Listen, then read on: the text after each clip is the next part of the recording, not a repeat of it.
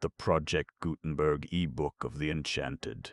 April, this ebook is for the use of anyone, anywhere in the United States and most other parts of the world, at no cost and with almost no restrictions whatsoever. You may copy it, give it away, or reuse it under the terms of the Project Gutenberg license included with this ebook, or online at www.gutenberg.org. If you are not located in the United States, you will have to check the laws of the country where you are located before using this ebook. Title: The Enchanted. April. Author: Elizabeth von Arnim. Release date: July 29, 2005, ebook 1/16/38/9. Most recently updated, September 24, 2025. Language: English. Other information and formats: www.gutenberg.org. Ebooks 1/16/38/9. Credits: Manette Rothermel, The Enchanted. April by Elizabeth von Arnim. Contents. Chapter 1. It began in a woman's club in London on a February afternoon, an uncomfortable club and a miserable afternoon, when Mrs. Wilkins, who had come down from Hampstead to shop and had lunched at her club, took up the Times from the table in the smoking room, and running her listless eye down the agony column saw this: "To those who appreciate wisteria and sunshine." Small medieval Italian castle on the shores of the Mediterranean to be. Let furnished for the month of April. Necessary servants remain. Z. Box 1000. The Times. That was its conception, yet, as in the case of many another, the conceiver was unaware of it at the moment. So entirely unaware was Mrs. Wilkins that her April for that year had then and there been settled for her that she dropped the newspaper with a gesture that was both irritated and resigned, and went over to the window and stared drearily out at the dripping street. Not for her were medieval castles, even those that are specially described as small. Not for her the shores in April of the Mediterranean and the wisteria and sunshine. Such delights were only for the rich. Yet the advertisement had been addressed to persons who appreciate these things, so that it had been, anyhow, addressed too to her, for she certainly appreciated them more than anybody knew, more than she had ever told. But she was poor. In the whole world she possessed of her very own only £90, saved from year to year, put by carefully pound by pound, out of her dress allowance. She had scraped this sum together at the suggestion of her husband as a shield and refuge against a rainy day.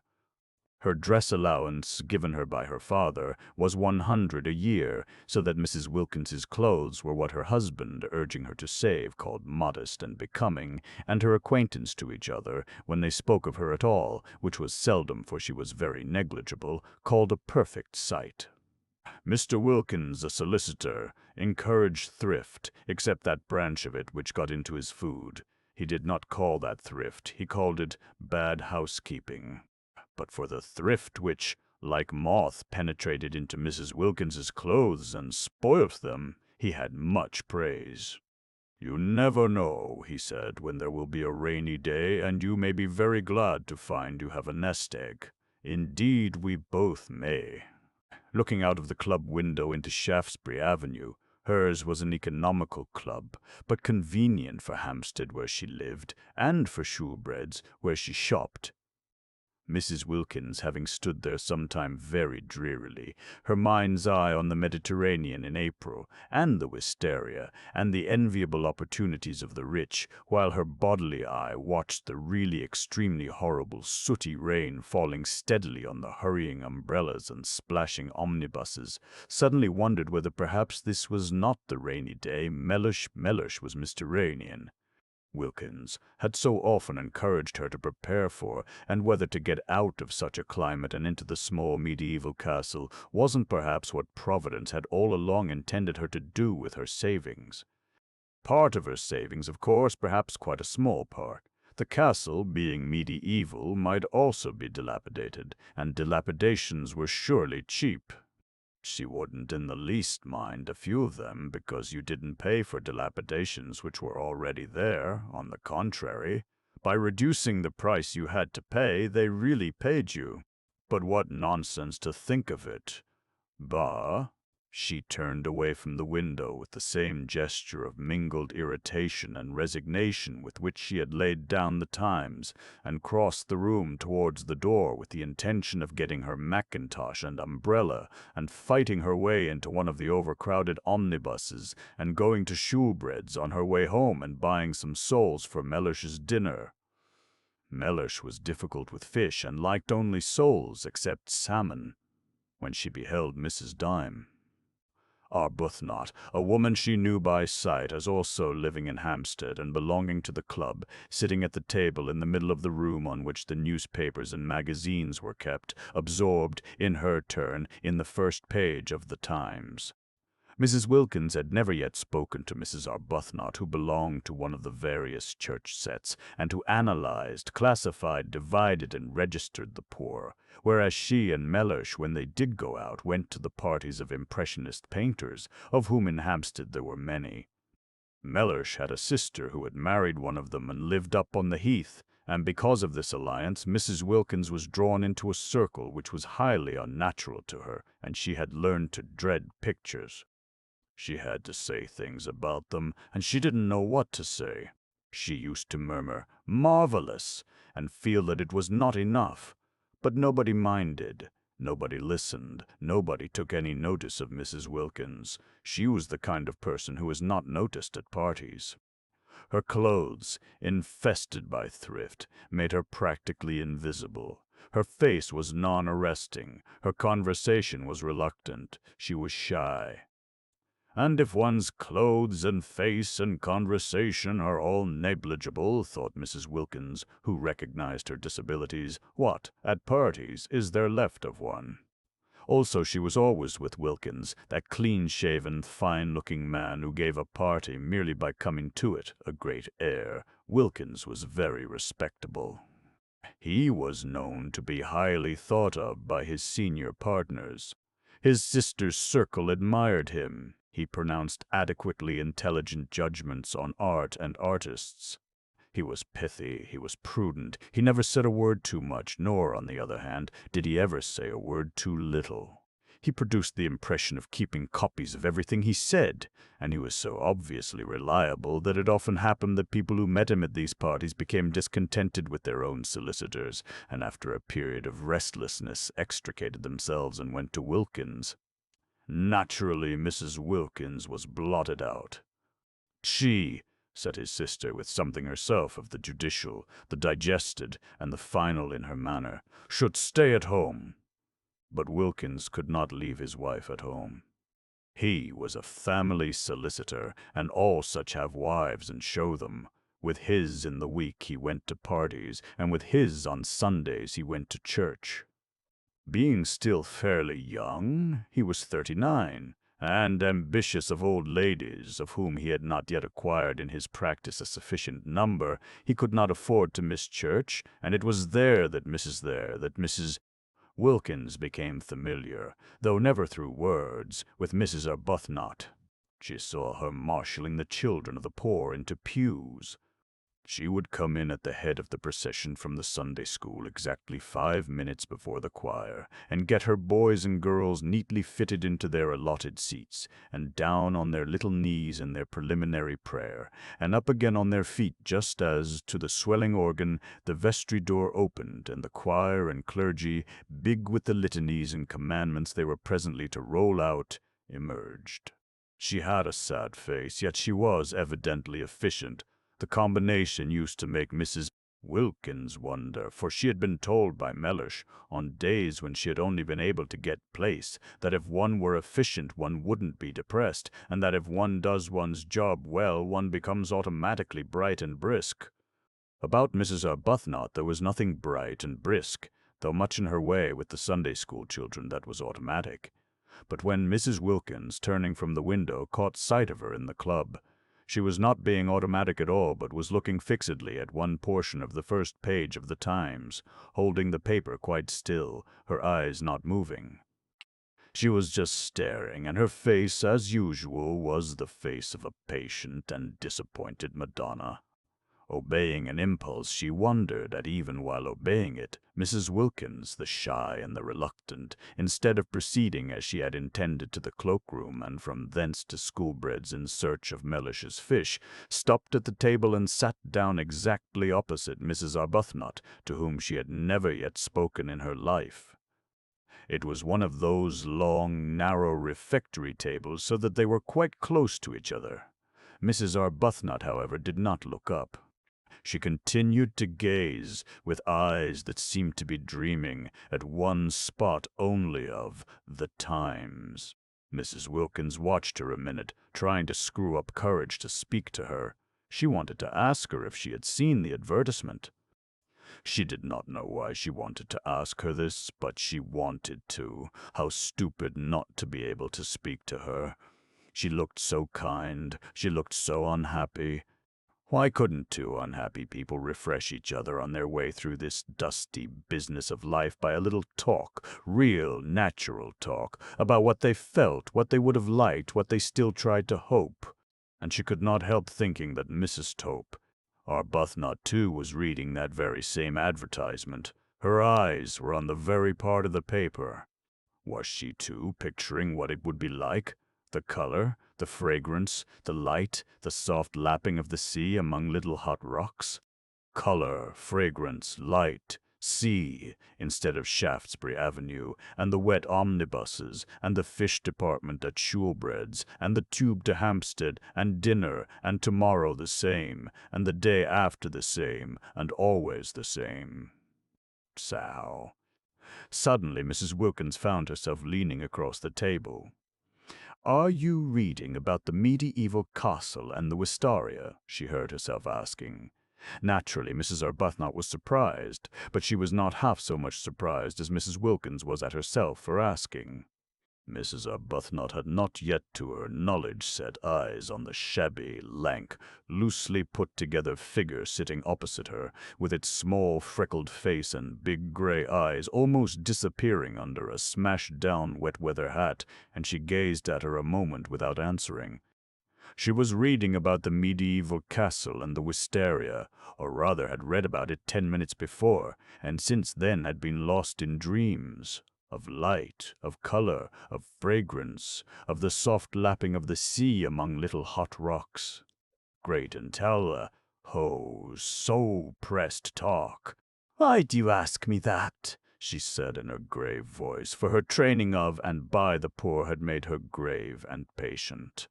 Mrs. Wilkins flushed and looked excessively shy and frightened. "Oh, only because I saw it too, and I thought somehow," she stammered. Whereupon Mrs. Arbuthnot, her mind being used to getting people into lists and divisions, from habit considered, as she gazed thoughtfully at Mrs. Wilkins, under what heading, supposing she had to classify her, she could most properly be put. "And I know you by sight," went on Mrs. Wilkins, who, like all the shy, once she was started, plunged on, frightening herself to more and more speech by the sheer sound of what she had said last in her ears. "Every Sunday. I see you every Sunday in church." "In church?" echoed Mrs. Arbuthnot. "And this seems such a wonderful thing, this advertisement about the wisteria, and Mrs. Wilkins, who must have been at least 30, broke off and wriggled in her chair with the movement of an awkward and embarrassed schoolgirl. "It seems so wonderful," she went on in a kind of burst, "and it is such a miserable day." And then she sat looking at Mrs. Arbuthnot with the eyes of an imprisoned dog. This poor thing, thought Mrs. Arbuthnot, whose life was spent in helping and alleviating, needs advice. She accordingly prepared herself patiently to give it. "If you see me in church," she said, kindly and attentively, "I suppose you live in Hampstead, too?" "Oh, yes," said Mrs. Wilkins, and she repeated, her head on its long, thin neck drooping a little as if the recollection of Hampstead bowed her. "Oh, yes." "Where?" asked Mrs. Arbuthnot, who, when advice was needed, naturally first proceeded to collect the facts. But Mrs. Wilkins, laying her hand softly and caressingly on the part of the Times where the advertisement was, as though the mere printed words of it were precious, only said, "Perhaps that's why this seems so wonderful." "No, I think that's wonderful anyhow," said Mrs. Arbuthnot, forgetting facts and faintly sighing. "Then you were reading it?" "Yes," said Mrs. Arbuthnot, her eyes going dreamy again. "Wouldn't it be wonderful?" murmured Mrs. Wilkins. "Wonderful," said Mrs. Arbuthnot. Her face, which had lit up, faded into patience again. "Very wonderful," she said. "But it's no use wasting one's time thinking of such things." "Oh, but it is," was Mrs. Wilkins's quick, surprising reply. Surprising because it was so much unlike the rest of her. The characterless coat and skirt, the crumpled hat, the undecided wisp of hair straggling out. "And just the considering of them is worthwhile in itself. Such a change from Hampstead, and sometimes I really do believe, if one considers hard enough, one gets things." Mrs. Arbuthnot observed her patiently. In what category would she, supposing she had to, put her? "Perhaps," she said, leaning forward a little, "you will tell me your name, if we are to be friends." She smiled her grave smile. "As I hope we are, we had better begin at the beginning." "Oh, yes, how kind of you." "I'm Mrs. Wilkins," said Mrs. Wilkins. "I don't expect," she added, flushing, as Mrs. Arbuthnot said nothing, "that it conveys anything to you. Sometimes it doesn't seem to convey anything to me either. But," she looked round with a movement of seeking help, "I am Mrs. Wilkins." She did not like her name. It was a mean, small name, with a kind of facetious twist, she thought, about its end, like the upward curve of a pug-dog's tail. There it was, however. There was no doing anything with it. Wilkins she was, and Wilkins she would remain, and though her husband encouraged her to give it on all occasions as Mrs. Mellish, Wilkins, she only did that when he was within earshot, for she thought Mellish made Wilkins worse, emphasizing it in the way Chatsworth on the gateposts of a villa emphasizes the villa. When first he suggested she should add Mellish, she had objected for the above reason, and after a pause. Mellish was much too prudent to speak except after a pause, during which presumably he was taking a careful mental copy of his coming observation. He said, much displeased, "But I am not a villa," and looked at her as he looks who hopes, for perhaps the 100th time, that he may not have married a fool. Of course he was not a villa, Mrs. Wilkins assured him. She had never supposed he was. She had not dreamed of meaning. She was only just thinking. "Shh, pooh." The more she explained, the more earnest became Mellish's hope, familiar to him by this time, for he had then been a husband for 2 years, that he might not by any chance have married a fool, and they had a prolonged quarrel, if that can be called a quarrel which is conducted with dignified silence on one side and earnest apology on the other, as to whether or no Mrs. Wilkins had intended to suggest that Mr. Wilkins was a villa. "I believe," she had thought when it was at last over, "it took a long while, that anybody would quarrel about anything when they've not left off being together for a single day for 2 whole years. What we both need is a holiday. My husband," went on Mrs. Wilkins to Mrs. Arbuthnot, trying to throw some light on herself, "is a solicitor. She cast about for something she could say, elucidatory of Mellish, and found, "He's very handsome." "Well," said Mrs. Arbuthnot kindly, "that must be a great pleasure to you." "Why?" asked Mrs. Wilkins. "Because," said Mrs. Arbuthnot, a little taken aback, for constant intercourse with the poor had accustomed her to have her pronouncements accepted without question, "because beauty, handsomeness, is a gift like any other, and if it is properly used—" She trailed off into silence. Mrs. Wilkins's great gray eyes were fixed on her, and it seemed suddenly to Mrs. Arbuthnot that perhaps she was becoming crystallized into a habit of exposition, and of exposition after the manner of nursemaids, through having an audience that couldn't but agree, that would be afraid, if it wished, to interrupt, that didn't know, that was, in fact, at her mercy. But Mrs. Wilkins was not listening, for just then, absurd as it seemed, a picture had flashed across her brain, and there were two figures in it sitting together under a great trailing wisteria that stretched across the branches of a tree she didn't know, and it was herself and Mrs. Arbuthnot. She saw them. She saw them. She saw them. And behind them, bright in sunshine, were old grey walls, the medieval castle. She saw it. They were there. The Seed John. She therefore stared at Mrs. Arbuthnot, and did not hear a word she said. And Mrs. Arbuthnot stared too at Mrs. Wilkins, arrested by the expression on her face, which was swept by the excitement of what she saw, and was as luminous and tremulous under it as water in sunlight when it is ruffled by a gust of wind. At this moment, if she had been at a party, Mrs. Wilkins would have been looked at with interest. They stared at each other. Mrs. Arbuthnot surprised inquiringly, Mrs. Wilkins with the eyes of someone who has had a revelation. Of course, that was how it could be done. She by herself couldn't afford it, and wouldn't be able, even if she could afford it, to go there all alone.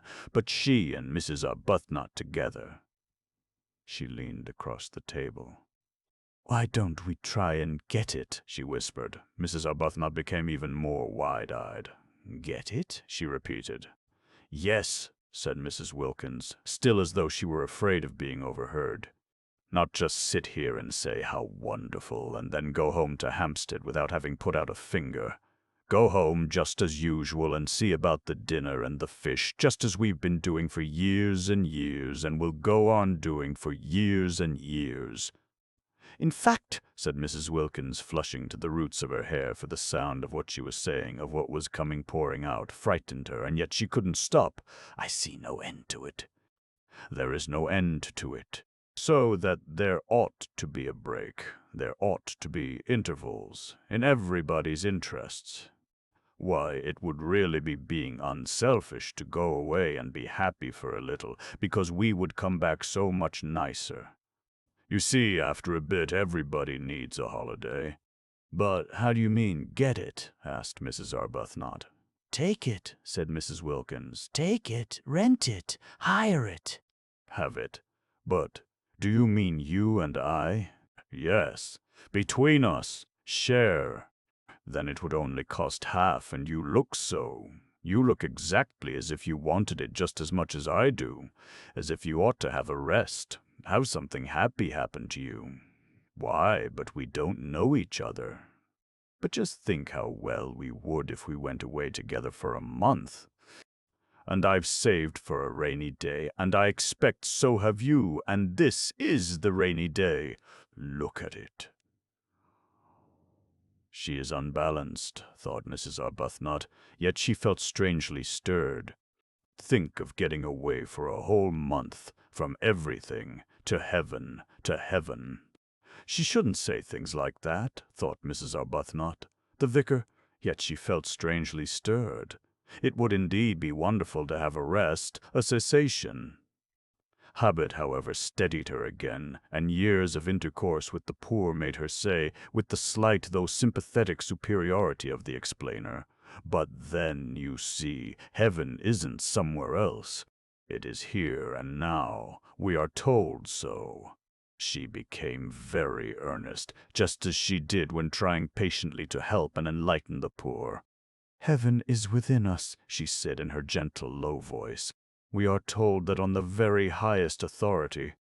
"And you know the lines about the kindred points, don't you?" "Oh, yes, I know them," interrupted Mrs. Wilkins impatiently. "The kindred points of heaven and home," continued Mrs. Arbuthnot, who was used to finishing her sentences. "Heaven is in our home." "It isn't," said Mrs. Wilkins again surprisingly.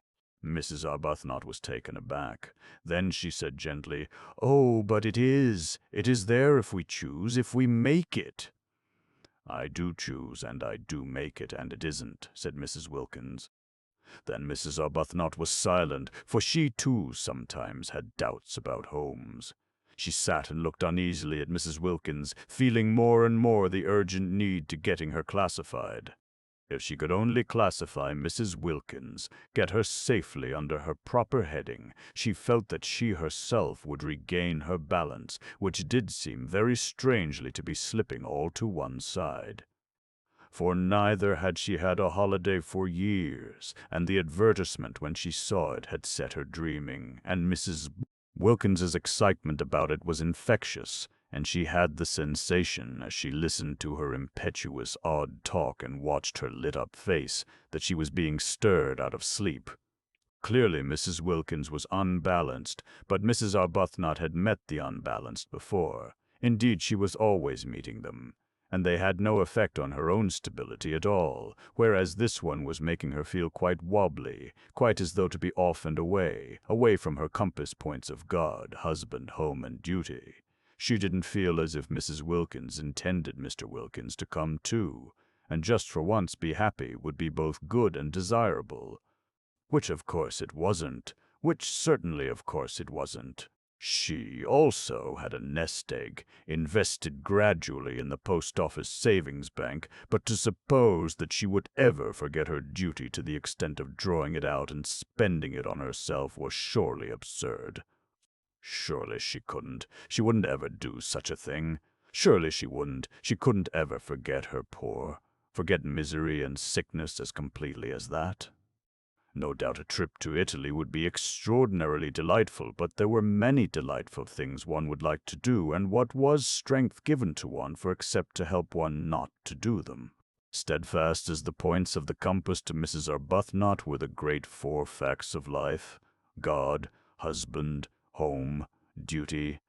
She had gone to sleep on these facts years ago after a period of much misery, her head resting on them as on a pillow, and she had a great dread of being awakened out of so simple and untroublesome a condition. Therefore it was that she searched with earnestness for a heading under which to put Mrs. Wilkins, and in this way illumine and steady her own mind, and sitting there looking at her uneasily after her last remark, and feeling herself becoming more and more unbalanced and infected, she decided pro tem, as the vicar said at meetings, to put her under the heading nerves. It was just possible that she ought to go straight into the category, hysteria, which was often only the antechamber to lunacy, but Mrs. Arbuthnot had learned not to hurry people into their final categories, having on more than one occasion discovered with dismay that she had made a mistake, and how difficult it had been to get them out again, and how crushed she had been with the most terrible remorse. Yes, nerves. Probably she had no regular work for others, thought Mrs. Arbuthnot, no work that would take her outside herself. Evidently she was rudderless, blown about by gusts, by impulses. Nerves was almost certainly her category, or would be quite soon if no one helped her. Poor little thing, thought Mrs. Arbuthnot, her own balance returning hand in hand with her compassion, and unable, because of the table, to see the length of Mrs. Wilkins's legs. All she saw was her small, eager, shy face, and her thin shoulders, and the look of childish longing in her eyes for something that she was sure was going to make her happy. No, such things didn't make people happy, such fleeting things. Mrs. Arbuthnot had learned in her long life with Frederick. He was her husband, and she had married him at 20 and was now 33, where alone true joys are to be found. They are to be found, she now knew, only in daily, in hourly living for others. They are to be found only. Hadn't she over and over again taken her disappointments and discouragements there, and come away comforted? At the feet of God. Frederick had been the kind of husband whose wife betakes herself early to the feet of God. From him to them had been a short though painful step. It seemed short to her in retrospect, but it had really taken the whole of the first year of their marriage, and every inch of the way had been a struggle, and every inch of it was stained, she felt at the time, with her heart's blood. All that was over now. She had long since found peace. And Frederick, from her passionately loved bridegroom, from her worshipped young husband, had become second only to God on her list of duties and forbearances. There he hung, the second in importance, a bloodless thing bled white by her prayers. For years she had been able to be happy only by forgetting happiness. She wanted to stay like that. She wanted to shut out everything that would remind her of beautiful things, that might set her off again, longing, desiring.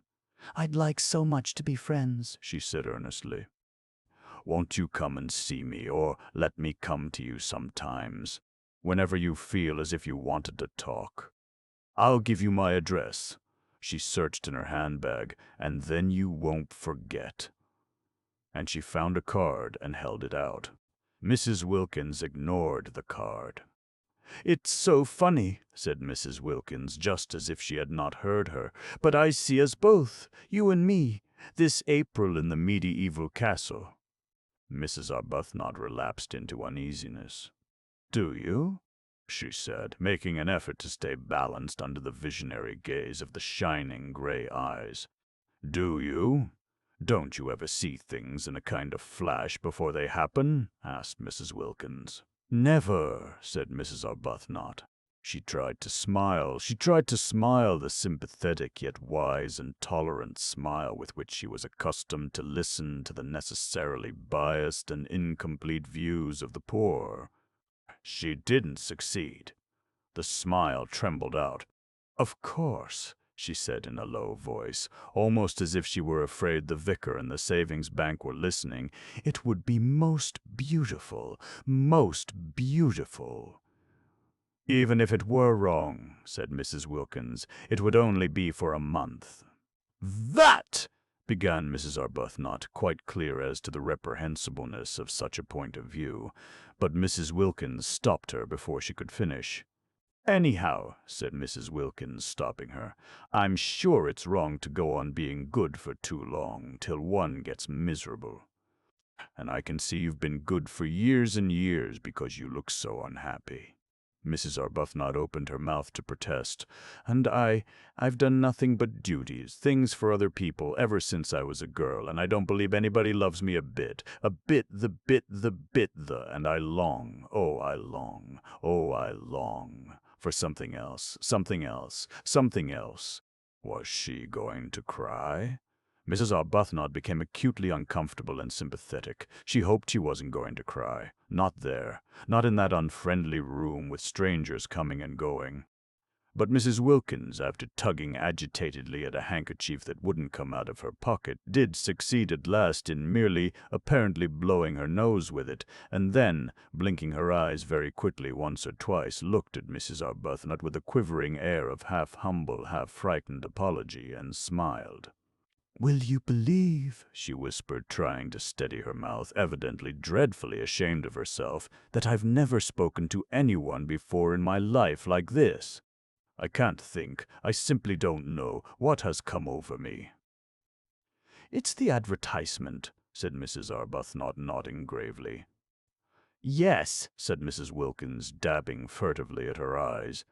"And us both being so—" She blew her nose again, a little miserable.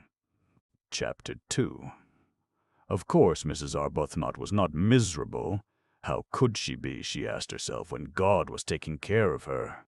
But she let that pass for the moment unrepudiated because of her conviction that here was another fellow creature in urgent need of her help, and not just boots and blankets and better sanitary arrangements this time, but the more delicate help of comprehension, of finding the exact right words.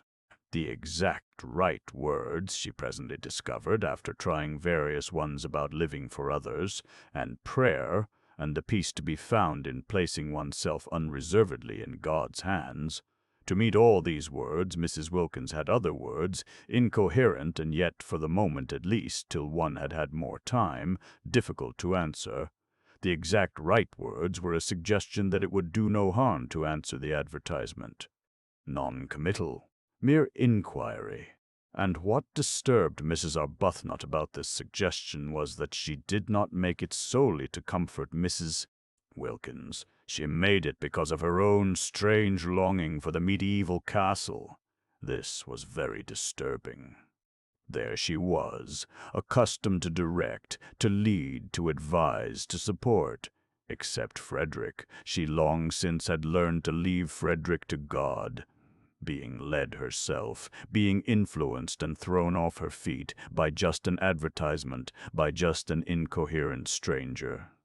It was indeed disturbing. She failed to understand her sudden longing for what was, after all, self-indulgence, when for years no such desire had entered her heart. "There's no harm in simply asking," she said in a low voice, as if the vicar and the savings bank and all her waiting and dependent poor were listening and condemning.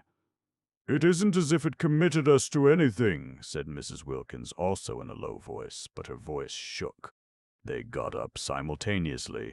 Mrs. Arbuthnot had a sensation of surprise that Mrs. Wilkins should be so tall, and went to a writing table, and Mrs. Arbuthnot wrote to Z, Box 1000, The Times, for particulars.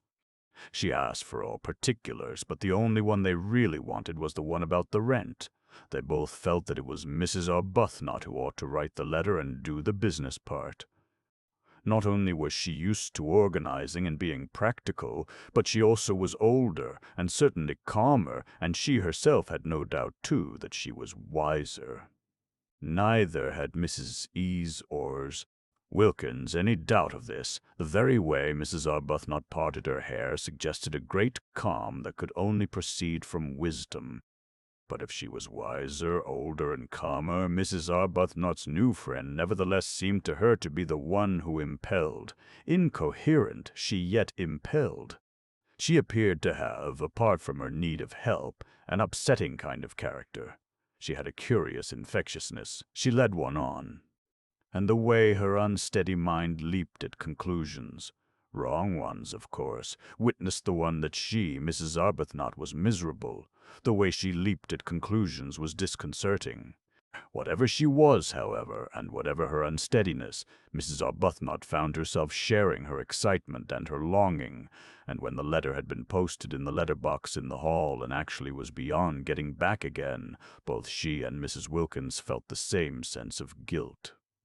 "It only shows," said Mrs. Wilkins in a whisper as they turned away from the letter-box, "how immaculately good we've been all our lives. The very first time we do anything our husbands don't know about, we feel guilty." "I'm afraid I can't say I've been immaculately good," gently protested Mrs. Arbuthnot, a little uncomfortable at this fresh example of successful leaping at conclusions, for she had not said a word about her feeling of guilt. "Oh, but I'm sure you have. I see you being good, and that's why you're not happy." She shouldn't say things like that, thought Mrs. Arbuthnot. I must try and help her not to. Aloud, she said gravely, "I don't know why you insist that I'm not happy. When you know me better, I think you'll find that I am. And I'm sure you don't mean really that goodness, if one could attain it, makes one unhappy." "Yes, I do," said Mrs. Wilkins. "Our sort of goodness does. We have attained it, and we are unhappy." "There are miserable sorts of goodness and happy sorts. The sort we'll have at the medieval castle, for instance, is the happy sort." "That is, supposing we go there," said Mrs. Arbuthnot restrainingly. She felt that Mrs. Wilkins needed holding on to. "After all, we've only written just to ask. Anybody may do that. I think it quite likely we shall find the conditions impossible, and even if they were not, probably by tomorrow we shall not want to go." "I see us there," was Mrs. Wilkins's answer to that. All this was very unbalancing. Mrs. Arbuthnot, as she presently splashed through the dripping streets on her way to a meeting she was to speak at, was in an unusually disturbed condition of mind. She had, she hoped, shown herself very calm to Mrs. Wilkins, very practical and sober, concealing her own excitement. But she was really extraordinarily moved, and she felt happy, and she felt guilty, and she felt afraid, and she had all the feelings, though this she did not know, of a woman who has come away from a secret meeting with her lover. That, indeed, was what she looked like when she arrived late on her platform. She, the open-browed, looked almost furtive as her eyes fell on the staring wooden faces waiting to hear her try and persuade them to contribute to the alleviation of the urgent needs of the Hampstead poor, each one convinced that they needed contributions themselves. She looked as though she were hiding something discreditable but delightful.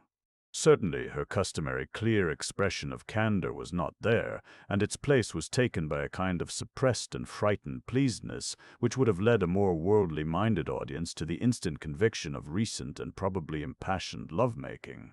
Beauty, beauty, beauty! The words kept ringing in her ears as she stood on the platform talking of sad things to the sparsely attended meeting. She had never been to Italy. Was that really what her nest egg was to be spent on after all?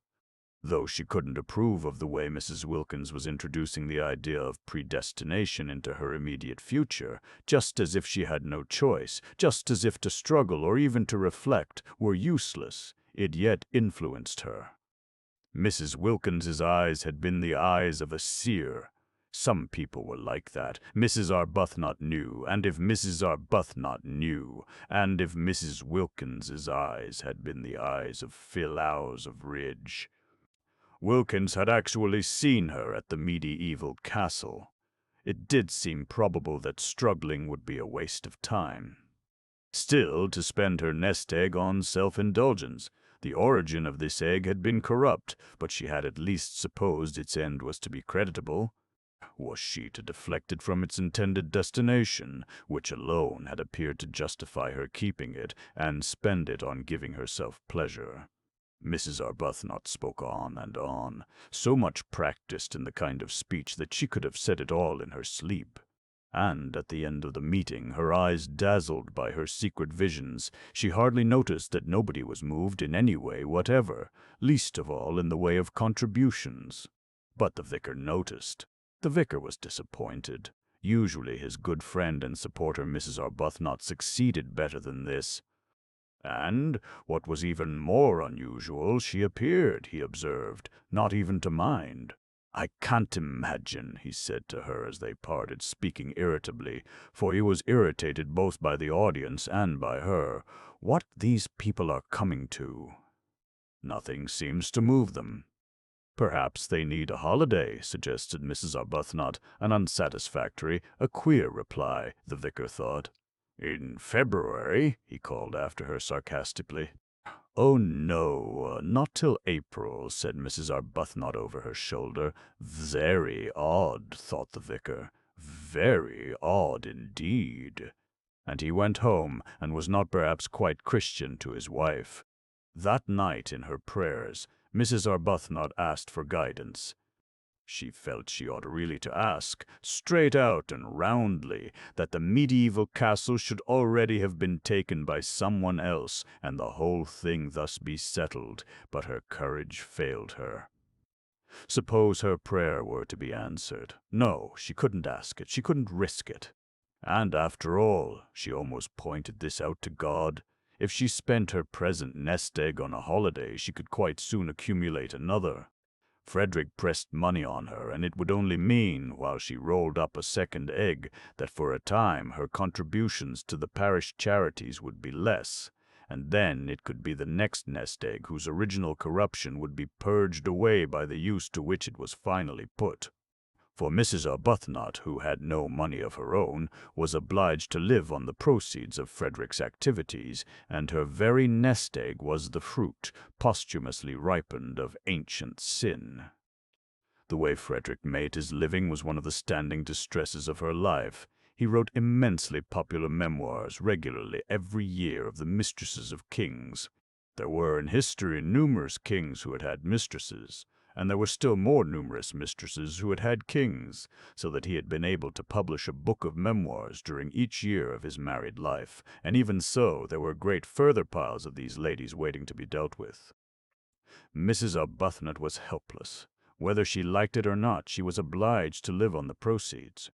He gave her a dreadful sofa once, after the success of his Du Barry memoir, with swollen cushions and soft, receptive lap, and it seemed to her a miserable thing that there, in her very home, should flaunt this reincarnation of a dead old French sinner.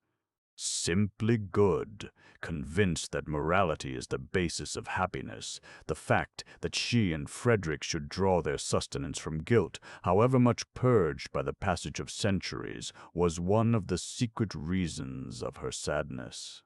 The more the memoired lady had forgotten herself, the more his book about her was read, and the more free-handed he was to his wife, and all that he gave her was spent, after adding slightly to her nest-egg. For she did hope and believe that some day people would cease to want to read of wickedness, and then Frederick would need supporting on helping the poor. The parish flourished because, to take a handful at random, of the ill behavior of the ladies Du Barry, Montespan, Pompadour, Ninon de l'Enclos, and even of learned Maintenon. The poor were the filter through which the money was passed. To come out, Mrs. Arbuthnot hoped, purified. She could do no more. She had tried in days gone by to think the situation out, to discover the exact right course for her to take, but had found it, as she had found Frederick, too difficult, and had left it, as she had left Frederick, to God. Nothing of this money was spent on her house or dress. Those remained except for the great soft sofa, austere. It was the poor who profited. Their very boots were stout with sins. But how difficult it had been. Mrs. Arbuthnot, groping for guidance, prayed about it to exhaustion. Ought she perhaps to refuse to touch the money, to avoid it as she would have avoided the sins which were its source? But then what about the parish's boots? She asked the vicar what he thought, and, through much delicate language, evasive and cautious, it did finally appear that he was for the boots. At least she had persuaded Frederick when first he began his terrible successful career. He only began it after their marriage. When she married him, he had been a blameless official attached to the library of the British Museum, to publish the memoirs under another name, so that she was not publicly branded. Hampstead read the books with glee and had no idea that their writer lived in its midst. Frederick was almost unknown, even by sight, in Hampstead. He never went to any of its gatherings. Whatever it was he did in the way of recreation was done in London, but he never spoke of what he did or whom he saw. He might have been perfectly friendless for any mention he ever made of friends to his wife. Only the vicar knew where the money for the parish came from, and he regarded it, he told Mrs. Arbuthnot, as a matter of honor not to mention it. And at least her little house was not haunted by the loose-lived ladies, for Frederick did his work away from home. He had 2 rooms near the British Museum, which was the scene of his exhumations, and there he went every morning, and he came back long after his wife was asleep. Sometimes he did not come back at all. Sometimes she did not see him for several days together. Then he would suddenly appear at breakfast, having let himself in with his latchkey the night before, very jovial and good-natured and free-handed and glad if she would allow him to give her something. A well-fed man, contented with the world, a jolly, full-blooded, satisfied man. And she was always gentle and anxious that his coffee should be as he liked it. He seemed very happy. Life, she often thought, however much one tabulated, was yet a mystery. There were always some people it was impossible to place. Frederick was one of them. He didn't seem to bear the remotest resemblance to the original Frederick. He didn't seem to have the least need of any of the things he used to say were so important and beautiful. Love, home, complete communion of thoughts, complete immersion in each other's interests. After those early painful attempts to hold him up to the point from which they had hand in hand so splendidly started, attempts in which she herself had got terribly hurt, and the Frederick she supposed she had married was mangled out of recognition, she hung him up finally by her bedside as the chief subject of her prayers, and left him, except for those, entirely to God. She had loved Frederick too deeply to be able now to do anything but pray for him. He had no idea that he never went out of the house without her blessing going with him too, hovering, like a little echo of finished love round that once dear head.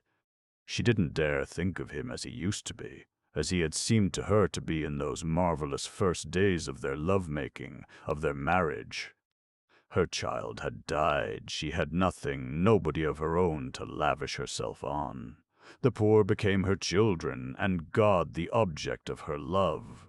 What could be happier than such a life, she sometimes asked herself, but her face, and particularly her eyes, continued sad. Perhaps when we're old, perhaps when we are both quite old, she would think wistfully. Chapter 3. The owner of the medieval castle was an Englishman, a Mr. Briggs, who was in London at the moment and wrote that it had beds enough for 8 people, exclusive of servants, 3 sitting rooms, battlements, dungeons, and electric light. The rent was 60 for the month. The servants' wages were extra, and he wanted references. He wanted assurances that the second half of his rent would be paid, the first half being paid in advance, and he wanted assurances of respectability from a solicitor, or a doctor, or a clergyman. He was very polite in his letter, explaining that his desire for references was what was usual and should be regarded as a mere formality. Mrs. Arbuthnot and Mrs. Wilkins had not thought of references, and they had not dreamed a rent could be so high. In their minds had floated sums like 3 guineas a week or less, seeing that the place was small and old. £60 for a single month, it staggered them. Before Mrs. Arbuthnot's eyes rose up boots, endless vistas, all the stout boots that £60 would buy, and besides the rent there would be the servants' wages, and the food, and the railway journeys out and home. While as for references, these did indeed seem a stumbling block, it did seem impossible to give any without making their plan more public than they had intended. They had both, even Mrs. Arbuthnot, lured for once away from perfect candor by the realization of the great saving of trouble and criticism an imperfect explanation would produce. They had both thought it would be a good plan to give out, each to her own circle, their circles being luckily distinct, that each was going to stay with a friend who had a house in Italy. It would be true as far as it went. Mrs. Wilkins asserted that it would be quite true, but Mrs. Arbuthnot thought it wouldn't be quite, and it was the only way, Mrs. Wilkins said, to keep Mellish even approximately quiet. To spend any of her money just on the mere getting to Italy would cause him indignation. What he would say if he knew she was renting part of a medieval castle on her own account, Mrs. Wilkins preferred not to think. It would take him days to say it all, and this, although it was her very own money, and not a penny of it had ever been his. "But I expect," she said, "your husband is just the same." "I expect all husbands are alike in the long run." Mrs. Arbuthnot said nothing because her reason for not wanting Frederick to know was the exactly opposite one. Frederick would be only too pleased for her to go. He would not mind it in the very least. Indeed, he would hail such a manifestation of self-indulgence and worldliness with an amusement that would hurt, and urge her to have a good time and not to hurry home with a crushing detachment. Far better, she thought, to be missed by Mellish than to be sped by Frederick. To be missed, to be needed, from whatever motive, was, she thought, better than the complete loneliness of not being missed or needed at all. She therefore said nothing, and allowed Mrs. Wilkins to leap at her conclusions unchecked. But they did, both of them, for a whole day feel that the only thing to be done was to renounce the medieval castle, and it was in arriving at this bitter decision that they really realized how acute had been their longing for it. Then Mrs. Arbuthnot, whose mind was trained in the finding of ways out of difficulties, found a way out of the reference difficulty, and simultaneously Mrs. Wilkins had a vision revealing to her how to reduce the rent. Mrs. Arbuthnot's plan was simple and completely successful. She took the whole of the rent in person to the owner, drawing it out of her savings bank. Again she looked furtive and apologetic, as if the clerk must know the money was wanted for purposes of self-indulgence, and, going up with the 6 10-pound notes in her handbag to the address near the Brompton Oratory where the owner lived, presented them to him, waiving her right to pay only half. And when he saw her, and her parted hair and soft dark eyes and sober apparel, and heard her grave voice, he told her not to bother about writing round for those references. "It'll be all right," he said, scribbling a receipt for the rent. "Do sit down, won't you? Nasty day, isn't it? You'll find the old castle has lots of sunshine, whatever else it hasn't got. Husband going?" Mrs. Arbuthnot, unused to anything but candor, looked troubled at this question and began to murmur inarticulately, and the owner at once concluded that she was a widow, a war one, of course, for other widows were old, and that he had been a fool not to guess it. "Oh, I'm sorry," he said, turning red right up to his fair hair. "I didn't mean ham. He ran his eye over the receipt he had written. "Yes, I think that's all right," he said, getting up and giving it to her. "Now," he added, taking the 6 notes she held out and smiling, for Mrs. Arbuthnot was agreeable to look at, "I'm richer, and you're happier. I've got money, and you've got San Salvatore. I wonder which is best." "I think you know," said Mrs. Arbuthnot with her sweet smile. He laughed and opened the door for her. It was a pity the interview was over. He would have liked to ask her to lunch with him. She made him think of his mother, of his nurse, of all things kind and comforting, besides having the attraction of not being his mother or his nurse. "I hope you'll like the old place," he said, holding her hand a minute at the door. The very feel of her hand, even through its glove, was reassuring. It was the sort of hand, he thought, that children would like to hold in the dark. In April, you know, it's simply a mass of flowers. And then there's the sea. You must wear white. You'll fit in very well. There are several portraits of you there." "Portraits?" "Madonnas, you know. There's one on the stairs really exactly like you." Mrs. Arbuthnot smiled and said good-bye and thanked him. Without the least trouble, and at once she had got him placed in his proper category. He was an artist and of an effervescent temperament. She shook hands and left, and he wished she hadn't. After she was gone, he supposed that he ought to have asked for those references, if only because she would think him so unbusinesslike not to, but he could as soon have insisted on references from a saint in a nimbus as from that grave, sweet lady. Rose Arbuthnot, her letter making the appointment, lay on the table. Pretty name. That difficulty, then, was overcome. But there still remained the other one. The really annihilating effect of the expense on the nest eggs, and especially on Mrs. Wilkins's, which was in size, compared with Mrs. Arbuthnot's, as the egg of the plover to that of the duck. And this in its turn was overcome by the vision vouchsafed to Mrs. Wilkins, revealing to her the steps to be taken for its overcoming. Having got San Salvatore, the beautiful, the religious name, fascinated them. They in their turn would advertise in the agony column of the Times, and would inquire after 2 more ladies, of similar desires to their own, to join them and share the expenses. At once the strain of the nest eggs would be reduced from half to a quarter. Mrs. Wilkins was prepared to fling her entire egg into the adventure, but she realized that if it were to cost even 6 over her £90, her position would be terrible. Imagine going to Mellish and saying, "I owe." It would be awful enough if some day circumstances forced her to say, "I have no nest egg," but at least she would be supported in such a case by the knowledge that the egg had been her own. She therefore, though prepared to fling her last penny into the adventure, was not prepared to fling into it a single farthing that was not demonstrably her own. And she felt that if her share of the rent was reduced to £15 only, she would have a safe margin for the other expenses. Also, they might economize very much on food, gather olives off their own trees and eat them, for instance, and perhaps catch fish.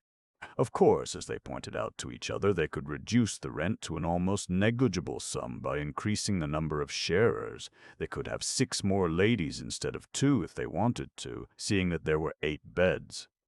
But supposing the 8 beds were distributed in couples in 4 rooms, it would not be altogether what they wanted to find themselves shut up at night with a stranger. Besides, they thought that perhaps having so many would not be quite so peaceful. After all, they were going to San Salvatore for peace and rest and joy, and 6 more ladies, especially if they got into one's bedroom, might a little interfere with that. Speech first. However, there seemed to be only 2 ladies in England at that moment who had any wish to join them, for they had only 2 answers to their advertisement. "Well, we only want 2, said Mrs. Wilkins, quickly recovering, for she had imagined a great rush. "I think a choice would have been a good thing," said Mrs. Arbuthnot. "You mean because then we needn't have had Lady Caroline Dester." "I didn't say that," gently protested Mrs. Arbuthnot. "We needn't have her," said Mrs. Wilkins. "Just one more person would help us a great deal with the rent. We're not obliged to have 2. But why should we not have her? She seems really quite what we want." Yes, she does from her letter, said Mrs. Wilkins doubtfully. She felt she would be terribly shy of Lady Caroline. Incredible as it may seem, seeing how they get into everything, Mrs. Wilkins had never come across any members of the aristocracy. They interviewed Lady Caroline, and they interviewed the other applicant, a Mrs. Fisher. Lady Caroline came to the club in Shaftesbury Avenue, and appeared to be wholly taken up by one great longing, a longing to get away from everybody she had ever known. When she saw the club, and Mrs. Arbuthnot and Mrs. Wilkins, she was sure that here was exactly what she wanted. She would be in Italy, a place she adored. She would not be in hotels, places she loathed. She would not be staying with friends, persons she disliked, and she would be in the company of strangers who would never mention a single person she knew, for the simple reason that they had not, could not have, and would not come across them. She asked a few questions about the 4th woman, and was satisfied with the answers. Mrs. Fisher of Prince of Wales Terrace, a widow. She, too, would be unacquainted with any of her friends. Lady Caroline did not even know where Prince of Wales Terrace was. "It's in London," said Mrs. Arbuthnot. "Is it?" said Lady Caroline. It all seemed most restful. Mrs. Fisher was unable to come to the club because, she explained by letter, she could not walk without a stick. Therefore Mrs. Arbuthnot and Mrs. Wilkins went to her. "But if she can't come to the club, how can she go to Italy?" wondered Mrs. Wilkins aloud. "We shall hear that from her own lips," said Mrs. Arbuthnot. From Mrs. Fisher's lips they merely heard, in reply to delicate questioning, that sitting in trains was not walking about, and they knew that already. Except for the stick, however, she appeared to be a most desirable 4th, quiet, educated, elderly. She was much older than they or Lady Caroline. Lady Caroline had informed them she was 28, but not so old as to have ceased to be active-minded. She was very respectable indeed, and still wore a complete suit of black, though her husband had died, she told them, 11 years before. Her house was full of signed photographs of illustrious Victorian dead, all of whom she said she had known when she was little. Her father had been an eminent critic, and in his house she had seen practically everybody who was anybody in letters and art. Carlyle had scowled at her. Matthew Arnold had held her on his knee. Tennyson had sonorously rallied her on the length of her pigtail. She animatedly showed them the photographs, hung everywhere on her walls, pointing out the signatures with her stick, and she neither gave any information about her own husband, nor asked for any about the husbands of her visitors, which was the greatest comfort. Indeed, she seemed to think that they also were widows, for on inquiring who the 4th lady was to be, and being told it was a Lady Caroline Dester, she said, "Is she a widow too?" And on their explaining that she was not, because she had not yet been married, observed with abstracted amiability, "All in good time." but Mrs. Fisher's very abstractedness, and she seemed to be absorbed chiefly in the interesting people she used to know and in their memorial photographs, and quite a good part of the interview was taken up by reminiscent anecdote of Carlyle, Meredith, Matthew Arnold, Tennyson, and a host of others. Her very abstractedness was a recommendation. She only asked, she said, to be allowed to sit quiet in the sun and remember. That was all Mrs. Arbuthnot and Mrs. Wilkins asked of their sharers. It was their idea of a perfect sharer that she should sit quiet in the sun and remember, rousing herself on Saturday evenings sufficiently to pay her share. Mrs. Fisher was very fond, too, she said, of flowers, and once when she was spending a weekend with her father at Box Hill. "Who lived at Box Hill?" interrupted Mrs. Wilkins, who hung on Mrs. Fisher's reminiscences, intensely excited by meeting somebody who had actually been familiar with all the really and truly and undoubtedly great, actually seen them, heard them talking, touched them, heard them talking, touched them. Mrs. Fisher looked at her over the top of her glasses in some surprise. Mrs. Wilkins, in her eagerness to tear the heart out quickly of Mrs. Fisher's reminiscences, afraid that at any moment Mrs. Arbuthnot would take her away and she wouldn't have heard half, had already interrupted several times with questions which appeared ignorant to Mrs. Fisher. "Meredith, of course," said Mrs. Fisher rather shortly. "I remember a particular weekend," she continued. "My father often took me, but I always remember this weekend particularly." "Did you know Keats?" eagerly interrupted Mrs. Wilkins. Mrs. Fisher, after a pause, said with sub-acid reserve that she had been unacquainted with both Keats and Shakespeare. "Oh, of course, how ridiculous of me!" cried Mrs. Wilkins, flushing scarlet. "It's because," she floundered, "it's because the immortals somehow still seem alive, don't they? As if they were here, going to walk into the room in another minute, and one forgets they are dead. In fact, one knows perfectly well that they're not dead. Not nearly so dead as you and I even now," she assured Mrs. Fisher, who observed her over the top of her glasses.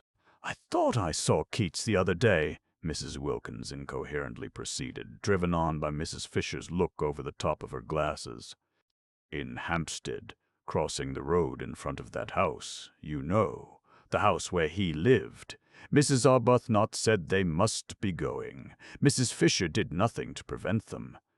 "I really thought I saw him," protested Mrs. Wilkins, appealing for belief first to one and then to the other, while waves of color passed over her face, and totally unable to stop because of Mrs. Fisher's glasses and the steady eyes looking at her over their tops. "I believe I did see him. He was dressed in a—" Even Mrs. Arbuthnot looked at her now, and in her gentlest voice said they would be late for lunch. It was at this point that Mrs. Fisher asked for references. She had no wish to find herself shut up for 4 weeks with somebody who saw things. It is true that there were 3 sitting rooms, besides the garden and the battlements at San Salvatore, so that there would be opportunities of withdrawal from Mrs. Wilkins. But it would be disagreeable to Mrs. Fisher, for instance, if Mrs. Wilkins were suddenly to assert that she saw Mr. Fisher. Mr. Fisher was dead. Let him remain so. She had no wish to be told he was walking about the garden. The only reference she really wanted, for she was much too old and firmly seated in her place in the world for questionable associates to matter to her, was one with regard to Mrs. Wilkins's health. Was her health quite normal? Was she an ordinary, everyday, sensible woman? Mrs. Fisher felt that if she were given even one address, she would be able to find out what she needed. So she asked for references, and her visitors appeared to be so much taken aback. Mrs. Wilkins, indeed, was instantly sobered, that she added, "It is usual." Mrs. Wilkins found her speech first. "But," she said, "aren't we the ones who ought to ask for some from you?" And this seemed to Mrs. Arbuthnot, too, the right attitude. Surely it was they who were taking Mrs. Fisher into their party, and not Mrs. Fisher who was taking them into it. For answer, Mrs. Fisher, leaning on her stick, went to the writing table and in a firm hand wrote down 3 names and offered them to Mrs. Wilkins. And the names were so respectable, they were so momentous, they were so nearly august, that just to read them was enough. The President of the Royal Academy, the Archbishop of Canterbury, and the Governor of the Bank of England. Who would dare disturb such personages in their meditations with inquiries as to whether a female friend of theirs was all she should be? "They have known me since I was little," said Mrs. Fisher. "Everybody seemed to have known Mrs. Fisher since or when she was little. I don't think references are nice things at all between ordinary, decent women," burst out Mrs. Wilkins, made courageous by being, as she felt, at bay, for she very well knew that the only reference she could give without getting into trouble was "shoebread," and she had little confidence in that, as it would be entirely based on Mellish's fish. "We're not business people. We needn't distrust each other." And Mrs. Arbuthnot said with a dignity that yet was sweet, "I'm afraid references do bring an atmosphere into our holiday plan that isn't quite what we want, and I don't think we'll take yours up or give you any ourselves. So that I suppose you won't wish to join us." And she held out her hand in good-bye. Then Mrs. Fisher, her gaze diverted to Mrs. Arbuthnot, who inspired trust and liking even in tube officials, felt that she would be idiotic to lose the opportunity of being in Italy in the particular conditions offered, and that she and this calm-browed woman between them would certainly be able to curb the other one when she had her attacks. So she said, taking Mrs. Arbuthnot's offered hand, "Very well, I waive references." She waived references. The two, as they walked to the station in Kensington High Street, could not help thinking that this way of putting it was lofty. Even Mrs. Arbuthnot, spendthrift of excuses for lapses, thought Mrs. Fisher might have used other words, and Mrs. Wilkins, by the time she got to the station, and the walk and the struggle on the crowded pavement with other people's umbrellas had warmed her blood, actually suggested waiving Mrs. Fisher. "If there is any waving to be done, do let us be the ones who wave," she said eagerly. But Mrs. Arbuthnot, as usual, held on to Mrs. Wilkins, and presently, having cooled down in the train, Mrs. Wilkins announced that at San Salvatore Mrs. Fisher would find her level. "I see her finding her level there," she said, her eyes very bright. Whereupon Mrs. Arbuthnot, sitting with her quiet hands folded, turned over in her mind how best she could help Mrs. Wilkins not to see quite so much, or at least, if she must see, to see in silence. Chapter 4. It had been arranged that Mrs. Arbuthnot and Mrs. Wilkins, traveling together, should arrive at San Salvatore on the evening of March 31st. The owner, who told them how to get there, appreciated their disinclination to begin their time in it on April 1st, and Lady Caroline and Mrs. Fisher, as yet unacquainted and therefore under no obligations to bore each other on the journey, for only towards the end would they find out by a process of sifting who they were to arrive on the morning of April 2nd.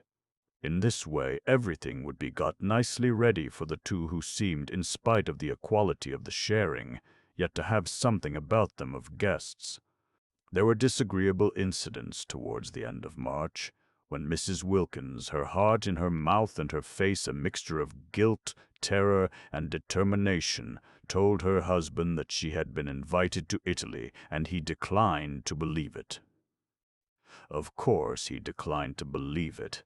Nobody had ever invited his wife to Italy before. There was no precedent. He required proofs. The only proof was Mrs. Arbuthnot, and Mrs. Wilkins had produced her, but after what entreaties, what passionate persuading! Mrs. Arbuthnot had not imagined she would have to face Mr. Arbuthnot, Wilkins, and say things to him that were short of the truth, and it brought home to her what she had for some time suspected, that she was slipping more and more away from God. Indeed, the whole of March was filled with unpleasant, anxious moments. It was an uneasy month. Mrs. Arbuthnot's conscience, made supersensitive by years of pampering, could not reconcile what she was doing with its own high standard of what was right. It gave her little peace. It nudged her at her prayers. It punctuated her entreaties for divine guidance with disconcerting questions such as, "Are you not a hypocrite? Do you really mean that? Would you not, frankly, be disappointed if that prayer were granted?" The prolonged, wet, raw weather was on the side, too, of her conscience, producing far more sickness than usual among the poor. They had bronchitis, they had fevers, there was no end to the distress. And here she was going off, spending precious money on going off, simply and solely to be happy. One woman being happy, and these piteous multitudes. She was unable to look the vicar in the face. He did not know, nobody knew, what she was going to do, and from the very beginning she was unable to look anybody in the face. She excused herself from making speeches appealing for money. How could she stand up and ask people for money when she herself was spending so much on her own selfish pleasure? Nor did it help her or quiet her that, having actually told Frederick in her desire to make up for what she was squandering that she would be grateful if he would let her have some money, he instantly gave her a check for 100. He asked no questions. She was scarlet. He looked at her a moment and then looked away. It was a relief to Frederick that she should take some money. She gave it all immediately to the organization she worked with, and found herself more tangled in doubts than ever. Mrs. Wilkins, on the contrary, had no doubts. She was quite certain that it was a most proper thing to have a holiday, and altogether right and beautiful to spend one's own hard-collected savings on being happy. "Think how much nicer we shall be when we come back," she said to Mrs. Arbuthnot, encouraging that pale lady. No, Mrs. Wilkins had no doubts, but she had fears, and March was for her too an anxious month, with the unconscious Mr. Wilkins coming back daily to his dinner and eating his fish in the silence of imagined security. Also, things happened so awkwardly. It really is astonishing how awkwardly they happen. Mrs. Wilkins, who was very careful all this month to give Mellish only the food he liked, buying it and hovering over its cooking with a zeal more than common, succeeded so well that Mellish was pleased, definitely pleased, so much pleased that he began to think that he might, after all, have married the right wife instead of, as he had frequently suspected, the wrong one. The result was that on the third Sunday in the month, Mrs. Wilkins had made up her trembling mind that on the fourth Sunday, there being 5 in that march, and it being on the 5th of them that she and Mrs. Arbuthnot were to start, she would tell Mellish of her invitation. On the third Sunday, then, after a very well-cooked lunch in which the Yorkshire pudding had melted in his mouth and the apricot tart had been so perfect that he ate it all, Mellish, smoking his cigar by the brightly burning fire the while hail gusts banged on the window, said, "I'm thinking of taking you to Italy for Easter," and paused for her astounded and grateful ecstasy. None came. The silence in the room, except for the hail hitting the windows and the gay roar of the fire, was complete. Mrs. Wilkins could not speak. She was dumbfounded. The next Sunday was the day she had meant to break her news to him, and she had not yet even prepared the form of words in which she would break it. Mr. Wilkins, who had not been abroad since before the war, and was noticing with increasing disgust, as week followed week of wind and rain, the peculiar persistent vileness of the weather, had slowly conceived a desire to get away from England for Easter. He was doing very well in his business. He could afford a trip. Switzerland was useless in April. There was a familiar sound about Easter in Italy. To Italy he would go, and as it would cause comment if he did not take his wife, take her he must. Besides, she would be useful. A second person was always useful in a country whose language one did not speak for holding things, for waiting with the luggage. He had expected an explosion of gratitude and excitement. The absence of it was incredible. She could not, he concluded, have heard. Probably she was absorbed in some foolish daydream. It was regrettable how childish she remained. He turned his head. Their chairs were in front of the fire, and looked at her. She was staring straight into the fire, and it was no doubt the fire that made her face so red. "I am thinking," he repeated, raising his clear, cultivated voice and speaking with acerbity, for inattention at such a moment was deplorable, "of taking you to Italy for Easter. Did you not hear me?" Yes, she had heard him, and she had been wondering at the extraordinary coincidence. Really most extraordinary. She was just going to tell him how she had been invited. A friend had invited her. Easter, too. Easter was in April, wasn't it? Her friend had a house there. In fact, Mrs. Wilkins, driven by terror, guilt, and surprise, had been more incoherent, if possible, than usual. It was a dreadful afternoon. Mellersh, profoundly indignant, besides having his intended treat coming back on him like a blessing to roost, cross-examined her with the utmost severity.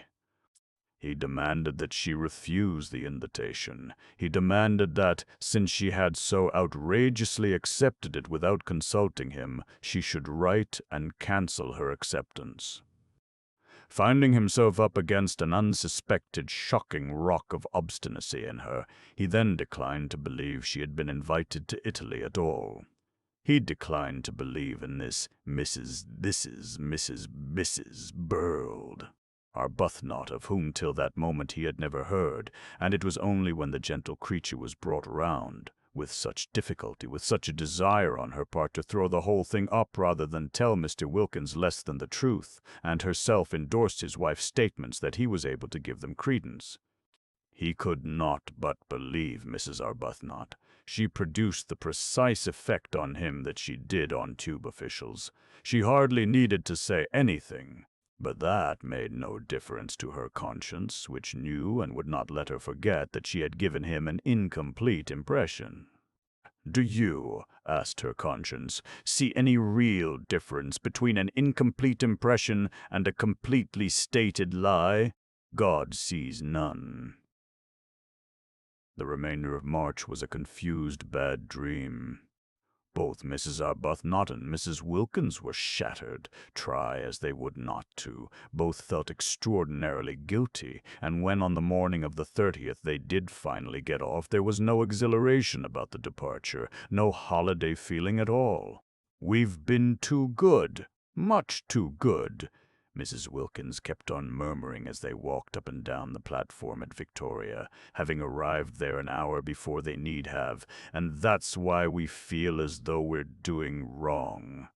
We're browbeaten. We're not any longer real human beings. Real human beings aren't ever as good as we've been. Oh," she clenched her thin hands, "to think that we ought to be so happy now, here on the very station, actually starting, and we're not, and it's being spoiled for us just simply because we've spoiled them." "What have we done? What have we done, I should like to know?" she inquired of Mrs. Arbuthnot indignantly, "except for once want to go away by ourselves and have a little rest from them." Mrs. Arbuthnot, patiently pacing, did not ask who she meant by them, because she knew.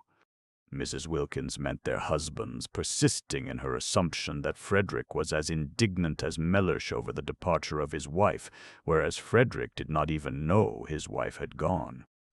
Mrs. Arbuthnot, always silent about him, had said nothing of this to Mrs. Wilkins. Frederick went too deep into her heart for her to talk about him. He was having an extra bout of work finishing another of those dreadful books, and had been away practically continually the last few weeks, and was away when she left. Why should she tell him beforehand?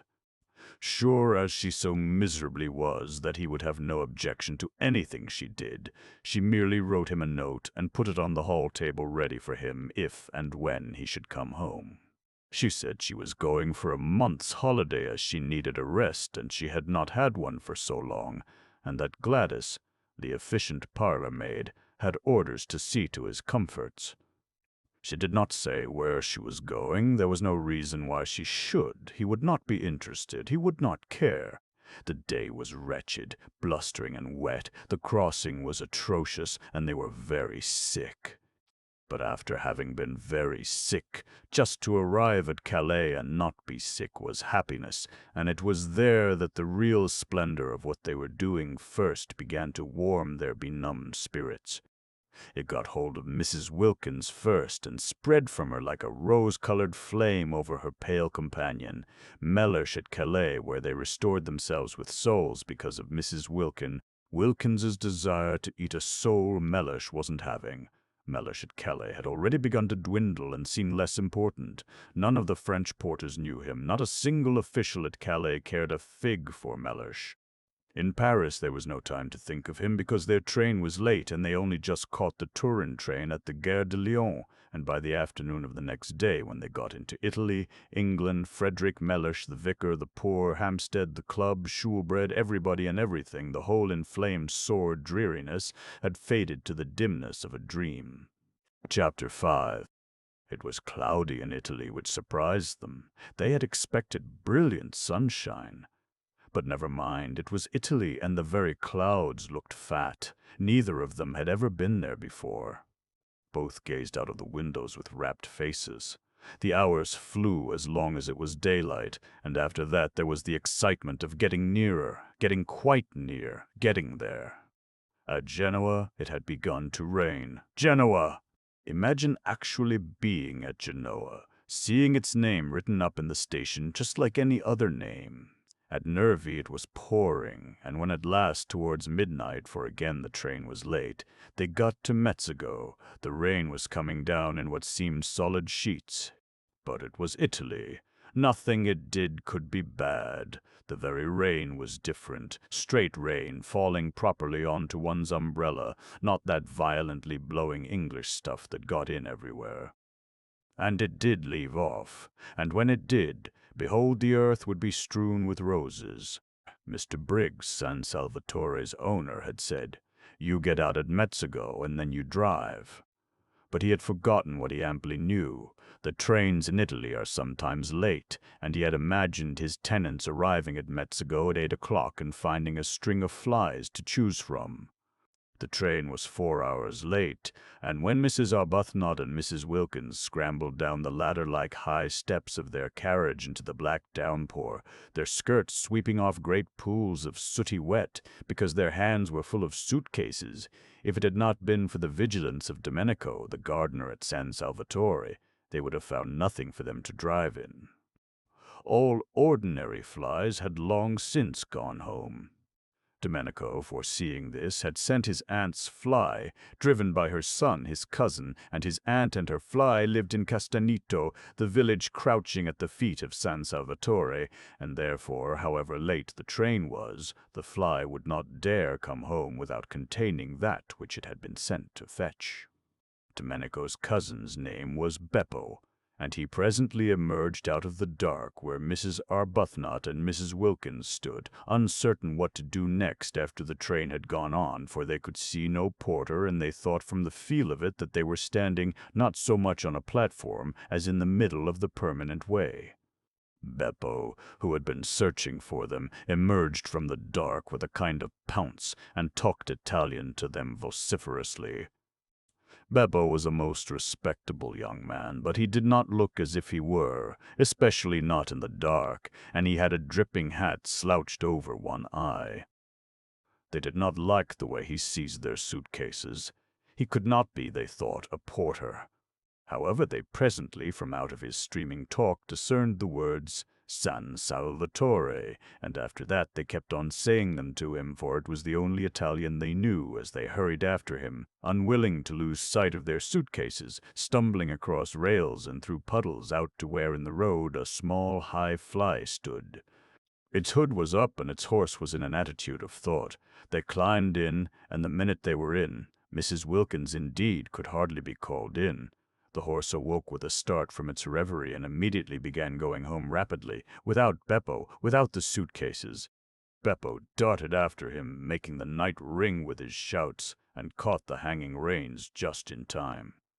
He explained proudly, and as it seemed to him with perfect clearness, that the horse always did that, being a fine animal full of corn and blood, and cared for by him, Beppo, as if he were his own son, and the ladies must not be alarmed.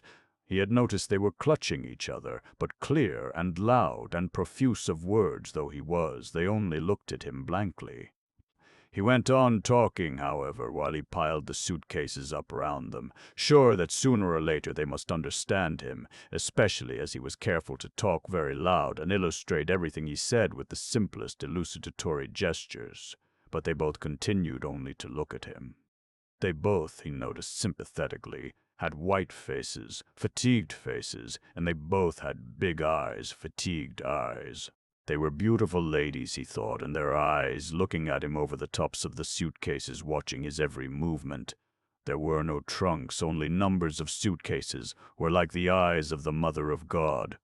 The only thing the ladies said, and they repeated it at regular intervals even after they had started, gently prodding him as he sat on his box to call his attention to it, was, "San Salvatore?" And each time he answered vociferously, encouragingly, "Si, si, si, si. San Salvatore." "We don't know, of course, if he's taking us there," said Mrs. Arbuthnot at last in a low voice, after they had been driving, as it seemed to them, a long while, and had got off the paving stones of the sleep-shrouded town, and were out on a winding road with what they could just see was a low wall on their left, beyond which was a great black emptiness and the sound of the sea. On their right was something close and steep and high and black. "Rocks," they whispered to each other. "Huge rocks." "No, we don't know," agreed Mrs. Wilkins, a slight coldness passing down her spine. They felt very uncomfortable. It was so late. It was so dark. The road was so lonely. Suppose a wheel came off. Suppose they met fascisti, or the opposite of fascisti. How sorry they were now that they had not slept at Genoa and come on the next morning in daylight. "But that would have been the 1st of April, said Mrs. Wilkins in a low voice. "It is that now," said Mrs. Arbuthnot beneath her breath. "So it is," murmured Mrs. Wilkins. They were silent. Beppo turned round on his box, a disquieting habit already noticed, for surely his horse ought to be carefully watched, and again addressed them with what he was convinced was lucidity, no patois, and the clearest explanatory movements. How much they wished their mothers had made them learn Italian when they were little. If only now they could have said, "Please sit round the right way and look after the horse." They did not even know what horse was in Italian. It was contemptible to be so ignorant. In their anxiety, for the road twisted round great jutting rocks, and on their left was only the low wall to keep them out of the sea should anything happen, they too began to gesticulate, waving their hands at Beppo, pointing ahead. They wanted him to turn round again and face his horse, that was all. He thought they wanted him to drive faster, and there followed a terrifying 10 minutes, during which, as he supposed, he was gratifying them. He was proud of his horse, and it could go very fast. He rose in his seat. The whip cracked, the horse rushed forward, the rocks leaped towards them. The little fly swayed, the suitcases heaved, Mrs. Arbuthnot and Mrs. Wilkins clung. In this way they continued, swaying, heaving, clattering, clinging, till at a point near Castagneto there was a rise in the road, and on reaching the foot of the rise, the horse, who knew every inch of the way, stopped suddenly, throwing everything in the fly into a heap, and then proceeded up at the slowest of walks. Beppo twisted himself round to receive their admiration, laughing with pride in his horse. There was no answering laugh from the beautiful ladies. Their eyes, fixed on him, seemed bigger than ever, and their faces against the black of the night showed milky. But here, at least, once they were up the slope, were houses. The rocks left off, and there were houses. The low wall left off, and there were houses. The sea shrunk away, and the sound of it ceased, and the loneliness of the road was finished. No lights anywhere, of course, nobody to see them pass. And yet Beppo, when the houses began, after looking over his shoulder and shouting, "Castagneto!" at the ladies, once more stood up and cracked his whip, and once more made his horse dash forward.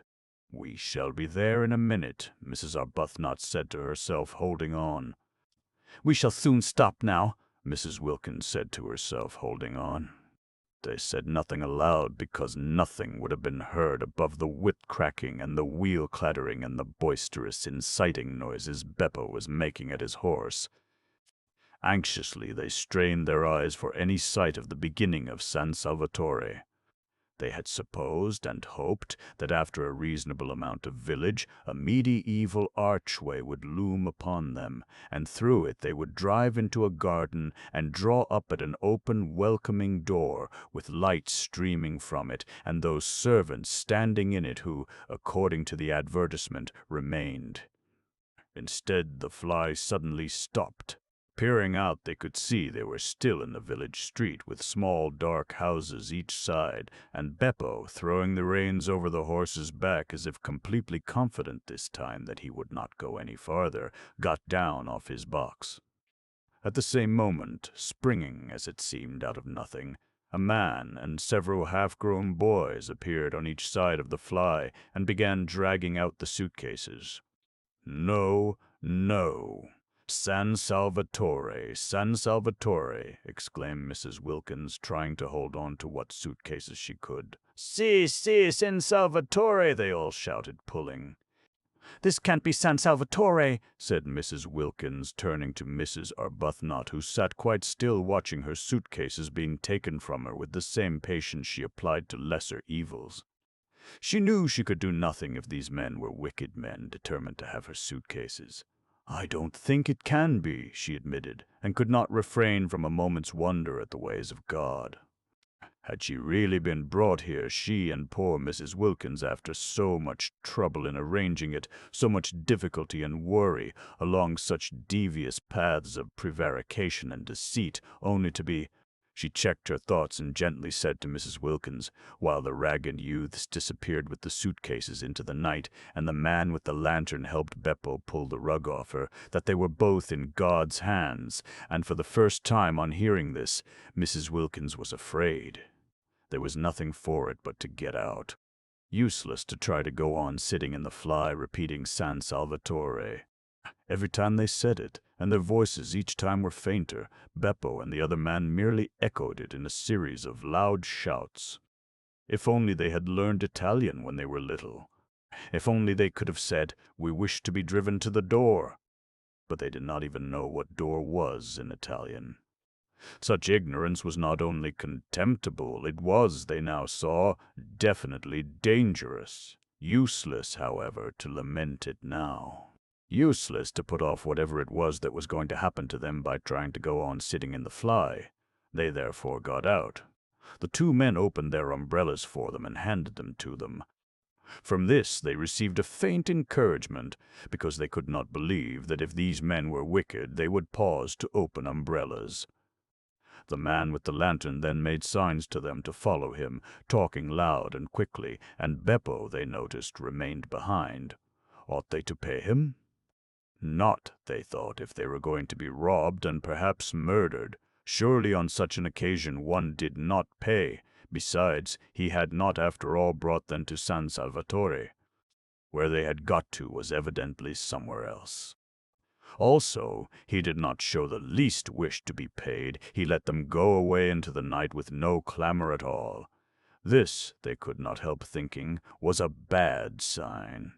He asked for nothing, because presently he was to get so much.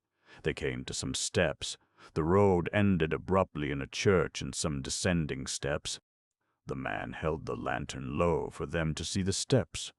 "San Salvatore," said Mrs. Wilkins once again, very faintly, before committing herself to the steps. It was useless to mention it now, of course, but she could not go down steps in complete silence. No medieval castle, she was sure, was ever built at the bottom of steps. Again, however, came the echoing shout, "Si, San Salvatore!" They descended gingerly, holding up their skirts just as if they would be wanting them another time, and had not in all probability finished with skirts forever. The steps ended in a steeply sloping path with flat stone slabs down the middle. They slipped a good deal on these wet slabs, and the man with the lantern, talking loud and quickly, held them up. His way of holding them up was polite. "Perhaps," said Mrs. Wilkins in a low voice to Mrs. Arbuthnot, "it is all right after all." "We're in God's hands," said Mrs. Arbuthnot again, and again Mrs. Wilkins was afraid. They reached the bottom of the sloping path, and the light of the lantern flickered over an open space with houses round three sides. The sea was the fourth side, lazily washing backwards and forwards on pebbles. "San Salvatore," said the man, pointing with his lantern to a black mass curved round the water like an arm flung about it. They strained their eyes.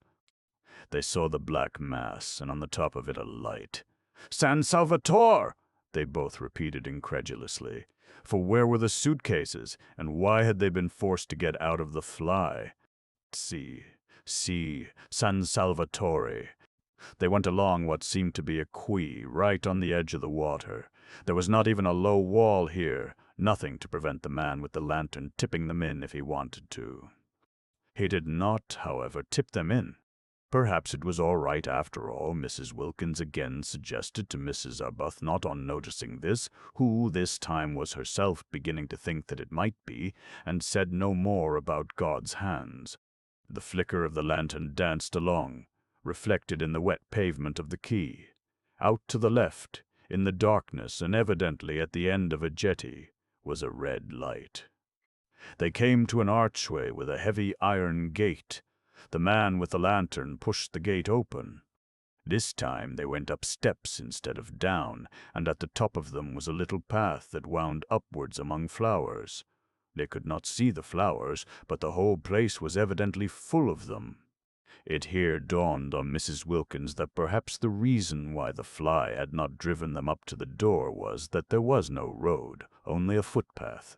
That also would explain the disappearance of the suitcases. She began to feel confident that they would find their suitcases waiting for them when they got up to the top. San Salvatore was, it seemed, on the top of a hill, as a mediaeval castle should be. At a turn of the path they saw above them, much nearer now and shining more brightly, the light they had seen from the quay. She told Mrs. Arbuthnot of her dawning belief, and Mrs. Arbuthnot agreed that it was very likely a true one. Once more, but this time in a tone of real hopefulness, Mrs. Wilkins said, pointing upwards at the black outline against the only slightly less black sky, "San Salvatore." And once more, but this time comfortingly, encouragingly, came back the assurance, "Si, San Salvatore." They crossed a little bridge, over what was apparently a ravine, and then came a flat bit with long grass at the sides and more flowers. They felt the grass flicking wet against their stockings, and the invisible flowers were everywhere. Then up again through trees, along a zigzag path with the smell all the way of the flowers they could not see. The warm rain was bringing out all the sweetness. Higher and higher they went in this sweet darkness, and the red light on the jetty dropped farther and farther below them. The path wound round to the other side of what appeared to be a little peninsula. The jetty and the red light disappeared. Across the emptiness on their left were distant lights. "Mezzago," said the man, waving his lantern at the lights. "Sis, they answered, for they had by now learned sis. Upon which the man congratulated them in a great flow of polite words, not one of which they understood on their magnificent Italian, for this was Domenico, the vigilant and accomplished gardener of San Salvatore, the prop and stay of the establishment, the resourceful, the gifted, the eloquent, the courteous, the intelligent Domenico. Only they did not know that yet, and he did in the dark, and even sometimes in the light, look, with his knife, sharp, swarthy features and swift panther movements, very like somebody wicked. They passed along another flat bit of path with a black shape like a high wall towering above them on their right, and then the path went up again under trellises, and trailing sprays of scented things caught at them and shook raindrops on them, and the light of the lantern flickered over lilies, and then came a flight of ancient steps worn with centuries, and then another iron gate, and then they were inside, though still climbing a twisting flight of stone steps with old walls on either side, like the walls of dungeons, and with a vaulted roof. At the top was a wrought iron door, and through it shone a flood of electric light. "Ecco," said Domenico, lithely running up the last few steps ahead and pushing the door open. And there they were, arrived, and it was San Salvatore, and their suitcases were waiting for them, and they had not been murdered. They looked at each other's white faces and blinking eyes very solemnly. It was a great, a wonderful moment. Here they were, in their medieval castle at last. Their feet touched its stones. Mrs. Wilkins put her arm round Mrs. Arbuthnot's neck and kissed her. "The first thing to happen in this house," she said softly, solemnly, "shall be a kiss." "Dear Lottie," said Mrs. Arbuthnot. "Dear Rose," said Mrs. Wilkins, her eyes brimming with gladness. Domenico was delighted. He liked to see beautiful ladies kiss. He made them a most appreciative speech of welcome, and they stood arm in arm, holding each other up, for they were very tired, blinking smilingly at him, and not understanding a word. Chapter 6. When Mrs. Wilkins woke next morning, she lay in bed a few minutes before getting up and opening the shutters. What would she see out of her window? A shining world or a world of rain? But it would be beautiful. Whatever it was would be beautiful. She was in a little bedroom with bare white walls and a stone floor and sparse old furniture. The beds, there were two, were made of iron, enameled black and painted with bunches of gay flowers. She lay putting off the great moment of going to the window as one puts off opening a precious letter, gloating over it. She had no idea what time it was. She had forgotten to wind up her watch ever since, centuries ago, she last went to bed in Hampstead. No sounds were to be heard in the house, so she supposed it was very early, yet she felt as if she had slept a long while, so completely rested, so perfectly content. She lay with her arms clasped round her head, thinking how happy she was, her lips curved upwards in a delighted smile. In bed by herself, adorable condition. She had not been in a bed without Mellish once now for 5 whole years, and the cool roominess of it, the freedom of one's movements, the sense of recklessness, of audacity, in giving the blankets a pull if one wanted to, or twitching the pillows more comfortably. It was like the discovery of an entirely new joy. Mrs. Wilkins longed to get up and open the shutters, but where she was really so very delicious. She gave a sigh of contentment and went on lying there looking round her, taking in everything in her room, her own little room, her very own, to arrange just as she pleased for this one blessed month, her room bought with her own savings, the fruit of her careful denials, whose door she could bolt if she wanted to, and nobody had the right to come in. It was such a strange little room, so different from any she had known, and so sweet. It was like a cell. Except for the 2 beds, it suggested a happy austerity. And the name of the chamber, she thought, quoting and smiling round at it, was Peace. Well, this was delicious, to lie there thinking how happy she was, but outside those shutters it was more delicious still. She jumped up, pulled on her slippers, for there was nothing on the stone floor but one small rug, ran to the window and threw open the shutters. "Oh!" cried Mrs. Wilkins. All the radiance of April in Italy lay gathered together at her feet. The sun poured in on her. The sea lay asleep in it, hardly stirring. Across the bay the lovely mountains, exquisitely different in color, were asleep too in the light, and underneath her window, at the bottom of the flower-starred grass slope from which the wall of the castle rose up, was a great cypress, cutting through the delicate blues and violets and rose colors of the mountains and the sea like a great black sword. She stared. Such beauty, and she there to see it. Such beauty, and she alive to feel it. Her face was bathed in light. Lovely scents came up to the window and caressed her. A tiny breeze gently lifted her hair. Far out in the bay a cluster of almost motionless fishing boats hovered like a flock of white birds on the tranquil sea. How beautiful! How beautiful! Not to have died before this, to have been allowed to see, breathe, feel this. She stared, her lips parted. Happy?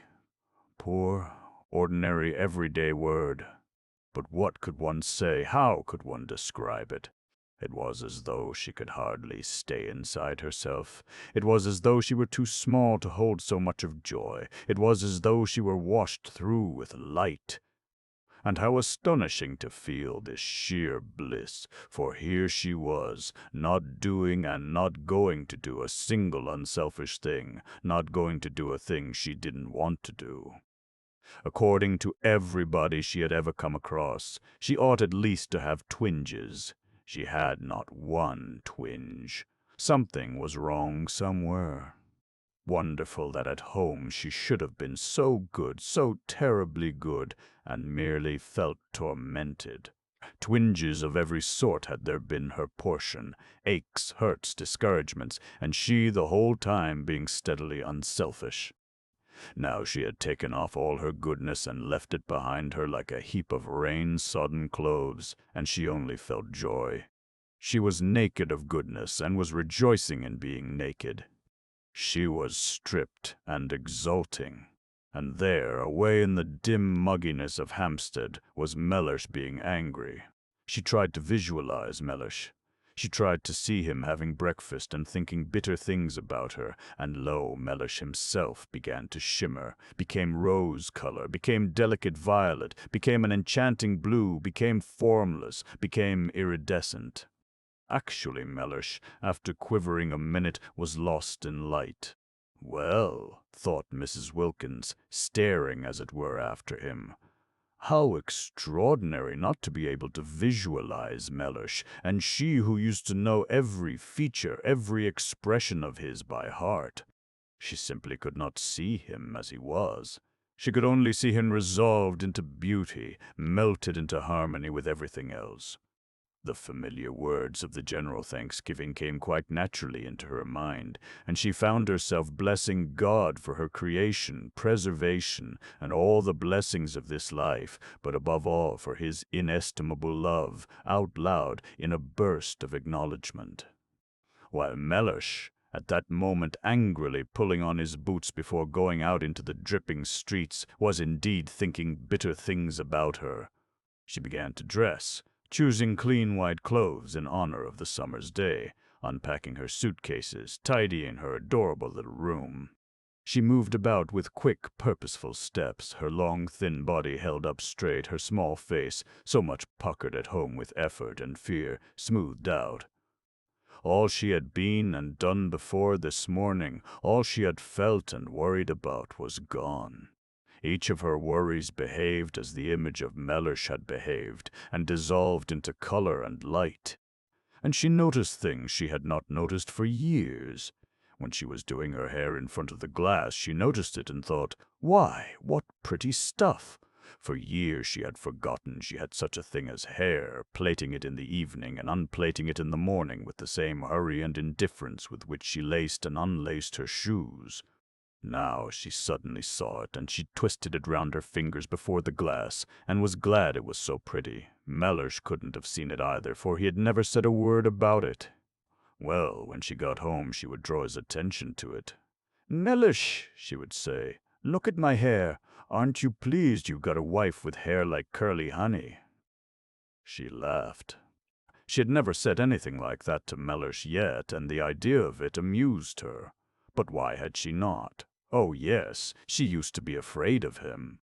Funny to be afraid of anybody, and especially of one's husband, whom one saw in his more simplified moments, such as asleep, and not breathing properly through his nose. When she was ready, she opened her door to go across to see if Rose, who had been put the night before by a sleepy maidservant into a cell opposite, were awake. She would say good morning to her, and then she would run down and stay with that cypress tree till breakfast was ready, and after breakfast she wouldn't so much as look out of a window till she had helped Rose get everything ready for Lady Caroline and Mrs. Fisher.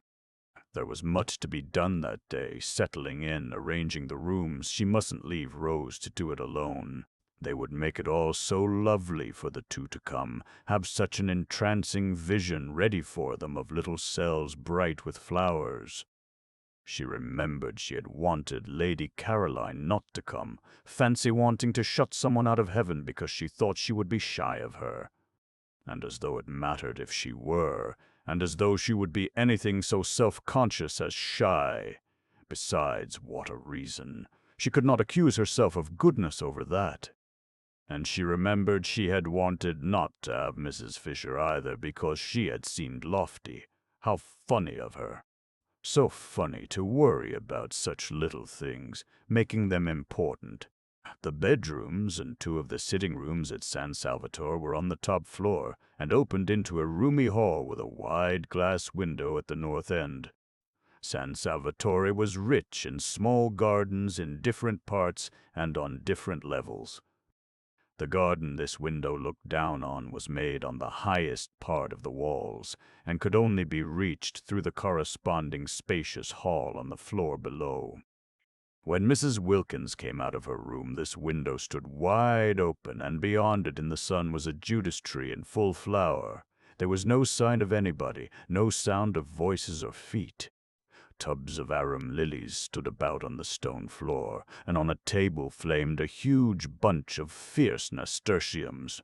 Spacious, flowery, silent, with the wide window at the end opening into the garden, and the Judas tree absurdly beautiful in the sunshine, it seemed to Mrs. Wilkins, arrested on her way across to Mrs. Arbuthnot, too good to be true. Was she really going to live in this for a whole month? Up to now, she had had to take what beauty she could as she went along, snatching at little bits of it when she came across it. A patch of daisies on a fine day in a Hampstead field, a flash of sunset between 2 chimney pots. She had never been in definitely, completely beautiful places. She had never been even in a venerable house, and such a thing as a profusion of flowers in her rooms was unattainable to her. Sometimes in the spring she had bought 6 tulips at Shoolbred's, unable to resist them, conscious that Mellish, if he knew what they had cost, would think it inexcusable, but they had soon died, and then there were no more. As for the Judas tree, she hadn't an idea what it was, and gazed at it out there against the sky with the rapt expression of one who sees a heavenly vision. Mrs. Arbuthnot, coming out of her room, found her there like that, standing in the middle of the hall, staring. Now, what does she think she sees now? Thought Mrs. Arbuthnot. We are in God's hands, said Mrs. Wilkins, turning to her, speaking with extreme conviction. Oh, said Mrs. Arbuthnot quickly, her face, which had been covered with smiles when she came out of her room, falling. Why, what has happened? For Mrs. Arbuthnot had woken up with such a delightful feeling of security, of relief, and she did not want to find she had not, after all, escaped from the need of refuge. She had not even dreamed of Frederick. For the first time for years she had been spared the nightly dream that he was with her, that they were heart to heart, and its miserable awakening. She had slept like a baby, and had woken up confident. She had found there was nothing she wished to say in her morning prayer except, "Thank you." It was disconcerting to be told she was, after all, in God's hands. I hope nothing has happened, she asked anxiously. Mrs. Wilkins looked at her a moment and laughed. How funny, she said, kissing her.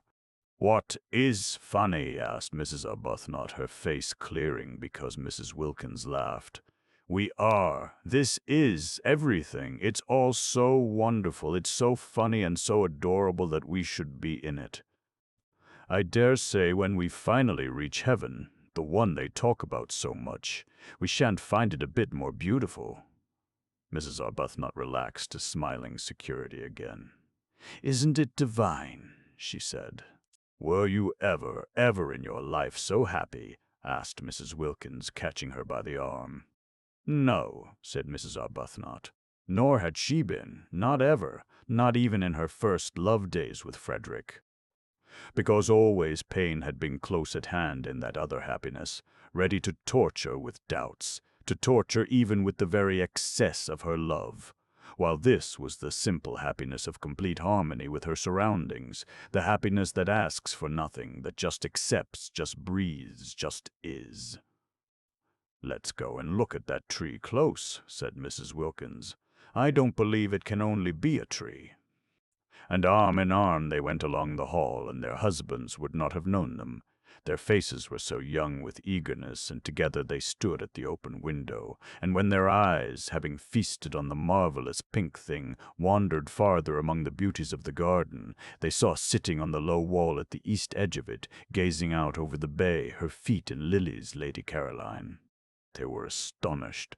They said nothing in their astonishment, but stood quite still, arm in arm, staring down at her. She, too, had on a white frock, and her head was bare.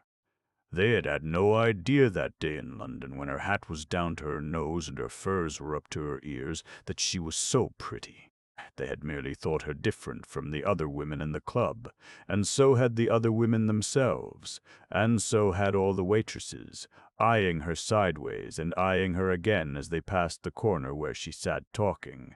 But they had had no idea she was so pretty. She was exceedingly pretty.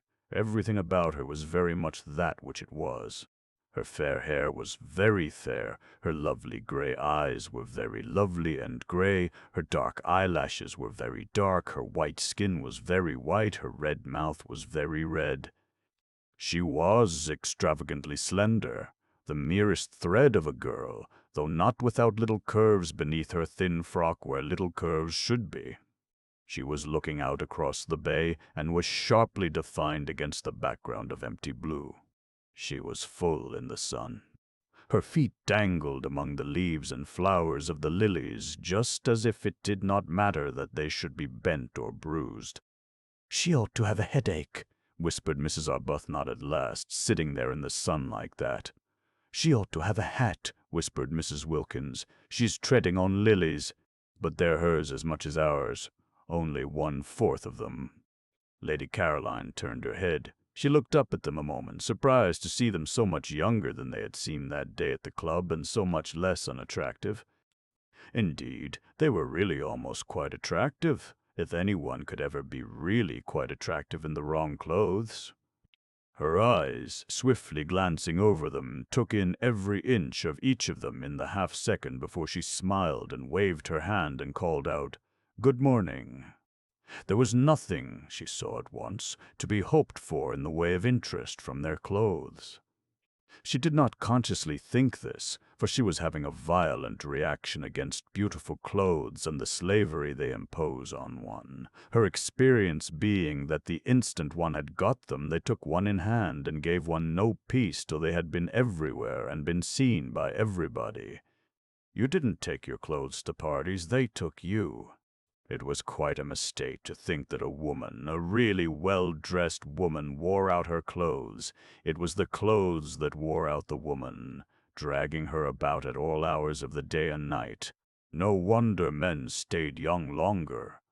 Just new trousers couldn't excite them. She couldn't suppose that even the newest trousers ever behaved like that, taking the bit between their teeth. Her images were disorderly, but she thought as she chose. She used what images she liked.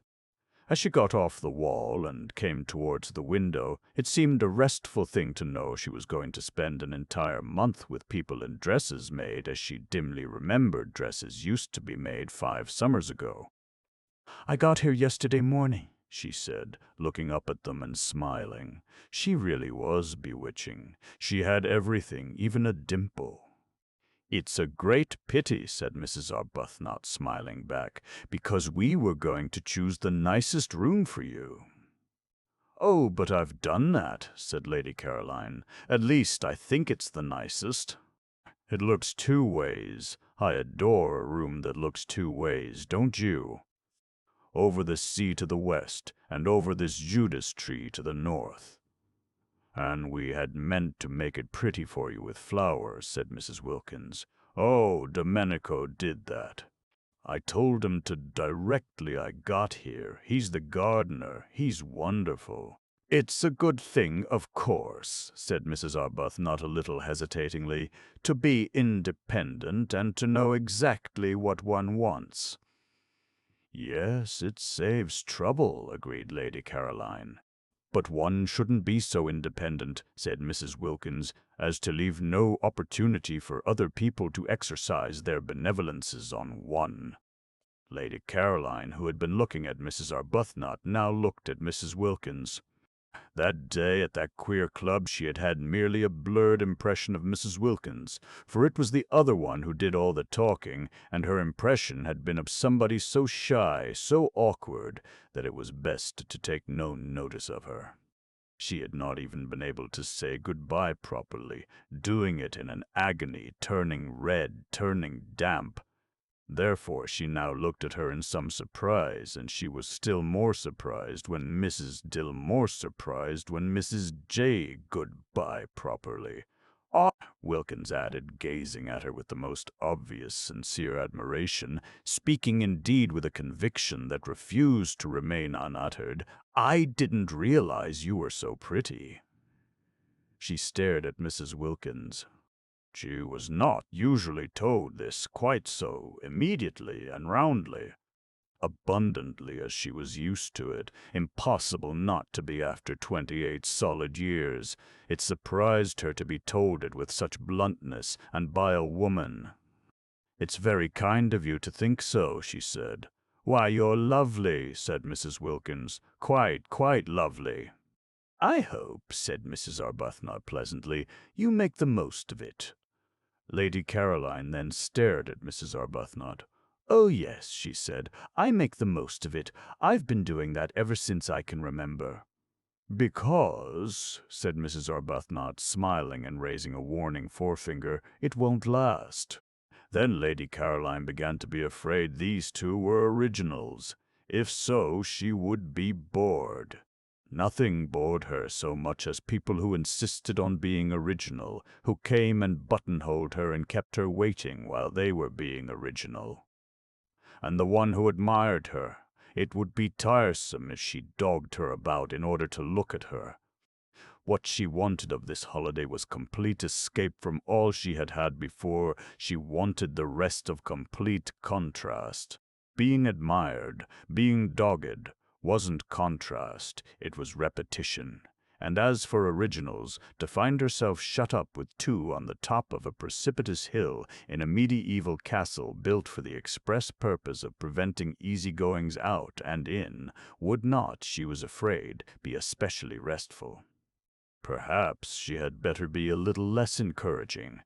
They had seemed such timid creatures, even the dark one. She couldn't remember their names. That day at the club, that she had felt it quite safe to be very friendly. Here they had come out of their shells already, indeed, at once. There was no sign of timidity about either of them here.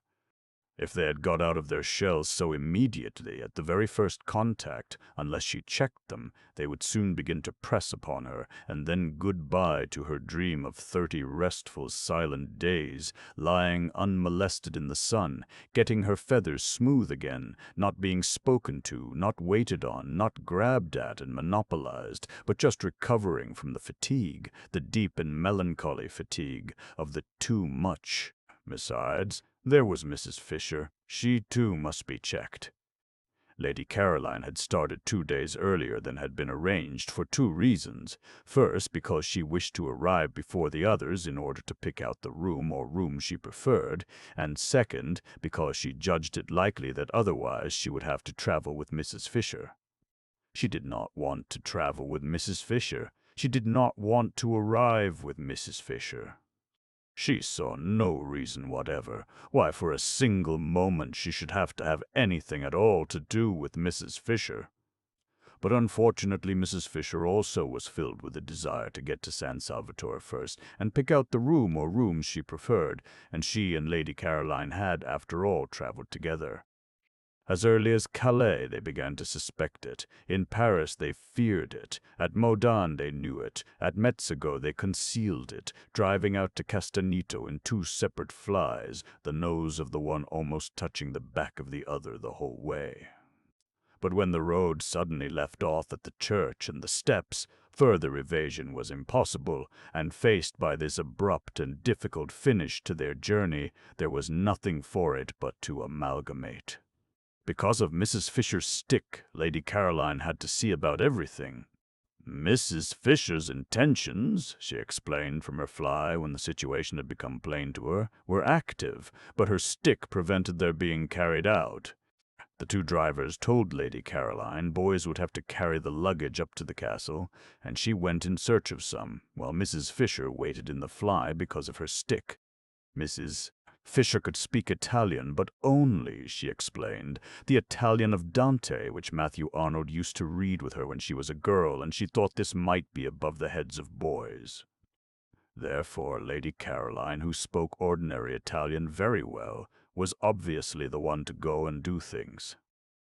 I am in your hands, said Mrs. Fisher, sitting firmly in her fly. You must please regard me as merely an old woman with a stick. And presently down the steps and cobbles to the piazza, and along the quay and up the zigzag path, Lady Caroline found herself as much obliged to walk slowly with Mrs. Fisher as if she were her own grandmother. "It's my stick," Mrs. Fisher complacently remarked at intervals.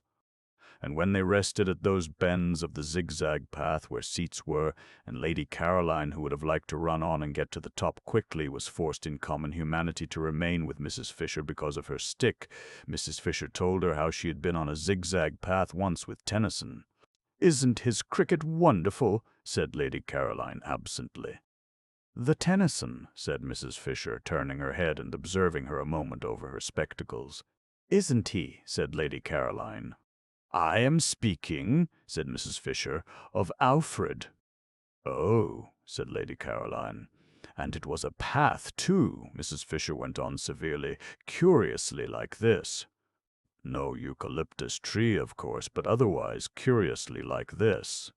And at one of the bends he turned and said to me, I see him now turning and saying to me, yes, Mrs. Fisher would have to be checked, and so would these two up at the window. She had better begin at once. She was sorry she had got off the wall. All she need have done was to have waved her hand and waited till they came down and out into the garden to her.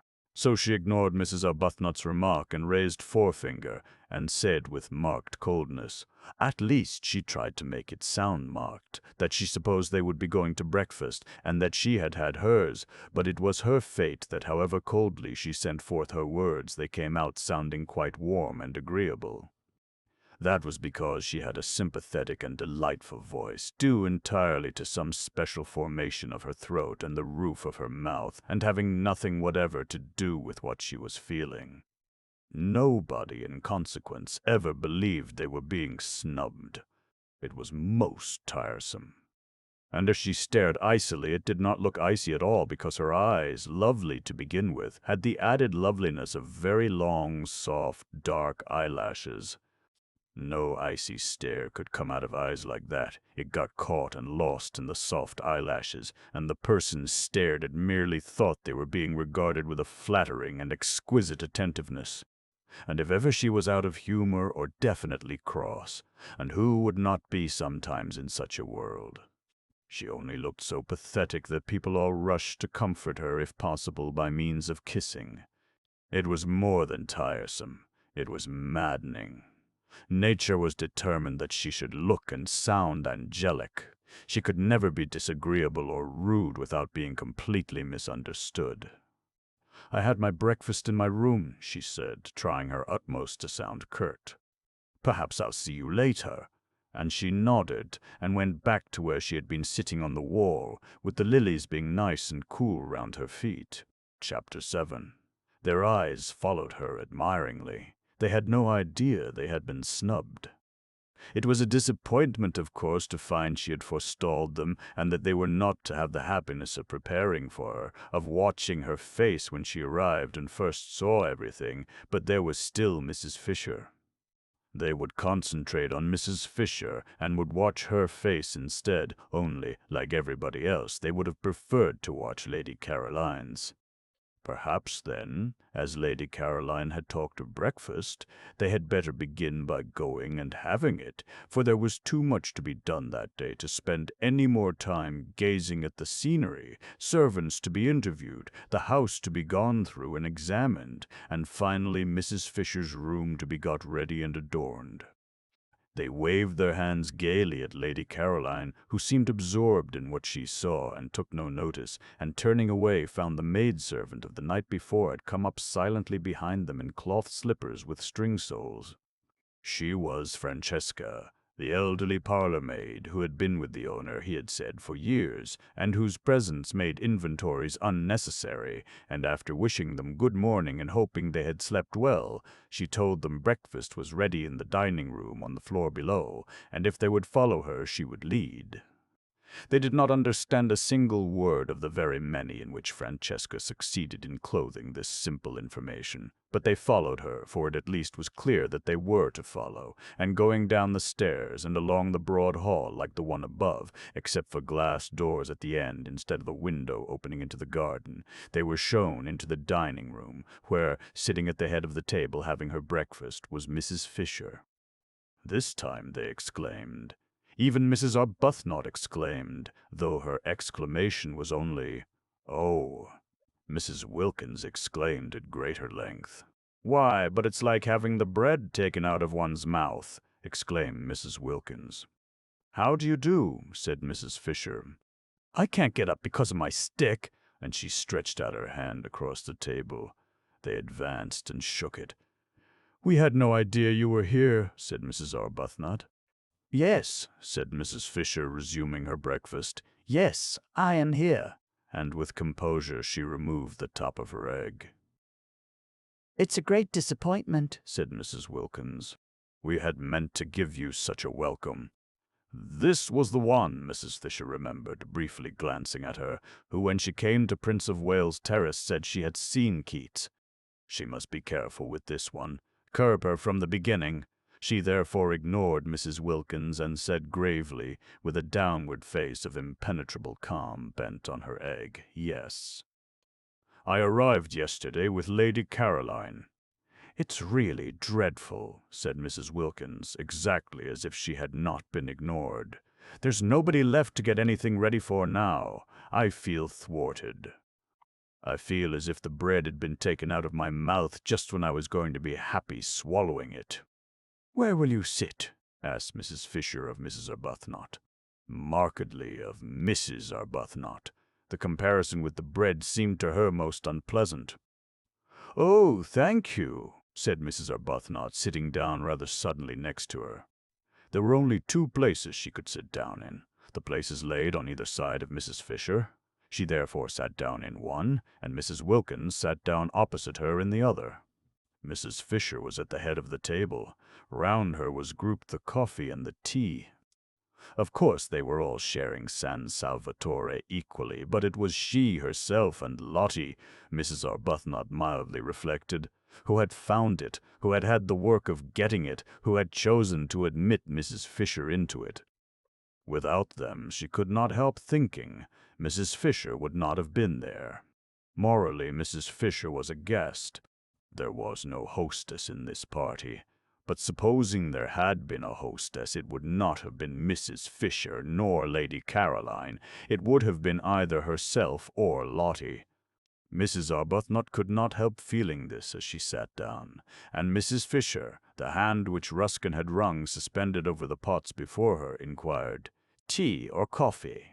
She could not help feeling it even more definitely when Mrs. Fisher touched a small gong on the table beside her, as though she had been used to that gong and that table ever since she was little, and, on Francesca's appearing, bade her in the language of Dante bring more milk.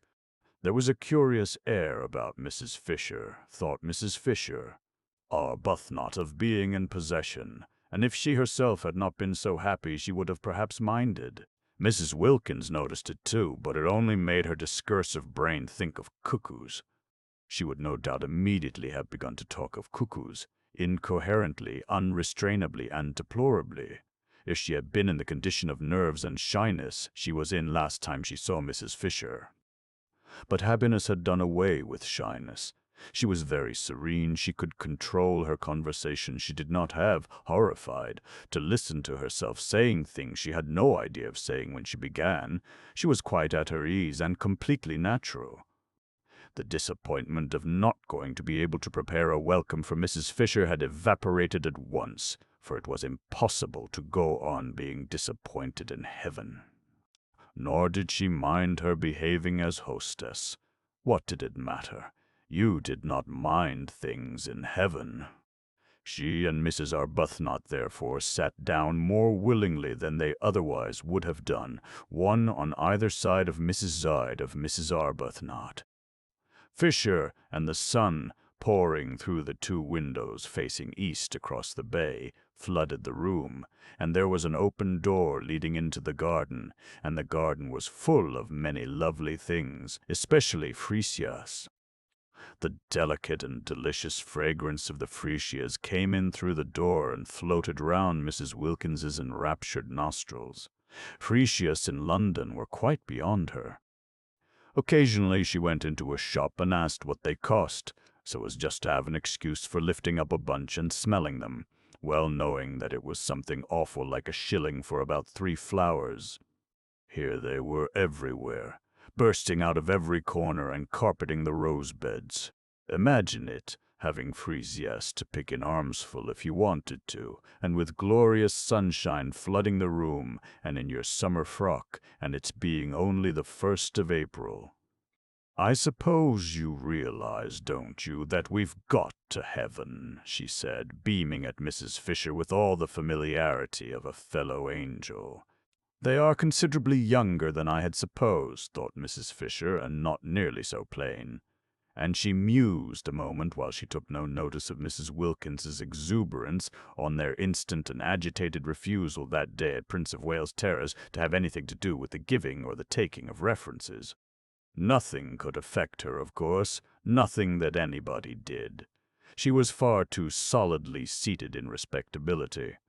At her back stood massively in a tremendous row those 3 great names she had offered, and they were not the only ones she could turn to for support and countenance. Even if these young women, she had no grounds for believing the one out in the garden to be really Lady Caroline Dester, she had merely been told she was. Even if these young women should all turn out to be what Browning used to call, how well she remembered his amusing and delightful way of putting things. Fly by, knights, what could it possibly or in any way matter to her? Let them fly by night if they wished. One was not 65 for nothing. In any case, there would only be 4 weeks of it, at the end of which she would see no more of them. And in the meanwhile, there were plenty of places where she could sit quietly away from them and remember. Also, there was her own sitting room, a charming room, all honey-colored furniture and pictures, with windows to the sea towards Genoa, and a door opening onto the battlements. The house possessed 2 sitting rooms, and she had explained to that pretty creature Lady Caroline. Certainly a pretty creature, whatever else she was, Tennyson would have enjoyed taking her for blows on the downs. Who had seemed inclined to appropriate the honey-colored one, that she needed some little refuge entirely to herself because of her stick. "Nobody wants to see an old woman hobbling about everywhere," she had said. "I shall be quite content to spend much of my time by myself in here or sitting out on these convenient battlements." And she had a very nice bedroom, too. It looked 2 ways, across the bay to the morning sun. She liked the morning sun, and onto the garden. There were only 2 of these bedrooms with cross views in the house, she and Lady Caroline had discovered, and they were by far the airiest. They each had 2 beds in them, and she and Lady Caroline had had the extra beds taken out at once and put into 2 of the other rooms. In this way there was much more space and comfort. Lady Caroline, indeed, had turned hers into a bed-sitting room, with the sofa out of the bigger drawing-room and the writing-table and the most comfortable chair, but she herself had not had to do that because she had her own sitting-room, equipped with what was necessary. Lady Caroline had thought at first of taking the bigger sitting-room entirely for her own, because the dining-room on the floor below could quite well be used between meals to sit in by the 2 others, and was a very pleasant room with nice chairs, but she had not liked the bigger sitting-room shape. It was a round room in the tower, with deep slit windows pierced through the massive walls, and a domed and ribbed ceiling arranged to look like an open umbrella, and it seemed a little dark. Undoubtedly, Lady Caroline had cast covetous glances at the honey-colored room, and if she, Mrs. Fisher, had been less firm, would have installed herself in it, which would have been absurd. "I hope," said Mrs. Arbuthnot, smilingly making an attempt to convey to Mrs. Fisher that though she, Mrs. Fisher, might not be exactly a guest, she certainly was not in the very least a hostess, "your room is comfortable." "Quite," said Mrs. Fisher. "Will you have some more coffee?" "No, thank you. Will you?" "No, thank you." There were 2 beds in my bedroom, filling it up unnecessarily, and I had one taken out. It has made it much more convenient. "Oh, that's why I've got 2 beds in my room," exclaimed Mrs. Wilkins, illuminated. The second bed in her little cell had seemed an unnatural and inappropriate object from the moment she saw it. "I gave no directions," said Mrs. Fisher, addressing Mrs. Arbuthnot. "I merely asked Francesca to remove it." "I have 2 in my room as well," said Mrs. Arbuthnot. "Your second one must be Lady Caroline's. She had hers removed too," said Mrs. Fisher. "It seems foolish to have more beds in a room than there are occupiers." "But we haven't got any husbands here either," said Mrs. Wilkins, "and I don't see any use in extra beds in one's room if one hasn't got husbands to put in them." "Can't we have them taken away too?" "Beds," said Mrs. Fisher coldly, "cannot be removed from one room after another. They must remain somewhere." Mrs. Wilkins's remarks seemed to Mrs. Fisher persistently unfortunate. Each time she opened her mouth she said something best left unsaid. Loose talk about husbands had never in Mrs. Fisher's circle been encouraged.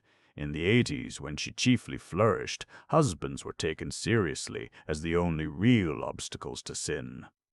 Beds, too, if they had to be mentioned, were approached with caution, and a decent reserve prevented them and husbands ever being spoken of in the same breath. She turned more markedly than ever to Mrs. Arbuthnot. "Do let me give you a little more coffee," she said. "No, thank you. But won't you have some more?"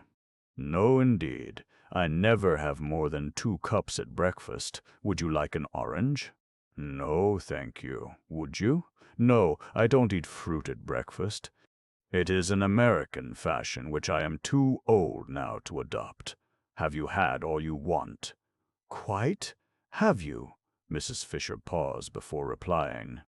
Was this a habit, this trick of answering a simple question with the same question? If so, it must be curbed, for no one could live for 4 weeks in any real comfort with somebody who had a habit. She glanced at Mrs. Arbuthnot, and her parted hair and gentle brow reassured her. No, it was accident, not habit, that had produced those echoes. She could as soon imagine a dove having tiresome habits as Mrs. Arbuthnot. Considering her, she thought what a splendid wife she would have been for poor Carlyle.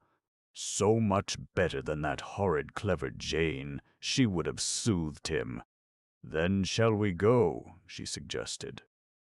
"Let me help you up," said Mrs. Arbuthnot, all consideration. "Oh, thank you. I can manage perfectly. It's only sometimes that my stick prevents me." Mrs. Fisher got up quite easily. Mrs. Arbuthnot had hovered over her for nothing. "I'm going to have one of these gorgeous oranges," said Mrs. Wilkins, staying where she was and reaching across to a black bowl piled with them. "Rose, how can you resist them? Look, have this one." "Do have this beauty." And she held out a big one. "No, I'm going to see to my duties," said Mrs. Arbuthnot, moving towards the door. "You'll forgive me for leaving you, won't you?" she added politely to Mrs. Fisher. Mrs. Fisher moved towards the door, too, quite easily, almost quickly. Her stick did not hinder her at all. She had no intention of being left with Mrs. Wilkins. "What time would you like to have lunch?" Mrs. Arbuthnot asked her, trying to keep her head as at least a non-guest, if not precisely a hostess, above water. "Lunch," said Mrs. Fisher, "is at 12:30. "You shall have it at 12:30 then," said Mrs. Arbuthnot. "I'll tell the cook." "It will be a great struggle," she continued, smiling, "but I've brought a little dictionary." "The cook," said Mrs. Fisher, "knows." "Oh?" said Mrs. Arbuthnot. "Lady Caroline has already told her," said Mrs. Fisher. "Oh?" said Mrs. Arbuthnot again. "Yes. Lady Caroline speaks the kind of Italian cooks understand. I am prevented going into the kitchen because of my stick, and even if I were able to go, I fear I shouldn't be understood." "But," began Mrs. Arbuthnot. "But it's too wonderful," Mrs. Wilkins finished for her from the table, delighted with these unexpected simplifications in her and Rose's lives.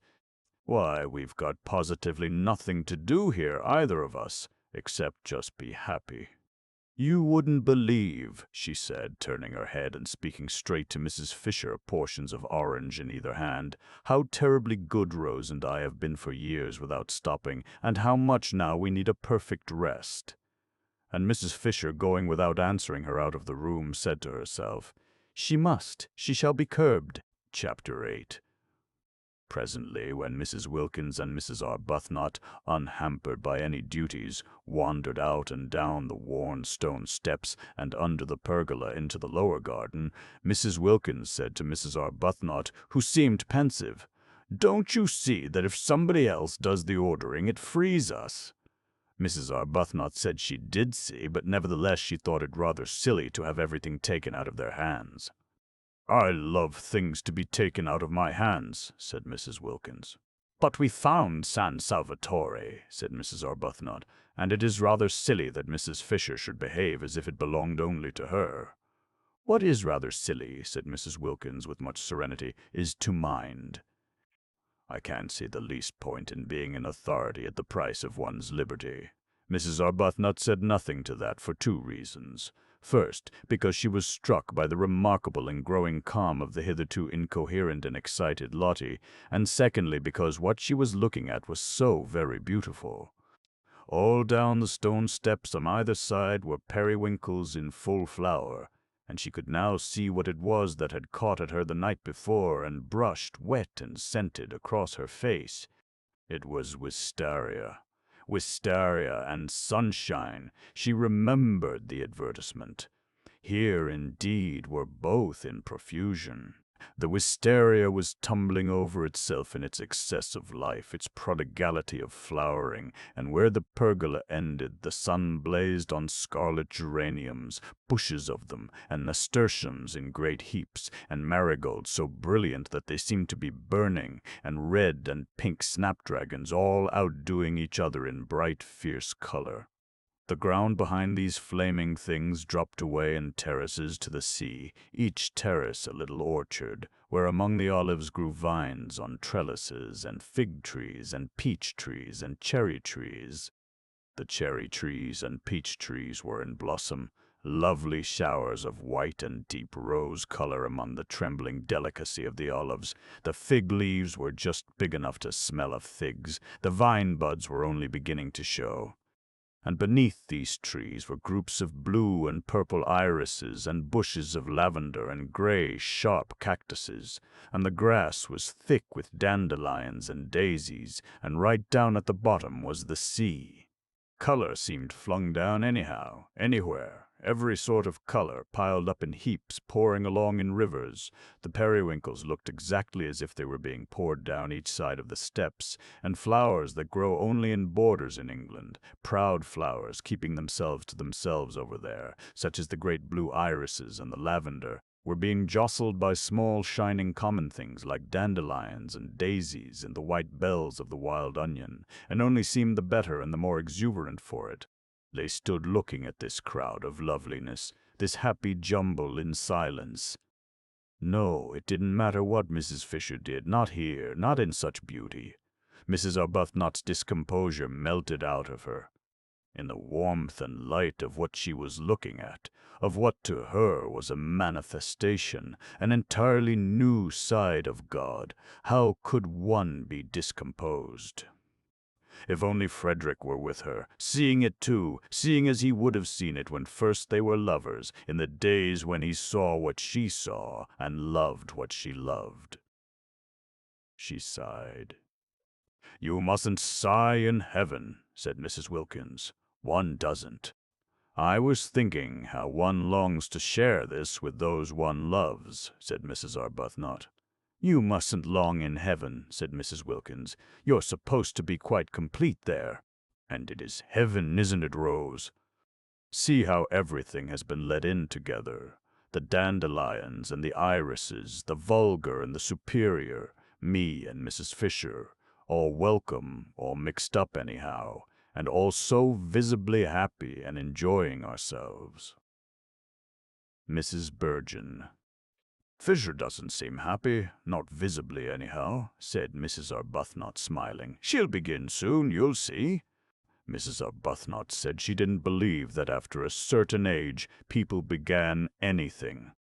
Mrs. Wilkins said she was sure no one, however old and tough, could resist the effects of perfect beauty.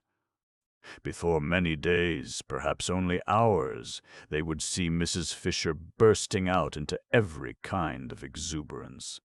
"I'm quite sure," said Mrs. Wilkins, "that we've got to heaven, and once Mrs. Fisher realizes that that's where she is, she's bound to be different. You'll see. She'll leave off being ossified, and go all soft and able to stretch, and we shall get why, I shouldn't be surprised if we get quite fond of her. The idea of Mrs. Fisher bursting out into anything, she who seemed so particularly firmly fixed inside her buttons, made Mrs. Arbuthnot laugh. She condoned Lottie's loose way of talking of heaven, because in such a place, on such a morning, condonation was in the very air. Besides, what an excuse there was! And Lady Caroline, sitting where they had left her before breakfast on the wall, peeped over when she heard laughter, and saw them standing on the path below, and thought what a mercy it was they were laughing down there and had not come up and done it round her. She disliked jokes at all times, but in the morning she hated them, especially close up, especially crowding in her ears. She hoped the originals were on their way out for a walk, and not on their way back from one. They were laughing more and more. What could they possibly find to laugh at? She looked down on the tops of their heads with a very serious face, for the thought of spending a month with laughers was a grave one, and they, as though they felt her eyes, turned suddenly and looked up. The dreadful geniality of those women! She shrank away from their smiles and wavings, but she could not shrink out of sight without falling into the lilies. She neither smiled nor waved back, and turning her eyes to the more distant mountains, surveyed them carefully till the two, tired of waving, moved away along the path and turned the corner and disappeared. This time they both did notice that they had been met with, at least, unresponsiveness. "If we weren't in heaven," said Mrs. Wilkins serenely, "I should say we had been snubbed, but as nobody snubs anybody there, of course we can't have been." "Perhaps she is unhappy," said Mrs. Arbuthnot. "Whatever it is, she'll get over it here," said Mrs. Wilkins with conviction. "We must try and help her," said Mrs. Arbuthnot. "Oh, but nobody helps anybody in heaven. That's finished with. You don't try to be, or do, you simply are." Well, Mrs. Arbuthnot wouldn't go into that. Not here, not today. The vicar, she knew, would have called Lottie's talk levity, if not profanity. How old he seemed from here, an old, old vicar.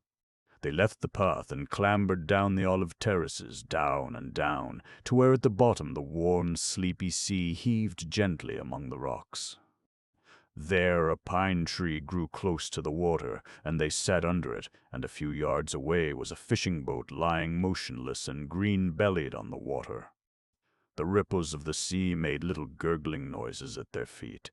They screwed up their eyes to be able to look into the blaze of light beyond the shade of their tree. The hot smell from the pine needles and from the cushions of wild thyme that padded the spaces between the rocks, and sometimes a smell of pure honey from a clump of warm irises up behind them in the sun, puffed across their faces. Very soon Mrs. Wilkins took her shoes and stockings off and let her feet hang in the water. After watching her a minute, Mrs. Arbuthnot did the same. Their happiness was then complete. Their husbands would not have known them. They left off talking. They ceased to mention heaven. They were just cups of acceptance. Meanwhile, Lady Caroline on her wall was considering her position. The garden on the top of the wall was a delicious garden, but its situation made it insecure and exposed to interruptions. At any moment the others might come and want to use it, because both the hall and the dining room had doors opening straight into it. Perhaps, thought Lady Caroline, she could arrange that it should be solely hers. Mrs. Fisher had the battlements delightful with flowers and a watchtower all to herself, besides having snatched the one really nice room in the house. There were plenty of places the originals could go to.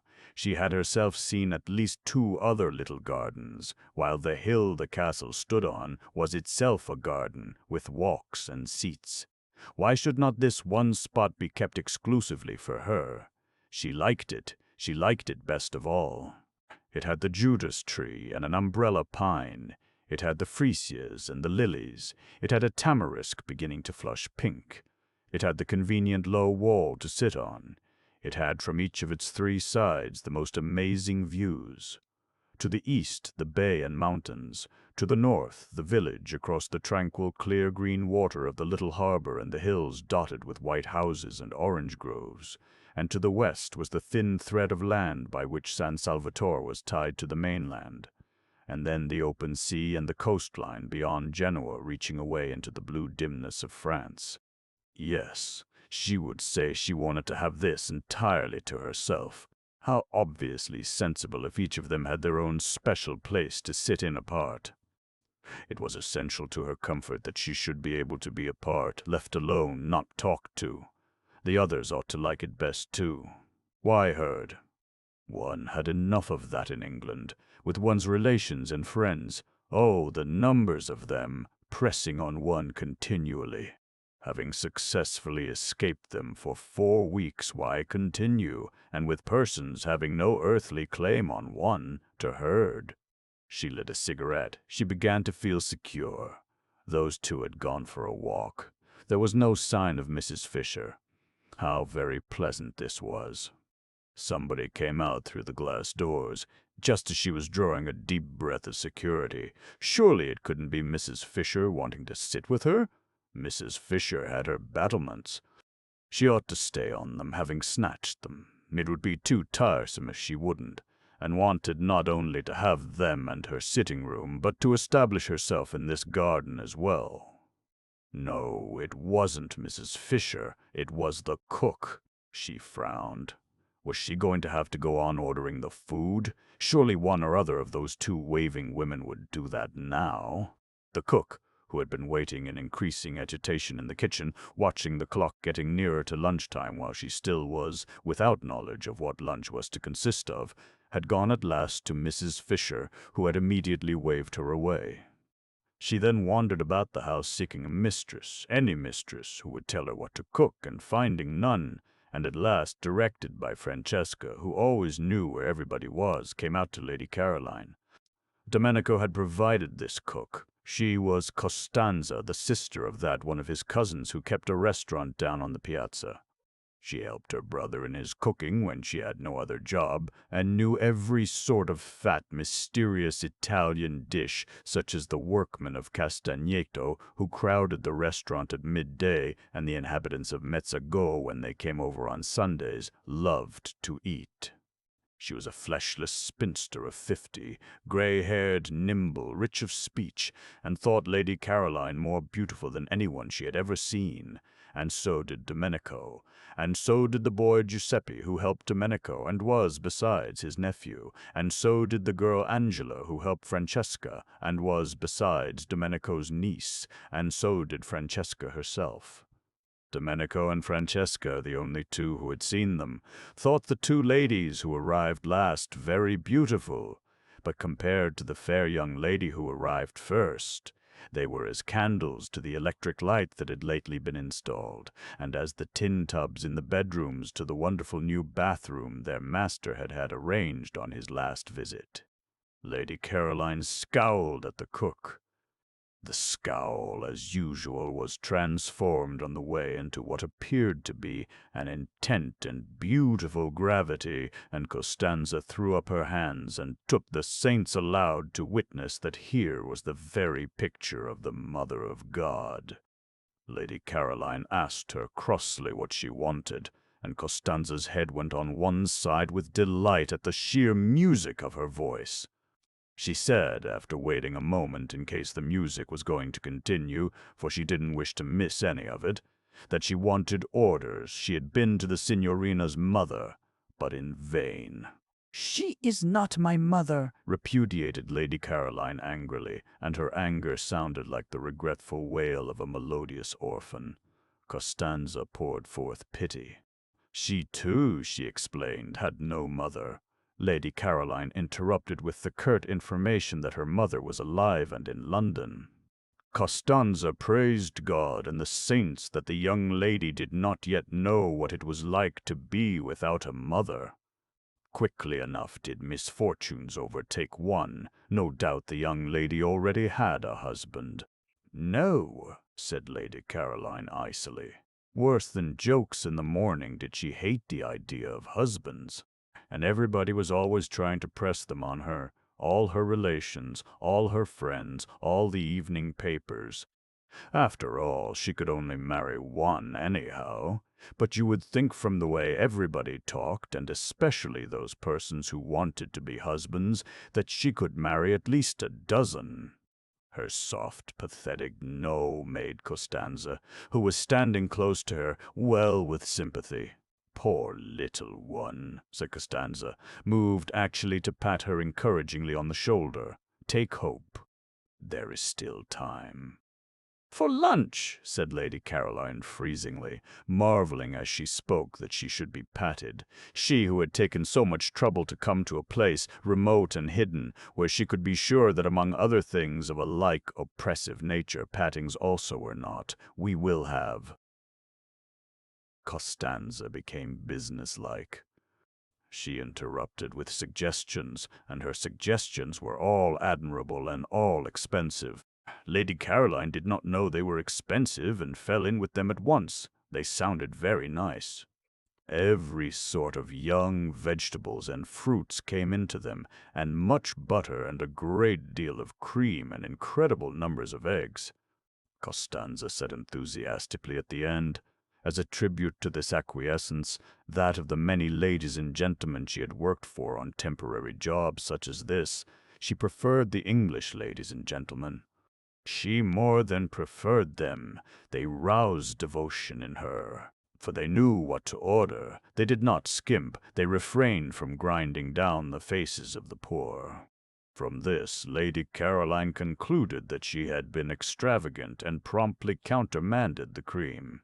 Costanza's face fell, for she had a cousin who had a cow, and the cream was to have come from them both. And perhaps we had better not have chickens, said Lady Caroline.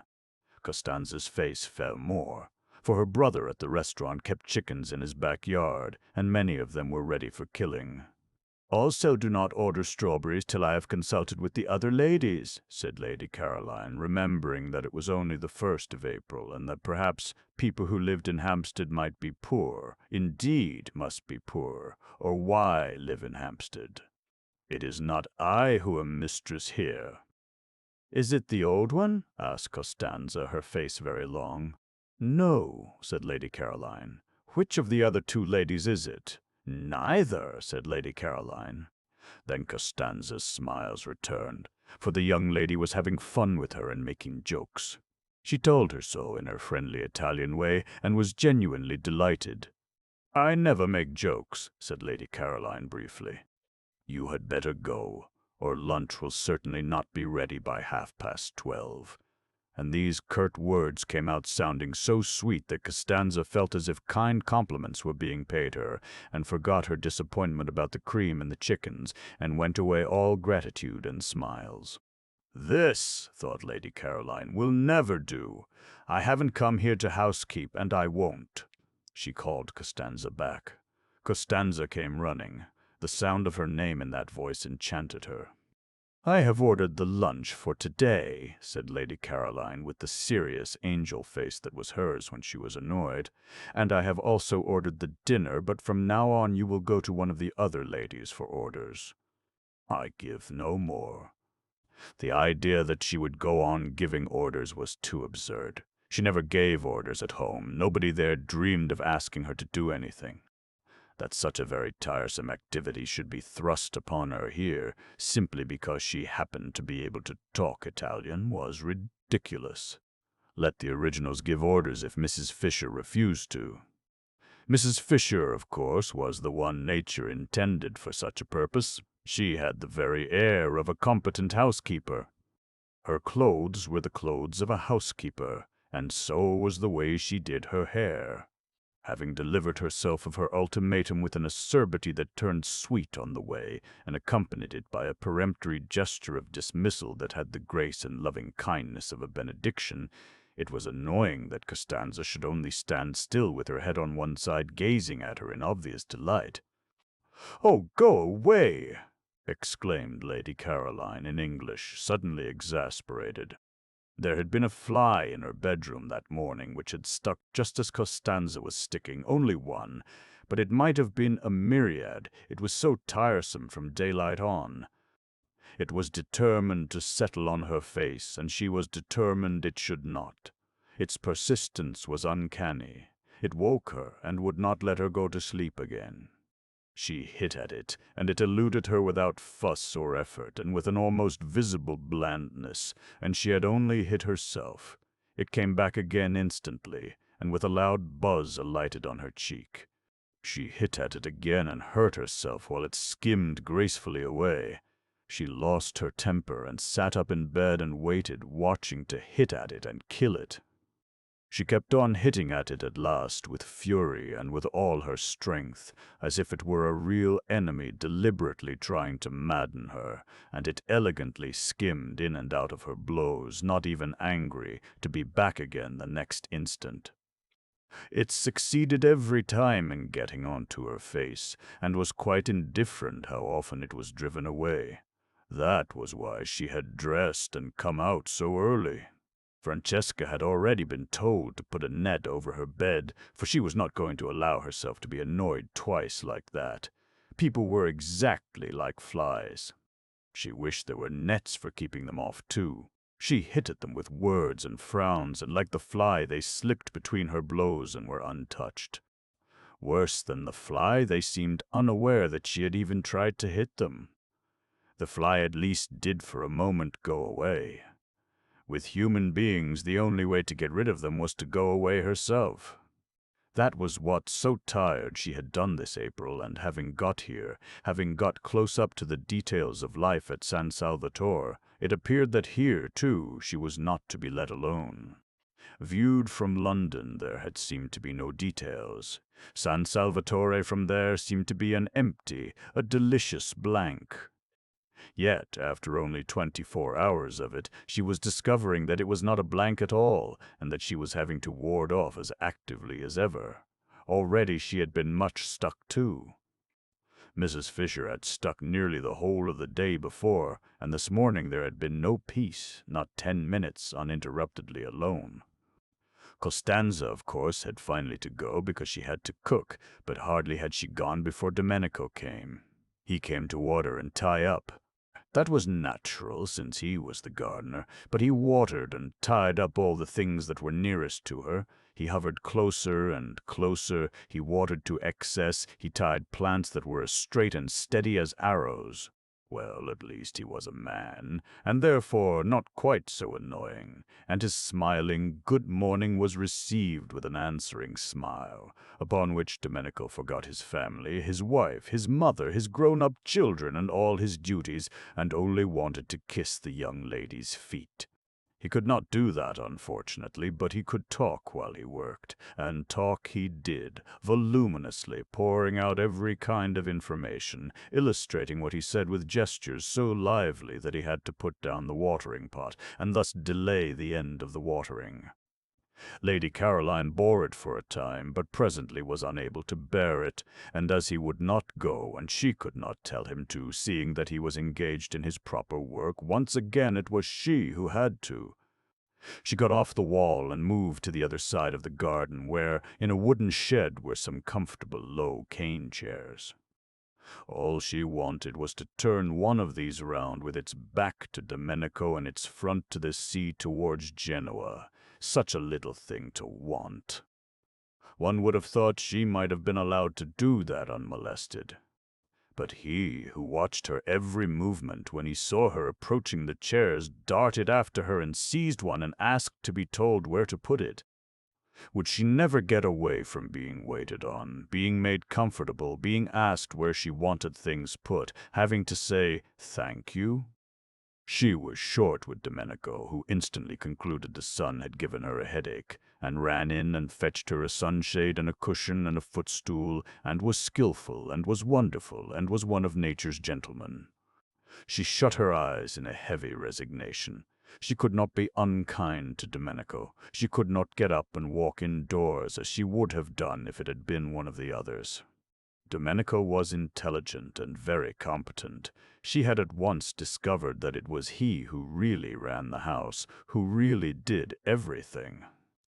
And his manners were definitely delightful, and he undoubtedly was a charming person. It was only that she did so much long to be let alone. If only she could be left quite quiet for this 1 month, she felt that she might perhaps make something of herself after all. She kept her eyes shut because then he would think she wanted to sleep and would go away. Domenico's romantic Italian soul melted within him at the sight, for having her eyes shut was extraordinarily becoming to her. He stood entranced, quite still, and she thought he had stolen away, so she opened them again. No, there he was, staring at her. Even he. There was no getting away from being stared at. "I have a headache," she said, shutting them again. "It is the sun," said Domenico, and sitting on the wall without a hat. "I wish to sleep." "Sit, signorina," he said sympathetically, and went softly away. She opened her eyes with a sigh of relief. The gentle closing of the glass doors showed her that he had not only gone quite away, but had shut her out in the garden so that she should be undisturbed. Now perhaps she would be alone till lunchtime. It was very curious, and no one in the world could have been more surprised than she herself, but she wanted to think. She had never wanted to do that before. Everything else that it is possible to do without too much inconvenience. She had either wanted to do or had done at one period or another of her life, but not before had she wanted to think. She had come to San Salvatore with the single intention of lying comatose for 4 weeks in the sun, somewhere where her parents and friends were not, lapped in forgetfulness, stirring herself only to be fed, and she had not been there more than a few hours when this strange new desire took hold of her. There had been wonderful stars the evening before, and she had gone out into the top garden after dinner, leaving Mrs. Fisher alone over her nuts and wine, and, sitting on the wall at the place where the lilies crowded their ghost heads, she had looked out into the gulf of the night, and it had suddenly seemed as if her life had been a noise all about nothing. She had been intensely surprised. She knew stars and darkness did produce unusual emotions because, in others, she had seen them being produced, but they had not before done it in herself. A noise all about nothing. Could she be quite well? She had wondered. For a long while past she had been aware that her life was a noise, but it had seemed to be very much about something. A noise indeed, about so much that she felt she must get out of earshot for a little, or she would be completely, and perhaps permanently, deafened. But suppose it was only a noise about nothing? She had not had a question like that in her mind before. It had made her feel lonely. She wanted to be alone, but not lonely. That was very different. That was something that ached and hurt dreadfully right inside one. It was what one dreaded most. It was what made one go to so many parties, and lately even the parties had seemed once or twice not to be a perfectly certain protection. Was it possible that loneliness had nothing to do with circumstances, but only with the way one met them? Perhaps, she had thought, she had better go to bed. She couldn't be very well. She went to bed, and in the morning, after she had escaped the fly and had her breakfast and got out again into the garden, there was the same feeling again, and in broad daylight. Once more she had that really rather disgusting suspicion that her life till now had not only been loud, but empty. Well, if that were so, and if her first 28 years, the best ones, had gone just in meaningless noise, she had better stop a moment to look round her, pause, as they said in tiresome novels, and consider. She hadn't got many sets of 28 years. One more would see her growing very like Mrs. Fisher. Two more. She averted her eyes. Her mother would have been concerned if she had known. Her mother doted. Her father would have been concerned too, for he also doted. Everybody doted. And when, melodiously obstinate, she had insisted on going off to entomb herself in Italy for a whole month with queer people she had got out of an advertisement, refusing even to take her maid, the only explanation her friends could imagine was that poor Scrap, such was her name among them, had overdone it and was feeling a little nervy. Her mother had been distressed at her departure. It was such an odd thing to do, such a sign of disappointment. She encouraged the general idea of the verge of a nervous breakdown. If she could have seen her adored Scrap, more delightful to look upon than any other mother's daughter had ever yet been, the object of her utmost pride, the source of all her fondest hopes, sitting staring at the empty noonday Mediterranean, considering her 3 possible sets of 28 years, she would have been miserable. To go away alone was bad. To think was worse. No good could come out of the thinking of a beautiful young woman. Complications could come out of it in profusion, but no good. The thinking of the beautiful was bound to result in hesitations, in reluctances, in unhappiness all round. And here, if she could have seen her, sat her Scrap thinking quite hard. And such things. Such old things, things nobody ever began to think till they were at least 40. Chapter 9. That one of the 2 sitting rooms which Mrs. Fisher had taken for her own was a room of charm and character. She surveyed it with satisfaction on going into it after breakfast, and was glad it was hers. It had a tiled floor, and walls the color of pale honey, and inlaid furniture the color of amber, and mellow books, many in ivory or lemon-colored covers.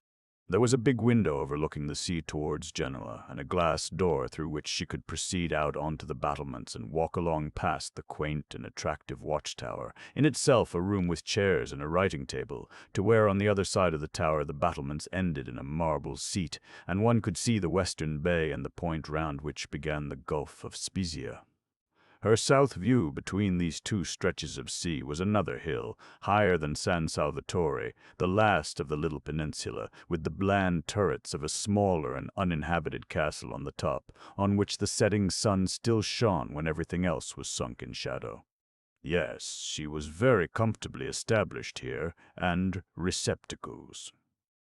Mrs. Fisher did not examine their nature closely, but they seemed to be small stone troughs, or perhaps little sarcophagi, ringed round the battlements with flowers.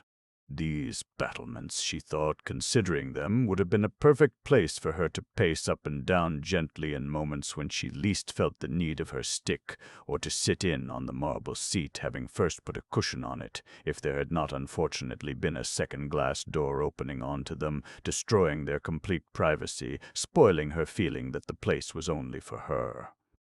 The second door belonged to the round drawing-room which both she and Lady Caroline had rejected as too dark. That room would probably be sat in by the women from Hampstead, and she was afraid they would not confine themselves to sitting in it, but would come out through the glass door and invade her battlements. This would ruin the battlements. It would ruin them as far as she was concerned if they were to be overrun, or even if, not actually overrun, they were liable to be raked by the eyes of persons inside the room. No one could be perfectly at ease if they were being watched and knew it.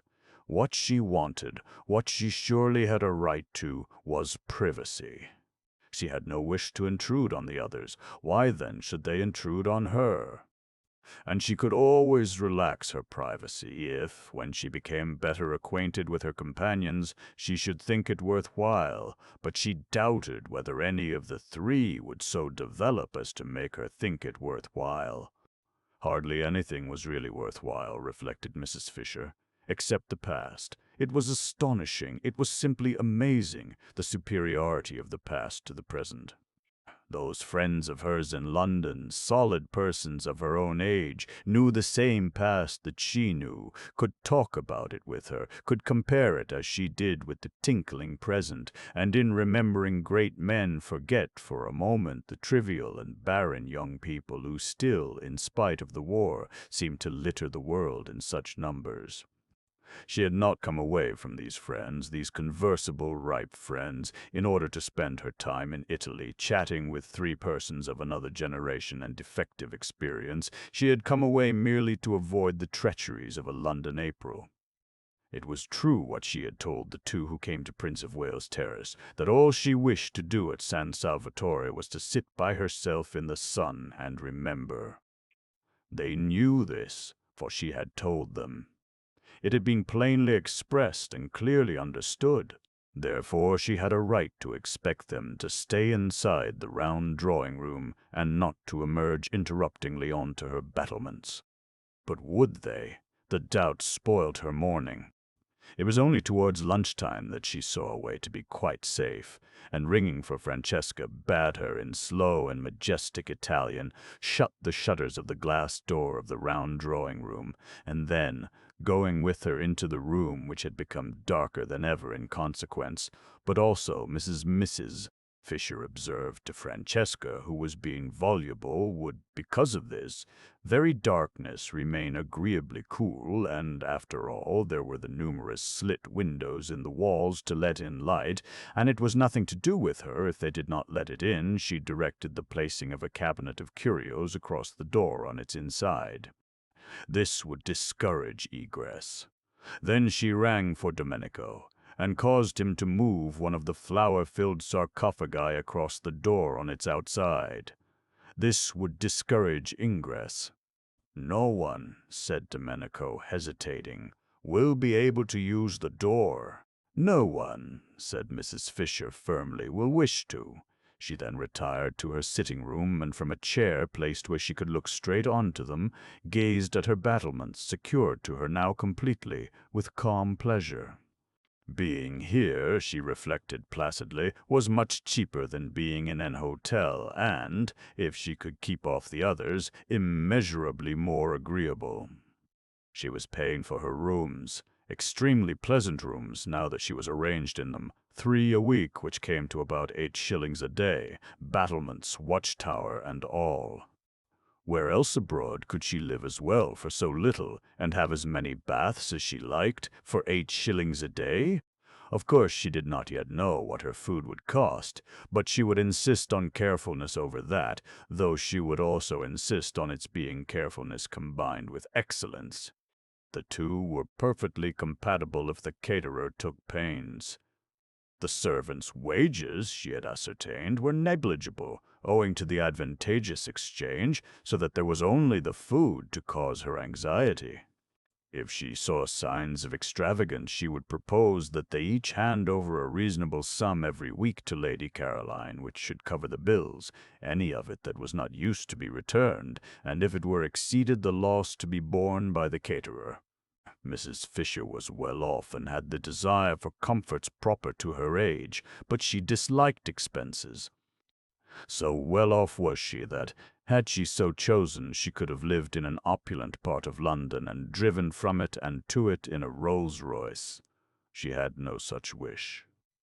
It needed more vitality than went with true comfort to deal with a house in an opulent spot and a Rolls-Royce. Worries attended such possessions, worries of every kind, crowned by bills. In the sober gloom of Prince of Wales Terrace she could obscurely enjoy inexpensive yet real comfort without being snatched at by predatory men-servants or collectors for charities, and a taxi stand was at the end of the road. Her annual outlay was small. The house was inherited. Death had furnished it for her. She trod in the dining room on the Turkey carpet of her father's. She regulated her day by the excellent black marble clock on the mantelpiece which she remembered from childhood. Her walls were entirely covered by the photographs her illustrious deceased friends had given either herself or her father, with their own handwriting across the lower parts of their bodies, and the windows, shrouded by the maroon curtains of all her life, were decorated besides with the self-same aquariums to which she owed her first lessons in sea lore, and in which still swam slowly the goldfishes of her youth. Were they the same goldfish? She did not know. Perhaps, like carp, they outlived everybody. Perhaps, on the other hand, behind the deep-sea vegetation provided for them at the bottom, they had from time to time, as the years went by, withdrawn and replaced themselves. Were they or were they not, she sometimes wondered, contemplating them between the courses of her solitary meals, the same goldfish that had that day been there when Carlyle, how well she remembered it, angrily strode up to them in the middle of some argument with her father that had grown heated, and striking the glass smartly with his fist had put them to flight, shouting as they fled, "Och, ye deaf devils! Och, ye lucky deaf devils! You can't hear anything of the blasted, blethering, doddering, glaiked fool stuff your maester talks, can ye? Or words to that effect? Dear, great-souled Carlyle! Such natural gushings forth, such true freshness, such real grandeur. Rugged, if you will. Yes, undoubtedly sometimes rugged and startling in a drawing-room, but magnificent. Who was there now to put beside him? Who was there to mention in the same breath? Her father, than whom no one had had more flair, said, "Thomas is immortal." And here was this generation of puniness, raising its little voice in doubts, or, still worse, not giving itself the trouble to raise it at all, not. It was incredible, but it had been thus reported to her, even reading him. Mrs. Fisher did not read him either, but that was different. She had read him, she had certainly read him, of course she had read him. There was Teufelsdruck. She quite well remembered a tailor called Teufelsdruck, so like Carlyle to call him that. Yes, she must have read him, though naturally details escaped her. The gong sounded. Lost in reminiscence, Mrs. Fisher had forgotten time, and hastened to her bedroom to wash her hands and smooth her hair. She did not wish to be late and set a bad example, and perhaps find her seat at the head of the table taken. One could put no trust in the manners of the younger generation, especially not in those of that Mrs. Wilkins. She was, however, the first to arrive in the dining-room. Francesca in a white apron stood ready with an enormous dish of smoking hot, glistening macaroni, but nobody was there to eat it. Mrs. Fisher sat down, looking stern. "Lax! Lax! Serve me," she said to Francesca, who showed a disposition to wait for the others. Francesca served her. Of the party she liked Mrs. Fisher least. In fact, she did not like her at all. She was the only one of the four ladies who had not yet smiled. True, she was old. True, she was unbeautiful. True, she therefore had no reason to smile. But kind ladies smiled, reason or no. They smiled, not because they were happy, but because they wished to make happy. This one of the four ladies could not then, Francesca decided, be kind, so she handed her the macaroni, being unable to hide any of her feelings, morosely. It was very well cooked, but Mrs. Fisher had never cared for macaroni, especially not this long, worm-shaped variety. She found it difficult to eat, slippery wriggling off her fork, making her look, she felt, undignified when, having got it as she supposed into her mouth, ends of it yet hung out. Always, too, when she ate it, she was reminded of Mr. Fisher. He had, during their married life, behaved very much like macaroni. He had slipped, he had wriggled, he had made her feel undignified, and when at last she had got him safe, as she thought, there had invariably been little bits of him that still, as it were, hung out. Francesca from the sideboard watched Mrs. Fisher's way with macaroni gloomily, and her gloom deepened when she saw her at last take her knife to it and chop it small. Mrs. Fisher really did not know how else to get hold of the stuff. She was aware that knives in this connection were improper, but one did finally lose patience. Macaroni was never allowed to appear on her table in London. Apart from its tiresomeness, she did not even like it, and she would tell Lady Caroline not to order it again. Years of practice, reflected Mrs. Fisher, chopping it up, years of actual living in Italy would be necessary to learn the exact trick. Browning managed macaroni wonderfully. She remembered watching him one day when he came to lunch with her father, and a dish of it had been ordered as a compliment to his connection with Italy. Fascinating the way it went in. No chasing round the plate, no slidings off the fork, no subsequent protrusions of loose ends. Just one dig, one whisk, one thrust, one gulp, and lo, yet another poet had been nourished. "Shall I go and seat the young lady?" asked Francesca, unable any longer to look on a good macaroni being cut with a knife. Mrs. Fisher came out of her reminiscent reflections with difficulty. "She knows lunch is at 12:30, she said. "They all know." "She may be asleep," said Francesca. "The other ladies are further away, but this one is not far away." "Beat the gong again, then," said Mrs. Fisher. What manners, she thought, what manners! It was not an hotel, and considerations were due. She must say she was surprised at Mrs. Arbuthnot, who had not looked like somebody unpunctual. Lady Caroline, too. She had seemed amiable and courteous, whatever else she might be. From the other one, of course, she expected nothing.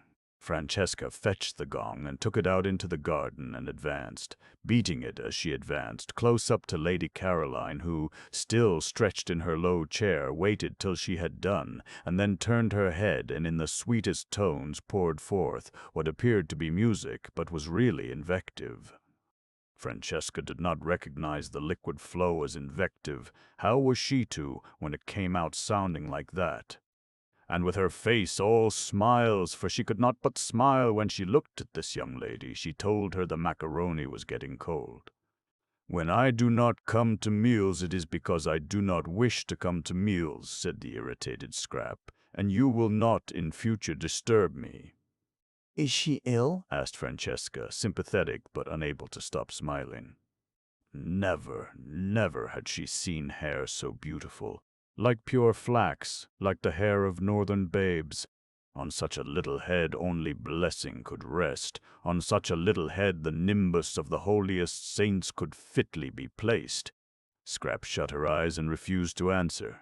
In this she was injudicious, for its effect was to convince Francesca, who hurried away full of concern to tell Mrs. Fisher that she was indisposed. And Mrs. Fisher, being prevented, she explained, from going out to Lady Caroline herself because of her stick, sent the two others instead, who had come in at that moment heated and breathless and full of excuses, while she herself proceeded to the next course, which was a very well-made omelette, bursting most agreeably at both its ends with young green peas. "Serve me," she directed Francesca, who again showed a disposition to wait for the others. "Oh, why won't they leave me alone? Oh, why won't they leave me alone?" Scrap asked herself when she heard more scrunchings on the little pebbles which took the place of grass, and therefore knew someone else was approaching.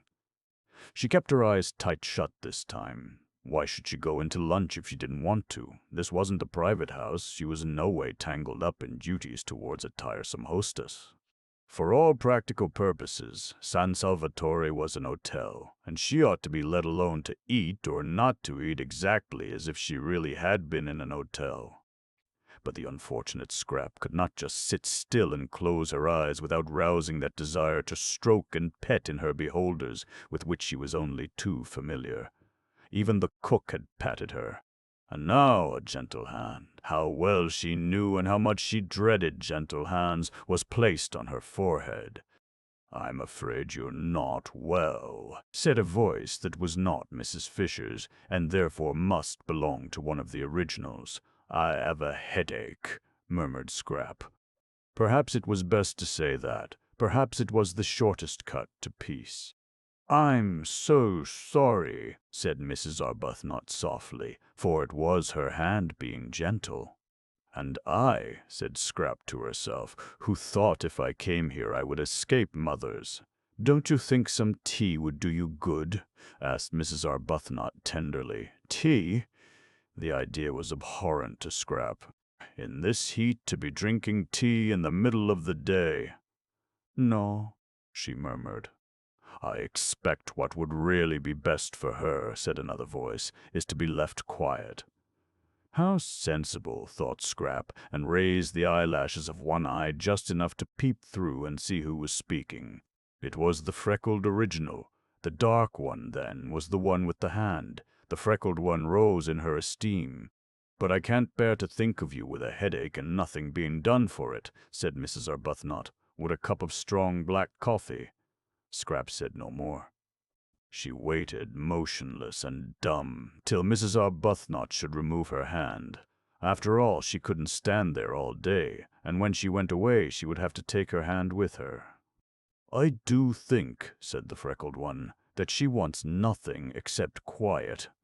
And perhaps the freckled one pulled the one with the hand by the sleeve, for the hold on Scrap's forehead relaxed, and after a minute's silence, during which no doubt she was being contemplated, she was always being contemplated, the footsteps began to scrunch the pebbles again, and grew fainter, and were gone.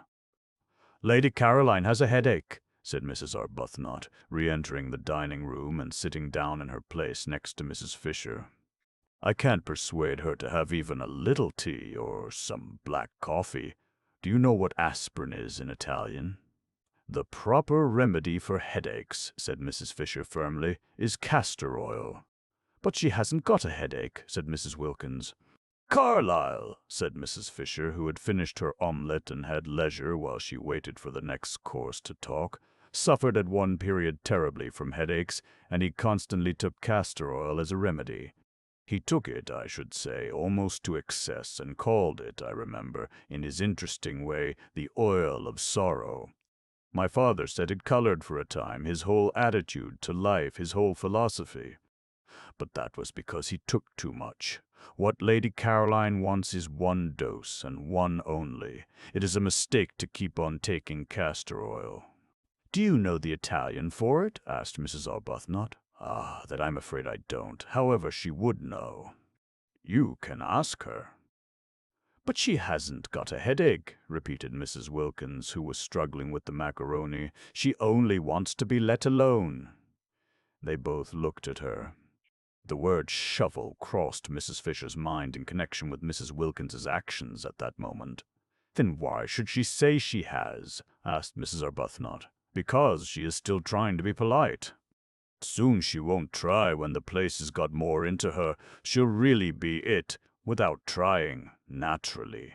"Lottie, you see," explained Mrs. Arbuthnot, smiling to Mrs. Fisher, who sat waiting with a stony patience for her next course, delayed because Mrs. Wilkins would go on trying to eat the macaroni, which must be less worth eating than ever now that it was cold. "Lottie, you see, has a theory about this place."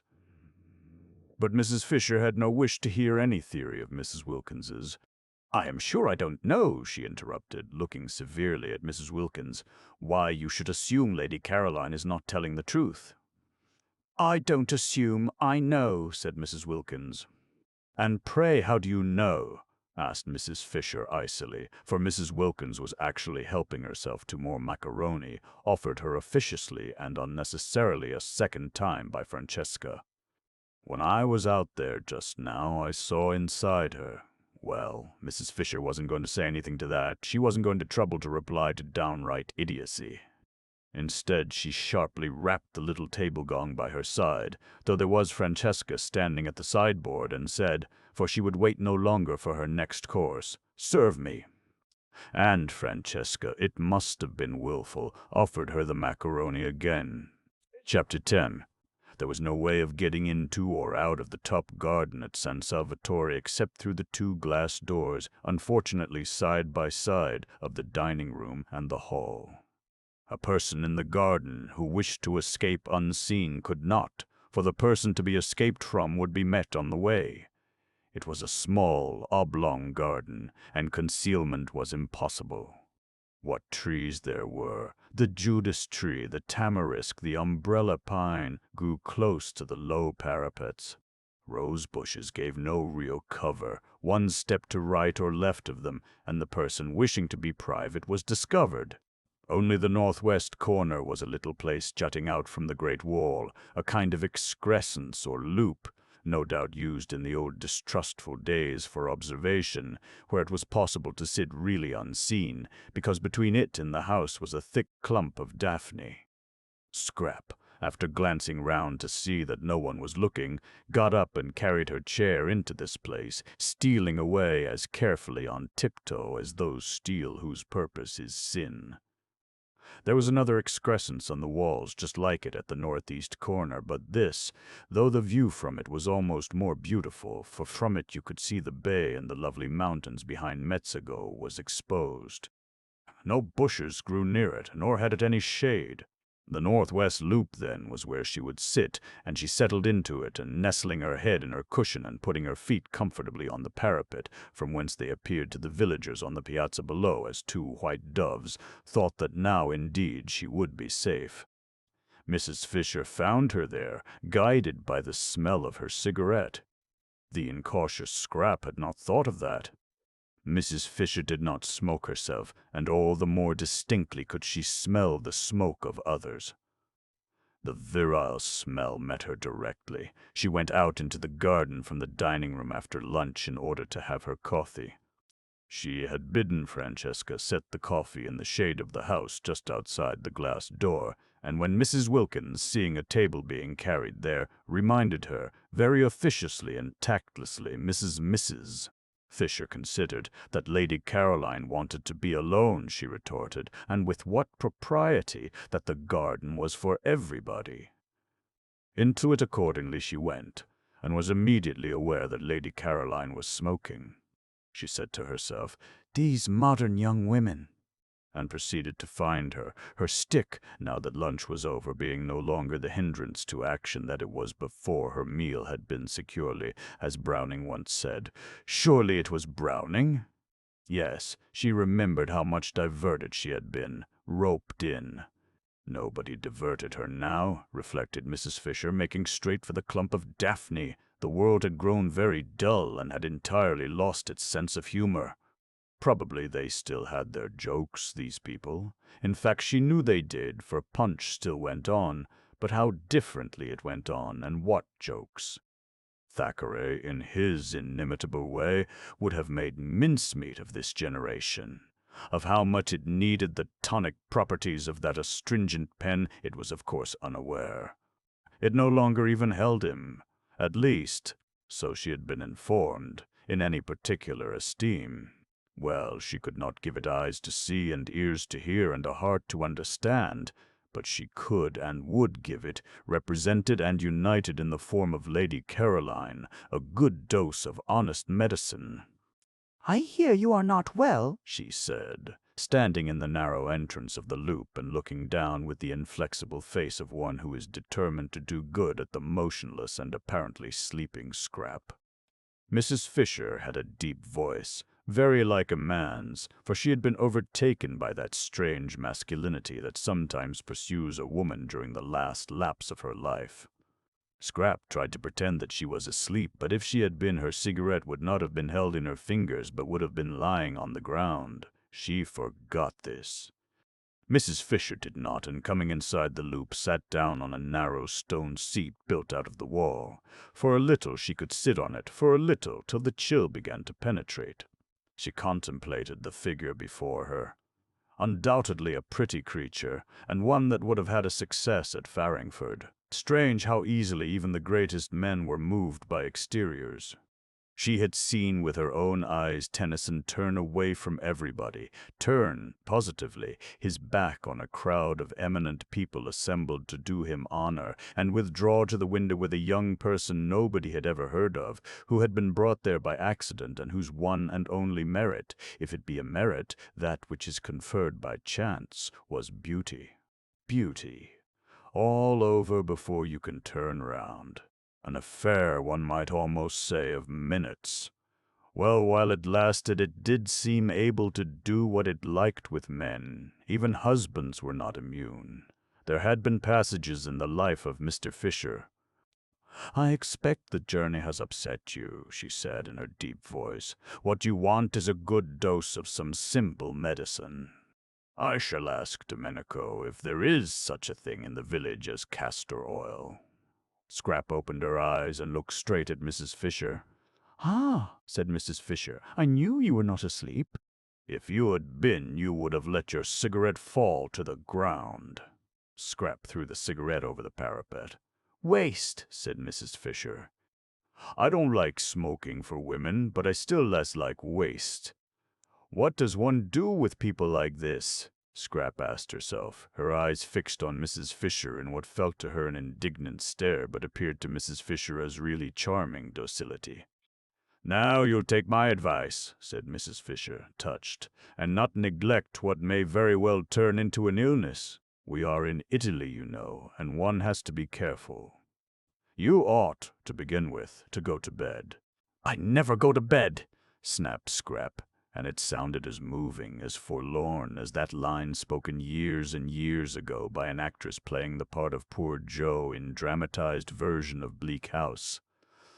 "I'm always moving on," said poor Jo in this play, urged to do so by a policeman, and Mrs. Fisher, then a girl, had laid her head on the red velvet parapet of the front row of the dress circle and wept aloud. It was wonderful, Scrap's voice. It had given her, in the 10 years since she came out, all the triumphs that intelligence and wit can have, because it made whatever she said seem memorable. She ought, with a throat formation like that, to have been a singer, but in every kind of music, Scrap was dumb except this one music of the speaking voice, and what a fascination, what a spell lay in that! Such was the loveliness of her face and the beauty of her coloring that there was not a man into whose eyes at the sight of her there did not leap a flame of intensest interest. But when he heard her voice, the flame in that man's eyes was caught and fixed. It was the same with every man, educated and uneducated, old, young, desirable themselves or undesirable, men of her own world and bus conductors, generals and Tommies. During the war she had had a perplexing time, bishops equally with vergers. Round about her confirmation startling occurrences had taken place, wholesome and unwholesome, rich and penniless, brilliant or idiotic, and it made no difference at all what they were, or how long and securely married. Into the eyes of every one of them, when they saw her, leapt this flame, and when they heard her, it stayed there. Scrap had had enough of this look. It only led to difficulties. At first it had delighted her. She had been excited, triumphant. To be apparently incapable of doing or saying the wrong thing, to be applauded, listened to, petted, adored wherever she went, and when she came home to find nothing there either but the most indulgent, proud fondness. Why, how extremely pleasant. And so easy, too. No preparation necessary for this achievement, no hard work, nothing to learn. She need take no trouble. She had only to appear, and presently say something. But gradually experiences gathered round her. After all, she had to take trouble, she had to make efforts, because, she discovered with astonishment and rage, she had to defend herself. That look, that leaping look, meant that she was going to be grabbed at. Some of those who had it were more humble than others, especially if they were young, but they all, according to their several ability, grabbed, and she who had entered the world so jauntily, with her head in the air and the completest confidence in anybody whose hair was gray, began to distrust, and then to dislike, and soon to shrink away from, and presently to be indignant.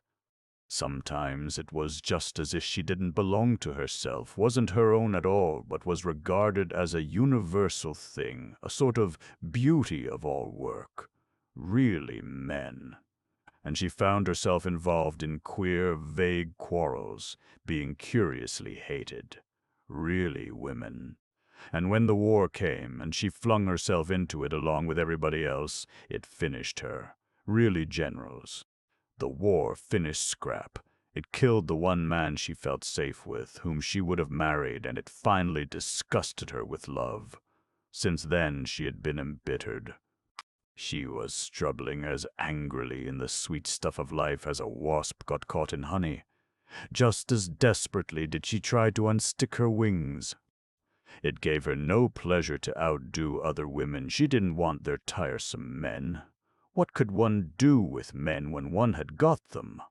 None of them would talk to her of anything but the things of love, and how foolish and fatiguing that became after a bit. It was as though a healthy person with a normal hunger was given nothing whatever to eat but sugar. Love, love. The very word made her want to slap somebody. Why should I love you? Why should I? She would ask amazed sometimes when somebody was always trying, to propose to her. But she never got a real answer, only further incoherence. A deep cynicism took hold of the unhappy Scrap. Her inside grew hoary with disillusionment, while her gracious and charming outside continued to make the world more beautiful. What had the future in it for her? She would not be able, after such a preparation, to take hold of it. She was fit for nothing. She had wasted all this time being beautiful. Presently she wouldn't be beautiful, and what then? Scrap didn't know what then. It appalled her to wonder even. Tired as she was of being conspicuous, she was at least used to that. She had never known anything else, and to become inconspicuous, to fade, to grow shabby and dim, would probably be most painful. And once she began, what years and years of it there would be. Imagine, thought Scrap, having most of one's life at the wrong end. Imagine being old for 2 or 3 times as long as being young. Stupid, stupid. Everything was stupid. There wasn't a thing she wanted to do. There were thousands of things she didn't want to do. Avoidance, silence, invisibility if possible, unconsciousness. These negations were all she asked for at the moment, and here, even here, she was not allowed a minute's peace, and this absurd woman must come pretending, merely because she wanted to exercise power and make her go to bed and make her hideous, drink castor oil, that she thought she was ill. "I'm sure," said Mrs. Fisher, who felt the cold of the stone beginning to come through and knew she could not sit much longer, "you'll do what is reasonable." "Your mother would wish. Have you a mother?" A faint wonder came into Scrap's eyes. Have you a mother? If ever anybody had a mother, it was Scrap. It had not occurred to her that there could be people who had never heard of her mother. She was one of the major marchionesses, there being, as no one knew better than Scrap, marchionesses and marchionesses, and had held high positions at court. Her father, too, in his day, had been most prominent. His day was a little over, poor dear, because in the war he had made some important mistakes, and besides, he was now grown old. Still, there he was, an excessively well-known person. How restful, how extraordinarily restful to have found someone who had never heard of any of her lot, or at least had not yet connected her with them. She began to like Mrs. Fisher. Perhaps the originals didn't know anything about her either. When she first wrote to them and signed her name, that great name of Desta which twisted in and out of English history like a bloody thread, for its bearers constantly killed, she had taken it for granted that they would know who she was, and at the interview in Shaftesbury Avenue she was sure they did know, because they hadn't asked, as they otherwise would have, for references. Scrap began to cheer up.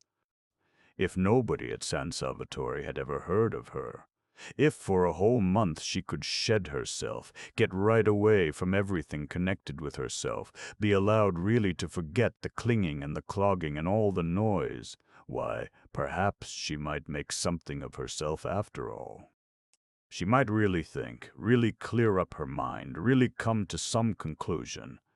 "What I want to do here," she said, leaning forward in her chair and clasping her hands round her knees and looking up at Mrs. Fisher, whose seat was higher than hers, almost with animation, so much pleased was she that Mrs. Fisher knew nothing about her, "is to come to a conclusion. That's all. It isn't much to want, is it?"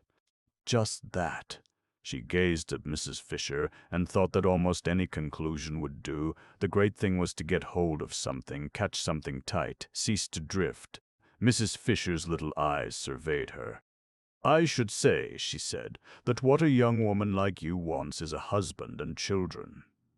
"Well, that's one of the things I'm going to consider," said Scrap amiably. "But I don't think it would be a conclusion."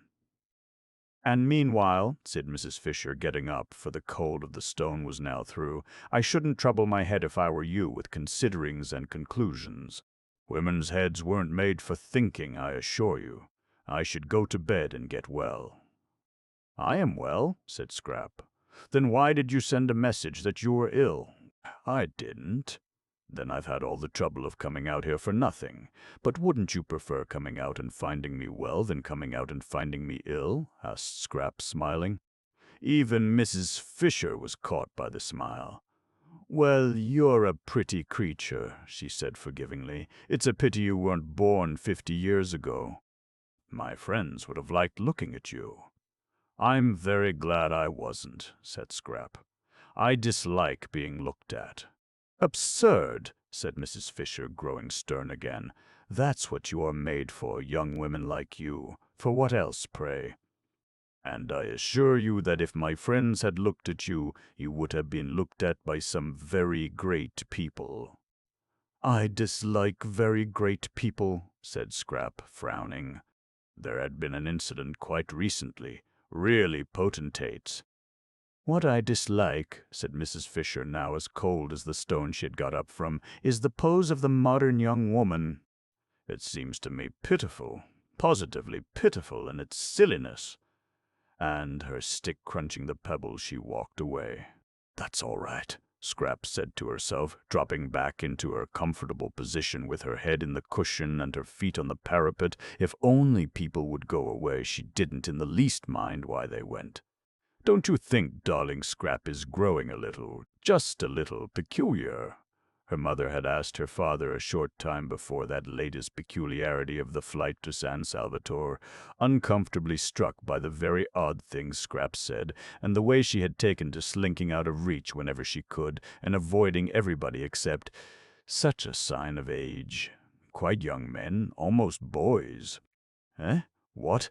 Peculiar? Well, let her be peculiar if she likes. A woman with her looks can be any damn thing she pleases," was the infatuated answer. "I do let her," said her mother meekly. And, indeed, if she did not, what difference would it make? Mrs. Fisher was sorry she had bothered about Lady Caroline. She went along the hall towards her private sitting-room, and her stick as she went struck the stone floor with a vigor in harmony with her feelings. Sheer silliness, these poses. She had no patience with them. Unable to be or do anything of themselves, the young of the present generation tried to achieve a reputation for cleverness by decrying all that was obviously great and obviously good, and by praising everything, however obviously bad, that was different. "Apes," thought Mrs. Fisher, roused. "Apes! Apes! Apes!" And in her sitting-room she found more apes, or what seemed to her in her present mood more, for there was Mrs. Arbuthnot placidly drinking coffee, while at the writing-table she already looked upon as sacred, using her own pen brought for her hand alone from Prince of Wales Terrace, sat Mrs. Wilkins writing at the table in her room with her pen. "Isn't this a delightful place?" said Mrs. Arbuthnot cordially.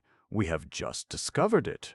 I'm writing to Mellish, said Mrs. Wilkins, turning her head and also cordially. As though, Mrs. Fisher thought, she cared a straw who she was writing to and anyhow knew who the person she called Mellish was.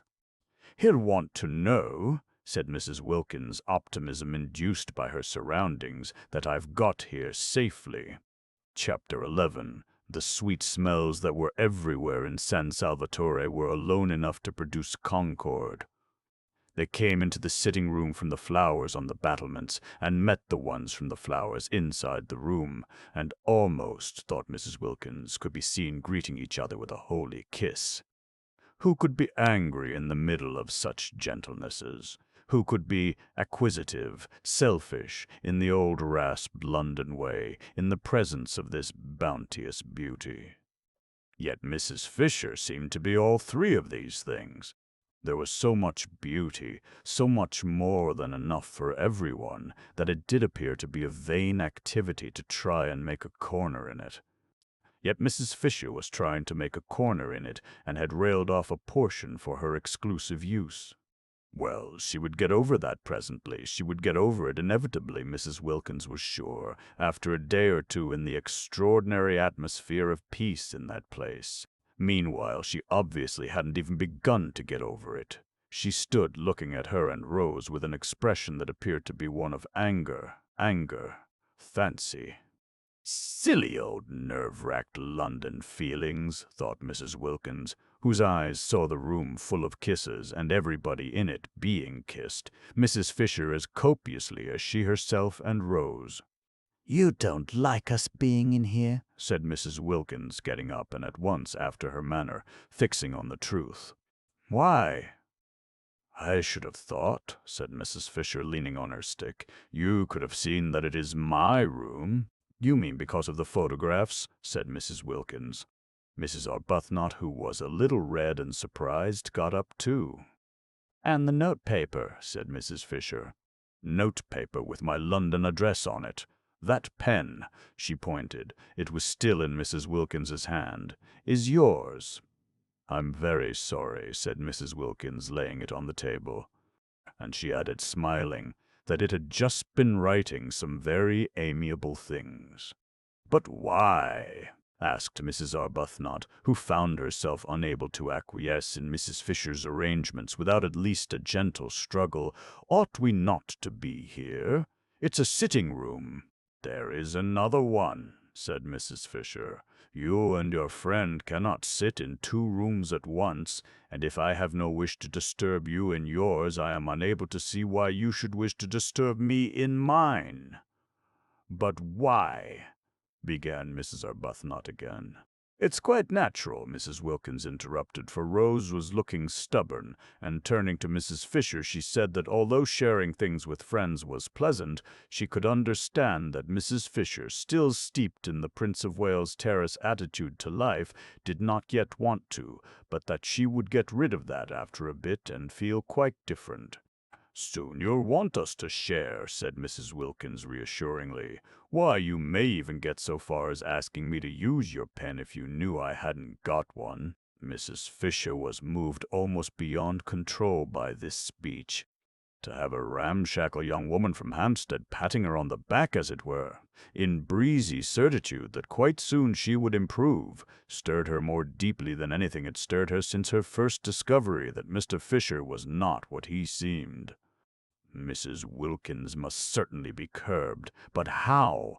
There was a curious imperviousness about her. At that moment, for instance, she was smiling as pleasantly and with as unclouded a face as if she were saying nothing in the least impertinent. Would she know she was being curbed? If she didn't know, if she were too tough to feel it, then what? Nothing except avoidance, except precisely one's own private sitting room. I'm an old woman, said Mrs. Fisher, and I need a room to myself. I cannot get about because of my stick. As I cannot get about, I have to sit. Why should I not sit quietly and undisturbed, as I told you in London I intended to? If people are to come in and out all day long chattering and leaving doors open, you will have broken the agreement, which was that I was to be quiet." "But we haven't the least wish," began Mrs. Arbuthnot, who was again cut short by Mrs. Wilkins. "We are only too glad," said Mrs. Wilkins, "for you to have this room if it makes you happy." "We didn't know about it, that's all. We wouldn't have come in if we had.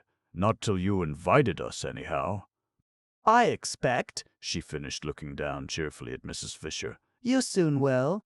And picking up her letter, she took Mrs. Arbuthnot's hand and drew her towards the door. Mrs. Arbuthnot did not want to go. She, the mildest of women, was filled with a curious and surely unchristian desire to stay and fight.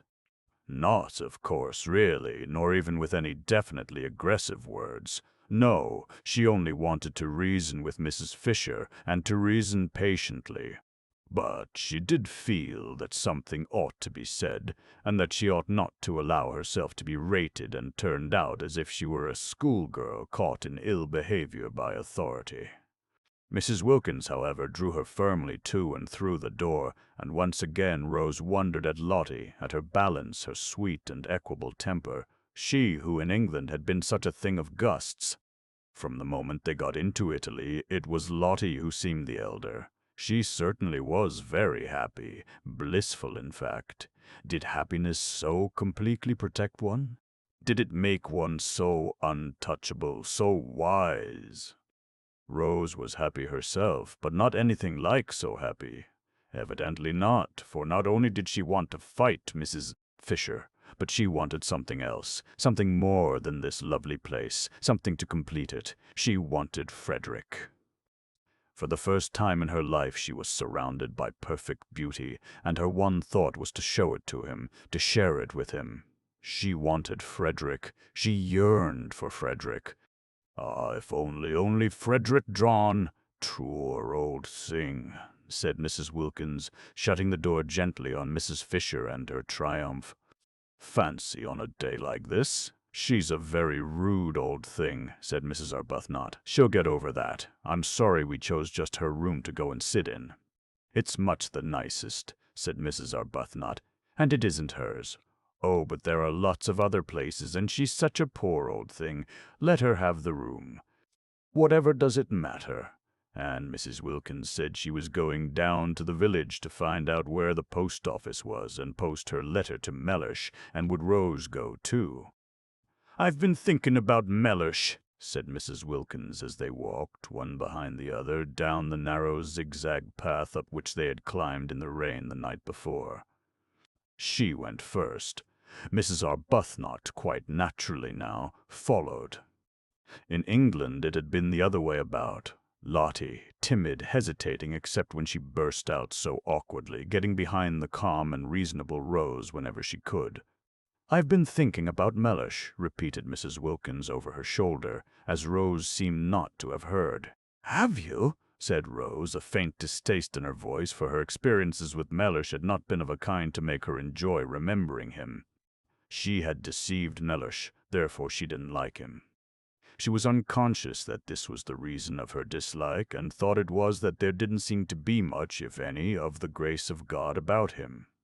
And yet how wrong to feel that, she rebuked herself, and how presumptuous. No doubt Lottie's husband was far, far nearer to God than she herself was ever likely to be. Still, she didn't like him. "I've been a mean dog," said Mrs. Wilkins. "A what?" asked Mrs. Arbuthnot, incredulous of her hearing. "All this coming away and leaving him in that dreary place while I rollick in heaven. He had planned to take me to Italy for Easter himself. Did I tell you?"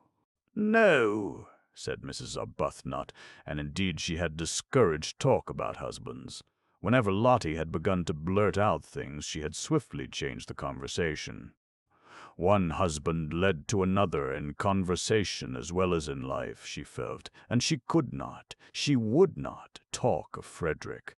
Beyond the bare fact that he was there, he had not been mentioned. Mellish had had to be mentioned because of his obstructiveness, but she had carefully kept him from overflowing outside the limits of necessity. "Well, he did," said Mrs. Wilkins. He had never done such a thing in his life before, and I was horrified. Fancy, just as I had planned to come to it myself. She paused on the path and looked up at Rose. Yes, said Rose, trying to think of something else to talk about. Now you see why I say I've been a mean dog. He had planned a holiday in Italy with me, and I had planned a holiday in Italy leaving him at home. I think, She went on, her eyes fixed on Rose's face. Mellish has every reason to be both angry and hurt. Mrs. Arbuthnot was astonished. The extraordinary quickness with which, hour by hour, under her very eyes, Lottie became more selfless, disconcerted her. She was turning into something surprisingly like a saint. Here she was now being affectionate about Mellish, who only that morning, while they hung their feet into the sea, had seemed a mere iridescence, Lottie had told her, a thing of gauze. That was only that morning, and by the time they had had lunch, Lottie had developed so far as to have got him solid enough again to write to, and to write to at length. And now, a few minutes later, she was announcing that he had every reason to be angry with her and hurt, and that she herself had been. The language was unusual, but it did express real penitence, a mean dog. Rose stared at her, astonished.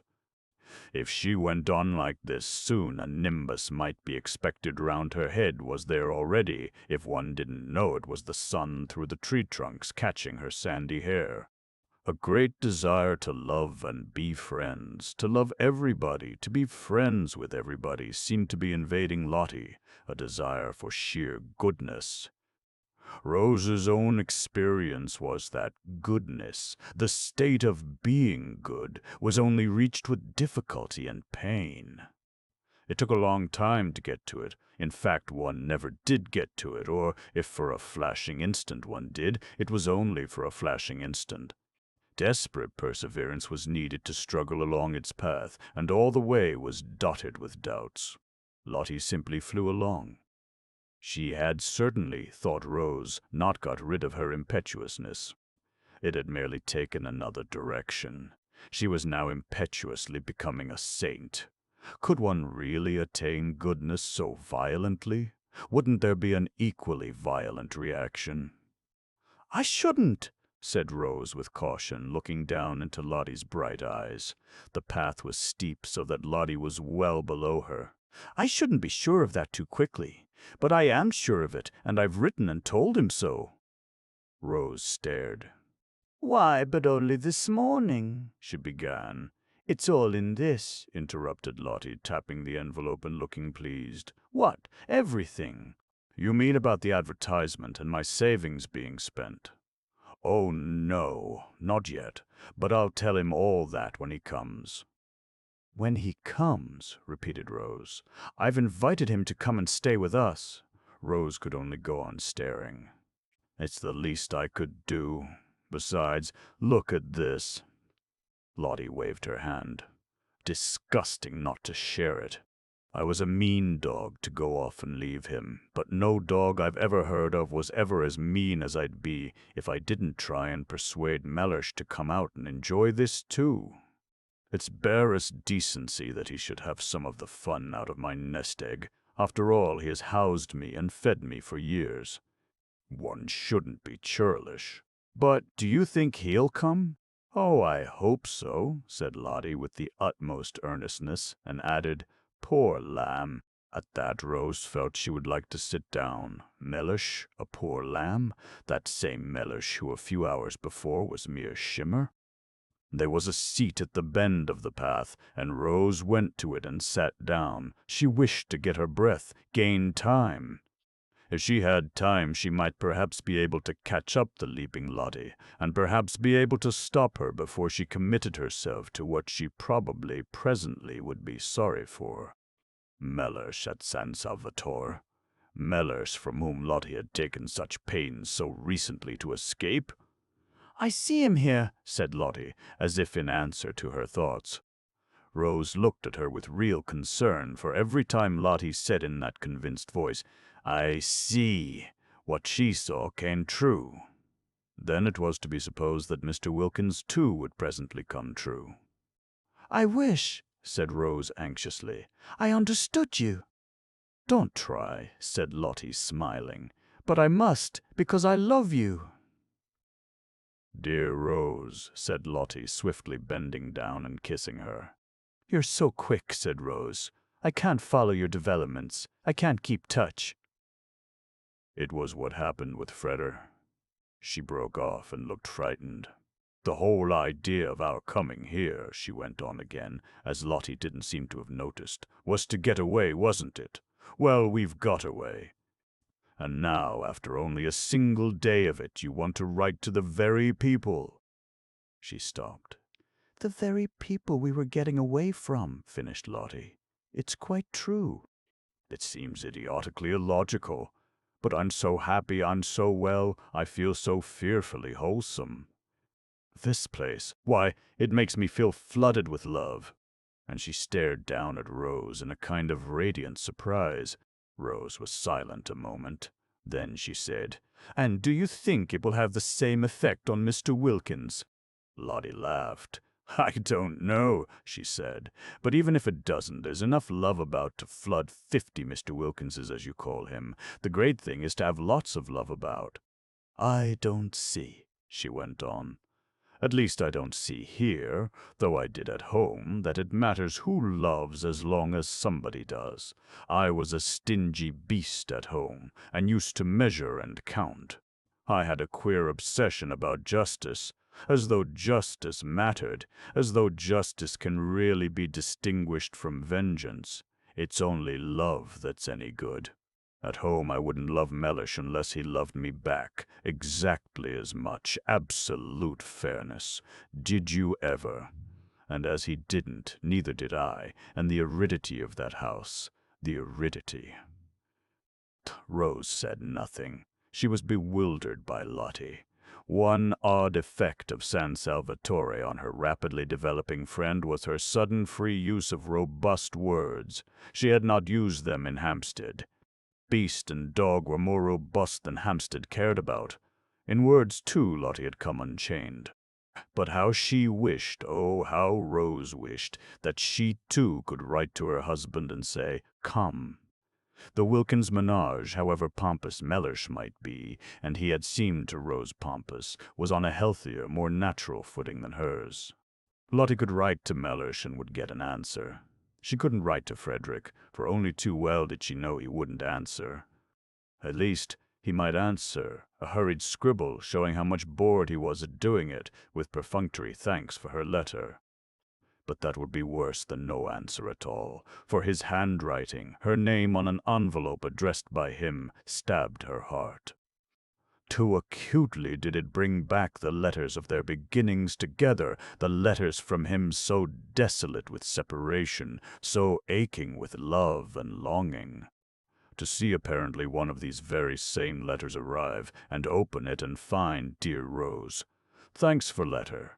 Glad you're having a good time. Don't hurry back. Say if you want any money. Everything going splendidly here. Yours, Frederick. No, it couldn't be borne. I don't think I'll come down to the village with you today," she said, looking up at Lottie with eyes suddenly gone dim. "I think I want to think." "All right," said Lottie, at once starting off briskly down the path. "But don't think too long," she called back over her shoulder. "Write and invite him at once." "Invite whom?" asked Rose, startled. "Your husband." Chapter 12. At the evening meal, which was the first time the whole four sat round the dining-room table together, Scrap appeared. She appeared quite punctually, and in one of those wrappers or tea-gowns which are sometimes described as ravishing. This one really was ravishing. It certainly ravished Mrs. Wilkins, who could not take her eyes off the enchanting figure opposite. It was a shell-pink garment, and clung to the adorable Scrap as though it, too, loved her. "What a beautiful dress!" exclaimed Mrs. Wilkins eagerly.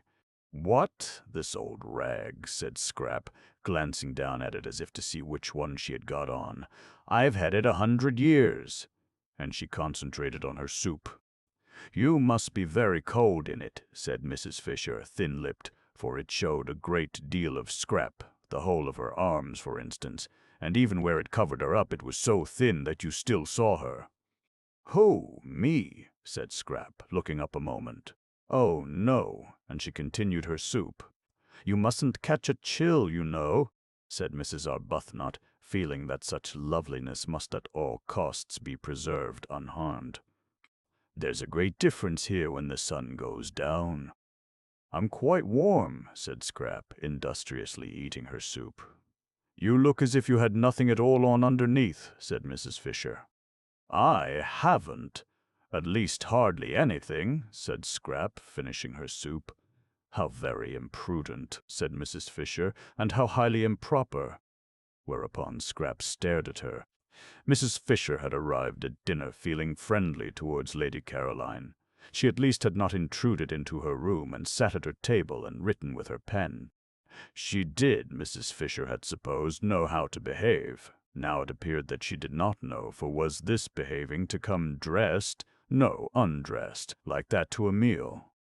Such behavior was not only exceedingly improper, but also most inconsiderate, for the indelicate creature would certainly catch a chill and then infect the entire party. Mrs. Fisher had a great objection to other people's chills.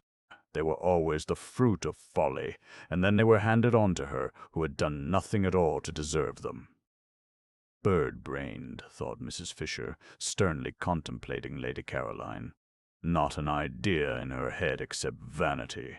"But there are no men here," said Mrs. Wilkins, "so how can it be improper?" "Have you noticed," she inquired of Mrs. Fisher, who endeavored to pretend she did not hear, "how difficult it is to be improper without men?" Mrs. Fisher neither answered her nor looked at her, but Scrap looked at her, and did that with her mouth which in any other mouth would have been a faint grin. Seen from without across the bowl of nasturtiums, it was the most beautiful of brief and dimpled smiles. She had a very alive sort of face, that one, thought Scrap, observing Mrs. Wilkins with a dawn of interest. It was rather like a field of corn swept by lights and shadows. Both she and the dark one, Scrap noticed, had changed their clothes, but only in order to put on silk jumpers. The same amount of trouble would have been enough to dress them properly, reflected Scrap. Naturally, they looked like nothing on earth in the jumpers. It didn't matter what Mrs. Fisher wore. Indeed, the only thing for her, short of plumes and ermine, was what she did wear. But these others were quite young still, and quite attractive. They really definitely had faces. How different life would be for them if they made the most of themselves instead of the least. And yet, Scrap was suddenly bored and turned away her thoughts and absently ate toast. What did it matter? If you did make the best of yourself, you only collected people round you who ended by wanting to grab.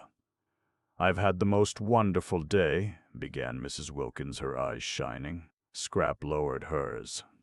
"Oh," she thought, "she's going to gush." "As though anybody were interested in her day," thought Mrs. Fisher, lowering hers also. In fact, whenever Mrs. Wilkins spoke, Mrs. Fisher deliberately cast down her eyes. Thus would she mark her disapproval. Besides, it seemed the only safe thing to do with her eyes, for no one could tell what the uncurbed creature would say next. That which she had just said, for instance, about men, addressed too to her, what could she mean? Better not conjecture, thought Mrs. Fisher, and her eyes, though cast down, yet saw Lady Caroline stretch out her hand to the Chianti flask and fill her glass again. Again. She had done it once already, and the fish was only just going out of the room. Mrs. Fisher could see that the other respectable member of the party, Mrs. Arbuthnot, was noticing it too. Mrs. Arbuthnot was, she hoped and believed, respectable and well-meaning. It is true she also had invaded her sitting-room, but no doubt she had been dragged there by the other one, and Mrs. Fisher had little if anything against Mrs. Arbuthnot, and observed with approval that she only drank water. That was as it should be. So, indeed, to give her her dues, did the freckled one, and very right at their age. She herself drank wine, but with what moderation, 1 meal, 1 glass. And she was 65 and might properly and even beneficially have had at least 2. "That," she said to Lady Caroline, cutting right across what Mrs. Wilkins was telling them about her wonderful day and indicating the wine-glass, "is very bad for you." Lady Caroline, however, could not have heard, for she continued to sip her elbow on the table and listen to what Mrs. Wilkins was saying. And what was it she was saying? She had invited somebody to come and stay. A man? Mrs. Fisher could not credit her ears, yet it evidently was a man, for she spoke of the person as he. Suddenly and for the first time. But then this was most important. Mrs. Fisher addressed Mrs. Wilkins directly. She was 65 and cared very little what sorts of women she happened to be with for a month. But if the women were to be mixed with men, it was a different proposition altogether. She was not going to be made a cat's paw of. She had not come out there to sanction by her presence what used in her day to be called fast behavior. Nothing had been said at the interview in London about men. If there had been, she would have declined, of course, to come. "What is his name?" asked Mrs. Fisher, abruptly interposing. Mrs. Wilkins turned to her with a slight surprise. "Wilkins," she said. "Wilkins, yes. Your name and his." "A relation, not blood. A connection, a husband." Mrs. Fisher once more cast down her eyes. She could not talk to Mrs. Wilkins. There was something about the things she said. A husband. Suggesting one of many. Always that unseemly twist to everything. Why could she not say, "my husband"? Besides, Mrs. Fisher had, she herself knew not for what reason, taken both the Hampstead young women for widows, war ones. There had been an absence of mention of husbands at the interview, which would not, she considered, be natural if such persons did after all exist. And if a husband was not a relation, who was? Not blood. What a way to talk. Why, a husband was the first of all relations. How well she remembered Ruskin. No, it was not Ruskin. It was the Bible that said a man should leave his father and mother and cleave only to his wife, showing that she became by marriage an even more than blood relation. And if the husband's father and mother were to be nothing to him compared to his wife, how much less than nothing ought the wife's father and mother be to her compared to her husband? She herself had been unable to leave her father and mother in order to cleave to Mr. Fisher because they were no longer, when she married, alive, but she certainly would have left them if they had been there to leave. Not blood, indeed. Silly talk. The dinner was very good. Succulence succeeded succulence. Costanza had determined to do as she chose in the matter of cream and eggs the first week, and see what happened at the end of it when the bills had to be paid. Her experience of the English was that they were quiet about bills. They were shy of words. They believed readily. Besides, who was the mistress here? In the absence of a definite one, it occurred to Costanza that she might as well be the mistress herself. So she did as she chose about the dinner, and it was very good. The 4, however, were so much preoccupied by their own conversation that they ate it without noticing how good it was. Even Mrs. Fisher, she who in such matters was manly, did not notice. The entire excellent cooking was to her as though it were not, which shows how much she must have been stirred. She was stirred. It was that Mrs. Wilkins. She was enough to stir anybody. And she was undoubtedly encouraged by Lady Caroline, who, in her turn, was no doubt influenced by the Chianti. Mrs. Fisher was very glad there were no men present, for they certainly would have been foolish about Lady Caroline. She was precisely the sort of young woman to unbalance them, especially, Mrs. Fisher recognized at that moment. Perhaps it was the Chianti momentarily intensifying her personality, but she was undeniably most attractive, and there were few things Mrs. Fisher disliked more than having to look on while sensible, intelligent men, who the moment before were talking seriously and interestingly about real matters, became merely foolish and simpering. She had seen them actually simpering, just because in walked a bit of bird-brained beauty. Even Mr. Gladstone, that great wise statesman, whose hand had once rested for an unforgettable moment solemnly on her head, would have, she felt, on perceiving Lady Caroline left off talking sense and horribly embarked on badinage. "You see," Mrs. Wilkins said, a silly trick that with which she mostly began her sentences. Mrs. Fisher each time wished to say, "Pardon me, I do not see, I hear. But why trouble?" "You see," said Mrs. Wilkins, leaning across towards Lady Caroline, "we arranged, didn't we, in London, that if any of us wanted to, we could each invite one guest. So now I'm doing it." "I don't remember that," said Mrs. Fisher, her eyes on her plate. "Oh, yes, we did. Didn't we, Rose?" "Yes, I remember," said Lady Caroline. "Only it seems so incredible that one could ever want to. One's whole idea was to get away from one's friends, and one's husbands." Again that unseemly plural. But how altogether unseemly, thought Mrs. Fisher. Such implications. Mrs. Arbuthnot clearly thought so too, for she had turned red. "And family affection," said Lady Caroline, or was it the Chianti speaking? Surely it was the Chianti. "And the want of family affection," said Mrs. Wilkins. What a light she was throwing on her home life and real character. "That wouldn't be so bad," said Lady Caroline. "I'd stay with that. It would give one room." "Oh, no, no, it's dreadful," cried Mrs. Wilkins. "It's as if one had no clothes on." "But I like that," said Lady Caroline. "Really," said Mrs. Fisher. "It's a divine feeling getting rid of things," said Lady Caroline, who was talking altogether to Mrs. Wilkins and paid no attention to the other two. "Oh, but in a bitter wind to have nothing on, and know there never will be anything on, and you going to get colder and colder till at last you die of it. That's what it was like, living with somebody who didn't love one." These confidences, thought Mrs. Fisher, and no excuse whatever for Mrs. Wilkins, who was making them entirely on plain water. Mrs. Arbuthnot, judging from her face, quite shared Mrs. Fisher's disapproval. She was fidgeting. "But didn't he?"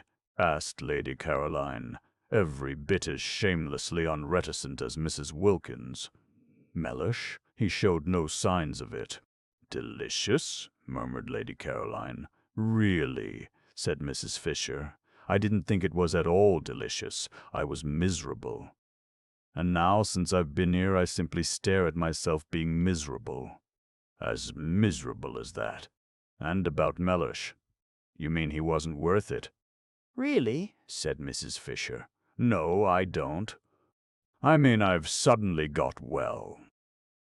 Lady Caroline, slowly twisting the stem of her glass in her fingers, scrutinized the lit-up face opposite. "And now I'm well. I find I can't sit here and gloat all to myself. I can't be happy shutting him out.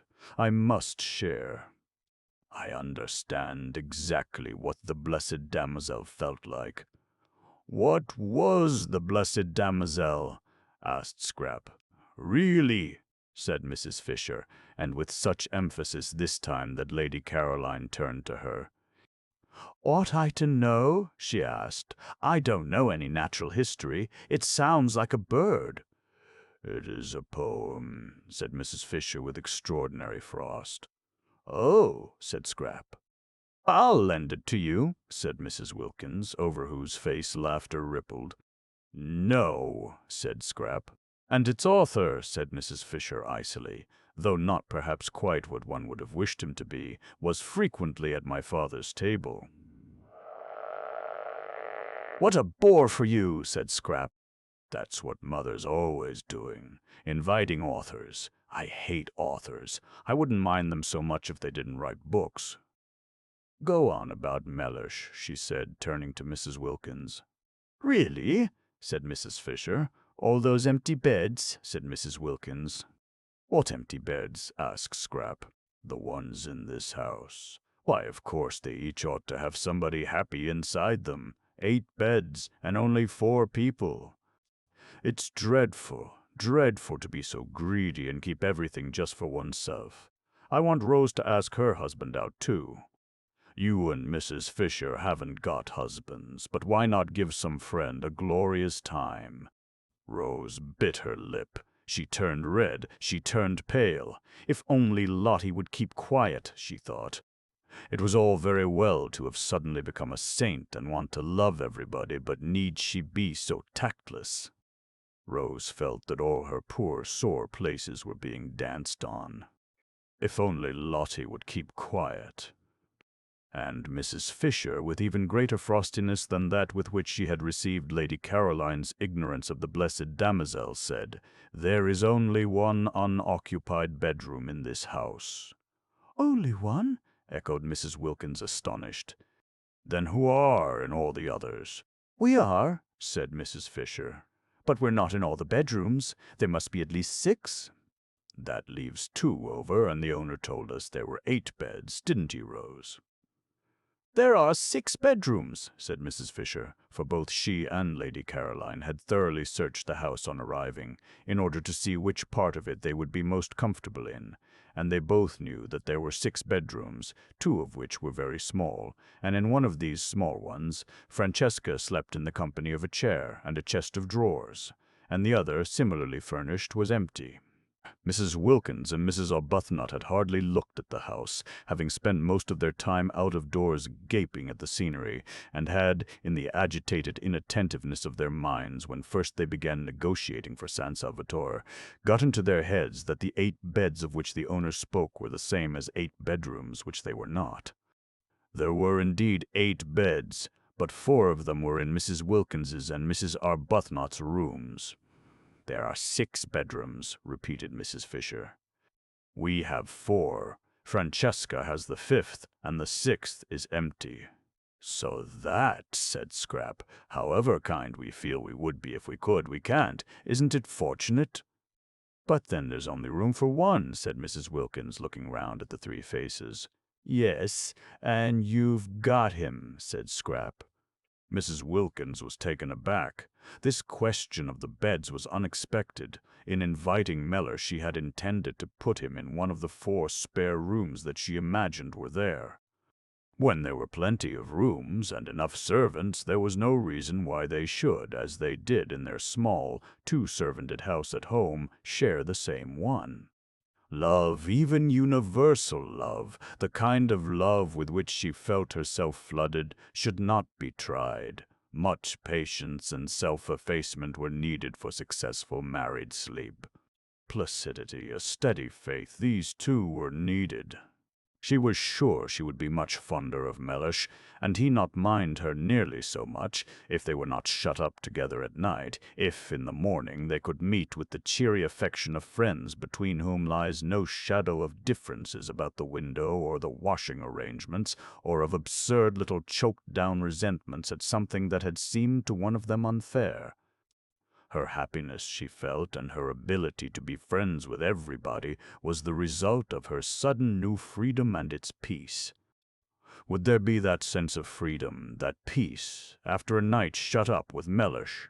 Would she be able in the morning to be full towards him, as she was at that moment full of nothing at all but loving kindness? After all, she hadn't been very long in heaven. Suppose she hadn't been in it long enough for her to have become fixed in blandness. And only that morning, what an extraordinary joy it had been to find herself alone when she woke, and able to pull the bedclothes any way she liked. Francesca had to nudge her. She was so much absorbed that she did not notice the pudding. "If," thought Mrs. Wilkins, distractedly helping herself, "I share my room with Mellish, I risk losing all I now feel about him. If, on the other hand, I put him in the one spare room, I prevent Mrs. Fisher and Lady Caroline from giving somebody a treat. True, they don't seem to want to at present, but at any moment in this place, one or the other of them may be seized with a desire to make somebody happy, and then they wouldn't be able to because of Mellish. "What a problem!" she said aloud, her eyebrows puckered.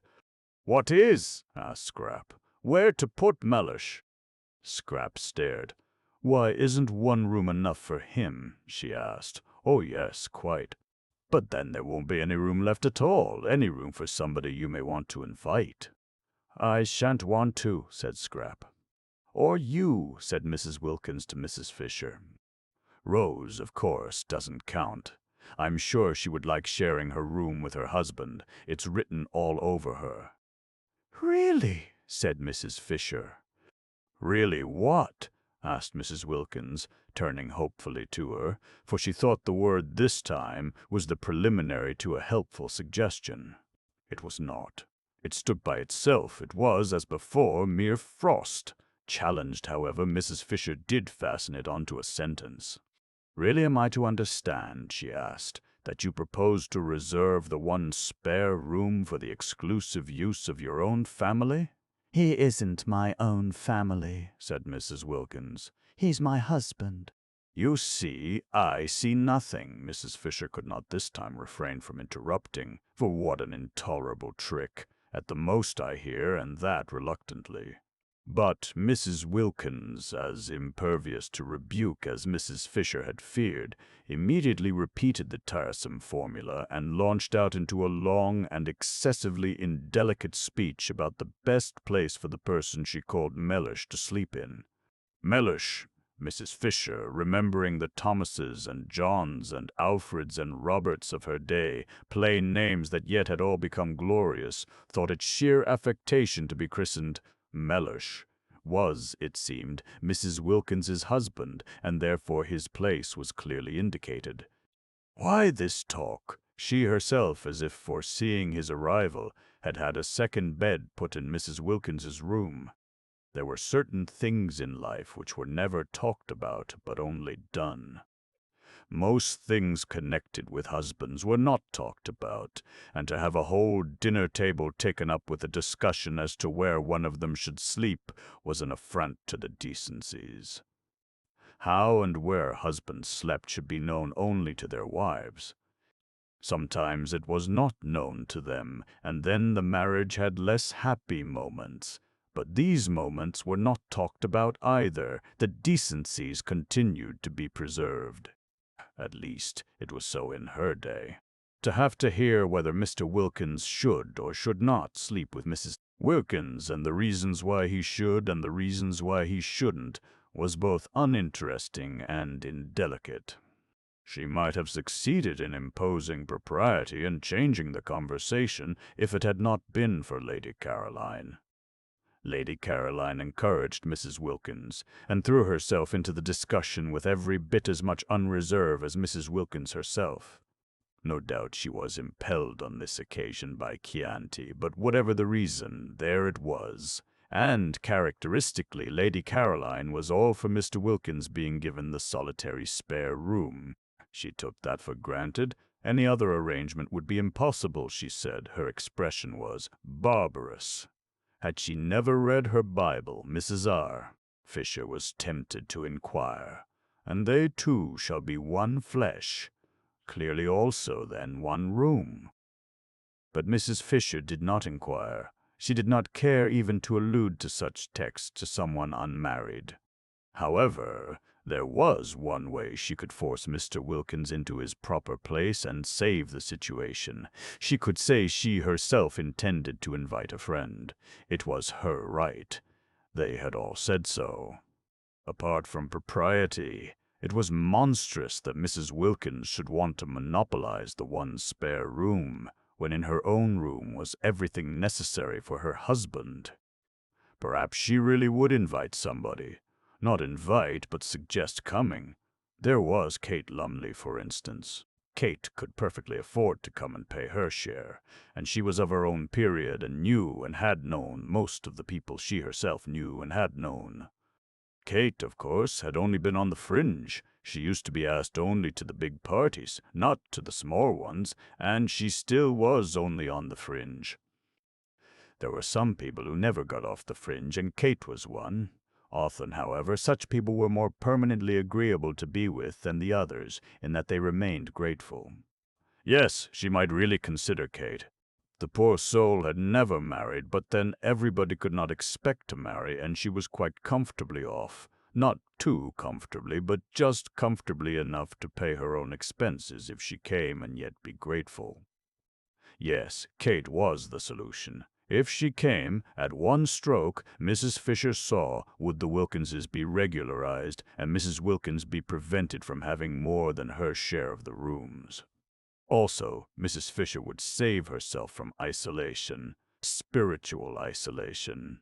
She desired physical isolation between meals, but she disliked that isolation which is of the spirit. Such isolation would, she feared, certainly be hers with these three alien-minded young women. Even Mrs. Arbuthnot was, owing to her friendship with Mrs. Wilkins, necessarily alien-minded. In Kate she would have a support.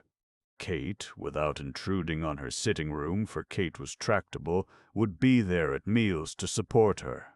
Mrs. Fisher said nothing at the moment, but presently in the drawing-room, when they were gathered round the wood fire.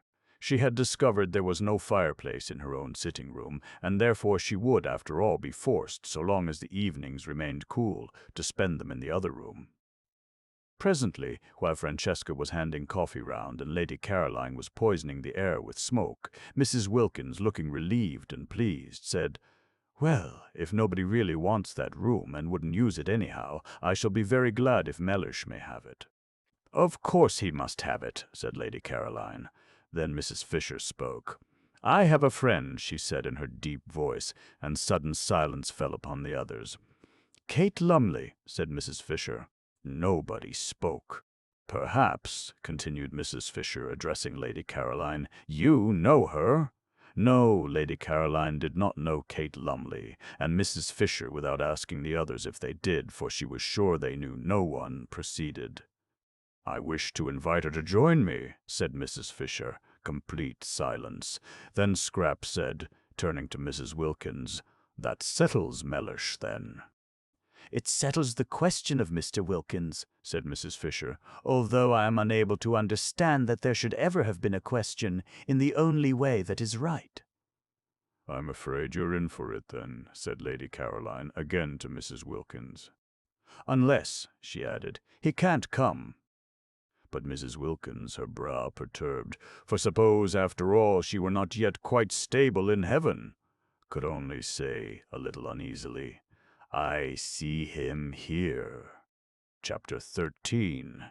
The uneventful days, only outwardly uneventful, slipped by in floods of sunshine, and the servants, watching the four ladies, came to the conclusion there was very little life in them. To the servants, San Salvatore seemed asleep. No one came to tea, nor did the ladies go anywhere to tea. Other tenants in other springs had been far more active. There had been stir and enterprise, the boat had been used, excursions had been made, Beppo's fly was ordered, people from Mezzago came over and spent the day, the house rang with voices, even sometimes champagne had been drunk. Life was varied, life was interesting. But this? What was this? The servants were not even scolded, they were left completely to themselves. They yawned. Perplexing, too, was the entire absence of gentlemen. How could gentlemen keep away from so much beauty? Four added up, and even after the subtraction of the old one, the three younger ladies produced a formidable total of that which gentlemen usually sought. Also, the evident desire of each lady to spend long hours separated from the other ladies puzzled the servants. The result was a deathly stillness in the house, except at meal-times. It might have been as empty as it had been all the winter, for any sounds of life there were. The old lady sat in her room alone. The dark-eyed lady wandered off alone, loitering, so Domenico told them, who sometimes came across her in the course of his duties, incomprehensibly among the rocks. The very beautiful fair lady lay in her low chair in the top garden, alone the less, but still beautiful fair lady went up the hills and stayed up them for hours, alone, and every day the sun blazed slowly round the house and disappeared at evening into the sea, and nothing at all had happened. The servants yawned. Yet the four visitors, while their bodies sat, that was Mrs. Fisher's, or lay, that was Lady Caroline's, or loitered, that was Mrs. Arbuthnot's, or went in solitude up into the hills, that was Mrs. Wilkins's, were anything but torpid really. Their minds were unusually busy. Even at night their minds were busy, and the dreams they had were clear, thin, quick things, entirely different from the heavy dreams of home. There was that in the atmosphere of San Salvatore which produced active-mindedness in all except the natives. They, as before, whatever the beauty around them, whatever the prodigal seasons did, remained immune from thoughts other than those they were accustomed to. All their lives they had seen, year by year, the amazing recurrent spectacle of April in the gardens, and custom had made it invisible to them. They were as blind to it, as unconscious of it, as Domenico's dog asleep in the sun. The visitors could not be blind to it. It was too arresting after London in a particularly wet and gloomy March. Suddenly to be transported to that place where the air was so still that it held its breath, where the light was so golden that the most ordinary things were transfigured. To be transported into that delicate warmth, that caressing fragrance, and to have the old grey castle as the setting, and, in the distance, the serene, clear hills of Perugine's backgrounds, was an astonishing contrast. Even Lady Caroline, used all her life to beauty, who had been everywhere and seen everything, felt the surprise of it. It was, that year, a particularly wonderful spring, and of all the months at San Salvatore, April, if the weather was fine, was best. May scorched and withered, March was restless, and could be hard and cold in its brightness, but April came along softly like a blessing, and if it were a fine April it was so beautiful that it was impossible not to feel different, not to feel stirred and touched. Mrs. Wilkins, we have seen, responded to it instantly. She, so to speak, at once flung off all her garments and dived straight into glory, unhesitatingly, with a cry of rapture. Mrs. Arbuthnot was stirred and touched, but differently. She had odd sensations, presently to be described. Mrs. Fisher, being old, was of a closer, more impermeable texture and offered more resistance, but she too had odd sensations, also in their place to be described. Lady Caroline, already amply acquainted with beautiful houses and climates, to whom they could not come quite with the same surprise, yet was very nearly as quick to react as Mrs. Wilkins. The place had an almost instantaneous influence on her as well, and of one part of this influence she was aware. It had made her, beginning on the very first evening, want to think, and acted on her curiously like a conscience. What this conscience seemed to press upon her notice with an insistence that startled her. Lady Caroline hesitated to accept the word, but it would keep on coming into her head, was that she was tawdry. Tawdry. She. Fancy. She must think that out. The morning after the first dinner together, she woke up in a condition of regret that she should have been so talkative to Mrs. Wilkins the night before. What had made her be, she wondered. Now, of course, Mrs. Wilkins would want to grab, she would want to be inseparable, and the thought of a grabbing and an inseparableness that should last 4 weeks made Scrap's spirit swoon within her. No doubt the encouraged Mrs. Wilkins would be lurking in the top garden waiting to waylay her when she went out, and would hail her with morning cheerfulness. How much she hated being hailed with morning cheerfulness, or indeed, hailed at all. She oughtn't to have encouraged Mrs. Wilkins the night before. Fatal to encourage. It was bad enough not to encourage, for just sitting there and saying nothing seemed usually to involve her. but actively to encourage was suicidal. What on earth had made her? Now she would have to waste all the precious time, the precious, lovely time for thinking for getting square with herself, in shaking Mrs. Wilkins off. With great caution and on the tips of her toes, balancing herself carefully lest the pebbles should scrunch, she stole out when she was dressed to her corner, but the garden was empty. No shaking off was necessary. Neither Mrs. Wilkins nor anybody else was to be seen. She had it entirely to herself. Except for Domenico, who presently came and hovered watering his plants, again especially all the plants that were nearest her, no one came out at all, and when, after a long while of following up thoughts which seemed to escape her just as she had got them, and dropping off exhausted to sleep in the intervals of this chase, she felt hungry and looked at her watch and saw that it was past 3, she realized that nobody had even bothered to call her in to lunch. So that, Scrap could not but remark, if anyone was shaken off, it was she herself.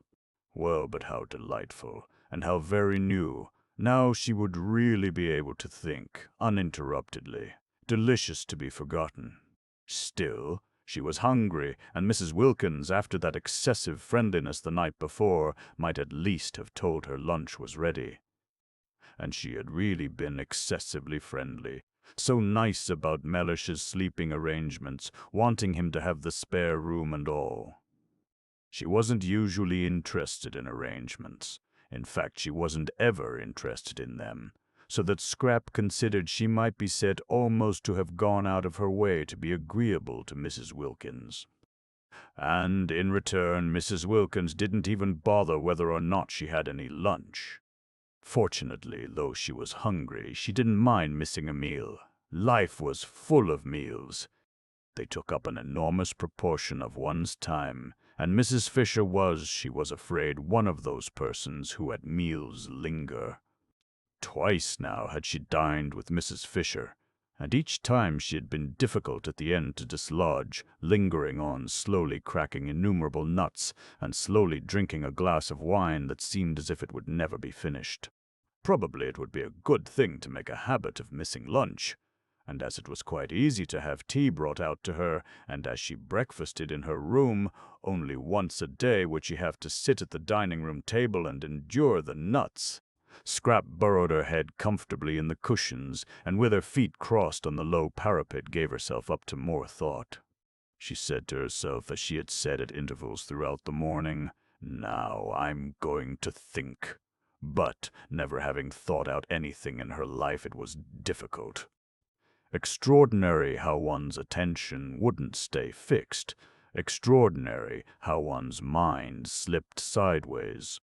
Settling herself down to a review of her past as a preliminary to the consideration of her future, and hunting in it to begin with for any justification of that distressing word, tawdry, the next thing she knew was that she wasn't thinking about this at all, but had somehow switched on to Mr. Wilkins.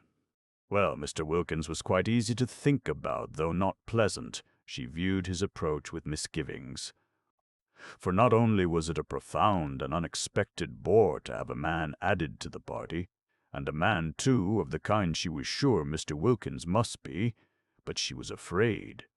And her fear was the result of a drearily unvarying experience, that he might wish to hang about her. This possibility had evidently not yet occurred to Mrs. Wilkins, and it was not one to which she could very well draw her attention, not, that is, without being too fatuous to live. She tried to hope that Mr. Wilkins would be a wonderful exception to the dreadful rule. If only he were, she would be so much obliged to him that she believed she might really quite like him. But she had misgivings. Suppose he hung about her so that she was driven from her lovely top garden. Suppose the light in Mrs. Wilkins's funny, flickering face was blown out. Scrap felt she would particularly dislike this to happen to Mrs. Wilkins's face, yet she had never in her life met any wives, not any at all, who had been able to understand that she didn't in the least want their husbands. Often she had met wives who didn't want their husbands either, but that made them none the less indignant if they thought somebody else did, and none the less sure, when they saw them hanging round Scrap, that she was trying to get them. Trying to get them. the bare thought, the bare recollection of these situations filled her with a boredom so extreme that it instantly sent her to sleep again. When she woke up, she went on with Mr. Wilkins. Now if, thought Scrap, Mr. Wilkins were not an exception and behaved in the usual way, would Mrs. Wilkins understand, or would it just simply spoil her holiday? She seemed quick, but would she be quick about just this? She seemed to understand and see inside one, but would she understand and see inside one when it came to Mr. Wilkins? The experienced Scrap was full of doubts. She shifted her feet on the parapet. She jerked a cushion straight. Perhaps she had better try and explain to Mrs. Wilkins during the days still remaining before the arrival. Explain in a general way, rather vague and talking at large, her attitude towards such things. She might also expound to her peculiar dislike of people's husbands, and her profound craving to be, at least for this 1 month, let alone. But Scrap had her doubts about this too. Such talk meant a certain familiarity, meant embarking on a friendship with Mrs. Wilkins, and if, after having embarked on it and faced the peril it contained of too much Mrs. Wilkins, Mr. Wilkins should turn out to be artful, and people did get very artful when they were set on anything, and manage after all to slip through into the top garden, Mrs. Wilkins might easily believe she had been taken in, and that she, Scrap, was deceitful. Deceitful. And about Mr. Wilkins, wives were really pathetic. At 4:30 she heard sounds of saucers on the other side of the daphne bushes. Was tea being sent out to her? No, the sounds came no closer. They stopped near the house. Tea was to be in the garden, in her garden. Scrap considered she might at least have been asked if she minded being disturbed. They all knew she sat there. Perhaps someone would bring hers to her in her corner.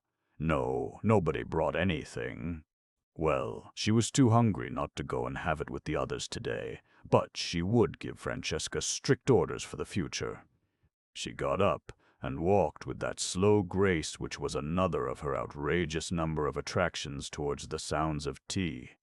She was conscious not only of being very hungry, but of wanting to talk to Mrs. Wilkins again.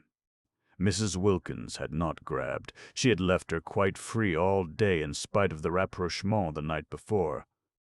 Of course she was an original and put on a silk jumper for dinner, but she hadn't grabbed.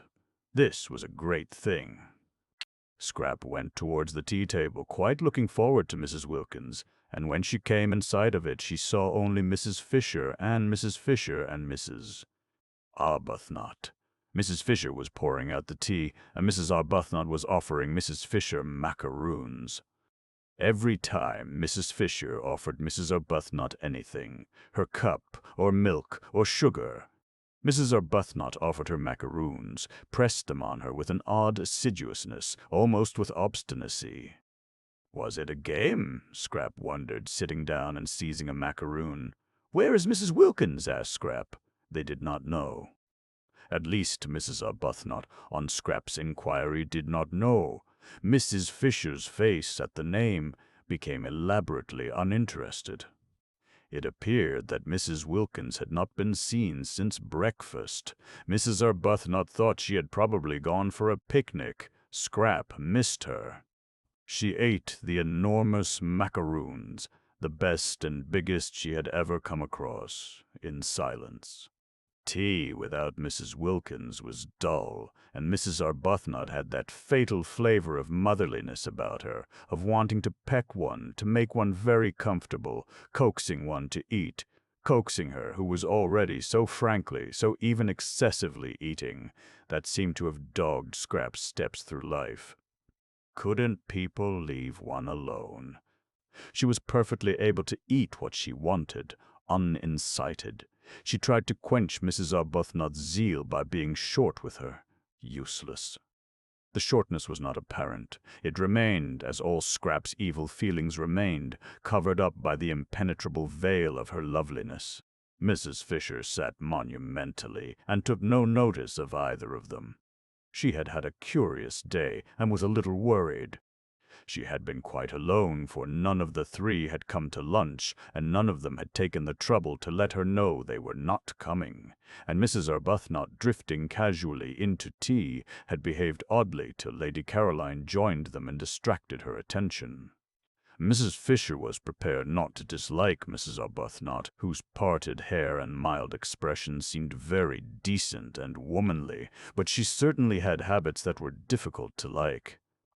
Her habit of instantly echoing any offer made her of food or drink, of throwing the offer back on one, as it were, was not somehow what one expected of her. "Will you have some more tea?" was surely a question to which the answer was simply yes or no, but Mrs. Arbuthnot persisted in the trick she had exhibited the day before at breakfast, of adding to her yes or no the words, "Will you?" She had done it again that morning at breakfast, and here she was doing it at tea, the two meals at which Mrs. Fisher presided and poured out. Why did she do it? Mrs. Fisher failed to understand. But this was not what was worrying her. This was merely by the way. What was worrying her was that she had been quite unable that day to settle to anything, and had done nothing but wander restlessly from her sitting-room to her battlements and back again. It had been a wasted day, and how much she disliked waste. She had tried to read, and she had tried to write to Kate Lumley, but no. A few words read, a few lines written, and up she got again and went out onto the battlements and stared at the sea. It did not matter that the letter to Kate Lumley should not be written. There was time enough for that. Let the others suppose her coming was definitely fixed, all the better. So would Mr. Wilkins be kept out of the spare room and put where he belonged. Kate would keep. She could be held in reserve. Kate in reserve was just as potent as Kate in actuality, and there were points about Kate in reserve which might be missing from Kate in actuality. For instance, if Mrs. Fisher were going to be restless, she would rather Kate were not there to see. There was a want of dignity about restlessness, about trotting backwards and forwards.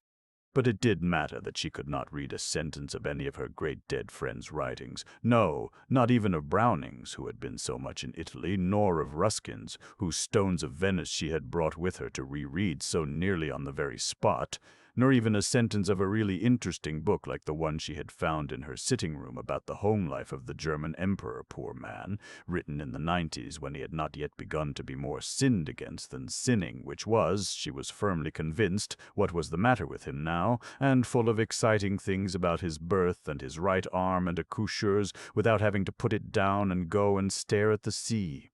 Reading was very important. The proper exercise and development of one's mind was a paramount duty.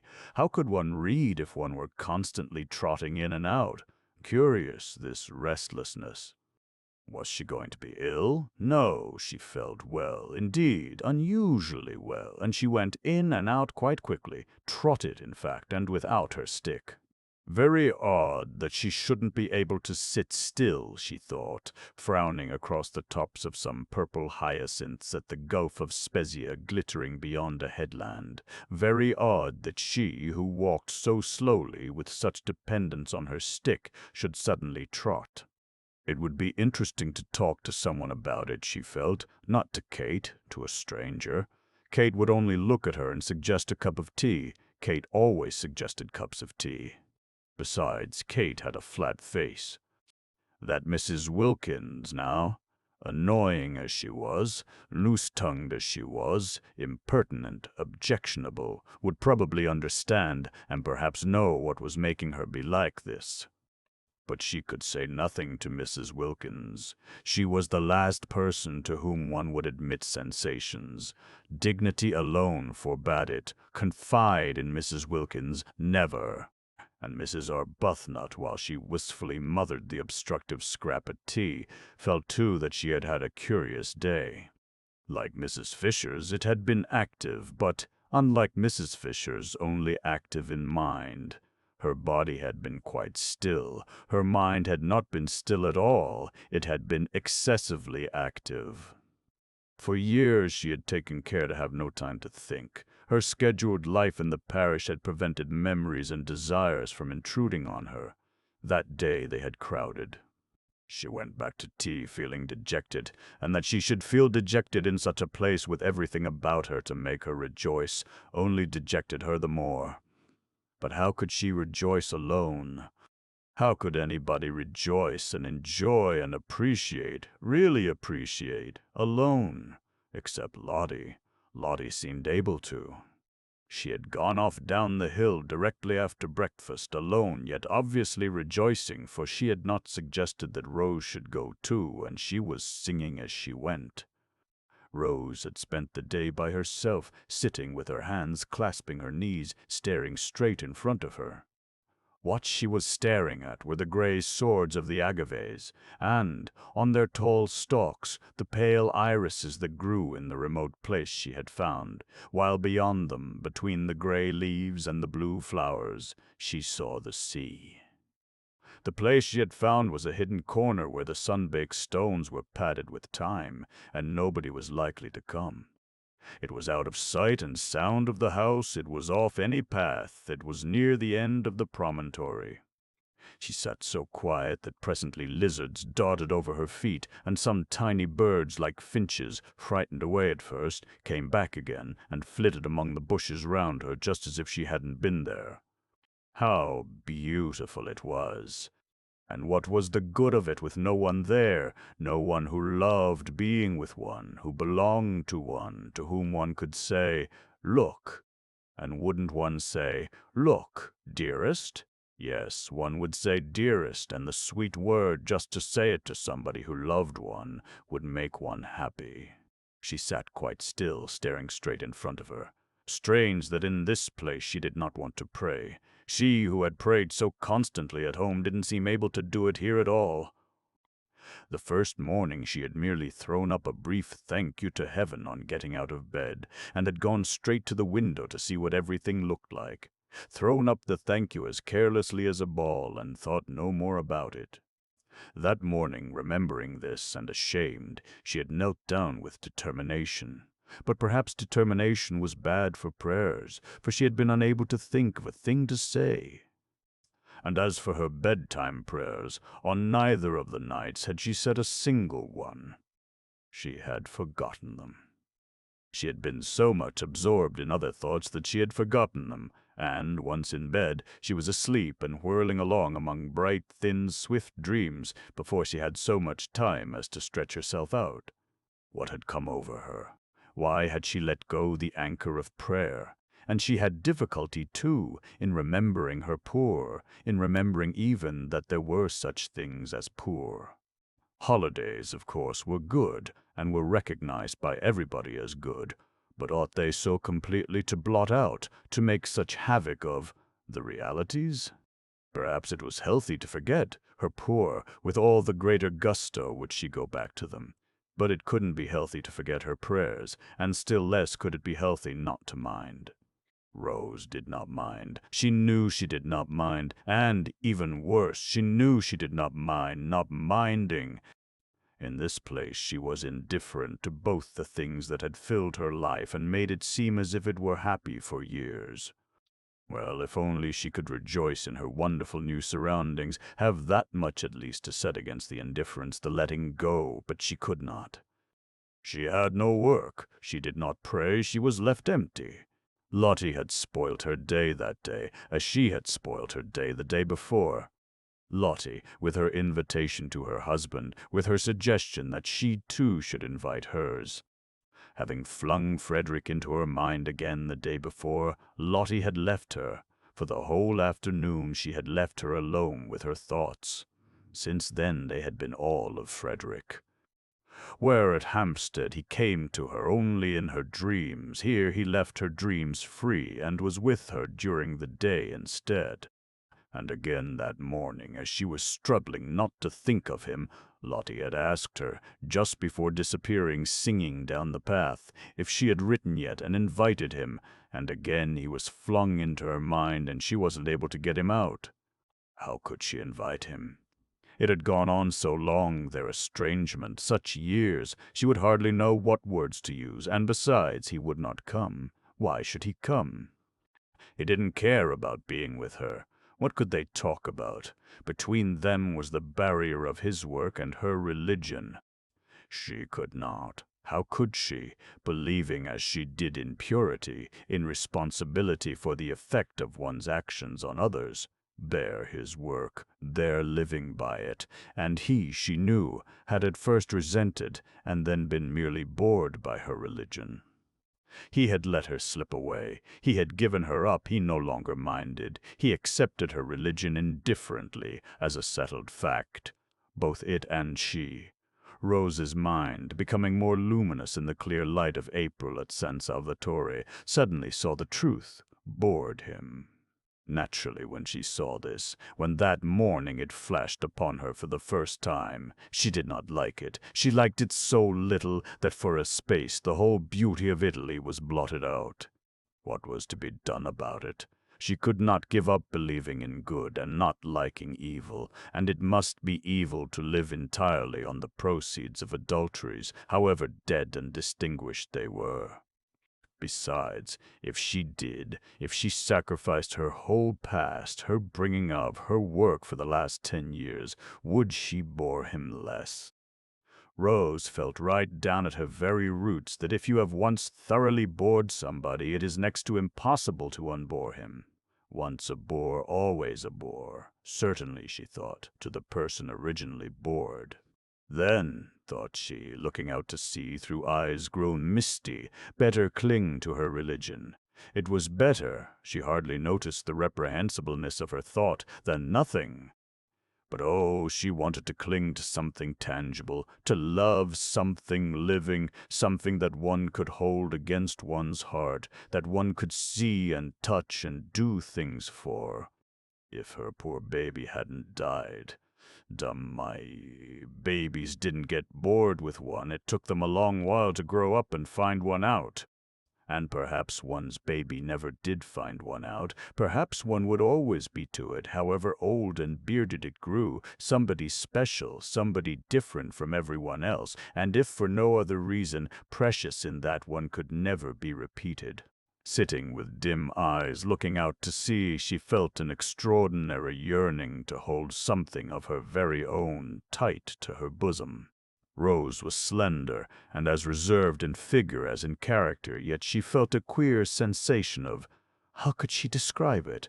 Bosom. There was something about San Salvatore that made her feel all bosom. She wanted to gather to her bosom, to comfort and protect, soothing the dear head that should lie on it with softest strokings and murmurs of love.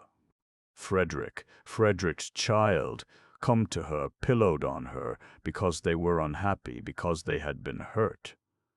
They would need her then, if they had been hurt. They would let themselves be loved then, if they were unhappy. Well, the child was gone, would never come now, but perhaps Frederick, some day, when he was old and tired. Such were Mrs. Arbuthnot's reflections and emotions that first day at San Salvatore by herself.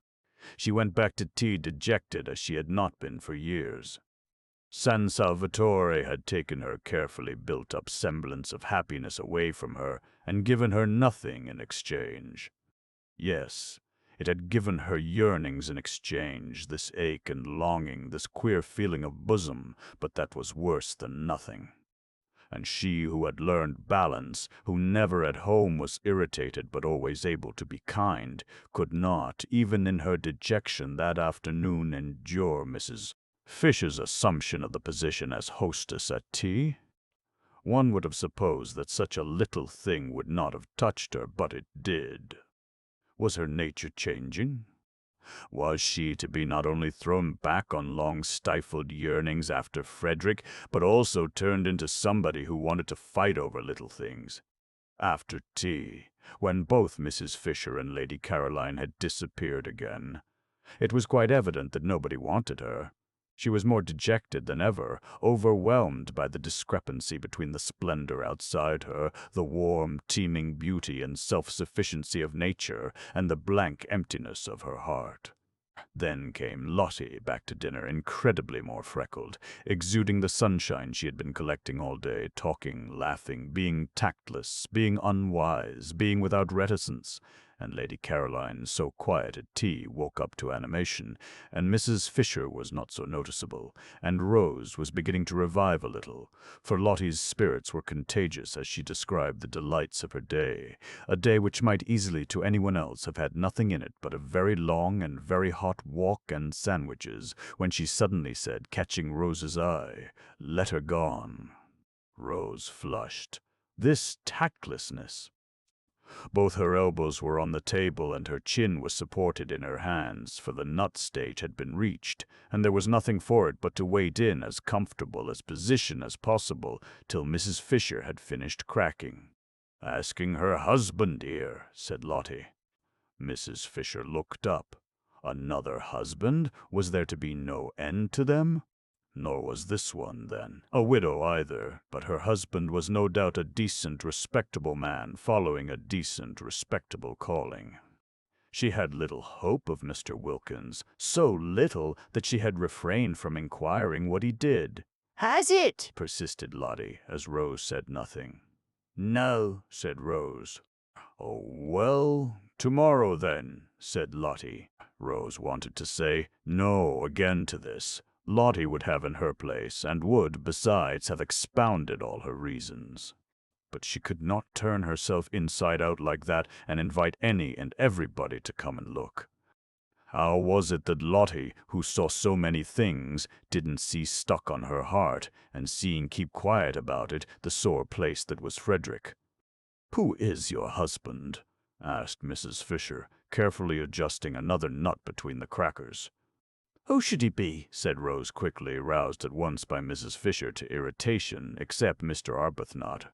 "I mean, of course, what is Mr. Arbuthnot?" And Rose, gone painfully red at this, said after a tiny pause, "My husband." Naturally, Mrs. Fisher was incensed. She couldn't have believed it of this one, with her decent hair and gentle voice, that she too should be impertinent. Chapter 14. Chapter 14. That first week the wisteria began to fade, and the flowers of the Judas tree and peach trees fell off and carpeted the ground with rose color. Then all the freesias disappeared, and the irises grew scarce. And then, while these were clearing themselves away, the double banksia roses came out, and the big summer roses suddenly flaunted gorgeously on the walls and trellises. Fortune's yellow was one of them, a very beautiful rose. Presently the tamarisk and the daphnes were at their best, and the lilies at their tallest.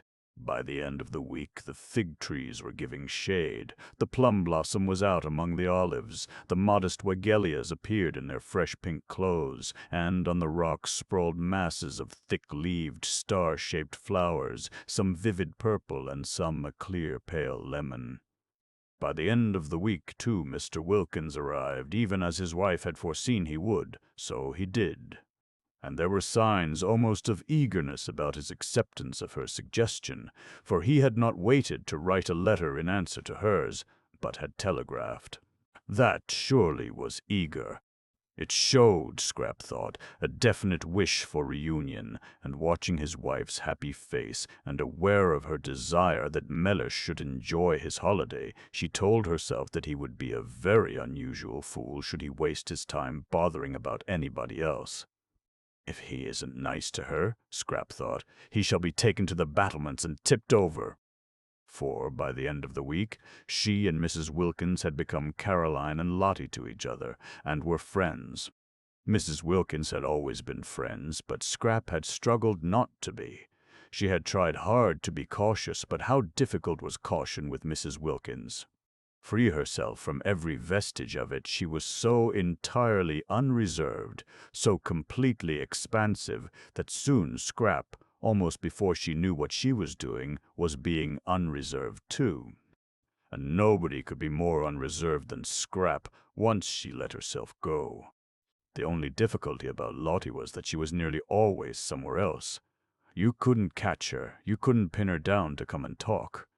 Scrap's fears that she would grab seemed grotesque in retrospect. Why, there was no grab in her. At dinner and after dinner were the only times one really saw her.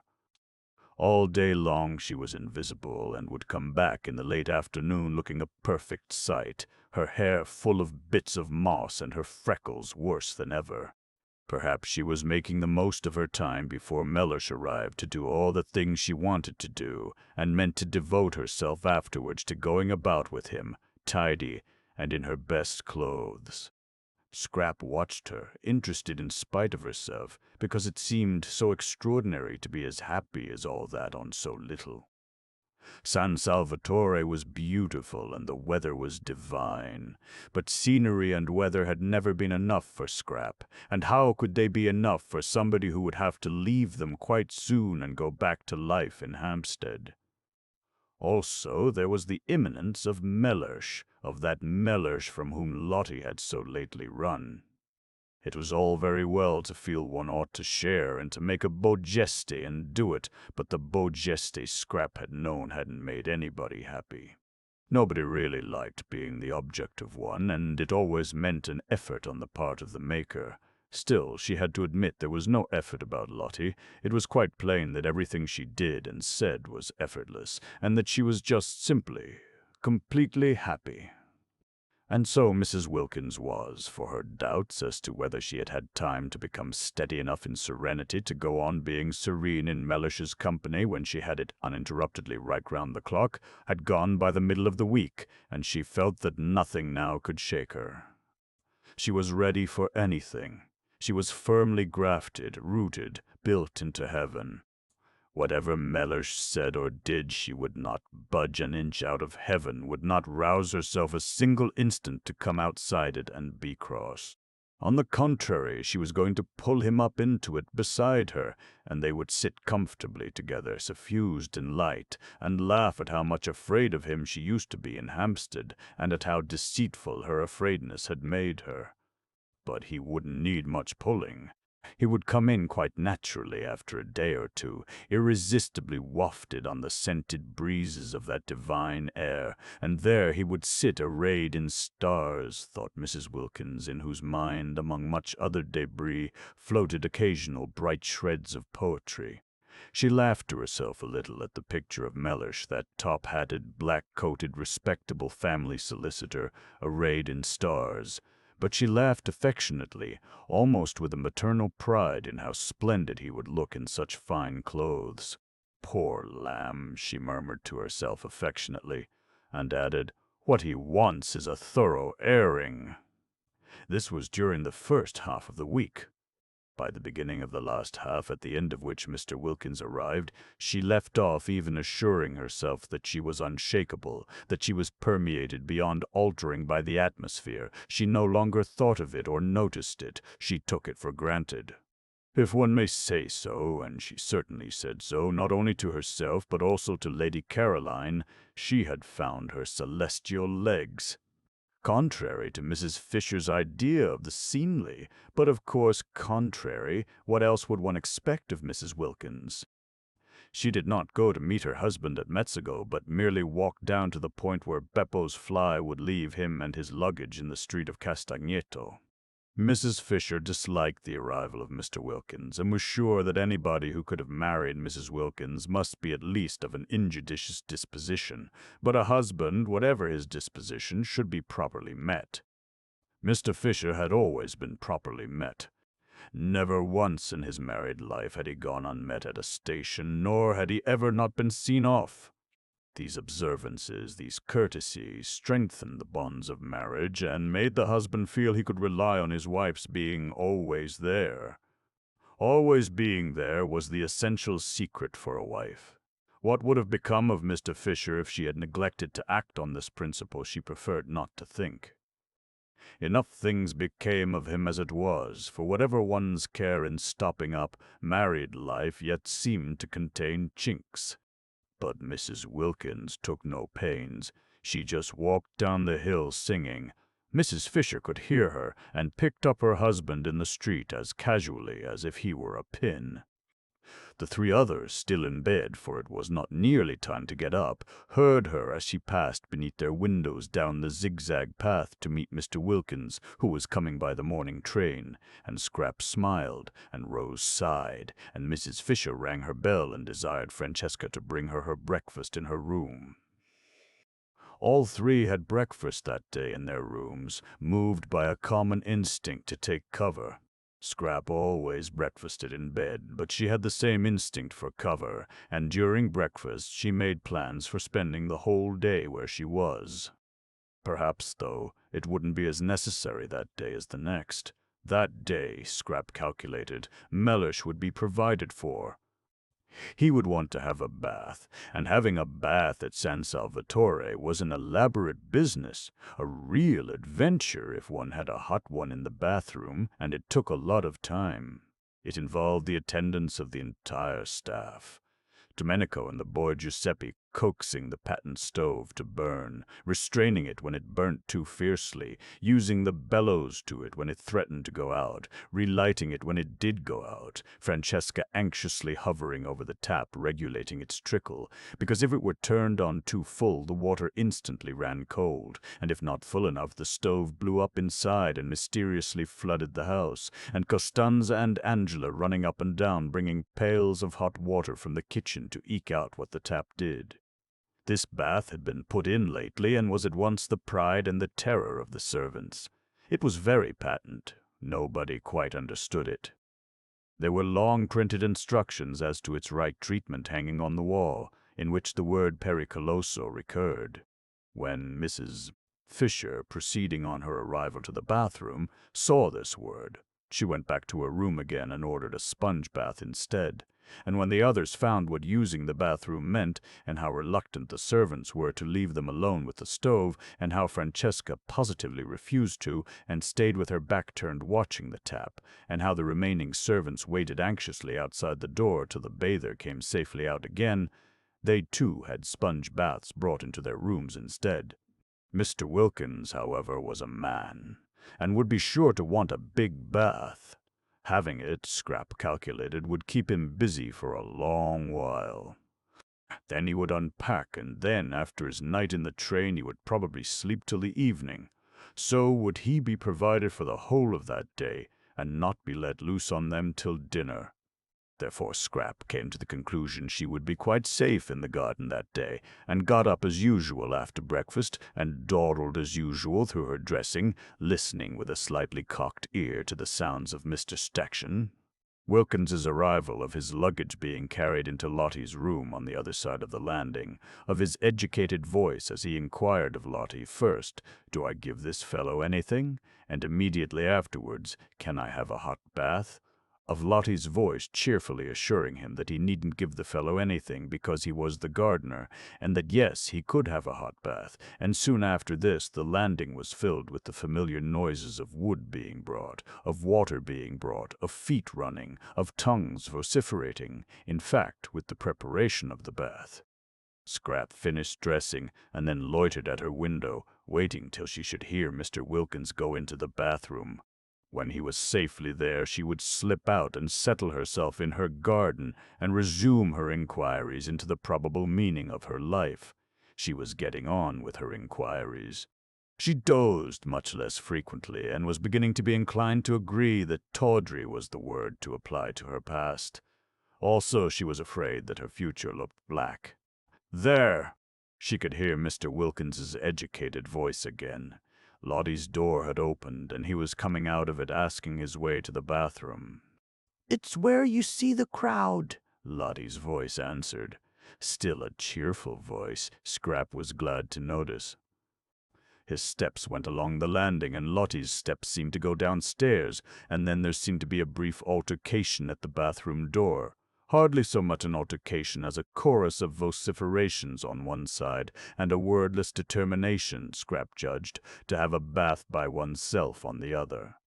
Mr. Wilkins knew no Italian, and the expression pericoloso left him precisely as it found him, or would have if he had seen it, but naturally he took no notice of the printed matter on the wall.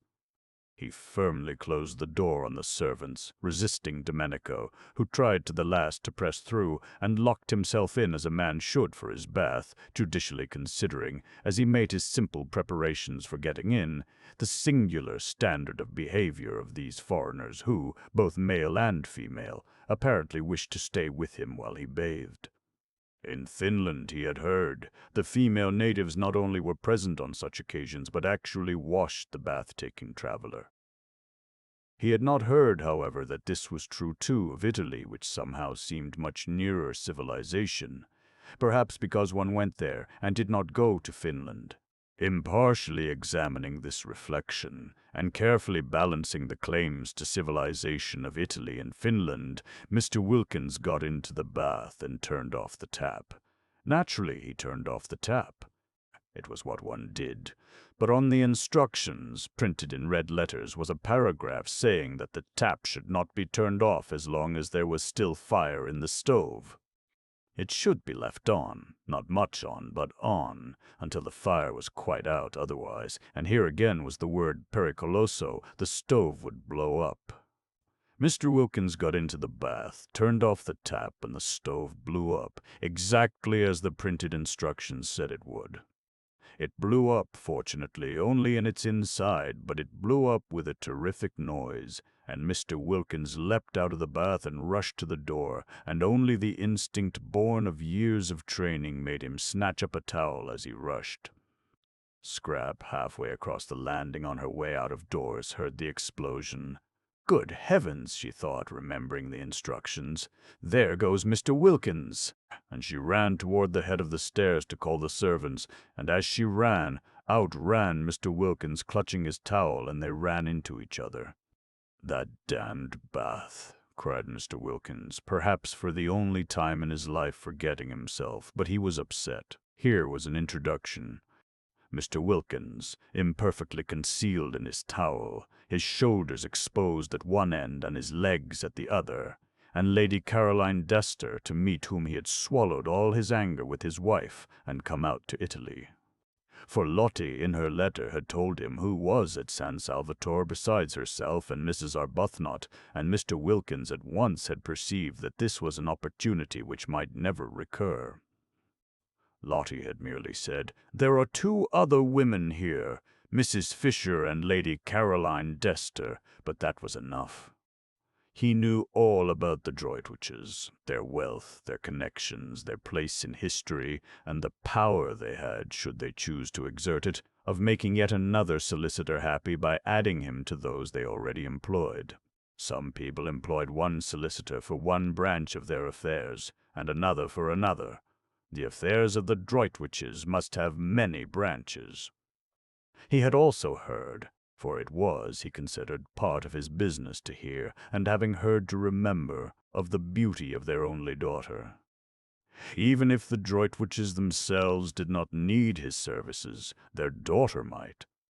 Beauty led one into strange situations. Advice could never come amiss. And should none of them, neither parents nor daughter nor any of their brilliant sons, need him in his professional capacity, it yet was obviously a most valuable acquaintance to make. It opened up vistas. It swelled with possibilities.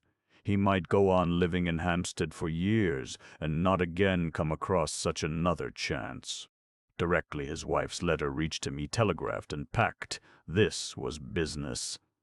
He was not a man to lose time when it came to business, nor was he a man to jeopardize a chance by neglecting to be amiable. He met his wife perfectly amiably, aware that amiability under such circumstances was wisdom. Besides, he actually felt amiable, very. For once Lottie was really helping him. He kissed her affectionately on getting out of Beppo's fly, and was afraid she must have got up extremely early. He made no complaints of the steepness of the walk-up. He told her pleasantly of his journey, and when called upon, obediently admired the views. It was all neatly mapped out in his mind, what he was going to do that first day: have a shave, have a bath, put on clean clothes, sleep a while, and then would come lunch and the introduction to Lady Caroline. In the train he had selected the words of his greeting, going over them with care, some slight expression of his gratification in meeting one of whom he, in common with the whole world, had heard, but of course put delicately, very delicately, some slight reference to her distinguished parents and the part her family had played in the history of England, made, of course, with proper tact, a sentence or two about her eldest brother, Lord Winchcombe, who had won his VCC. In the late war, under circumstances which could only cause, he might or might not add this, every Englishman's heart to beat higher than ever with pride, and the first steps towards what might well be the turning point in his career would have been taken. And here he was. No, it was too terrible. What could be more terrible? Only a towel on, water running off his legs, and that exclamation. He knew at once the lady was Lady Caroline. The minute the exclamation was out, he knew it. Rarely did Mr. Wilkins use that word, and never, never in the presence of a lady or a client. While as for the towel, why had he come? Why had he not stayed in Hampstead? It would be impossible to live this down. But Mr. Wilkins was reckoning without Scrap. She, indeed, screwed up her face at the first flash of him on her astonished sight in an enormous effort not to laugh, and having choked the laughter down and got her face serious again, she said as composedly as if he had had all his clothes on, "How do you do? What perfect tact!" Mr. Wilkins could have worshipped her, this exquisite ignoring, blue blood of course coming out. Overwhelmed with gratitude, he took her offered hand and said, "How do you do?" in his turn, and merely to repeat the ordinary words seemed magically to restore the situation to the normal. Indeed, he was so much relieved, and it was so natural to be shaking hands, to be conventionally greeting, that he forgot he had only a towel on, and his professional manner came back to him.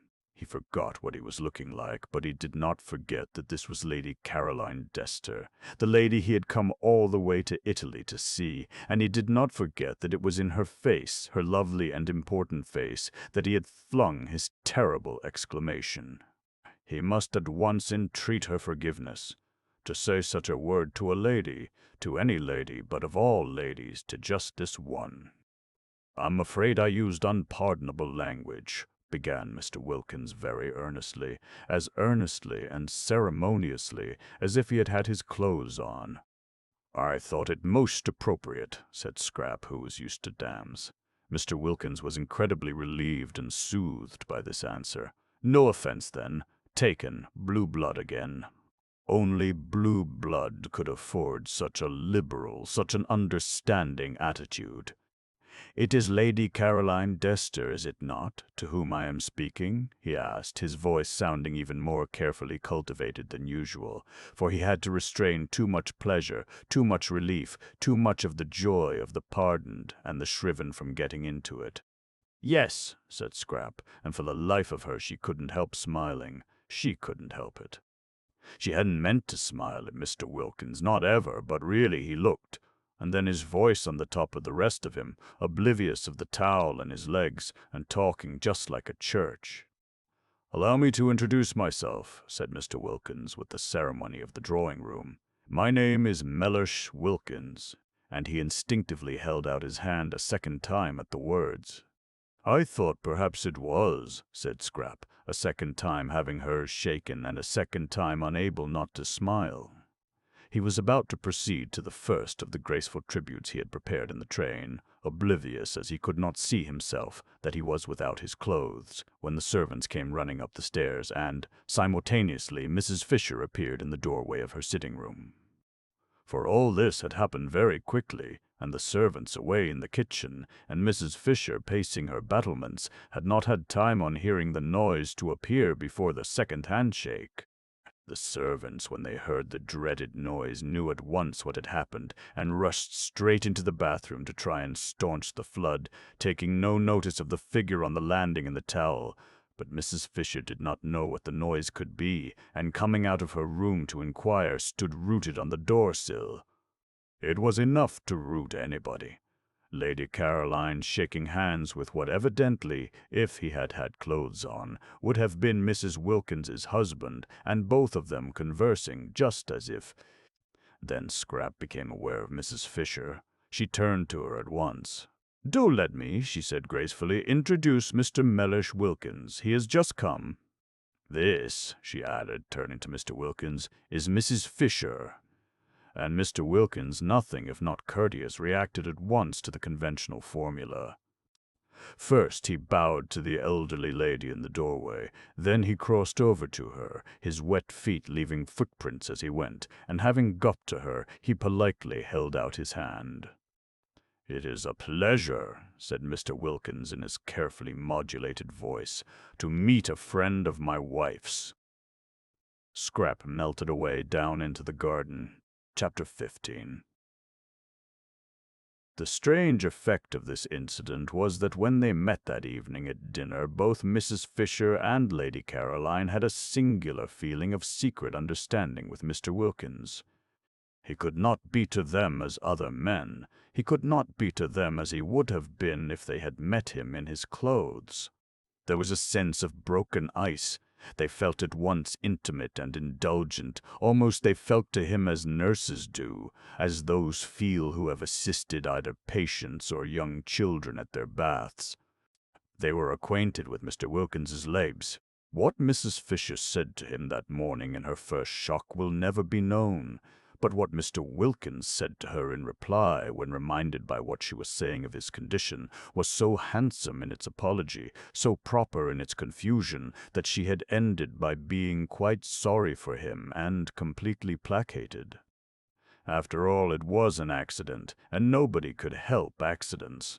And when she saw him next at dinner, dressed, polished, spotless as to linen and sleek as to hair, she felt this singular sensation of a secret understanding with him, and, added to it, of a kind of almost personal pride in his appearance, now that he was dressed, which presently extended in some subtle way to an almost personal pride in everything he said.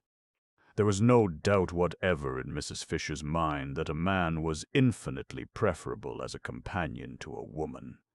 Mr. Wilkins's presence and conversation at once raised the standard of the dinner table from that of a bear garden, yes, a bear garden, to that of a civilized social gathering. He talked as men talk, about interesting subjects, and, though most courteous to Lady Caroline, showed no traces of dissolving into simpers and idiocy whenever he addressed her. He was, indeed, precisely as courteous to Mrs. Fisher herself, and when for the first time at that table politics were introduced, he listened to her with the proper seriousness on her exhibiting a desire to speak, and treated her opinions with the attention they deserved. He appeared to think much as she did about Lloyd George, and in regard to literature he was equally sound. In fact, there was real conversation, and he liked nuts. How he could have married Mrs. Wilkins was a mystery. Lottie, for her part, looked on with round eyes. She had expected Mellish to take at least 2 days before he got to this stage, but the San Salvatore spell had worked instantly. It was not only that he was pleasant at dinner, for she had always seen him pleasant at dinners with other people, but he had been pleasant all day privately, so pleasant that he had complimented her on her looks while she was brushing out her hair, and kissed her, and it was neither good morning nor good night. Well, this being so, she would put off telling him the truth about her nest egg, and about Rose not being his hostess after all till next day. Pity to spoil things. She had been going to blurt it out as soon as he had had a rest, but it did seem a pity to disturb such a very beautiful frame of mind as that of Mellish this first day. Let him too get more firmly fixed in heaven. Once fixed, he wouldn't mind anything. Her face sparkled with delight at the instantaneous effect of San Salvatore. Even the catastrophe of the bath, of which she had been told when she came in from the garden, had not shaken him. Of course all that he had needed was a holiday. What a brute she had been to him when he wanted to take her himself to Italy. But this arrangement, as it happened, was ever so much better, though not through any merit of hers.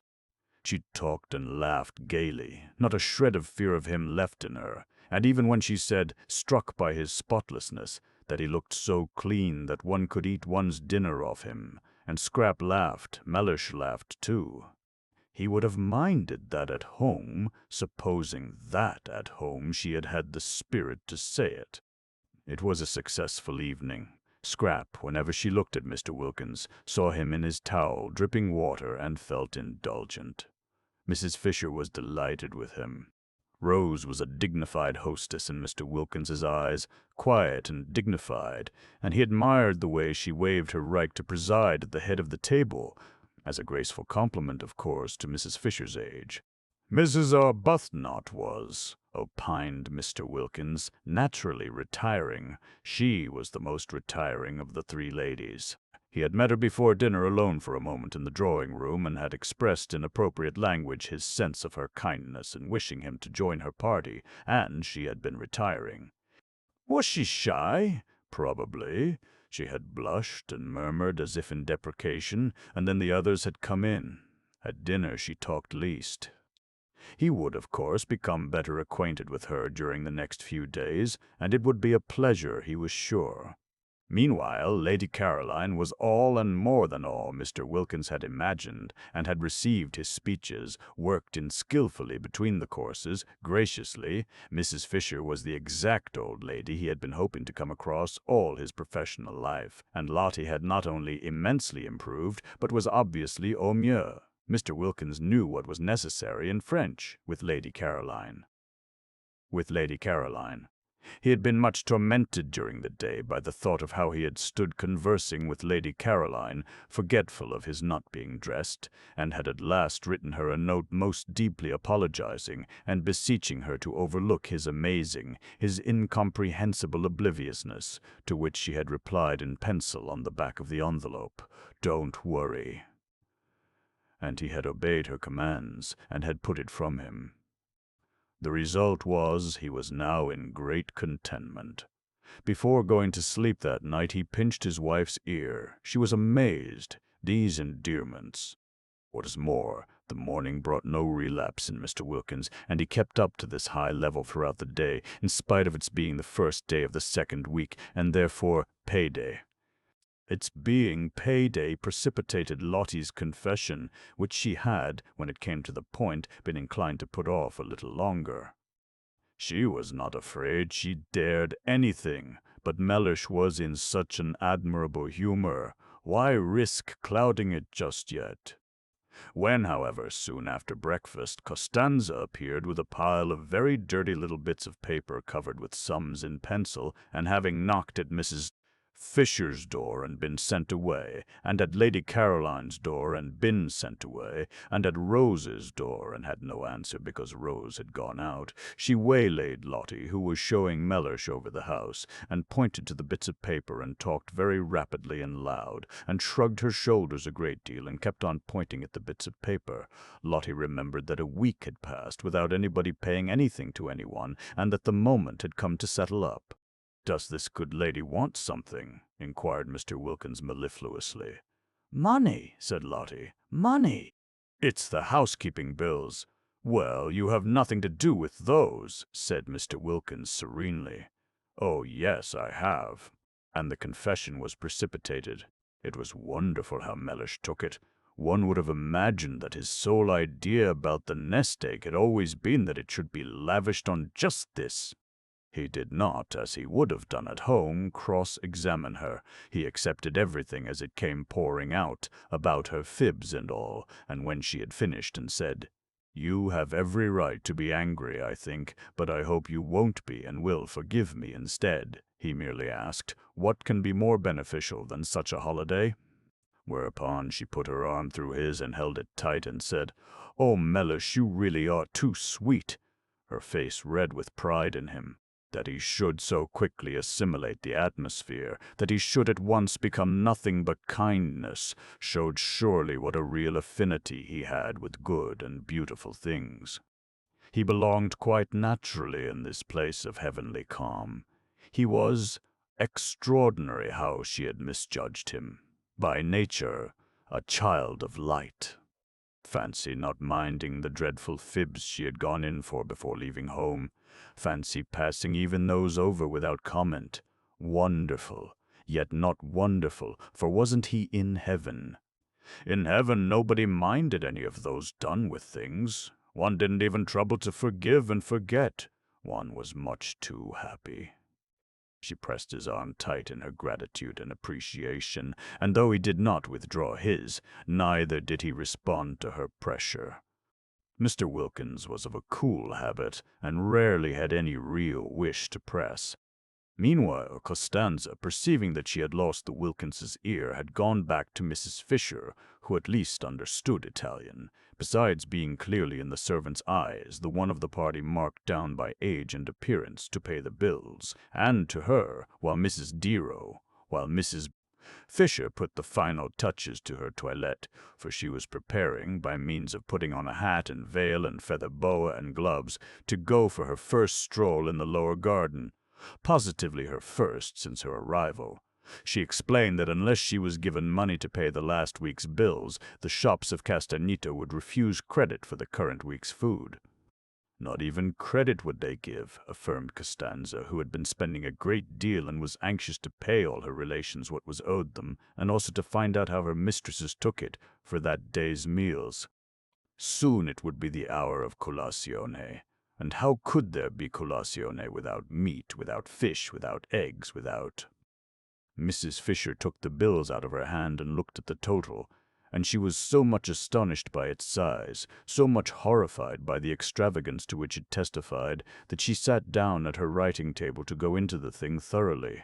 Costanza had a very bad half-hour. She had not supposed it was in the English to be so mercenary.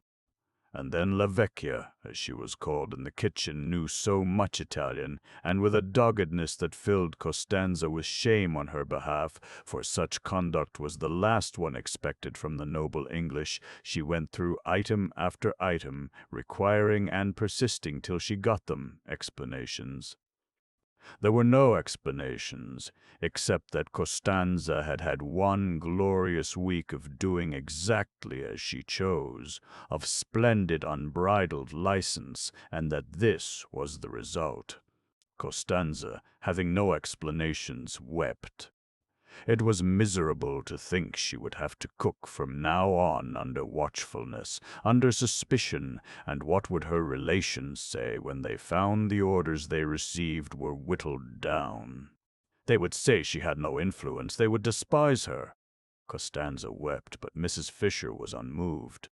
In slow and splendid Italian, with the roll of the cantos of the Inferno, she informed her that she would pay no bills till the following week, and that meanwhile the food was to be precisely as good as ever, and at a quarter the cost. Costanza threw up her hands. Next week, proceeded Mrs. Fisher unmoved, if she found this had been so, she would pay the whole. Otherwise, she paused, for what she would do. Otherwise, she did not know herself. But she paused and looked impenetrable, majestic, and menacing, and Costanza was cowed. Then Mrs. Fisher, having dismissed her with a gesture, went in search of Lady Caroline to complain.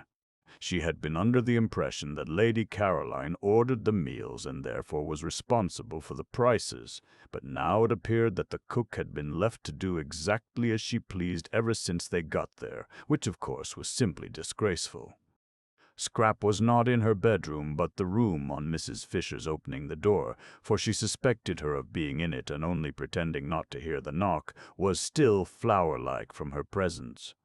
"Scent," sniffed Mrs. Fisher, shutting it again, and she wished Carlyle could have had 5 minutes' straight talk with this young woman. And yet, perhaps even he. She went downstairs to go into the garden in search of her, and in the hall encountered Mr. Wilkins. He had his hat on and was lighting a cigar. Indulgent as Mrs. Fisher felt towards Mr. Wilkins, and peculiarly and even mystically related after the previous morning's encounter, she yet could not like a cigar in the house. Out of doors she endured it, but it was not necessary, when out of doors was such a big place, to indulge the habit indoors.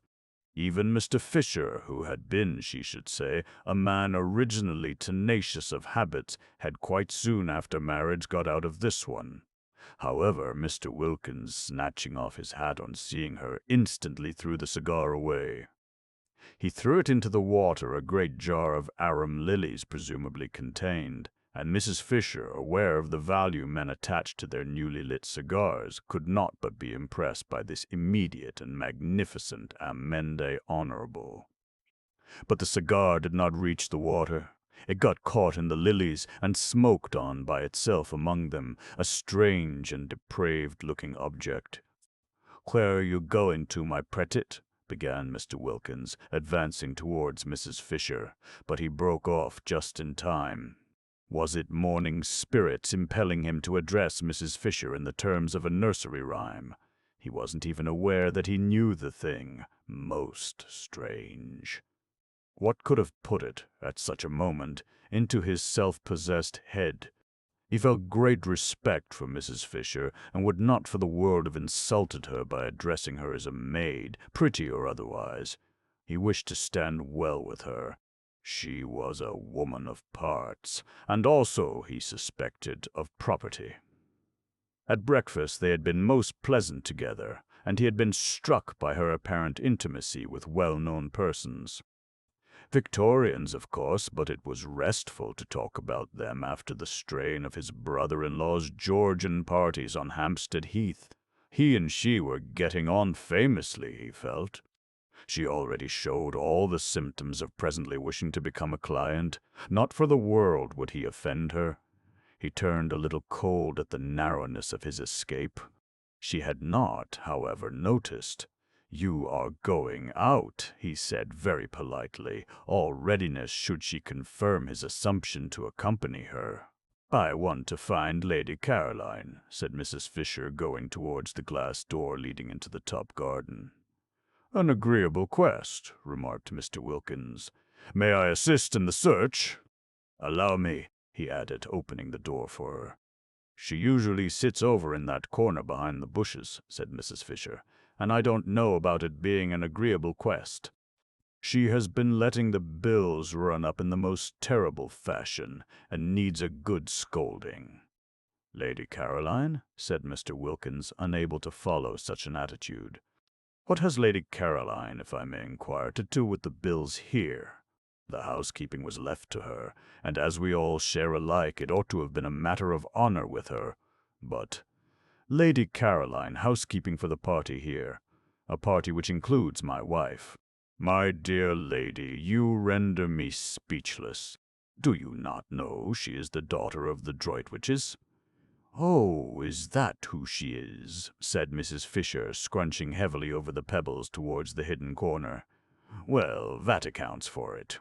The muddle that man Droitwich made in his department in the war was a national scandal. It amounted to misappropriation of the public funds." "But it is impossible, I assure you, to expect the daughter of the Droitwiches," began Mr. Wilkins earnestly. "The Droitwiches," interrupted Mrs. Fisher, "are neither here nor there. Duties undertaken should be performed. I don't intend my money to be squandered for the sake of any Droitwiches.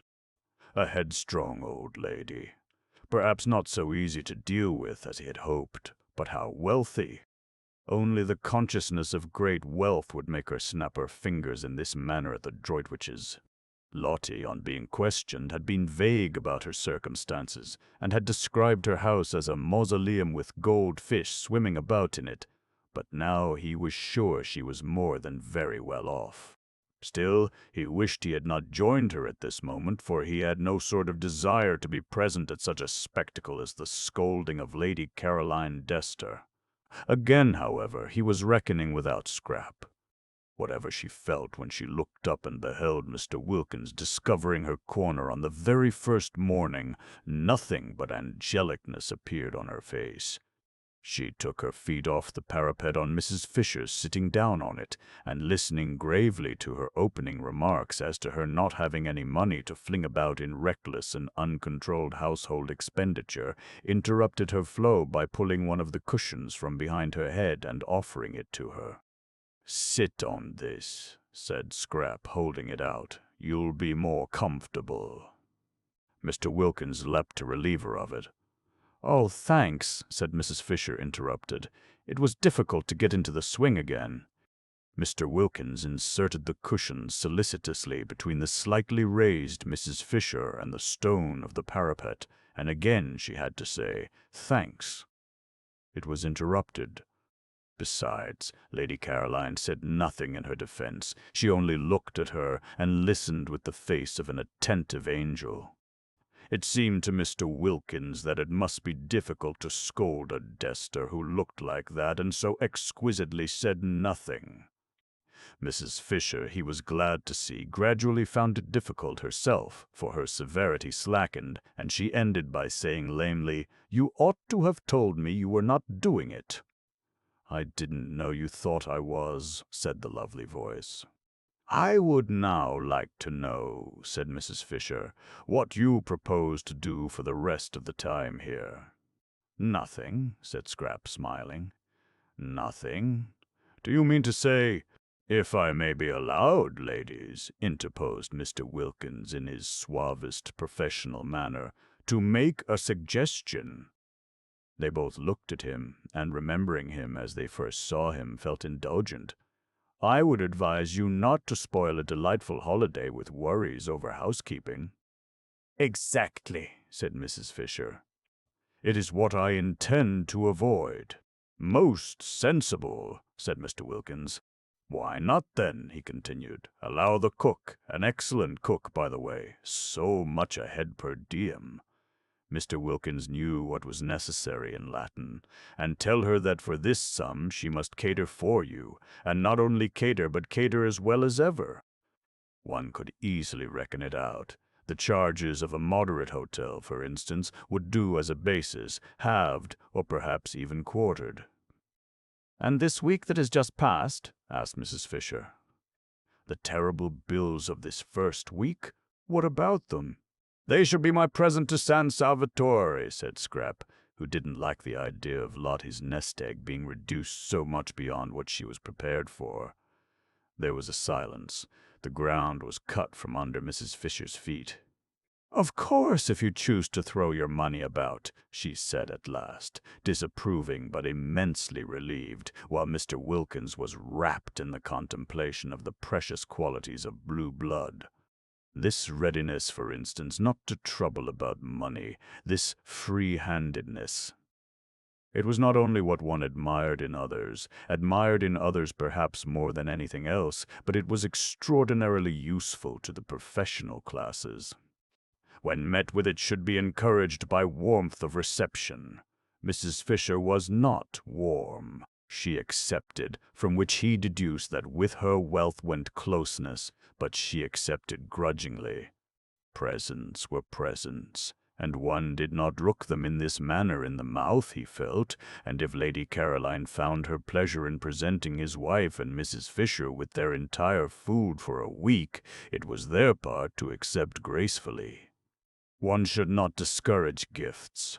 On behalf of his wife, then, Mr. Wilkins expressed what she would wish to express, and remarking to Lady Caroline, with a touch of lightness, for so should gifts be accepted in order to avoid embarrassing the donor, that she had in that case been his wife's hostess since her arrival, he turned almost gaily to Mrs. Fisher and pointed out that she and his wife must now jointly write Lady Caroline the customary letter of thanks for hospitality. "A Collins," said Mr. Wilkins, who knew what was necessary in literature. "I prefer the name Collins for such a letter to either that of board and lodging or bread and butter. Let us call it a Collins." Scrap smiled and held out her cigarette case. Mrs. Fisher could not help being mollified. A way out of waste was going to be found, thanks to Mr. Wilkins, and she hated waste quite as much as having to pay for it. Also a way was found out of housekeeping. For a moment she had thought that if everybody tried to force her into housekeeping on her brief holiday by their own indifference, Lady Caroline, or inability to speak Italian, the other two, she would have to send for Kate Lumley after all. Kate could do it. Kate and she had learnt Italian together. Kate would only be allowed to come on condition that she did do it. But this was much better. This way of Mr. Wilkins's, really a most superior man. There was nothing like an intelligent, not too young man for profitable and pleasurable companionship. And when she got up, the business for which she had come being settled, and said she now intended to take a little stroll before lunch, Mr. Wilkins did not stay with Lady Caroline, as most of the men she had known would, she was afraid, have wanted to. He asked to be permitted to go and stroll with her, so that he evidently definitely preferred conversation to faces. A sensible, companionable man. A clever, well-read man. A man of the world. A man. She was very glad indeed she had not written to Kate the other day. What did she want with Kate? She had found a better companion. But Mr. Wilkins did not go with Mrs. Fisher because of her conversation, but because, when she got up and he got up because she got up, intending merely to bow her out of the recess, Lady Caroline had put her feet up on the parapet again, and arranging her head sideways in the cushions had shut her eyes. The daughter of the Droitwiches desired to go to sleep. It was not for him, by remaining, to prevent her. And so the second week began, and all was harmony. The arrival of Mr. Wilkins, instead of, as three of the party had feared, and the fourth had only been protected from fearing by her burning faith in the effect on him of San Salvatore, disturbing such harmony as there was, increased it. He fitted in. He was determined to please, and he did please. He was most amiable to his wife, not only in public, which she was used to, but in private, when he certainly wouldn't have been if he hadn't wanted to. He did want to. He was so much obliged to her, so much pleased with her for making him acquainted with Lady Caroline, that he felt really fond of her. Also proud, for there must be, he reflected, a good deal more in her than he had supposed, for Lady Caroline to have become so intimate with her and so affectionate. And the more he treated her as though she were really very nice, the more Lottie expanded and became really very nice, and the more he, affected in his turn, became really very nice himself, so that they went round and round, not in a vicious but in a highly virtuous circle. Positively, for him, Mellish petted her. There was at no time much pet in Mellish, because he was by nature a cool man, yet such was the influence on him of, as Lottie supposed, San Salvatore, that in this second week he sometimes pinched both her ears, one after the other, instead of only one, and Lottie, marveling at such rapidly developing affectionateness, wondered what he would do, should he continue at this rate, in the third week, when her supply of ears would have come to an end. He was particularly nice about the washstand, and genuinely desirous of not taking up too much of the space in the small bedroom. Quick to respond, Lottie was even more desirous not to be in his way, and the room became the scene of many an affectionate combat de générosité, each of which left them more pleased with each other than ever. He did not again have a bath in the bathroom, though it was mended and ready for him, but got up and went down every morning to the sea, and in spite of the cool nights making the water cold early, had his dip as a man should, and came up to breakfast rubbing his hands and feeling, as he told Mrs. Fisher, prepared for anything. Lottie's belief in the irresistible influence of the heavenly atmosphere of San Salvatore being thus obviously justified, and Mr. Wilkins, whom Rose knew as alarming and Scrap had pictured as icily unkind, being so evidently a changed man, both Rose and Scrap began to think there might after all be something in what Lottie insisted on, and that San Salvatore did work purgingly on the character. They were the more inclined to think so in that they too felt a working going on inside themselves. They felt more cleared, both of them, that second week. Scrap in her thoughts, many of which were now quite nice thoughts, real amiable ones about her parents and relations, with a glimmer in them of recognition of the extraordinary benefits she had received at the hands of what? Fate? Providence? anyhow, of something, and of how, having received them, she had misused them by failing to be happy, and rose in her bosom, which though it still yearned, yearned to some purpose, for she was reaching the conclusion that merely inactively to yearn was no use at all, and that she must either by some means stop her yearning or give it at least a chance, remote but still a chance, of being quieted by writing to Frederick and asking him to come out. If Mr. Wilkins could be changed, thought Rose, why not Frederick? How wonderful it would be, how too wonderful, if the place worked on him too, and were able to make them even a little understand each other, even a little be friends. Rose, so far, had loosening and disintegration gone on in her character, now was beginning to think her obstinate straight-lacedness about his books and her austere absorption in good works had been foolish and perhaps even wrong. He was her husband, and she had frightened him away. She had frightened love away, precious love, and that couldn't be good. Was not Lottie right when she said the other day that nothing at all except love mattered? Nothing certainly seemed much use unless it was built up on love. But once frightened away, could it ever come back? Yes, it might in that beauty, it might in the atmosphere of happiness. Lottie and San Salvatore seemed between them to spread round like some divine infection. She had, however, to get him there first, and he certainly couldn't be got there if she didn't write and tell him where she was. She would write. She must write, for if she did there was at least a chance of his coming, and if she didn't there was manifestly none. And then, once here in this loveliness, with everything so soft and kind and sweet all round, it would be easier to tell him, to try and explain, to ask for something different, for at least an attempt at something different in their lives in the future, instead of the blankness of separation, the cold. Oh, the cold of nothing at all but the great windiness of faith, the great bleakness of works. Why, one person in the world, one single person belonging to one, of one's very own, to talk to take care of, to love, to be interested in, was worth more than all the speeches on platforms and the compliments of chairmen in the world. It was also worth more, Rose couldn't help it, the thought would come, than all the prayers. These thoughts were not head thoughts, like Scraps, who was altogether free from yearnings, but bosom thoughts. They lodged in the bosom. It was in the bosom that Rose ached, and felt so dreadfully lonely. And when her courage failed her, as it did on most days, and it seemed impossible to write to Frederick, she would look at Mr. Wilkins and revive. There he was, a changed man. There he was, going into that small, uncomfortable room every night, that room whose proximities had been Lottie's only misgiving, and coming out of it in the morning, and Lottie coming out of it too, both of them as unclouded and as nice to each other as when they went in.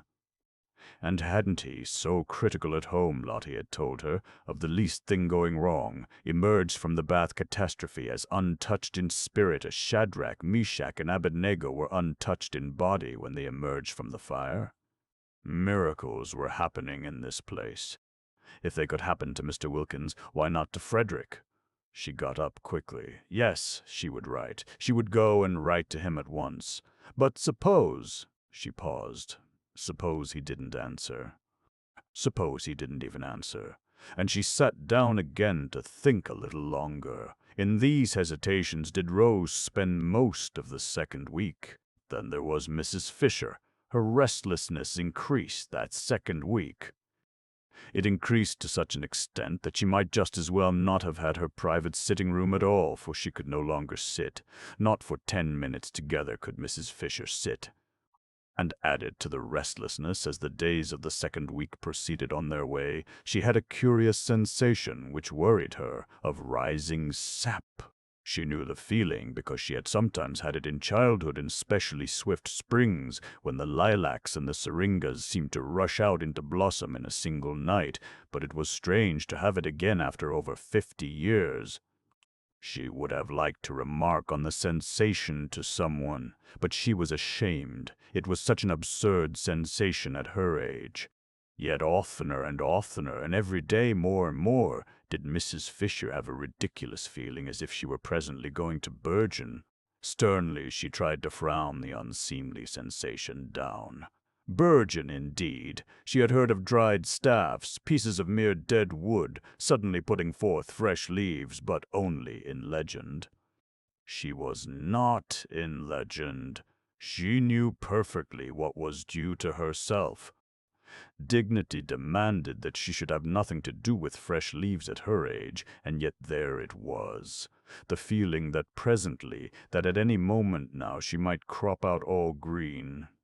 Mrs. Fisher was upset. There were many things she disliked more than anything else, and one was when the elderly imagined they felt young and behaved accordingly. Of course they only imagined it. They were only deceiving themselves. But how deplorable were the results. She herself had grown old as people should grow old, steadily and firmly. No interruptions, no belated afterglows and spasmodic returns. If, after all these years, she were now going to be deluded into some sort of unsuitable breaking out, how humiliating! Indeed, she was thankful that second week that Kate Lumley was not there. It would be most unpleasant, should anything different occur in her behavior, to have Kate looking on. Kate had known her all her life. She felt she could let herself go. Here Mrs. Fisher frowned at the book she was vainly trying to concentrate on, for where did that expression come from? Much less painfully before strangers than before an old friend. Old friends, reflected Mrs. Fisher, who hoped she was reading, compare one constantly with what one used to be. They are always doing it if one develops. They are surprised at development. They hark back. They expect motionlessness after, say, 50, to the end of one's days. That, thought Mrs. Fisher, her eyes going steadily line by line down the page, and not a word of it getting through into her consciousness, is foolish of friends. It is condemning one to a premature death. One should continue, of course, with dignity, to develop, however old one may be. She had nothing against developing, against further ripeness, because as long as one was alive, one was not dead. Obviously, decided Mrs. Fisher, and development, change, ripening were life. What she would dislike would be unripening, going back to something green. She would dislike it intensely, and this is what she felt she was on the brink of doing. Naturally, it made her very uneasy, and only in constant movement could she find distraction. Increasingly restless and no longer able to confine herself to her battlements, she wandered more and more frequently and also aimlessly in and out of the top garden, to the growing surprise of Scrap, especially when she found that all Mrs. Fisher did was to stare for a few minutes at the view, pick a few dead leaves off the rose bushes, and go away again. In Mr. Wilkins's conversation she found temporary relief, but though he joined her whenever he could, he was not always there, for he spread his attentions judiciously among the three ladies, and when he was somewhere else she had to face and manage her thoughts as best she could by herself. Perhaps it was the excess of light and color at San Salvatore which made every other place seem dark and black, and Prince of Wales Terrace did seem a very dark black spot to have to go back to, a dark, narrow street, and her house dark and narrow as the street, with nothing really living or young in it. The goldfish could hardly be called living, or at most not more than half living, and were certainly not young, and except for them there were only the maids, and they were dusty old things. Dusty old things.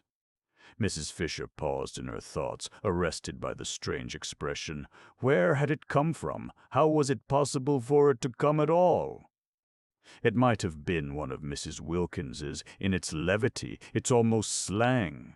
Perhaps it was one of hers, and she had heard her say it and unconsciously caught it from her. If so, this was both serious and disgusting. That the foolish creature should penetrate into Mrs. Fisher's very mind and establish her personality there, the personality which was still, in spite of the harmony apparently existing between her and her intelligent husband, so alien to Mrs. Fisher's own, so far removed from what she understood and liked, and infect her with her undesirable phrases, was most disturbing. Never in her life before had such a sentence come into Mrs. Fisher's head. Never in her life before had she thought of her maids or of anybody else as dusty old things. Her maids were not dusty old things. They were most respectable, neat women who were allowed the use of the bathroom every Saturday night. Elderly, certainly, but then so was she, so was her house, so was her furniture, so were her goldfish. They were all elderly as they should be together. But there was a great difference between being elderly and being a dusty old thing. How true it was what Ruskin said, that evil communications corrupt good manners. But did Ruskin say it? On second thought she was not sure, but it was just the sort of thing he would have said if he had said it, and in any case it was true. Merely hearing Mrs. Wilkins's evil communications at meals. She did not listen, she avoided listening, yet it was evident she had heard. Those communications which, in that they so often were at once vulgar, indelicate, and profane, and always, she was sorry to say, laughed at by Lady Caroline, must be classed as evil, was spoiling her own mental manners. Soon she might not only think but say. How terrible that would be! If that were the form her breaking out was going to take, the form of unseemly speech, Mrs. Fisher was afraid she would hardly with any degree of composure be able to bear it. At this stage, Mrs. Fisher wished more than ever that she were able to talk over her strange feelings with someone who would understand. There was, however, no one who would understand except Mrs. Wilkins herself. She would know at once. Mrs. Fisher was sure what she felt like. But this was impossible. It would be as abject as begging the very microbe that was infecting one for protection against its disease. She continued accordingly to bear her sensations in silence, and was driven by them into that frequent aimless appearing in the top garden which presently roused even Scrap's attention. Scrap had noticed it, and vaguely wondered at it for some time before Mr. Wilkins inquired of her one morning as he arranged her cushions for her. He had established the daily assisting of Lady Caroline into her chair as his special privilege, whether there was anything the matter with Mrs. Fisher. At that moment Mrs. Fisher was standing by the eastern parapet, shading her eyes and carefully scrutinizing the distant white houses of Metzego. They could see her through the branches of the daphnes. "I don't know," said Scrap. "She is a lady, I take it," said Mr. Wilkins, who would be unlikely to have anything on her mind. "I should imagine so," said Scrap, smiling. "If she has, and her restlessness appears to suggest it, I should be more than glad to assist her with advice. I am sure you would be most kind. Of course she has her own legal adviser, but he is not on the spot. I am." "And a lawyer on the spot," said Mr. Wilkins, who endeavored to make his conversation when he talked to Lady Caroline light, aware that one must be light with young ladies, "is worth two in. We won't be ordinary and complete the proverb, but say London. You should ask her. Ask her if she needs assistance. Would you advise it? Would it not be a little delicate to touch on such a question, the question whether or no a lady has something on her mind? Perhaps she will tell you if you go and talk to her. I think it must be lonely to be Mrs. Fisher." "You are all thoughtfulness and consideration," declared Mr. Wilkins, wishing for the first time in his life that he were a foreigner so that he might respectfully kiss her hand on withdrawing to go obediently and relieve Mrs. Fisher's loneliness. It was wonderful what a variety of exits from her corner Scrap contrived for Mr. Wilkins. Each morning she found a different one, which sent him off pleased after he had arranged her cushions for her. She allowed him to arrange the cushions because she instantly had discovered The very first 5 minutes of the very first evening, that her fears lest he should cling to her and stare in dreadful admiration were baseless. Mr. Wilkins did not admire like that. It was not only, she instinctively felt, not in him, but, if it had been, he would not have dared to in her case. He was all respectfulness. She could direct his movements in regard to herself with the raising of an eyelash. His one concern was to obey. She had been prepared to like him if he would only be so obliging as not to admire her, and she did like him. She did not forget his moving defenselessness the first morning in his tow, and he amused her, and he was kind to Lottie. It is true she liked him most when he wasn't there, but then she usually liked everybody most when they weren't there. Certainly he did seem to be one of those men, rare in her experience, who never looked at a woman from the predatory angle. The comfort of this, the simplification it brought into the relations of the party, was immense. From this point of view, Mr. Wilkins was simply ideal. He was unique and precious. Whenever she thought of him, and was perhaps inclined to dwell on the aspects of him that were a little boring, she remembered this and murmured, "But what a treasure!" Indeed, it was Mr. Wilkins's one aim during his stay at San Salvatore to be a treasure. At all costs, the three ladies who were not his wife must like him and trust him. Then presently, when trouble arose in their lives, and in what lives did not trouble sooner or later arise, they would recollect how reliable he was and how sympathetic, and turn to him for advice. Ladies with something on their minds were exactly what he wanted. Lady Caroline, he judged, had nothing on hers at the moment but so much beauty. For he could not but see what was evident, must have had its difficulties in the past, and would have more of them before it had done. In the past he had not been at hand. In the future he hoped to be. And meanwhile the behavior of Mrs. Fisher, the next in importance of the ladies from the professional point of view, showed definite promise. It was almost certain that Mrs. Fisher had something on her mind. He had been observing her attentively, and it was almost certain. With the third, with Mrs. Arbuthnot, he had up to this made least headway, for she was so very retiring and quiet. But might not this very retiringness, this tendency to avoid the others and spend her time alone, indicate that she too was troubled? If so, he was her man. He would cultivate her. He would follow her and sit with her and encourage her to tell him about herself. Arbuthnot, he understood from Lottie, was a British Museum official, nothing specially important at present, but Mr. Wilkins regarded it as his business to know all sorts and kinds. Besides, there was promotion. Arbuthnot, promoted, might become very much worthwhile. As for Lottie, she was charming. She really had all the qualities he had credited her with during his courtship, and they had been, it appeared, merely in abeyance since. His early impressions of her were now being endorsed by the affection and even admiration Lady Caroline showed for her. Lady Caroline Dester was the last person, he was sure, to be mistaken on such a subject. Her knowledge of the world, her constant association with only the best, must make her quite unerring. Lottie was evidently then that which before marriage he had believed her to be. She was valuable. She was valuable. She certainly had been most valuable in introducing him to Lady Caroline and Mrs. Fisher. A man in his profession could be immensely helped by a clever and attractive wife. Why had she not been attractive sooner? Why this sudden flowering?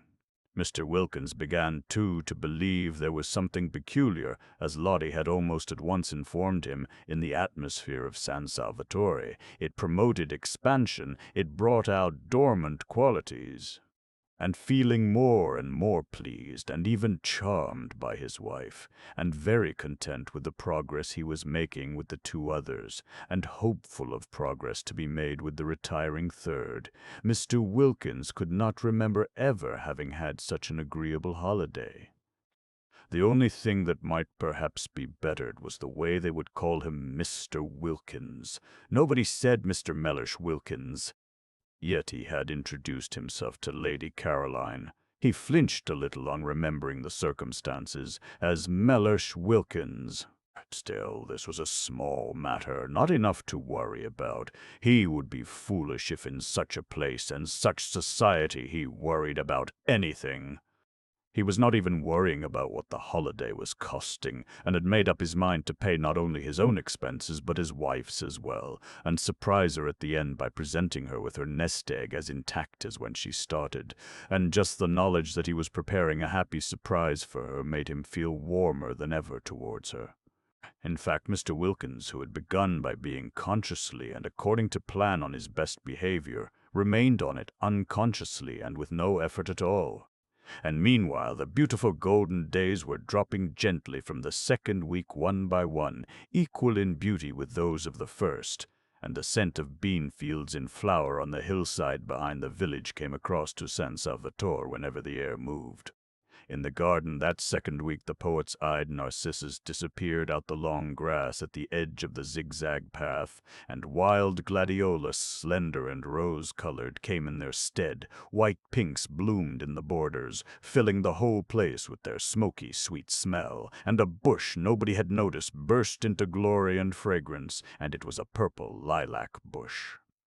Such a jumble of spring and summer was not to be believed in, except by those who dwelt in those gardens.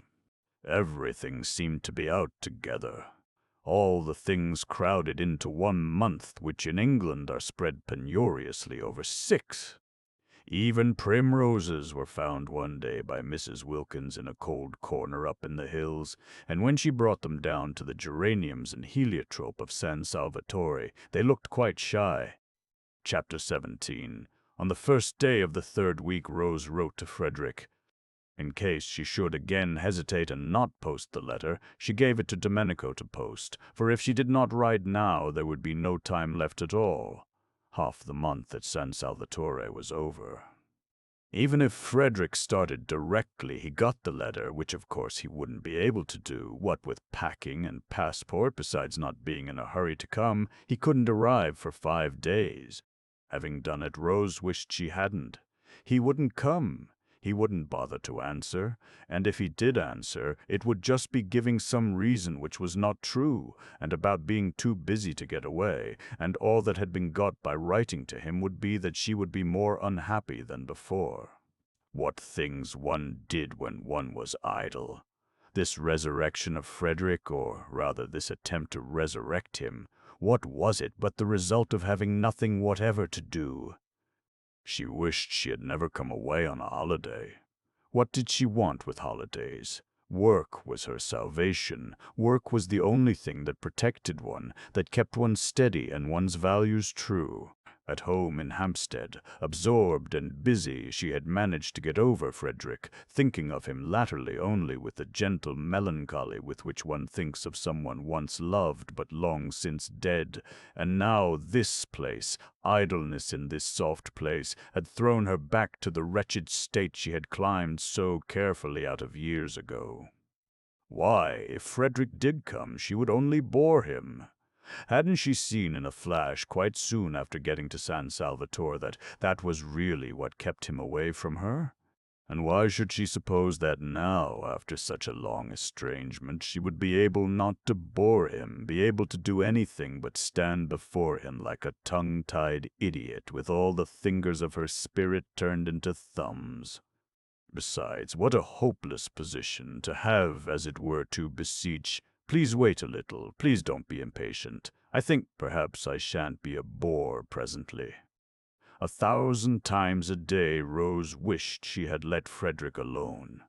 Lottie, who asked her every evening whether she had sent her letter yet, exclaimed with delight when the answer at last was yes, and threw her arms round her. "Now we shall be completely happy," cried the enthusiastic Lottie. But nothing seemed less certain to Rose, and her expression became more and more the expression of one who has something on her mind. Mr. Wilkins, wanting to find out what it was, strolled in the sun in his Panama hat, and began to meet her accidentally. "I did not know," said Mr. Wilkins the first time, courteously raising his hat, "that you too liked this particular spot." And he sat down beside her. In the afternoon she chose another spot, and she had not been in it half an hour before Mr. Wilkins, lightly swinging his cane, came round the corner. "We are destined to meet in our rambles," said Mr. Wilkins pleasantly, and he sat down beside her. Mr. Wilkins was very kind, and she saw, misjudged him in Hampstead, and this was the real man, ripened like fruit by the beneficent sun of San Salvatore, but Rose did want to be alone. Still, she was grateful to him for proving to her that though she might bore Frederick, she did not bore everybody. If she had, he would not have sat talking to her on each occasion till it was time to go in. True, he bored her, but that wasn't anything like so dreadful as if she bored him. Then indeed her vanity would have been sadly ruffled. For now that Rose was not able to say her prayers, she was being assailed by every sort of weakness, vanity, sensitiveness, irritability, pugnacity, strange, unfamiliar devils to have coming, crowding on one and taking possession of one's swept and empty heart. She had never been vain or irritable or pugnacious in her life before. Could it be that San Salvatore was capable of opposite effects, and the same sun that ripened Mr. Wilkins made her go acid? The next morning, so as to be sure of being alone, she went down, while Mr. Wilkins was still lingering pleasantly with Mrs. Fisher over breakfast, to the rocks by the water's edge where she and Lottie had sat the first day. Frederick by now had got her letter. Today, if he were like Mr. Wilkins, she might get a telegram from him. She tried to silence the absurd hope by jeering at it. Yet, if Mr. Wilkins had telegraphed, why not Frederick? The spell of San Salvatore lurked even, it seemed, in notepaper. Lottie had not dreamed of getting a telegram, and when she came in at lunchtime, there it was. It would be too wonderful if when she went back at lunchtime she found one there for her too. Rose clasped her hands tight round her knees. How passionately she longed to be important to somebody again, not important on platforms, not important as an asset in an organization, but privately important, just to one other person, quite privately, nobody else to know or notice. It didn't seem much to ask in a world so crowded with people, just to have one of them, only one out of all the millions, to oneself. Somebody who needed one, who thought of one, who was eager to come to one. Oh, how dreadfully one wanted to be precious. All the morning she sat beneath the pine tree by the sea. Nobody came near her. The great hours passed slowly. They seemed enormous, but she wouldn't go up before lunch. She would give the telegram time to arrive. That day Scrap, egged on by Lottie's persuasions and also thinking that perhaps she had sat long enough, had arisen from her chair and cushions and gone off with Lottie and sandwiches up into the hills till evening. Mr. Wilkins, who wished to go with them, stayed on Lady Caroline's advice with Mrs. Fisher in order to cheer her solitude, and though he left off cheering her about 11 to go and look for Mrs. Arbuthnot, so as for a space to cheer her too, thus dividing himself impartially between these solitary ladies, he came back again presently mopping his forehead and continued with Mrs. Forehead. Fisher, where he had left off, for this time Mrs. Arbuthnot had hidden successfully. There was a telegram, too, for her he noticed when he came in. Pity he did not know where she was. "Ought we to open it?" he said to Mrs. Fisher. "No," said Mrs. Fisher. "It may require an answer. I don't approve of tampering with other people's correspondence." "Tampering, my dear lady." Mr. Wilkins was shocked. Such a word! Tampering! He had the greatest possible esteem for Mrs. Fisher, but he did at times find her a little difficult. She liked him, he was sure, and she was in a fair way, he felt, to become a client, but he feared she would be a headstrong and secretive client. She was certainly secretive, for though he had been skillful and sympathetic for a whole week, she had as yet given him no inkling of what was so evidently worrying her. "Poor old thing," said Lottie, on his asking her if she perhaps could throw light on Mrs. Fisher's troubles. "She hasn't got love." "Love?" Mr. Wilkins could only echo, genuinely scandalized. but surely, my dear, at her age. Any love? Said Lottie. That very morning he had asked his wife, for he now sought and respected her opinion, if she could tell him what was the matter with Mrs. Arbuthnot, for she too, though he had done his best to thaw her into confidences, had remained persistently retiring.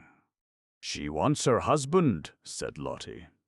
Ah, said Mr. Wilkins, a new light shed on Mrs. Arbuthnot's shy and modest melancholy, and he added, very proper.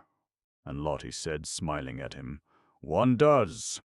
And Mr. Wilkins said, smiling at her, does one? And Lottie said, smiling at him, of course. And Mr. Wilkins, much pleased with her, though it was still quite early in the day, a time when caresses are sluggish, pinched her ear. Just before 12:30, Rose came slowly up through the pergola and between the camellias ranged on either side of the old stone steps.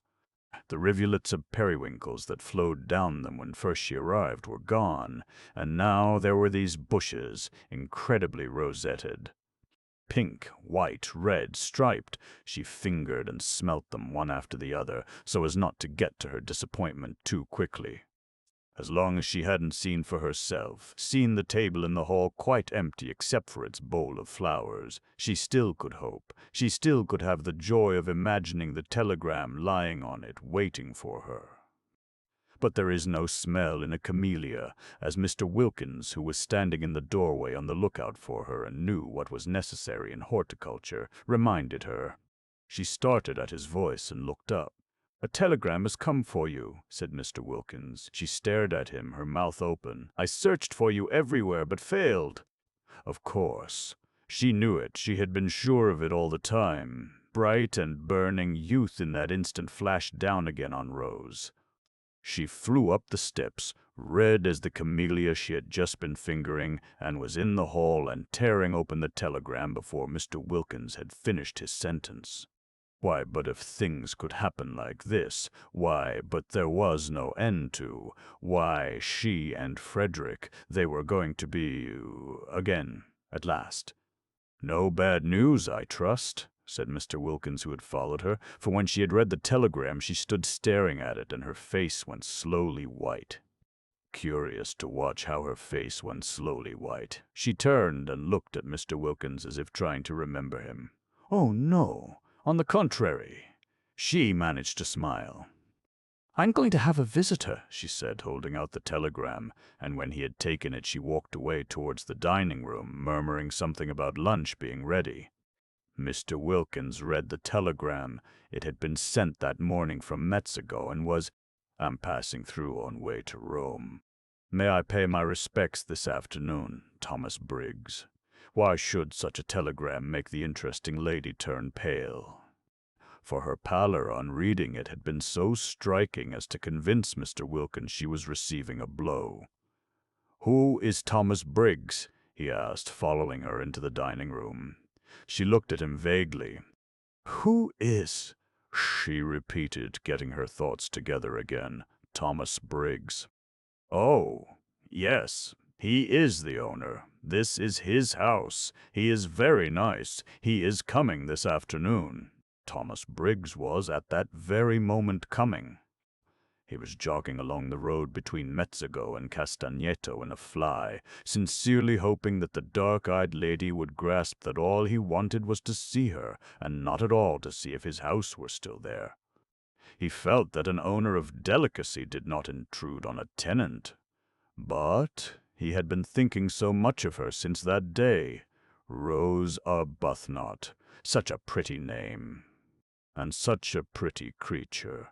Mild, milky, mothery in the best sense being that she wasn't his mother and couldn't have been if she had tried, for parents were the only things impossible to have younger than oneself. Also, he was passing so near. It seemed absurd not just to look in and see if she were comfortable. He longed to see her in his house.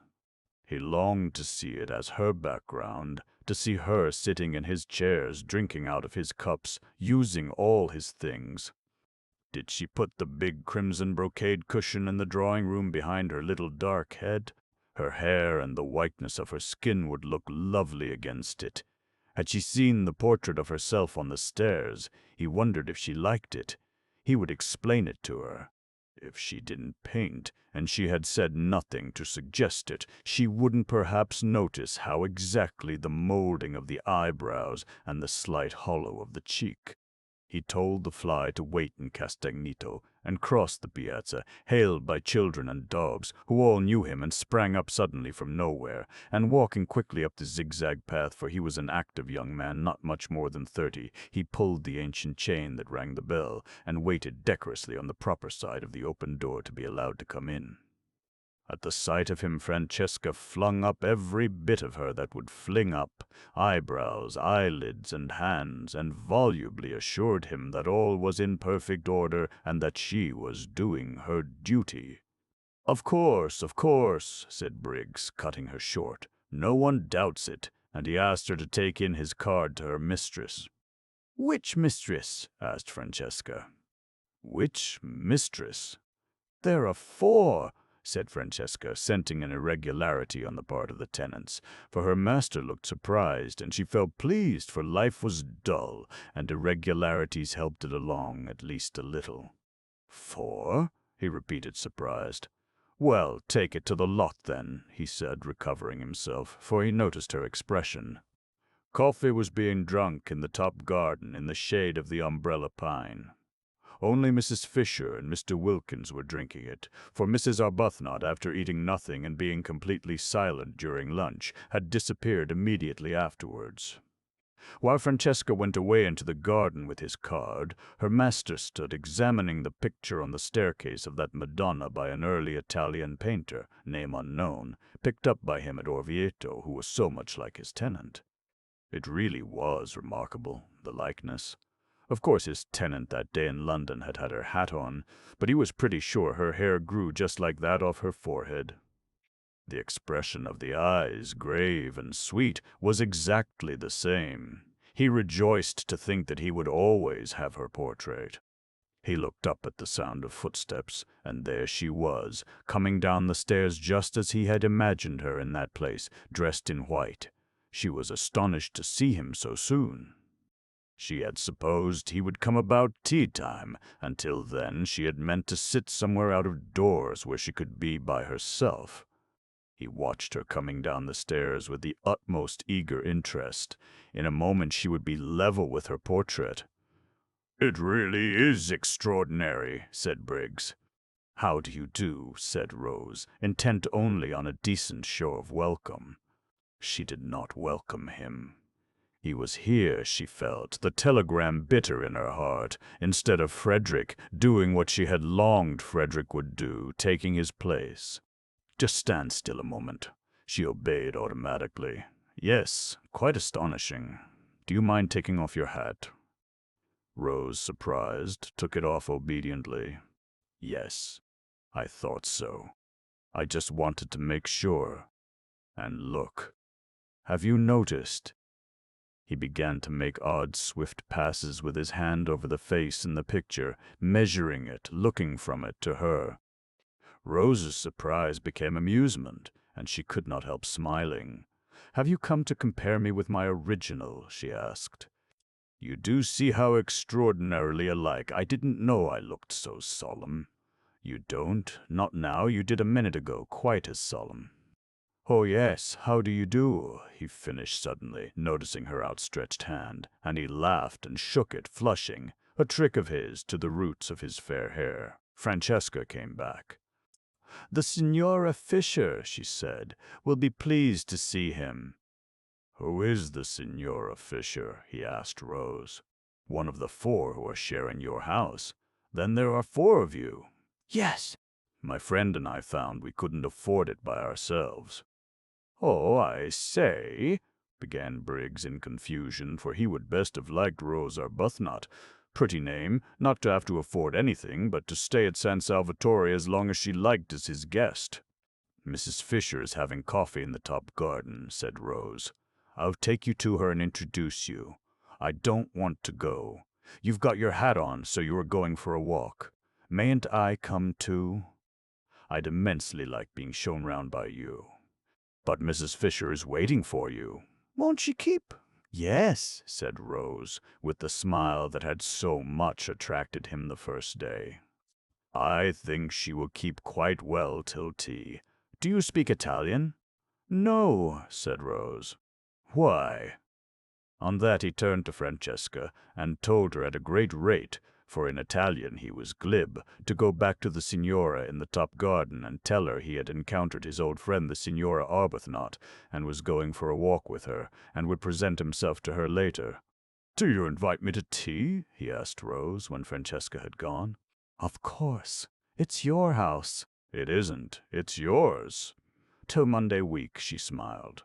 "Come and show me all the views," he said eagerly, and it was plain, even to the self-depreciatory Rose, that she did not bore Mr. Briggs. Chapter 18. Chapter 18.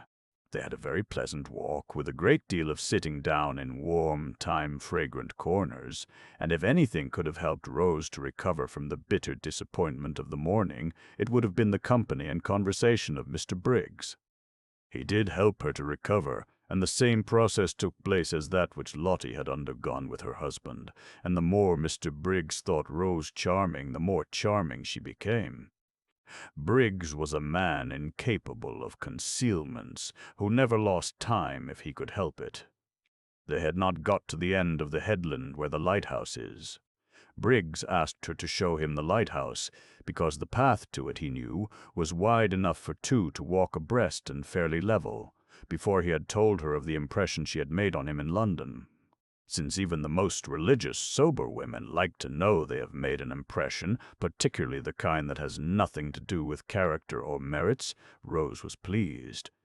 Being pleased, she smiled. Smiling, she was more attractive than ever. Color came into her cheeks and brightness into her eyes. She heard herself saying things that really sounded quite interesting and even amusing. If Frederick were listening now, she thought, perhaps he would see that she couldn't after all be such a hopeless bore, for here was a man, nice-looking, young, and surely clever. He seemed clever, and she hoped he was, for then the compliment would be still greater, who was evidently quite happy to spend the afternoon just talking to her. And indeed Mr. Briggs seemed very much interested. He wanted to hear all about everything she had been doing from the moment she got there.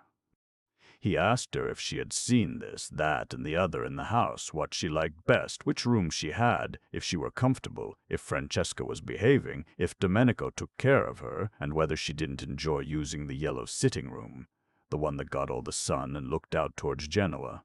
Rose was ashamed how little she had noticed in the house, and how few of the things he spoke of as curious or beautiful in it she had even seen.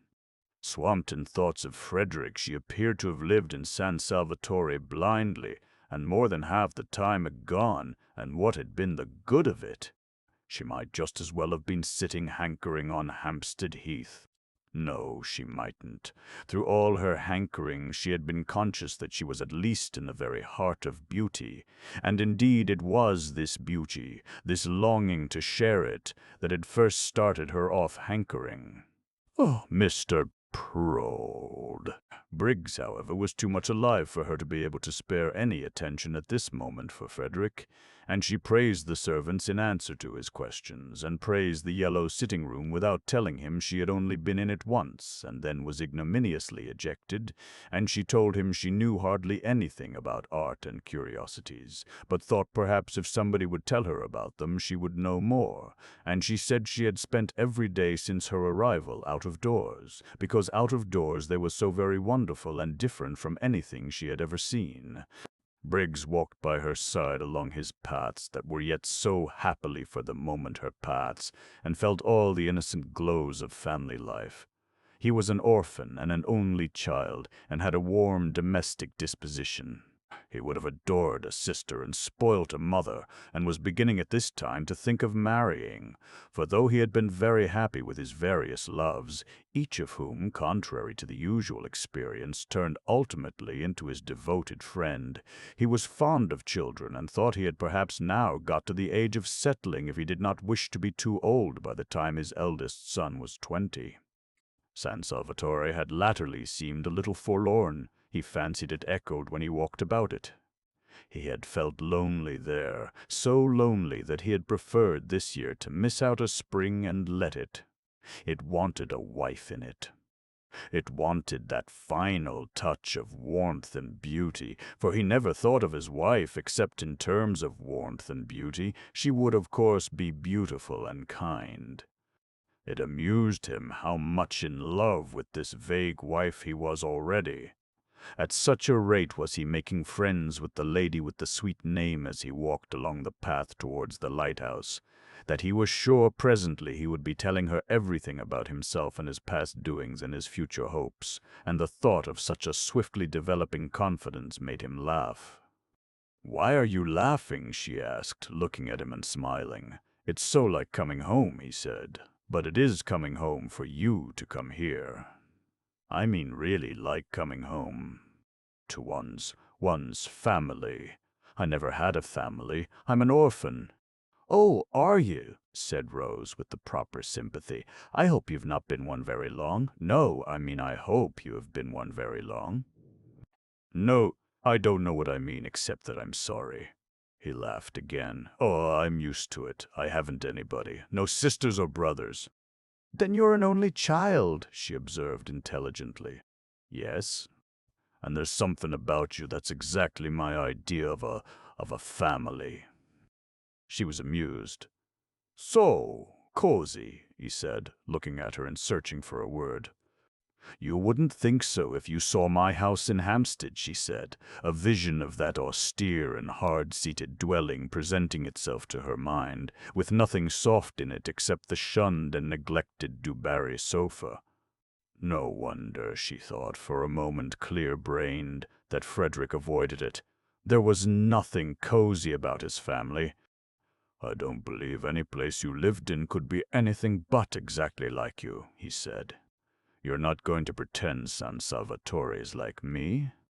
"Indeed, I do pretend it." "Surely you admit that it is beautiful?"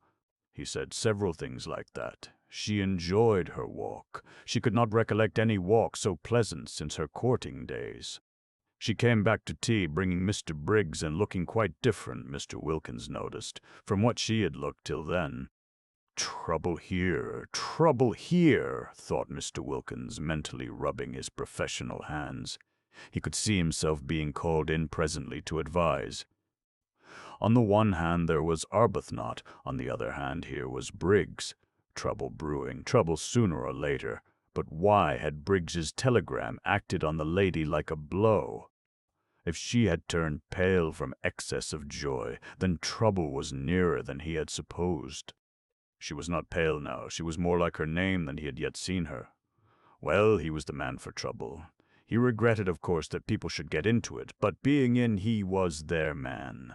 And Mr. Wilkins, invigorated by these thoughts, his career being very precious to him, proceeded to assist in doing the honors to Mr. Briggs, both in his quality of sharer in the temporary ownership of San Salvatore, and of probable helper out of difficulties, with great hospitality, and pointed out the various features of the place to him, and led him to the parapet, and showed him Mexico across the bay.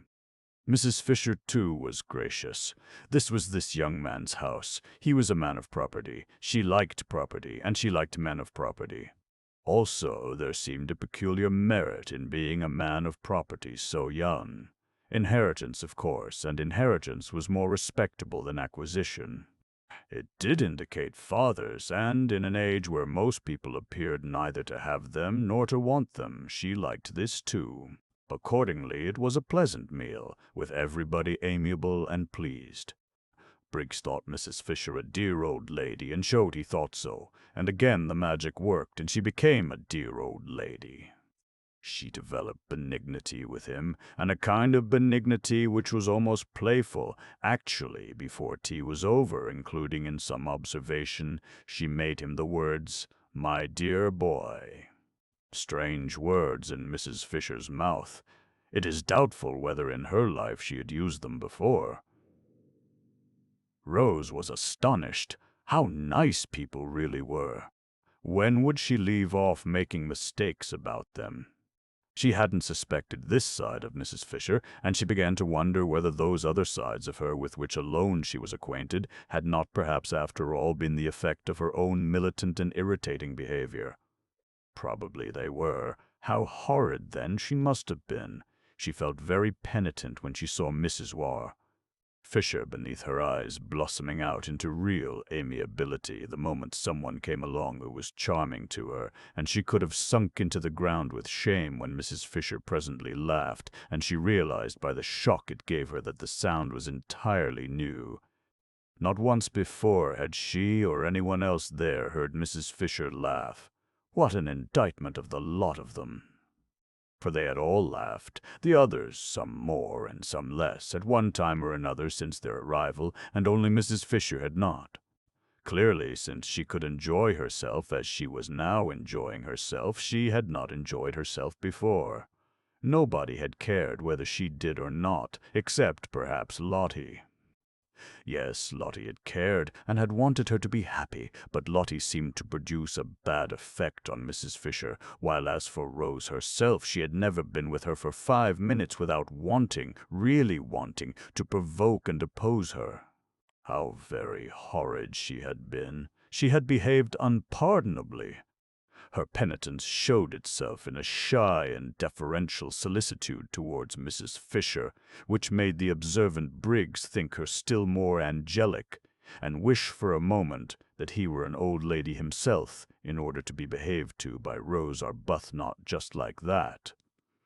There was evidently no end, he thought, to the things she could do sweetly. He would even not mind taking medicine, really nasty medicine, if it were Rose Arbuthnot bending over him with the dose. She felt his bright blue eyes, the brighter because he was so sunburnt, fixed on her with a twinkle in them, and smiling asked him what he was thinking about. But he couldn't very well tell her that, he said, and added, "Some day." Trouble, thought Mr. Wilkins at this, again mentally rubbing his hands. "Well, I'm their man, I'm sure," said Mrs. Fisher benignly. "You have no thoughts we may not hear." "I'm sure," said Briggs, "I would be telling you every one of my secrets in a week." "You would be telling somebody very safe, then," said Mrs. Fisher benevolently. Just such a son would she have liked to have had. "And in return," she went on, "I dare say I would tell you mine." "Ah, no," said Mr. Wilkins, adapting himself to this tone of easy badinage. "I must protest. I really must.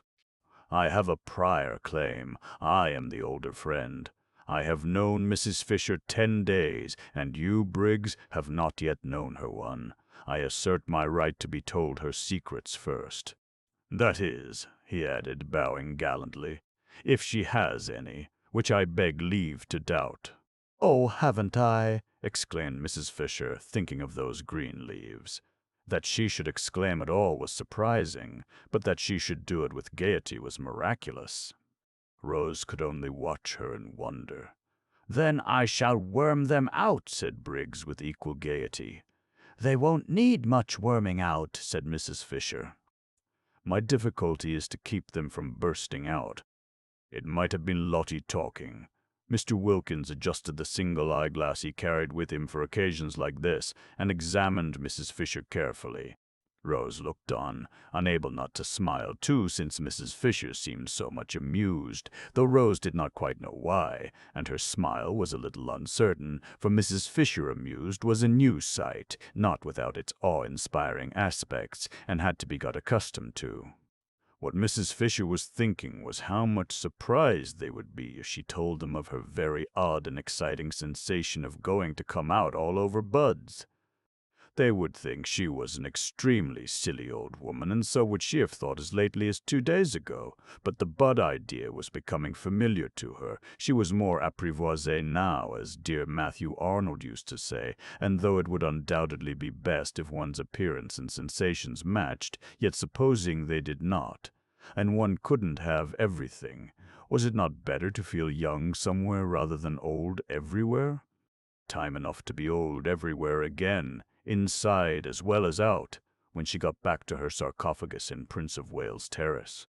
Yet it is probable that without the arrival of Briggs, Mrs. Fisher would have gone on secretly fermenting in her shell. The others only knew her as severe. It would have been more than her dignity could bear suddenly to relax, especially towards the three young women. But now came the stranger Briggs, a stranger who at once took to her as no young man had taken to her in her life, and it was the coming of Briggs and his real and manifest appreciation. For just such a grandmother, thought Briggs, hungry for home life and its concomitants, would he have liked to have. That released Mrs. Erd. Fisher from her shell, and here she was at last, as Lottie had predicted, pleased, good-humored, and benevolent. Lottie, coming back half an hour later from her picnic, and following the sound of voices into the top garden in the hope of still finding tea, saw at once what had happened, for Mrs. Fisher at that very moment was laughing. "She's burst her cocoon," thought Lottie, and swift as she was in all her movements, and impulsive, and also without any sense of propriety to worry and delay her, she bent over the back of Mrs. Fisher's chair and kissed her. "Good gracious!" cried Mrs. Fisher, starting violently, for such a thing had not happened to her since Mr. Fisher's earlier days, and then only gingerly. This kiss was a real kiss, and rested on Mrs. Fisher's cheek a moment with a strange, soft sweetness. When she saw whose it was, a deep flush spread over her face. Mrs. Wilkins kissing her, and the kiss feeling so affectionate. Even if she had wanted to, she could not, in the presence of the appreciative Mr. Briggs, resume her cast-off severity and begin rebuking again, but she did not want to. Was it possible Mrs. Wilkins liked her, had liked her all this time, while she had been so much disliking her herself? A queer little trickle of warmth filtered through the frozen defenses of Mrs. Fisher's heart. Somebody young kissing her, somebody young wanting to kiss her. Very much flushed, she watched the strange creature, apparently quite unconscious she had done anything extraordinary, shaking hands with Mr. Briggs on her husband's introducing him, and immediately embarking on the friendliest conversation with him, exactly as if she had known him all her life. What a strange creature! What a very strange creature! It was natural, she being so strange, that one should have, perhaps, misjudged her. "I'm sure you want some tea," said Briggs with eager hospitality to Lottie. He thought her delightful. Freckles, picnic untidiness and all. Just such a sister, would he? "This is cold," he said, feeling the teapot. "I'll tell Francesca to make you some fresh." He broke off and blushed. "Aren't I forgetting myself?" he said, laughing and looking round at them. "Very natural. Very natural," Mr. Wilkins reassured him. "I'll go and tell Francesca," said Rose, getting up. "No, no," said Briggs. "Don't go away." And he put his hands to his mouth and shouted. "Francesca!" shouted Briggs. She came running. No summons in their experience had been answered by her with such celerity. "Her master's voice," remarked Mr. Wilkins aptly, he considered. "Make fresh tea," ordered Briggs in Italian. "Quick, quick!" And then, remembering himself, he blushed again and begged everybody's pardon. "Very natural, Mr. Wilkins reassured him. Briggs then explained to Lottie what he had explained twice already, once to Rose and once to the other two, that he was on his way to Rome and thought he would get out at Mezzago and just look in to see if they were comfortable and continue his journey the next day, staying the night in an hotel at Mezzago. "But how ridiculous," said Lottie. "Of course you must stay here. It's your house. There's Kate Lumley's room," she added, turning to Mrs. Fisher. "You wouldn't mind Mr. Briggs having it for one night?" "Kate Lumley isn't in it, you know," she said, turning to Briggs again and laughing. And Mrs. Fisher, to her immense surprise, laughed too. She knew that at any other time this remark would have struck her as excessively unseemly, and yet now she only thought it funny. "No, indeed," she assured Briggs. "Kate Lumley was not in that room. Very fortunately, for she was an excessively wide person, and the room was excessively narrow. Kate Lumley might get into it, but that was about all." Once in, she would fit it so tightly that probably she would never be able to get out again. It was entirely at Mr. Briggs's disposal, and she hoped he would do nothing so absurd as go to an hotel, he, the owner of the whole place. Rose listened to this speech wide-eyed with amazement. Mrs. Fisher laughed very much as she made it. Lottie laughed very much too, and at the end of it bent down and kissed her again, kissed her several times. "So you see, my dear boy," said Mrs. Fisher, "you must stay here and give us all a great deal of pleasure." "A great deal indeed," corroborated Mr. Wilkins heartily. "A very great deal," repeated Mrs. Fisher, looking exactly like a pleased mother. "Do," said Rose, on Briggs's turning inquiringly to her. "How kind of you all," he said, his face broad with smiles. "I'd love to be a guest here. What a new sensation! And with 3 such—" He broke off and looked round. "I say," he asked, "oughtn't I to have a 4th hostess? Francesca said she had 4 mistresses." "Yes, there's Lady Caroline," said Lottie. "Then hadn't we better find out first if she invites me, too?" "Oh, but she's sure—" began Lottie. "The daughter of the Droitwiches, Briggs," said Mr. Wilkins, "is not likely to be wanting in the proper hospitable impulses." "The daughter of the—" repeated Briggs, but he stopped dead, for there in the doorway was the daughter of the Droitwiches herself, or rather, coming towards him out of the dark doorway into the brightness of the sunset, was that which he had not in his life yet seen but only dreamed of, his ideal of absolute loveliness. Chapter 19.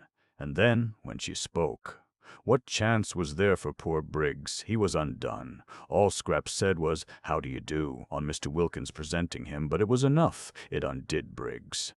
From a cheerful, chatty, happy young man, overflowing with life and friendliness, he became silent, solemn, and with little beads on his temples. Also, he became clumsy, dropping the teaspoon as he handed her her cup, mismanaging the macaroons so that one rolled on the ground. His eyes could not keep off the enchanting face for a moment, and when Mr. Wilkins, elucidating him, for he failed to elucidate himself, informed Lady Caroline that in Mr. Briggs she beheld the owner of San Salvatore, who was on his way to Rome, but had got out at Mezzigo, etc., etc., and that the other 3 ladies had invited him to spend the night in what was to all intents and purposes his own house rather than an hotel, and Mr. Briggs was only waiting for the seal of her approval to this invitation, she being the 4th hostess, when Mr. Wilkins, balancing his sentences and being admirably clear and enjoying the sound of his own cultured voice, explained the position in this manner to Lady Caroline. Briggs sat and said never a word. A deep melancholy invaded Scrap. The symptoms of the incipient grabber were all there, and only too familiar, and she knew that if Briggs stayed her rest, cure might be regarded as over. Then Kate Lumley occurred to her. She caught at Kate as at a straw. "It would have been delightful," she said, faintly smiling at Briggs. She could not in decency not smile, at least a little, but even a little betrayed the dimple, and Briggs's eyes became more fixed than ever. "I'm only wondering if there is room." "Yes, there is," said Lottie. "There's Kate Lumley's room." "I thought," said Scrap to Mrs. Fisher, and it seemed to Briggs that he had never heard music till now, "your friend was expected immediately." "Oh, no," said Mrs. Fisher, with an odd placidness, Scrap thought. "Miss Lumley," said Mr. Wilkins. "Or should I," he inquired of Mrs. Fisher, "say Mrs.?" "Nobody has ever married Kate," said Mrs. Fisher complacently. "Quite so. Miss Lumley does not arrive today in any case, Lady Caroline, and Mr. Briggs has, unfortunately, if I may say so, to continue his journey tomorrow, so that his staying would in no way interfere with Miss Lumley's possible movements." "Then of course I join in the invitation," said Scrap, with what was to Briggs the most divine cordiality. He stammered something, flushing scarlet, and Scrap thought, "Oh," and turned her head away, but that merely made Briggs acquainted with her profile, and if there existed anything more lovely than Scrap's full face, it was her profile. Well, it was only for this one afternoon and evening. He would leave, no doubt, the first thing in the morning. It took hours to get to Rome. Awful if he hung on till the night train. She had a feeling that the principal express to Rome passed through at night. Why hadn't that woman Kate Lumley arrived yet?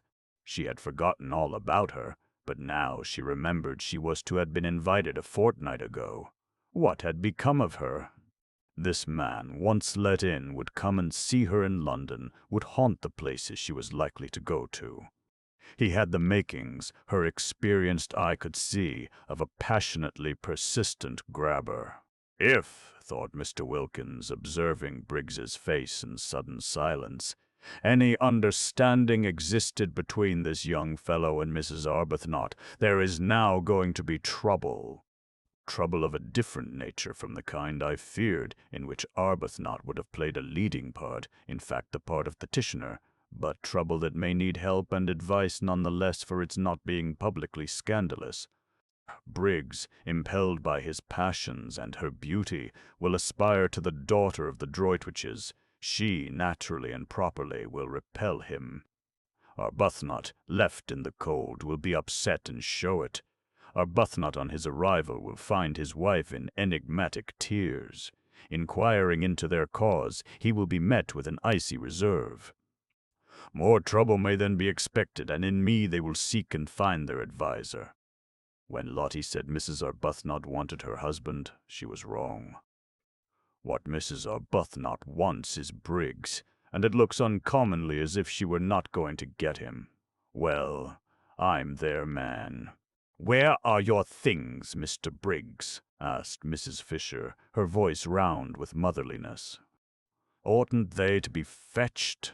For the sun was nearly in the sea now, and the sweet-smelling April dampness that followed immediately on its disappearance was beginning to steal into the garden. Briggs started. "My things," he repeated. "Oh, yes, I must fetch them. They're in Mezzago. I'll send Domenico. My fly is waiting in the village. He can go back in it. I'll go and tell him." He got up. To whom was he talking? To Mrs. Fisher, ostensibly, yet his eyes were fixed on Scrap, who said nothing and looked at no one. Then, recollecting himself, he stammered, "I'm awfully sorry. I keep on forgetting. I'll go down and fetch them myself." "We can easily send Domenico," said Rose, and at her gentle voice he turned his head. Why, there was his friend, the sweet-named lady, but how had she not, in this short interval, changed? Was it the failing light making her so colorless, so vague-featured, so dim, so much like a ghost? A nice good ghost, of course, and still with a pretty name, but only a ghost. He turned from her to Scrap again, and forgot Rose Arbuthnot's existence. How was it possible for him to bother about anybody or anything else in this first moment of being face to face with his dream come true? Briggs had not supposed or hoped that anyone as beautiful as his dream of beauty existed. He had never till now met even an approximation. Pretty women, charming women by the score he had met and properly appreciated, but never the real, the godlike thing itself. He used to think, if ever I saw a perfectly beautiful woman I should die, and though, having now met what to his ideas was a perfectly beautiful woman, he did not die, he became very nearly as incapable of managing his own affairs as if he had.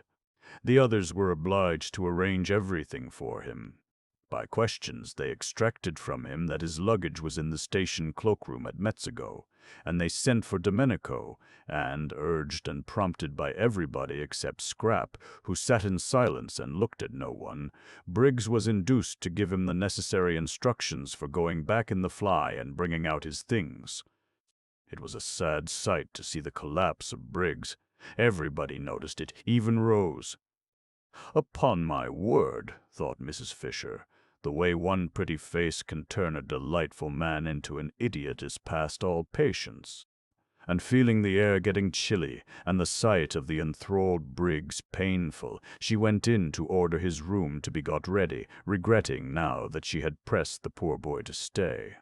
She had forgotten Lady Caroline's killjoy face for the moment, and the more completely owing to the absence of any ill effects produced by it on Mr. Wilkins. Poor boy. Such a charming boy, too, left to himself. It was true she could not accuse Lady Caroline of not leaving him to himself, for she was taking no notice of him at all, but that did not help. Exactly like foolish moths did men, in other respects intelligent, flutter round the impassive lighted candle of a pretty face. She had seen them doing it. She had looked on only too often. Almost she laid a motherly hand on Briggs's fair head as she passed him. Then Scrap, having finished her cigarette, got up and went indoors too. She saw no reason why she should sit there in order to gratify Mr. Briggs's desire to stare. She would have liked to stay out longer, to go to her corner behind the daphne bushes and look at the sunset sky and watch the lights coming out one by one in the village below and smell the sweet moistness of the evening. But if she did, Mr. Briggs would certainly follow her. The old familiar tyranny had begun again. Her holiday of peace and liberation was interrupted, perhaps over, for who knew if he would go away after all tomorrow? He might leave the house, driven out of it by Kate Lumley, but there was nothing to prevent his taking rooms in the village and coming up every day. This tyranny of one person over another. And she was so miserably constructed that she wouldn't even be able to frown him down without being misunderstood. Scrap, who loved this time of the evening in her corner, felt indignant with Mr. Briggs, who was doing her out of it, and she turned her back on the garden and him and went towards the house without a look or a word. But Briggs, when he realized her intention, leapt to his feet, snatched chairs which were not in her way out of it, kicked a footstool which was not in her path on one side, hurried to the door which stood wide open in order to hold it open, and followed her through it, walking by her side along the hall. What was to be done with Mr. Briggs? Well, it was his hall. She couldn't prevent his walking along it. "I hope," he said, not able while walking to take his eyes off her, so that he knocked against several things he would otherwise have avoided. The corner of a bookcase, an ancient carved cupboard, the table with the flowers on it, shaking the water over, "that you are quite comfortable here. If you're not, I'll flay them alive." His voice vibrated. What was to be done with Mr. Briggs? She could of course stay in her room the whole time, say she was ill, not appear at dinner, but again the tyranny of this. "I'm very comfortable indeed," said Scrap. "If I had dreamed you were coming," he began. "It's a wonderful old place," said Scrap, doing her utmost to sound detached and forbidding, but with little hope of success. The kitchen was on this floor, and passing its door, which was open a crack, they were observed by the servants whose thoughts, communicated to each other by looks, may be roughly reproduced by such rude symbols as aha and oho. Symbols which represented and included their appreciation of the inevitable, their foreknowledge of the inevitable, and their complete understanding and approval. "Are you going upstairs?" asked Briggs as she paused at the foot of them. "Yes. Which room do you sit in, the drawing-room or the small yellow room? In my own room." So then he couldn't go up with her, so then all he could do was to wait till she came out again. He longed to ask her which was her own room. It thrilled him to hear her call any room in his house her own room, that he might picture her in it. He longed to know if by any happy chance it was his room, forever after to be filled with her wonder, but he didn't dare. He would find that out later from someone else. Francesca, anybody. "Then I shan't see you again till dinner." "Dinner is at 8, was Scrap's evasive answer as she went upstairs. He watched her go. She passed the Madonna, the portrait of Rosa Arbuthnot, and the dark-eyed figure he had thought so sweet seemed to turn pale, to shrivel into insignificance as she passed. She turned the bend of the stairs, and the setting sun, shining through the west window a moment on her face, turned her to glory. She disappeared, and the sun went out too, and the stairs were dark and empty. He listened till her footsteps were silent, trying to tell from the sound of the shutting door which room she had gone into, then wandered aimlessly away through the hall again, and found himself back in the top garden. Scrap from her window saw him there. She saw Lottie and Rose sitting on the end parapet, where she would have liked to have been, and she saw Mr. Wilkins buttonholing Briggs and evidently telling him the story of the oleander tree in the middle of the garden. Briggs was listening with a patience she thought rather nice, seeing that it was his oleander and his own father's story. She knew Mr. Wilkins was telling him the story by his gestures. Domenico had told it her soon after her arrival, and he had also told Mrs. Fisher, who had told Mr. Wilkins. Mrs. Fisher thought highly of this story and often spoke of it. It was about a cherrywood walking stick.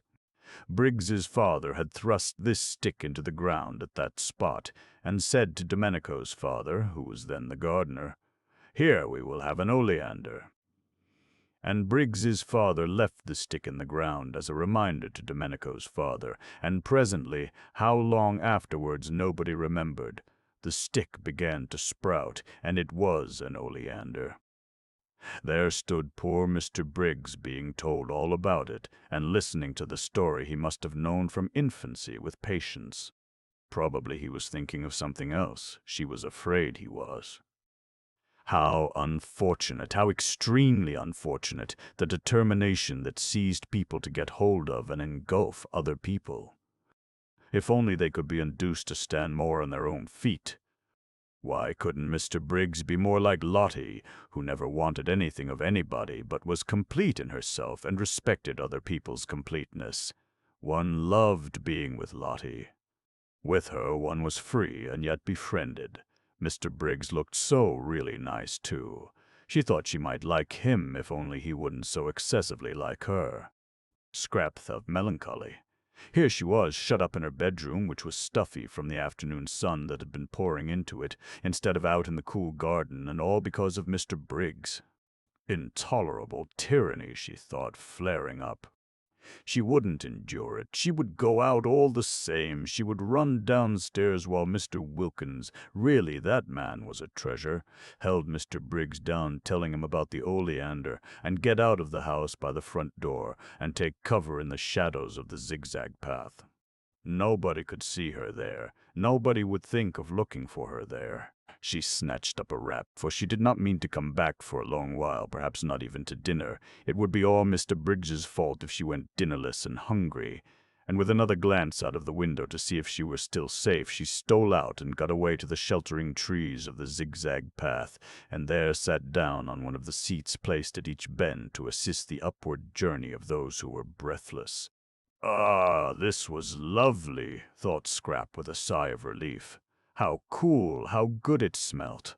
She could see the quiet water of the little harbor through the pine trunks, and the lights coming out in the houses on the other side, and all round her the green dusk was splashed by the rose pink of the gladioluses in the grass, and the white of the crowding daisies.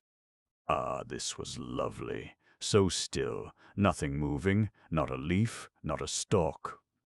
The only sound was a dog barking far away somewhere up on the hills, or when the door of the little restaurant in the piazza below was opened and there was a burst of voices, silenced again immediately by the swinging to of the door. She drew in a deep breath of pleasure. Ah, her deep breath was arrested in the middle. What was that? She leaned forward, listening, her body tense. Footsteps. On the zigzag path. Briggs. Finding her out. Should she run? No. The footsteps were coming up, not down. Someone from the village. Perhaps Angelo, with provisions. She relaxed again. But the steps were not the steps of Angelo, that swift and springy youth. They were slow and considered, and they kept on pausing. Someone who isn't used to hills, thought Scrap. The idea of going back to the house did not occur to her. She was afraid of nothing in life except love. brigands or murderers as such held no terrors for the daughter of the Droitwiches. She only would have been afraid of them if they left off being brigands and murderers and began instead to try and make love. The next moment the footsteps turned the corner of her bit of path and stood still. Getting his wind, thought Scrap, not looking round. Then, from the sounds of the steps, she took them to belong to a man. Did not move. She turned her head, and beheld with astonishment a person she had seen a good deal of lately in London, the well-known writer of amusing memoirs, Mr. Ferdinand Arundel. She stared. Nothing in the way of being followed surprised her any more, but that he should have discovered where she was surprised her. Her mother had promised faithfully to tell no one. "You?" she said, feeling betrayed. "Here?" He came up to her and took off his hat. His forehead beneath the hat was wet with the beads of unaccustomed climbing. He looked ashamed and entreating, like a guilty but devoted dog. "You must forgive me," he said. "Lady Droitwich told me where you were, and as I happened to be passing through on my way to Rome, I thought I would get out at Mezzago and just look in and see how you were." "But didn't my mother tell you I was doing a rest cure?" "Yes, she did. And that's why I haven't intruded on you earlier in the day. I thought you would probably sleep all day and wake up about now so as to be fed. But I know. I've got nothing to say in excuse. I couldn't help myself." "This," thought Scrap, "comes of Mother insisting on having authors to lunch, and me being so much more amiable in appearance than I really am." She had been amiable to Ferdinand Arundel. She liked him, or rather she did not dislike him. He seemed a jovial, simple man, and had the eyes of a nice dog. Also, though it was evident that he admired her, he had not in London grabbed. There he had merely been a good-natured, harmless person of entertaining conversation who helped to make luncheons agreeable. Now it appeared that he too was a grabber. Fancy following her out there, daring to. Nobody else had. Perhaps her mother had given him the address because she considered him so absolutely harmless and thought he might be useful and see her home. Well, whatever he was, he couldn't possibly give her the trouble an active young man like Mr. Briggs might give her. Mr. Briggs, infatuated, would be reckless, she felt, would stick at nothing, would lose his head publicly. She could imagine Mr. Briggs doing things with rope ladders and singing all night under her window, being really difficult and uncomfortable. Mr. Arundel hadn't the figure for any kind of recklessness. He had lived too long and too well. She was sure he couldn't sing and wouldn't want to. He must be at least 40. How many good dinners could not a man have eaten by the time he was 40? And if during that time, instead of taking exercise, he had sat writing books, he would quite naturally acquire the figure Mr. Arundel had in fact acquired, the figure rather for conversation than adventure. Scrap, who had become melancholy at the sight of Briggs, became philosophical at the sight of Arundel. Here he was. She couldn't send him away till after dinner. He must be nourished. This being so, she had better make the best of it, and do that with a good grace which anyhow wasn't to be avoided. Besides, he would be a temporary shelter from Mr. Briggs. She was at least acquainted with Ferdinand Arundel, and could hear news from him of her mother and her friends, and such talk would put up a defensive barrier at dinner between herself and the approaches of the other one. And it was only for one dinner, and he couldn't eat her. She therefore prepared herself for friendliness. "I'm to be fed," she said, ignoring his last remark, "at 8, and you must come up and be fed too. Sit down and get cool and tell me how everybody is." "May I really dine with you, in these traveling things?" he said, wiping his forehead before sitting down beside her. She was too lovely to be true, he thought. Just to look at her for an hour, just to hear her voice, was enough reward for his journey and his fears. "Of course." "I suppose you've left your fly in the village and will be going on from Mezzago by the night train. Or stay in Mezzago in an hotel and go on tomorrow." "But tell me," he said, gazing at the adorable profile, "about yourself. London has been extraordinarily dull and empty. Lady Droitwich said you were with people here she didn't know. I hope they've been kind to you. You look, well, as if your cure had done everything a cure should." "They've been very kind," said Scrap. "I got them out of an advertisement." "An advertisement? It's a good way, I find, to get friends. I'm fonder of one of these than I've been of anybody in years." "Really? Who is it?" "You shall guess which of them it is when you see them. Tell me about Mother. When did you see her last? We arranged not to write to each other unless there was something special. I wanted to have a month that was perfectly blank. And now I've come and interrupted. I can't tell you how ashamed I am, both of having done it and of not having been able to help it." "Oh, but," said Scrap quickly, for he could not have come on a better day, when up there waiting and watching for her was, she knew, the enamored Briggs, "I'm really very glad indeed to see you." "Tell me about Mother." Chapter 20. Scrap wanted to know so much about her mother that Arundel had presently to invent. He would talk about anything she wished, if only he might be with her for a while and see her and hear her. But he knew very little of the Droitwiches and their friends, really. Beyond meeting them at those bigger functions where literature is also represented, and amusing them at luncheons and dinners, he knew very little of them, really. To them he had always remained Mr. Arundel. No one called him Ferdinand, and he only knew the gossip also available to the evening papers and the frequenters of clubs.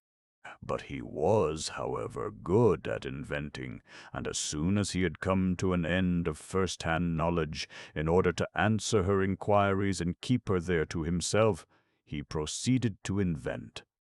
It was quite easy to fasten some of the entertaining things he was constantly thinking on to other people and pretend they were theirs. Scrap, who had that affection for her parents which warms in absence, was athirst for news, and became more and more interested by the news he gradually imparted. At first it was ordinary news. He had met her mother here, and seen her there. She looked very well, she said so and so. But presently the things Lady Droitwich had said took on an unusual quality. They became amusing. "Mother said that?" Scrap interrupted, surprised. And presently Lady Droitwich began to do amusing things as well as say them. "Mother did that?" Scrap inquired, wide-eyed. Arundel warmed to his work. He fathered some of the most entertaining ideas he had lately had on to Lady Droitwich, and also any charming, funny things that had been done, or might have been done, for he could imagine almost anything. Scrap's eyes grew round with wonder and affectionate pride in her mother. Why, but how funny! Fancy Mother! What an old darling! Did she really do that? How perfectly adorable of her! And did she really say? But how wonderful of her to think of it! What sort of a face did Lloyd George make? She laughed and had a great longing to hug her mother, and the time flew, and it grew quite dusk, and it grew nearly dark, and Mr. Arundel still went on amusing her, and it was 7:45 before she suddenly remembered dinner. "Oh, good heavens!" she exclaimed, jumping up. "Yes, it's late," said Arundel. "I'll go on quickly and send the maid to you." "I must run, or I'll never be ready in time." And she was gone up the path with the swiftness of a young, slender deer. Arundel followed. He did not wish to arrive too hot, so had to go slowly. Fortunately, he was near the top, and Francesca came down the pergola to pilot him indoors, and having shown him where he could wash, she put him in the empty drawing-room to cool himself by the crackling wood fire. He got as far away from the fire as he could, and stood in one of the deep window recesses looking out at the distant lights of Mezzago. The drawing-room door was open, and the house was quiet with the hush that precedes dinner, when the inhabitants are all shut up in their rooms, dressing. Briggs in his room was throwing away spoilt tie after spoilt tie. Scrap in hers was hurrying into a black frock with a vague notion that Mr. Briggs wouldn't be able to see her so clearly in black. Mrs. Fisher was fastening the lace shawl which nightly transformed her day dress into her evening dress, with the brooch Ruskin had given her on her marriage, formed of 2 pearl lilies tied together by a blue enamel ribbon on which was written in gold letters, Esto Perpetua. Mr. Wilkins was sitting on the edge of his bed brushing his wife's hair. Thus far in this 3rd week had he progressed in demonstrativeness, while she, for her part, sitting on a chair in front of him, put his studs in a clean shirt, and Rose, ready dressed, sat at her window considering her day. Rose was quite aware of what had happened to Mr. Briggs. If she had had any difficulty about it, Lottie would have removed it by the frank comments she made while she and Rose sat together after tea on the wall. Lottie was delighted at more love being introduced into San Salvatore, even if it were only one-sided, and said that when once Rose's husband was there she didn't suppose, now that Mrs. Fisher too had at last come unglued. Rose protested at the expression, and Lottie retorted that it was in Keats. There would be another place in the world more swarming with happiness than San Salvatore. "Your husband," said Lottie, swinging her feet, "might be here quite soon, perhaps tomorrow evening if he starts at once, and there'll be a glorious final few days before we all go home refreshed for life. I don't believe any of us will ever be the same again, and I wouldn't be a bit surprised if Caroline doesn't end by getting fond of the young man Briggs. It's in the air. You have to get fond of people here." Rose sat at her window thinking of these things. Lottie's optimism. Yet it had been justified by Mr. Wilkins, and look too at Mrs. Fisher. If only it would come true as well about Frederick. For Rose, who between lunch and tea had left off thinking about Frederick, was now, between tea and dinner, thinking of him harder than ever. It had been funny and delightful, that little interlude of admiration, but of course it couldn't go on once Caroline appeared. Rose knew her place. She could see as well as anyone the unusual, the unique loveliness of Lady Caroline. How warm, though, things like admiration and appreciation made one feel, how capable of really deserving them, how different, how glowing. They seemed to quicken unsuspected faculties into life. She was sure she had been a thoroughly amusing woman between lunch and tea, and a pretty one, too. She was quite certain she had been pretty. She saw it in Mr. Stourton, Mr. Bennis, Briggs's eyes as clearly as in a looking-glass. For a brief space, she thought, she had been like a torpid fly brought back to gay buzzing by the lighting of a fire in a wintry room. She still buzzed. She still tingled, just at the remembrance. What fun it had been, having an admirer even for that little while. No wonder people liked admirers. They seemed, in some strange way, to make one come alive. Although it was all over, she still glowed with it and felt more exhilarated, more optimistic, more as Lottie probably constantly felt, than she had done since she was a girl. She dressed with care, though she knew Mr. Briggs would no longer see her, but it gave her pleasure to see how pretty, while she was about it, she could make herself look, and very nearly she stuck a crimson camellia in her hair down by her ear. She did hold it there for a minute, and it looked almost sinfully attractive and was exactly the color of her mouth. But she took it out again with a smile and a sigh, and put it in the proper place for flowers, which is water. She mustn't be silly, she thought. Think of the poor. Soon she would be back with them again, and what would a camellia behind her ear seem like then?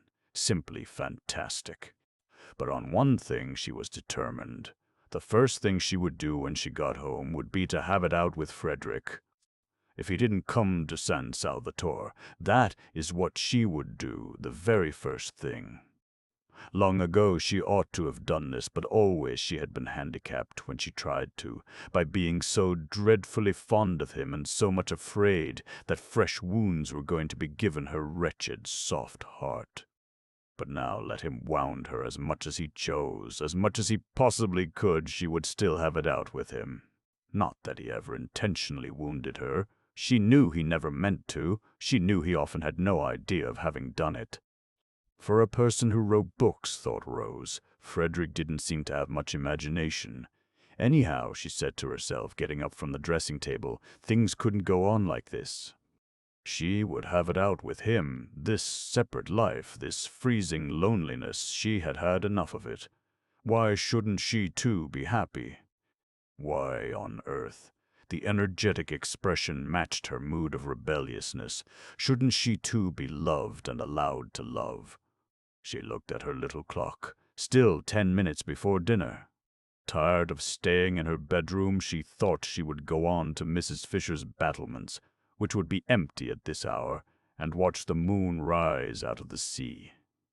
She went into the deserted upper hall with this intention, but was attracted on her way along it by the firelight shining through the open door of the drawing-room. How gay it looked! The fire transformed the room.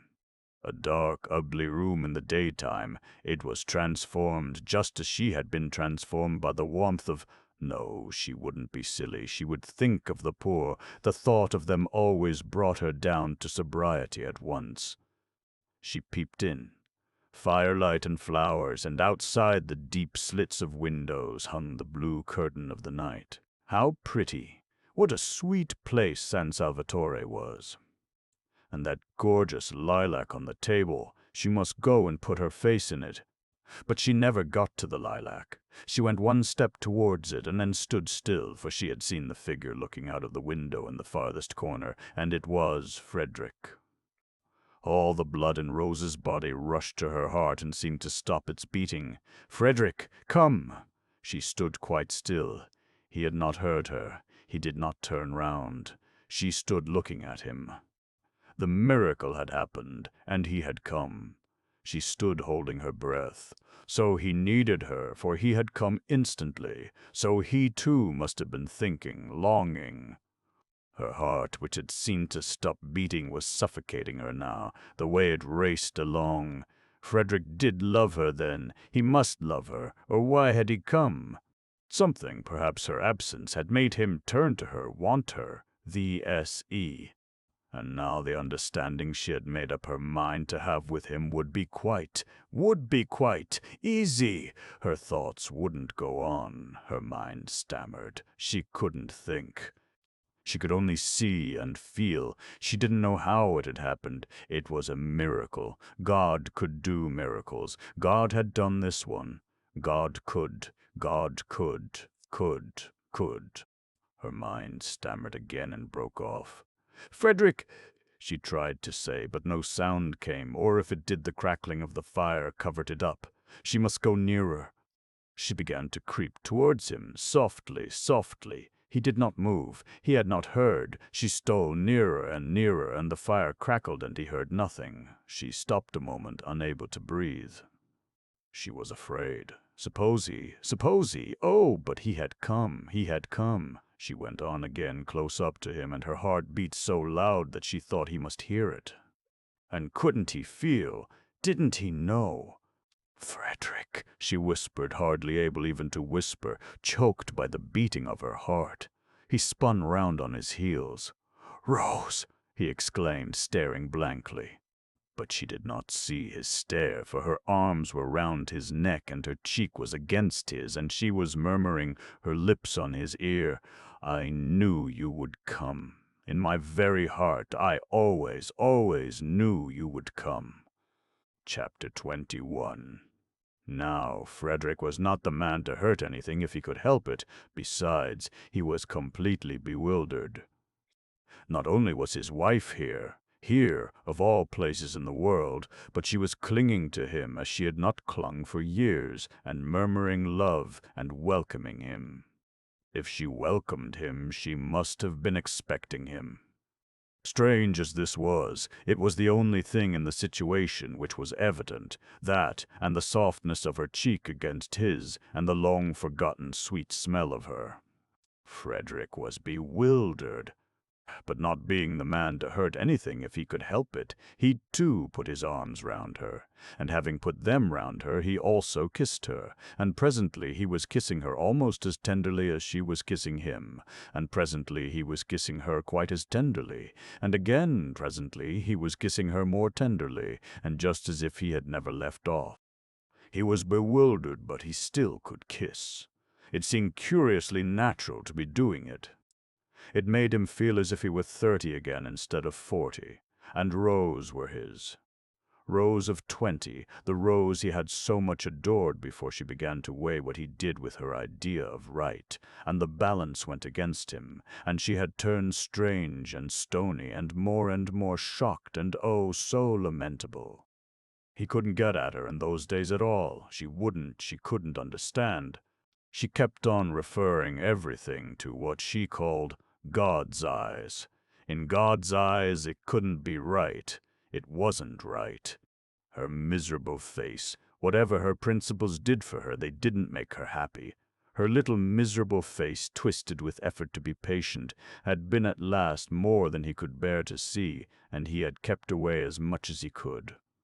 She never ought to have been the daughter of a low church rector. Narrow devil, she was quite unfitted to stand up against such an upbringing.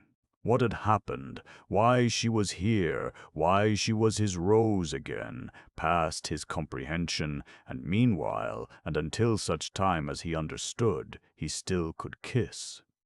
In fact, he could not stop kissing, and it was he now who began to murmur, to say love things in her ear under the hair that smelt so sweet and tickled him just as he remembered it used to tickle him. And as he held her close to his heart and her arms were soft round his neck, he felt stealing over him a delicious sense of. At first he didn't know what it was, this delicate, pervading warmth, and then he recognized it as security. Oh yes, security. No need now to be ashamed of his figure, and to make jokes about it so as to forestall other people's and show he didn't mind it. No need now to be ashamed of getting hot going up hills, or to torment himself with pictures of how he probably appeared to beautiful young women, how middle-aged, how absurd in his inability to keep away from them. Rose cared nothing for such things. With her he was safe. To her he was her lover, as he used to be, and she would never notice or mind any of the ignoble changes that getting older had made in him, and would go on making more and more. Frederick continued, therefore, with greater and greater warmth and growing delight to kiss his wife, and the mere holding of her in his arms caused him to forget everything else. How could he, for instance, remember or think of Lady Caroline, to mention only one of the complications with which his situation bristled, when here was his sweet wife, miraculously restored to him, whispering with her cheek against his in the dearest, most romantic words, how much she loved him, how terribly she had missed him. He did for one brief instant, for even in moments of love there are brief instants of lucid thought, recognize the immense power of the woman present and being actually held compared to that of the woman, however beautiful, who is somewhere else, but that is as far as he got towards remembering Scrap, no farther. She was like a dream, fleeing before the morning light. "When did you start?" murmured Rose, her mouth on his ear. She couldn't let him go, not even to talk. She couldn't let him go. "Yesterday morning," murmured Frederick, holding her close. He couldn't let her go either. "Oh, the very instant, then," murmured Rose. This was cryptic, but Frederick said, "Yes, the very instant," and kissed her neck. "How quickly my letter got to you," murmured Rose, whose eyes were shut in the excess of her happiness. "Didn't it?" said Frederick, who felt like shutting his eyes himself. So there had been a letter. Soon, no doubt, light would be vouchsafed him, and meanwhile this was so strangely, touchingly sweet, this holding his Rose to his heart again after all the years, that he couldn't bother to try to guess anything.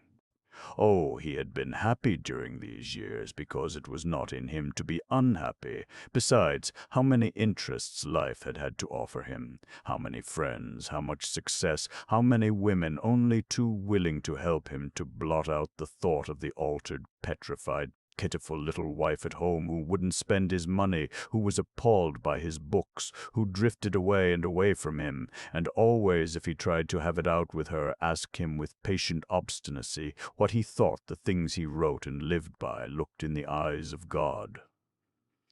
"No one," she said once, "should ever write a book God wouldn't like to read. That is the test, Frederick." And he had laughed hysterically, burst into a great shriek of laughter, and rushed out of the house, away from her solemn little face, away from her pathetic, solemn little face. But this Rose was his youth again, the best part of his life, the part of it that had had all the visions in it and all the hopes. How they had dreamed together, he and she, before he struck that vein of memoirs. How they had planned, and laughed, and loved. They had lived for a while in the very heart of poetry. After the happy days came the happy nights, with her asleep close against his heart, with her when he woke in the morning still close against his heart, for they hardly moved in their deep, happy sleep. It was wonderful to have it all come back to him at the touch of her, at the feel of her face against his. Wonderful that she should be able to give him back his youth. Sweetheart, sweetheart, he murmured, overcome by remembrance, clinging to her now in his turn. Beloved husband, she breathed, the bliss of it, the sheer bliss. Briggs, coming in a few minutes before the gong went on the chance that Lady Caroline might be there, was much astonished.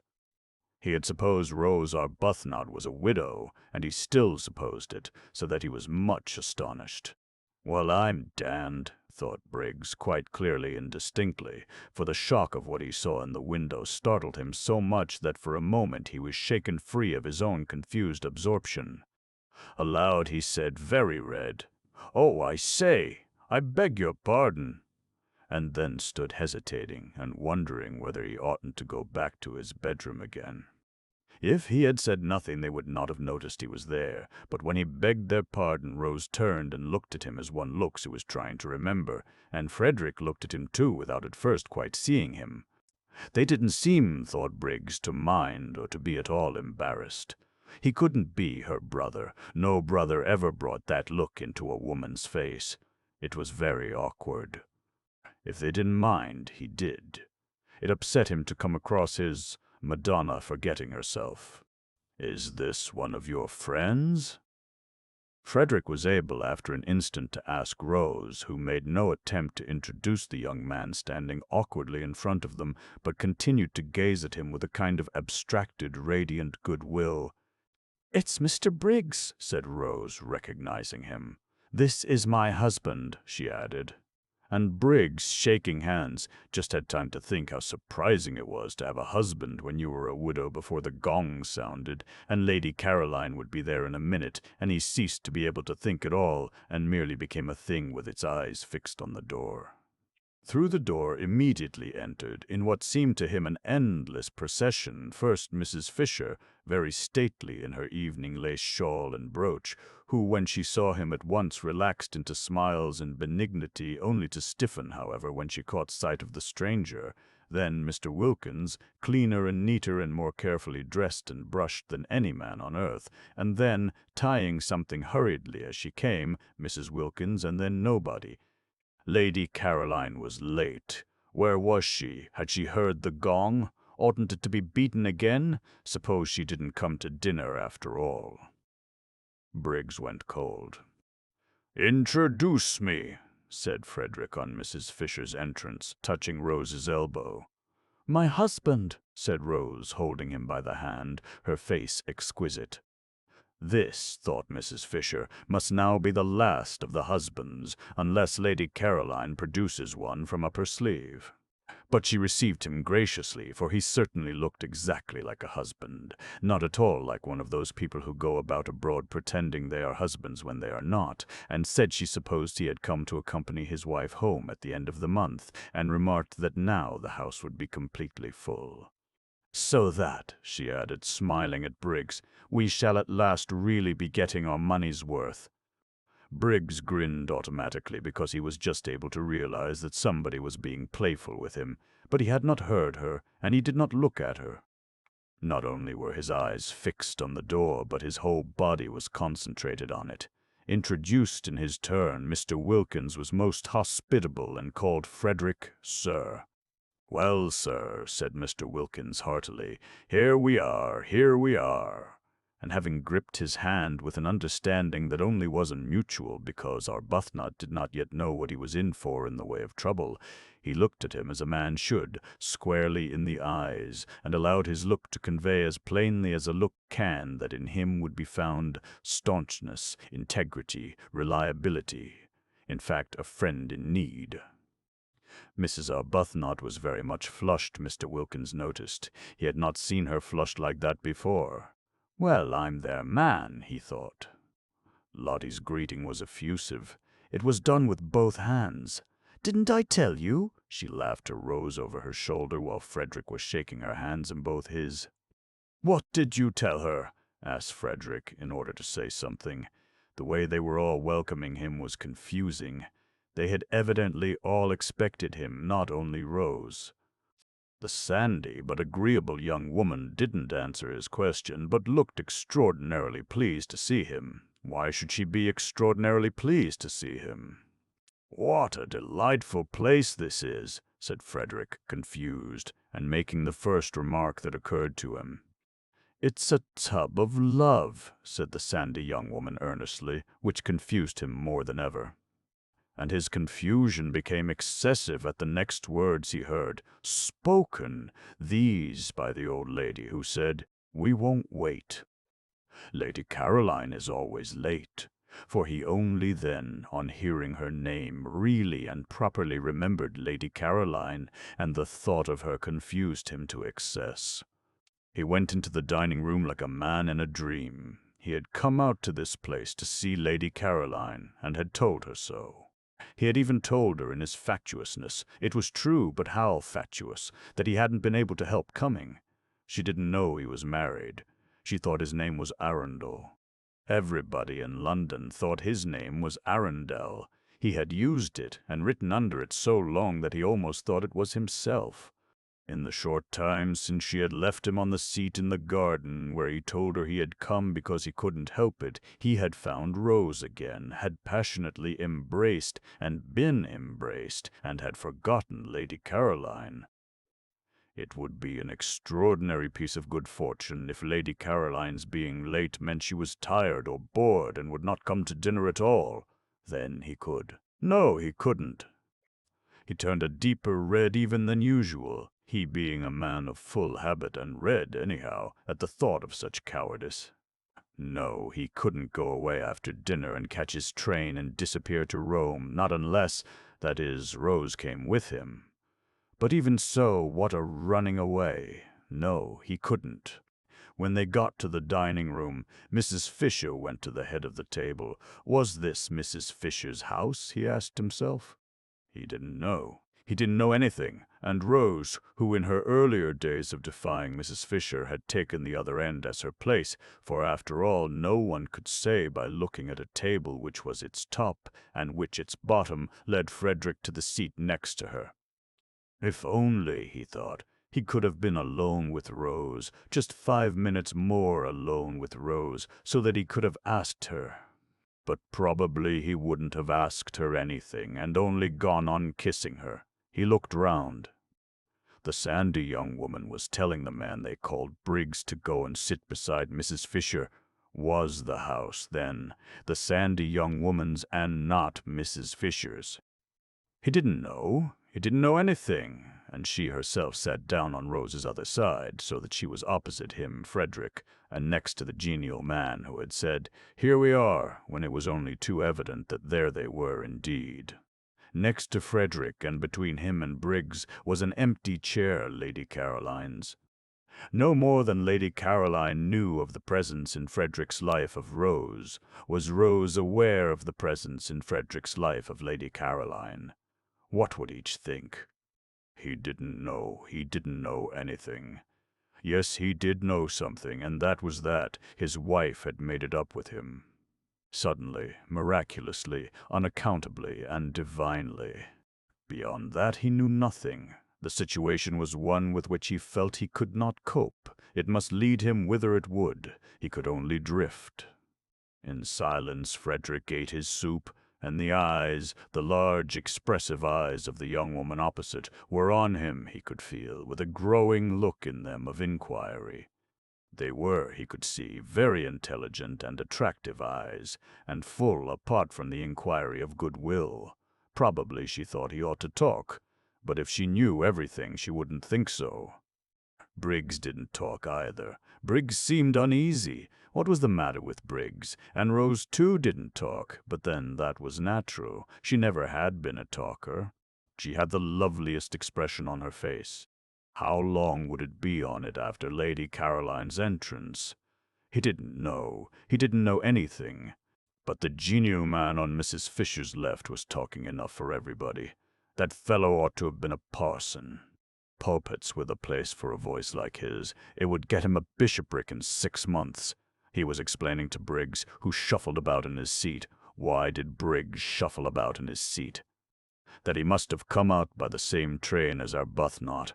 And when Briggs, who said nothing, wriggled in apparent dissent, he undertook to prove it to him, and did prove it to him in long, clear sentences. Who's the man with the voice? Frederick asked Rose in a whisper, and the young woman opposite, whose ears appeared to have the quickness of hearing of wild creatures, answered, He's my husband. Then, by all the rules, said Frederick pleasantly, pulling himself together, you oughtn't to be sitting next to him. But I want to. I like sitting next to him. I didn't before I came here. Frederick could think of nothing to say to this, so he only smiled generally. It's this place, she said, nodding at him. It makes one understand. You've no idea what a lot you'll understand before you've done here. I'm sure I hope so, said Frederick with real fervor. The soup was taken away, and the fish was brought. Briggs, on the other side of the empty chair, seemed more uneasy than ever. What was the matter with Briggs? Didn't he like fish? Frederick wondered what Briggs would do in the way of fidgets if he were in his own situation. Frederick kept on wiping his moustache, and was not able to look up from his plate, but that was as much as he showed of what he was feeling.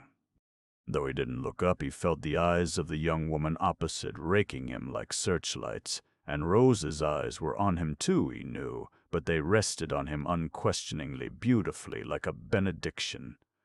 How long would they go on doing that once Lady Caroline was there? He didn't know anything. He wiped his moustache for the 20th unnecessary time, and could not quite keep his hand steady. And the young woman opposite saw his hand not being quite steady, and her eyes raked him persistently.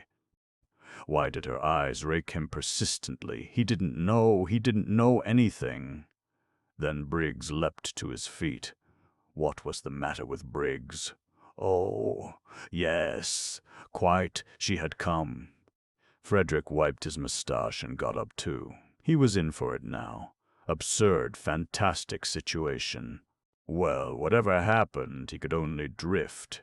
Drift and look like an ass to Lady Caroline, the most absolute as well as deceitful ass, an ass who was also a reptile, for she might well think he had been mocking her out in the garden when he said, no doubt in a shaking voice, fool and ass, that he had come because he couldn't help it, while as for what he would look like to his Rose, when Lady Caroline introduced him to her, when Lady Caroline introduced him as her friend whom she had invited in to dinner.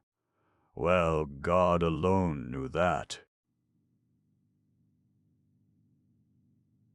He, therefore, as he got up, wiped his moustache for the last time before the catastrophe. But he was reckoning without Scrap. That accomplished and experienced young woman slipped into the chair Briggs was holding for her, and on Lottie's leaning across eagerly and saying, before anyone else could get a word in, "Just fancy, Caroline, how quickly Rose's husband has got here," turned to him without so much as the faintest shadow of surprise on her face, and held out her hand and smiled like a young angel and said, "And me late your very first evening. The daughter of the Droitwiches." Chapter 22. That evening was the evening of the full moon. The garden was an enchanted place where all the flowers seemed white.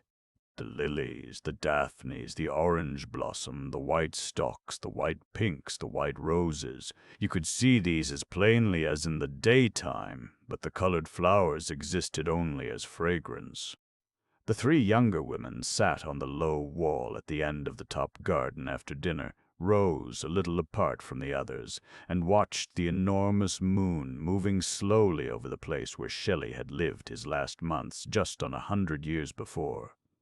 The sea quivered along the path of the moon. The stars winked and trembled. The mountains were misty blue outlines with little clusters of lights shining through from little clusters of homes. In the garden the plants stood quite still, straight and unstirred by the smallest ruffle of air. Through the glass doors the dining room with its candle-lit table and brilliant flowers, nasturtiums and marigolds that night, glowed like some magic cave of color, and the three men smoking round it looked strangely animated, figures seen from the silence, the huge cool calm of outside. Mrs. Fisher had gone to the drawing-room and the fire. Scrap and Lottie, their faces upturned to the sky, said very little and in whispers. Rose said nothing. Her face, too, was upturned.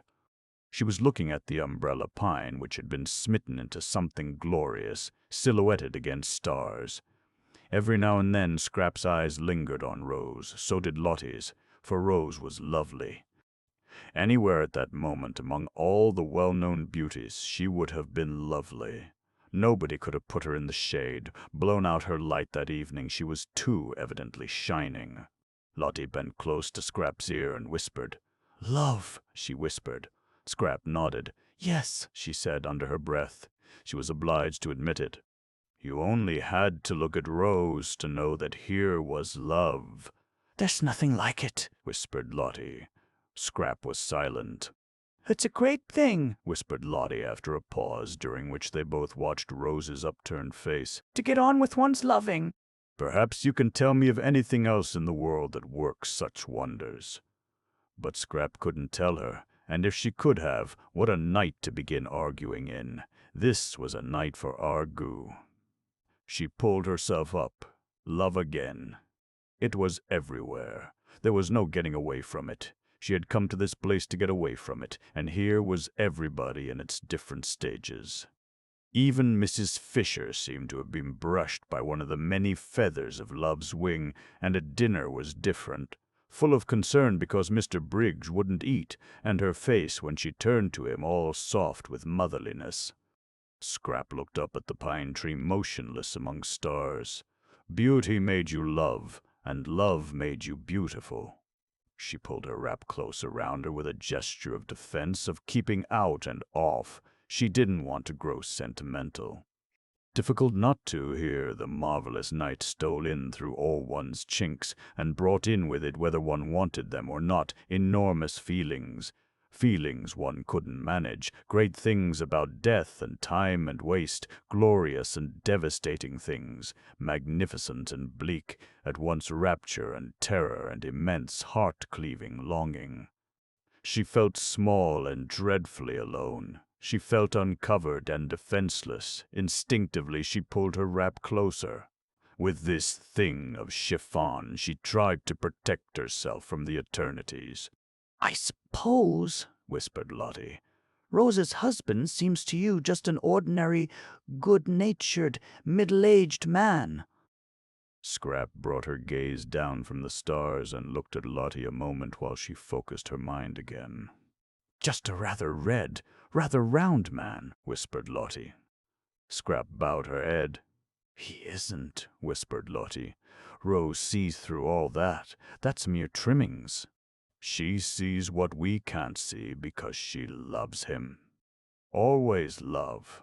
Scrap got up, and winding herself very tightly in her wrap, moved away to her day corner and sat down there alone on the wall and looked out across the other sea, the sea where the sun had gone down, the sea with the faraway dim shadow stretching into it, which was France. Yes, love worked wonders, and Mr. Arundel, she couldn't at once get used to his other name, was to Rose.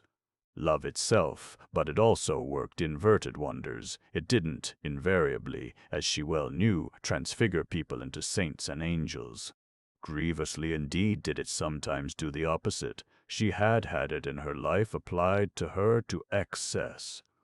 If it had let her alone, if it had at least been moderate and infrequent, she might, she thought, have turned out a quite decent, generous-minded, kindly human being. And what was she, thanks to this love Lottie talked so much about? Scrap searched for a just description. She was a spoilt, a sour, a suspicious, and a selfish spinster.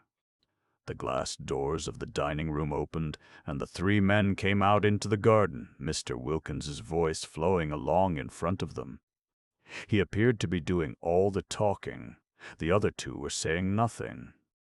Perhaps she had better go back to Lottie and Rose. It would be tiresome to be discovered and hemmed into Fate cul-de-sac by Mr. Briggs. She got up reluctantly, for she considered it unpardonable of Mr. Briggs to force her to move about like this, to force her out of any place she wished to sit in, and she emerged from the daphne bushes feeling like some gaunt, stern figure of just resentment, and wishing that she looked as gaunt and stern as she felt. So would she have struck repugnance into the soul of Mr. Briggs and been free of him. But she knew she didn't look like that, however hard she might try. At dinner his hand shook when he drank, and he couldn't speak to her without flushing scarlet and then going pale, and Mrs. Fisher's eyes had sought hers with the entreaty of one who asks that her only son may not be hurt. How could a human being, thought Scrap, frowning as she issued forth from her corner, how could a man made in God's image behave so, and he fitted for better things, she was sure, with his youth, his attractiveness, and his brains. He had brains. She had examined him cautiously whenever at dinner Mrs. Fisher forced him to turn away to answer her, and she was sure he had brains. Also, he had character. There was something noble about his head, about the shape of his forehead, noble and kind. All the more deplorable that he should allow himself to be infatuated by a mere outside, and waste any of his strength, any of his peace of mind, hanging round just a woman thing. If only he could see right through her, see through all her skin and stuff, he would be cured, and she might go on sitting undisturbed on this wonderful night by herself.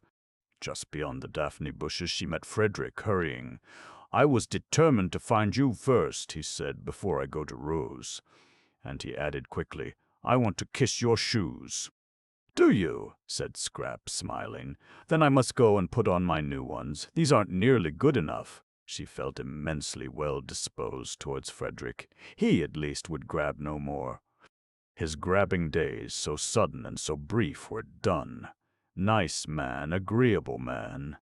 She now definitely liked him.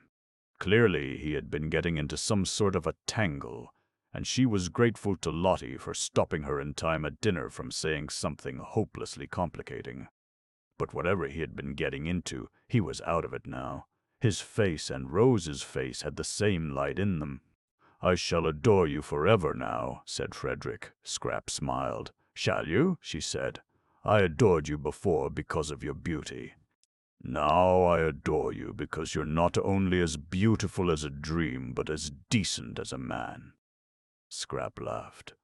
"Am I?" she said, amused. "When the impetuous young woman," Frederick went on, "the blessedly impetuous young woman blurted out in the nick of time that I am Rose's husband, you behaved exactly as a man would have behaved to his friend."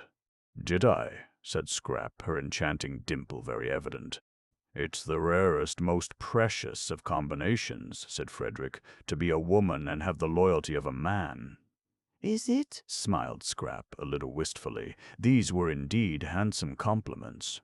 If only she were really like that. "And I want to kiss your shoes. Won't this save trouble?" she asked, holding out her hand. He took it and swiftly kissed it and was hurrying away again.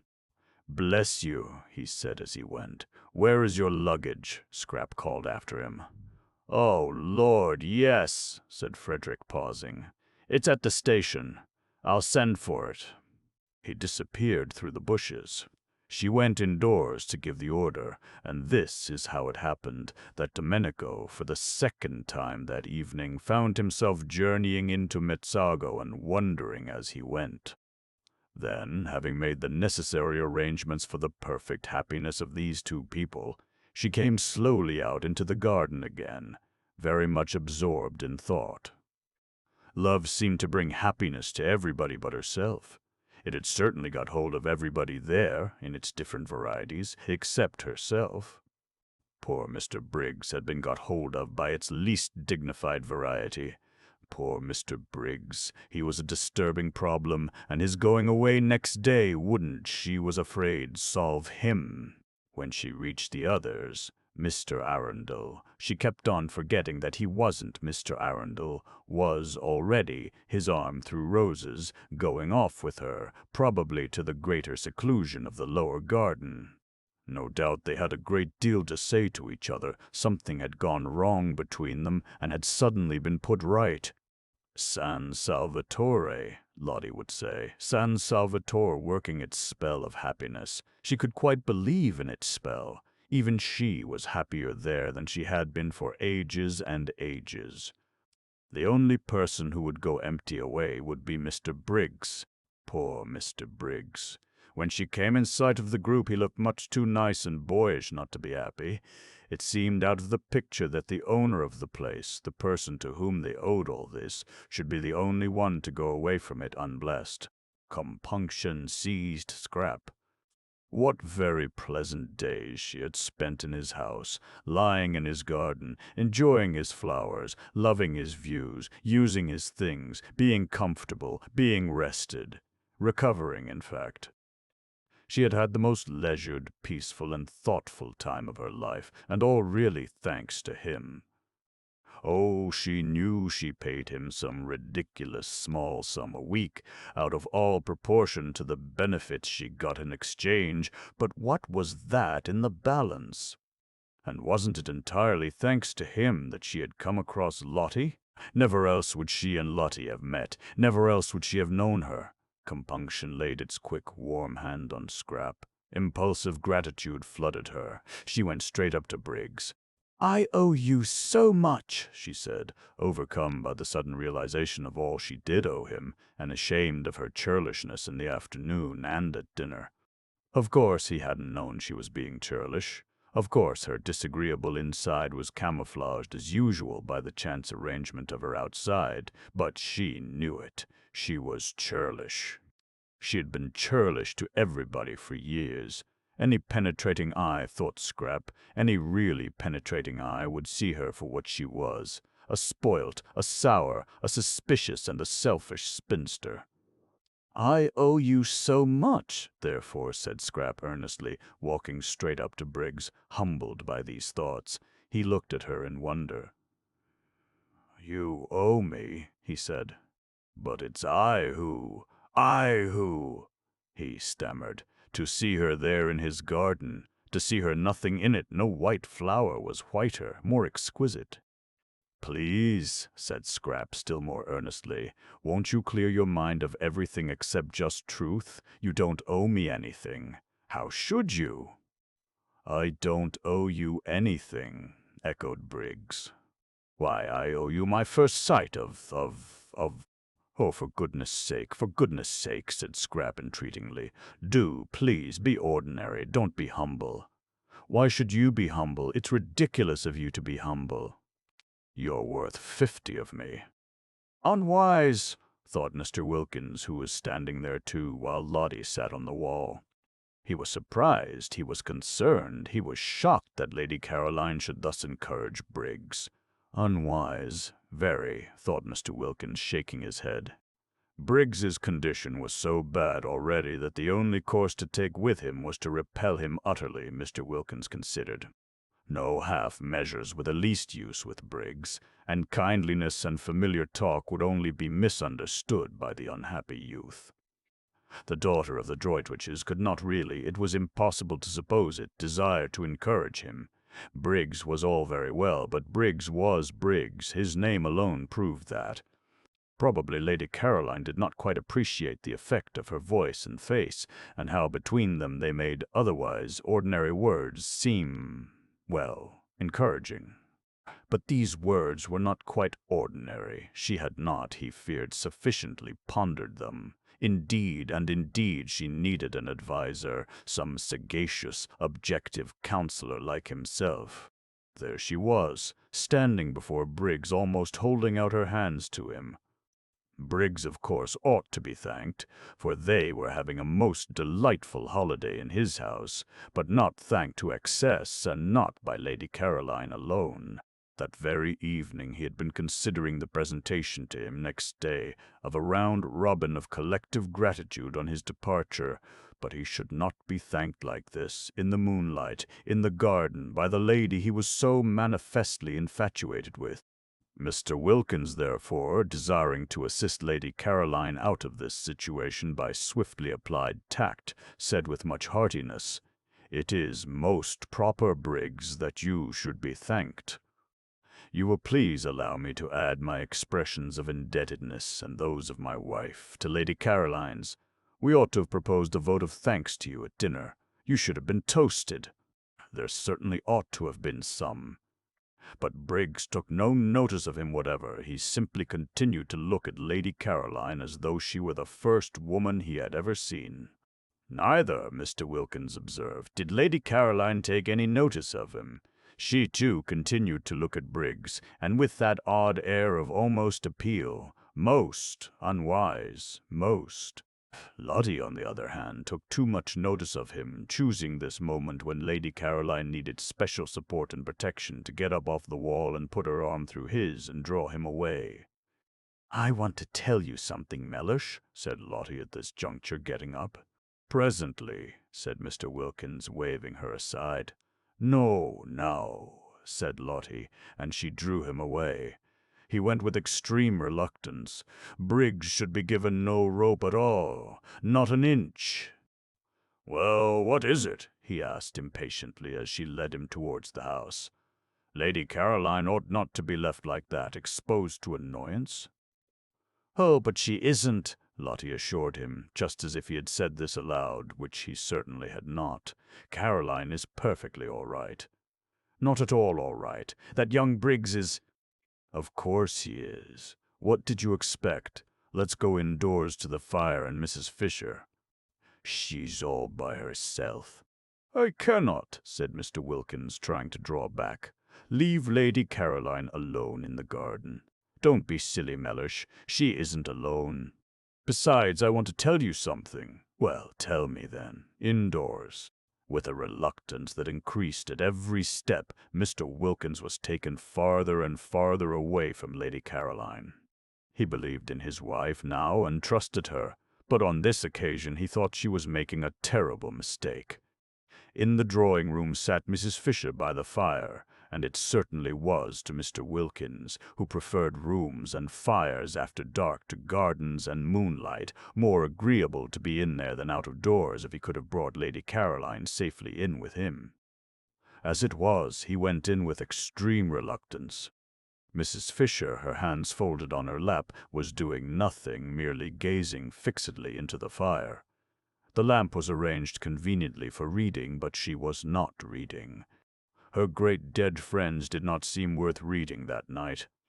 They always said the same things now. Over and over again they said the same things, and nothing new was to be got out of them any more forever. No doubt they were greater than anyone was now, but they had this immense disadvantage, that they were dead. Nothing further was to be expected of them, while of the living, what might one not still expect? She craved for the living, the developing, the crystallized and finished wearied her.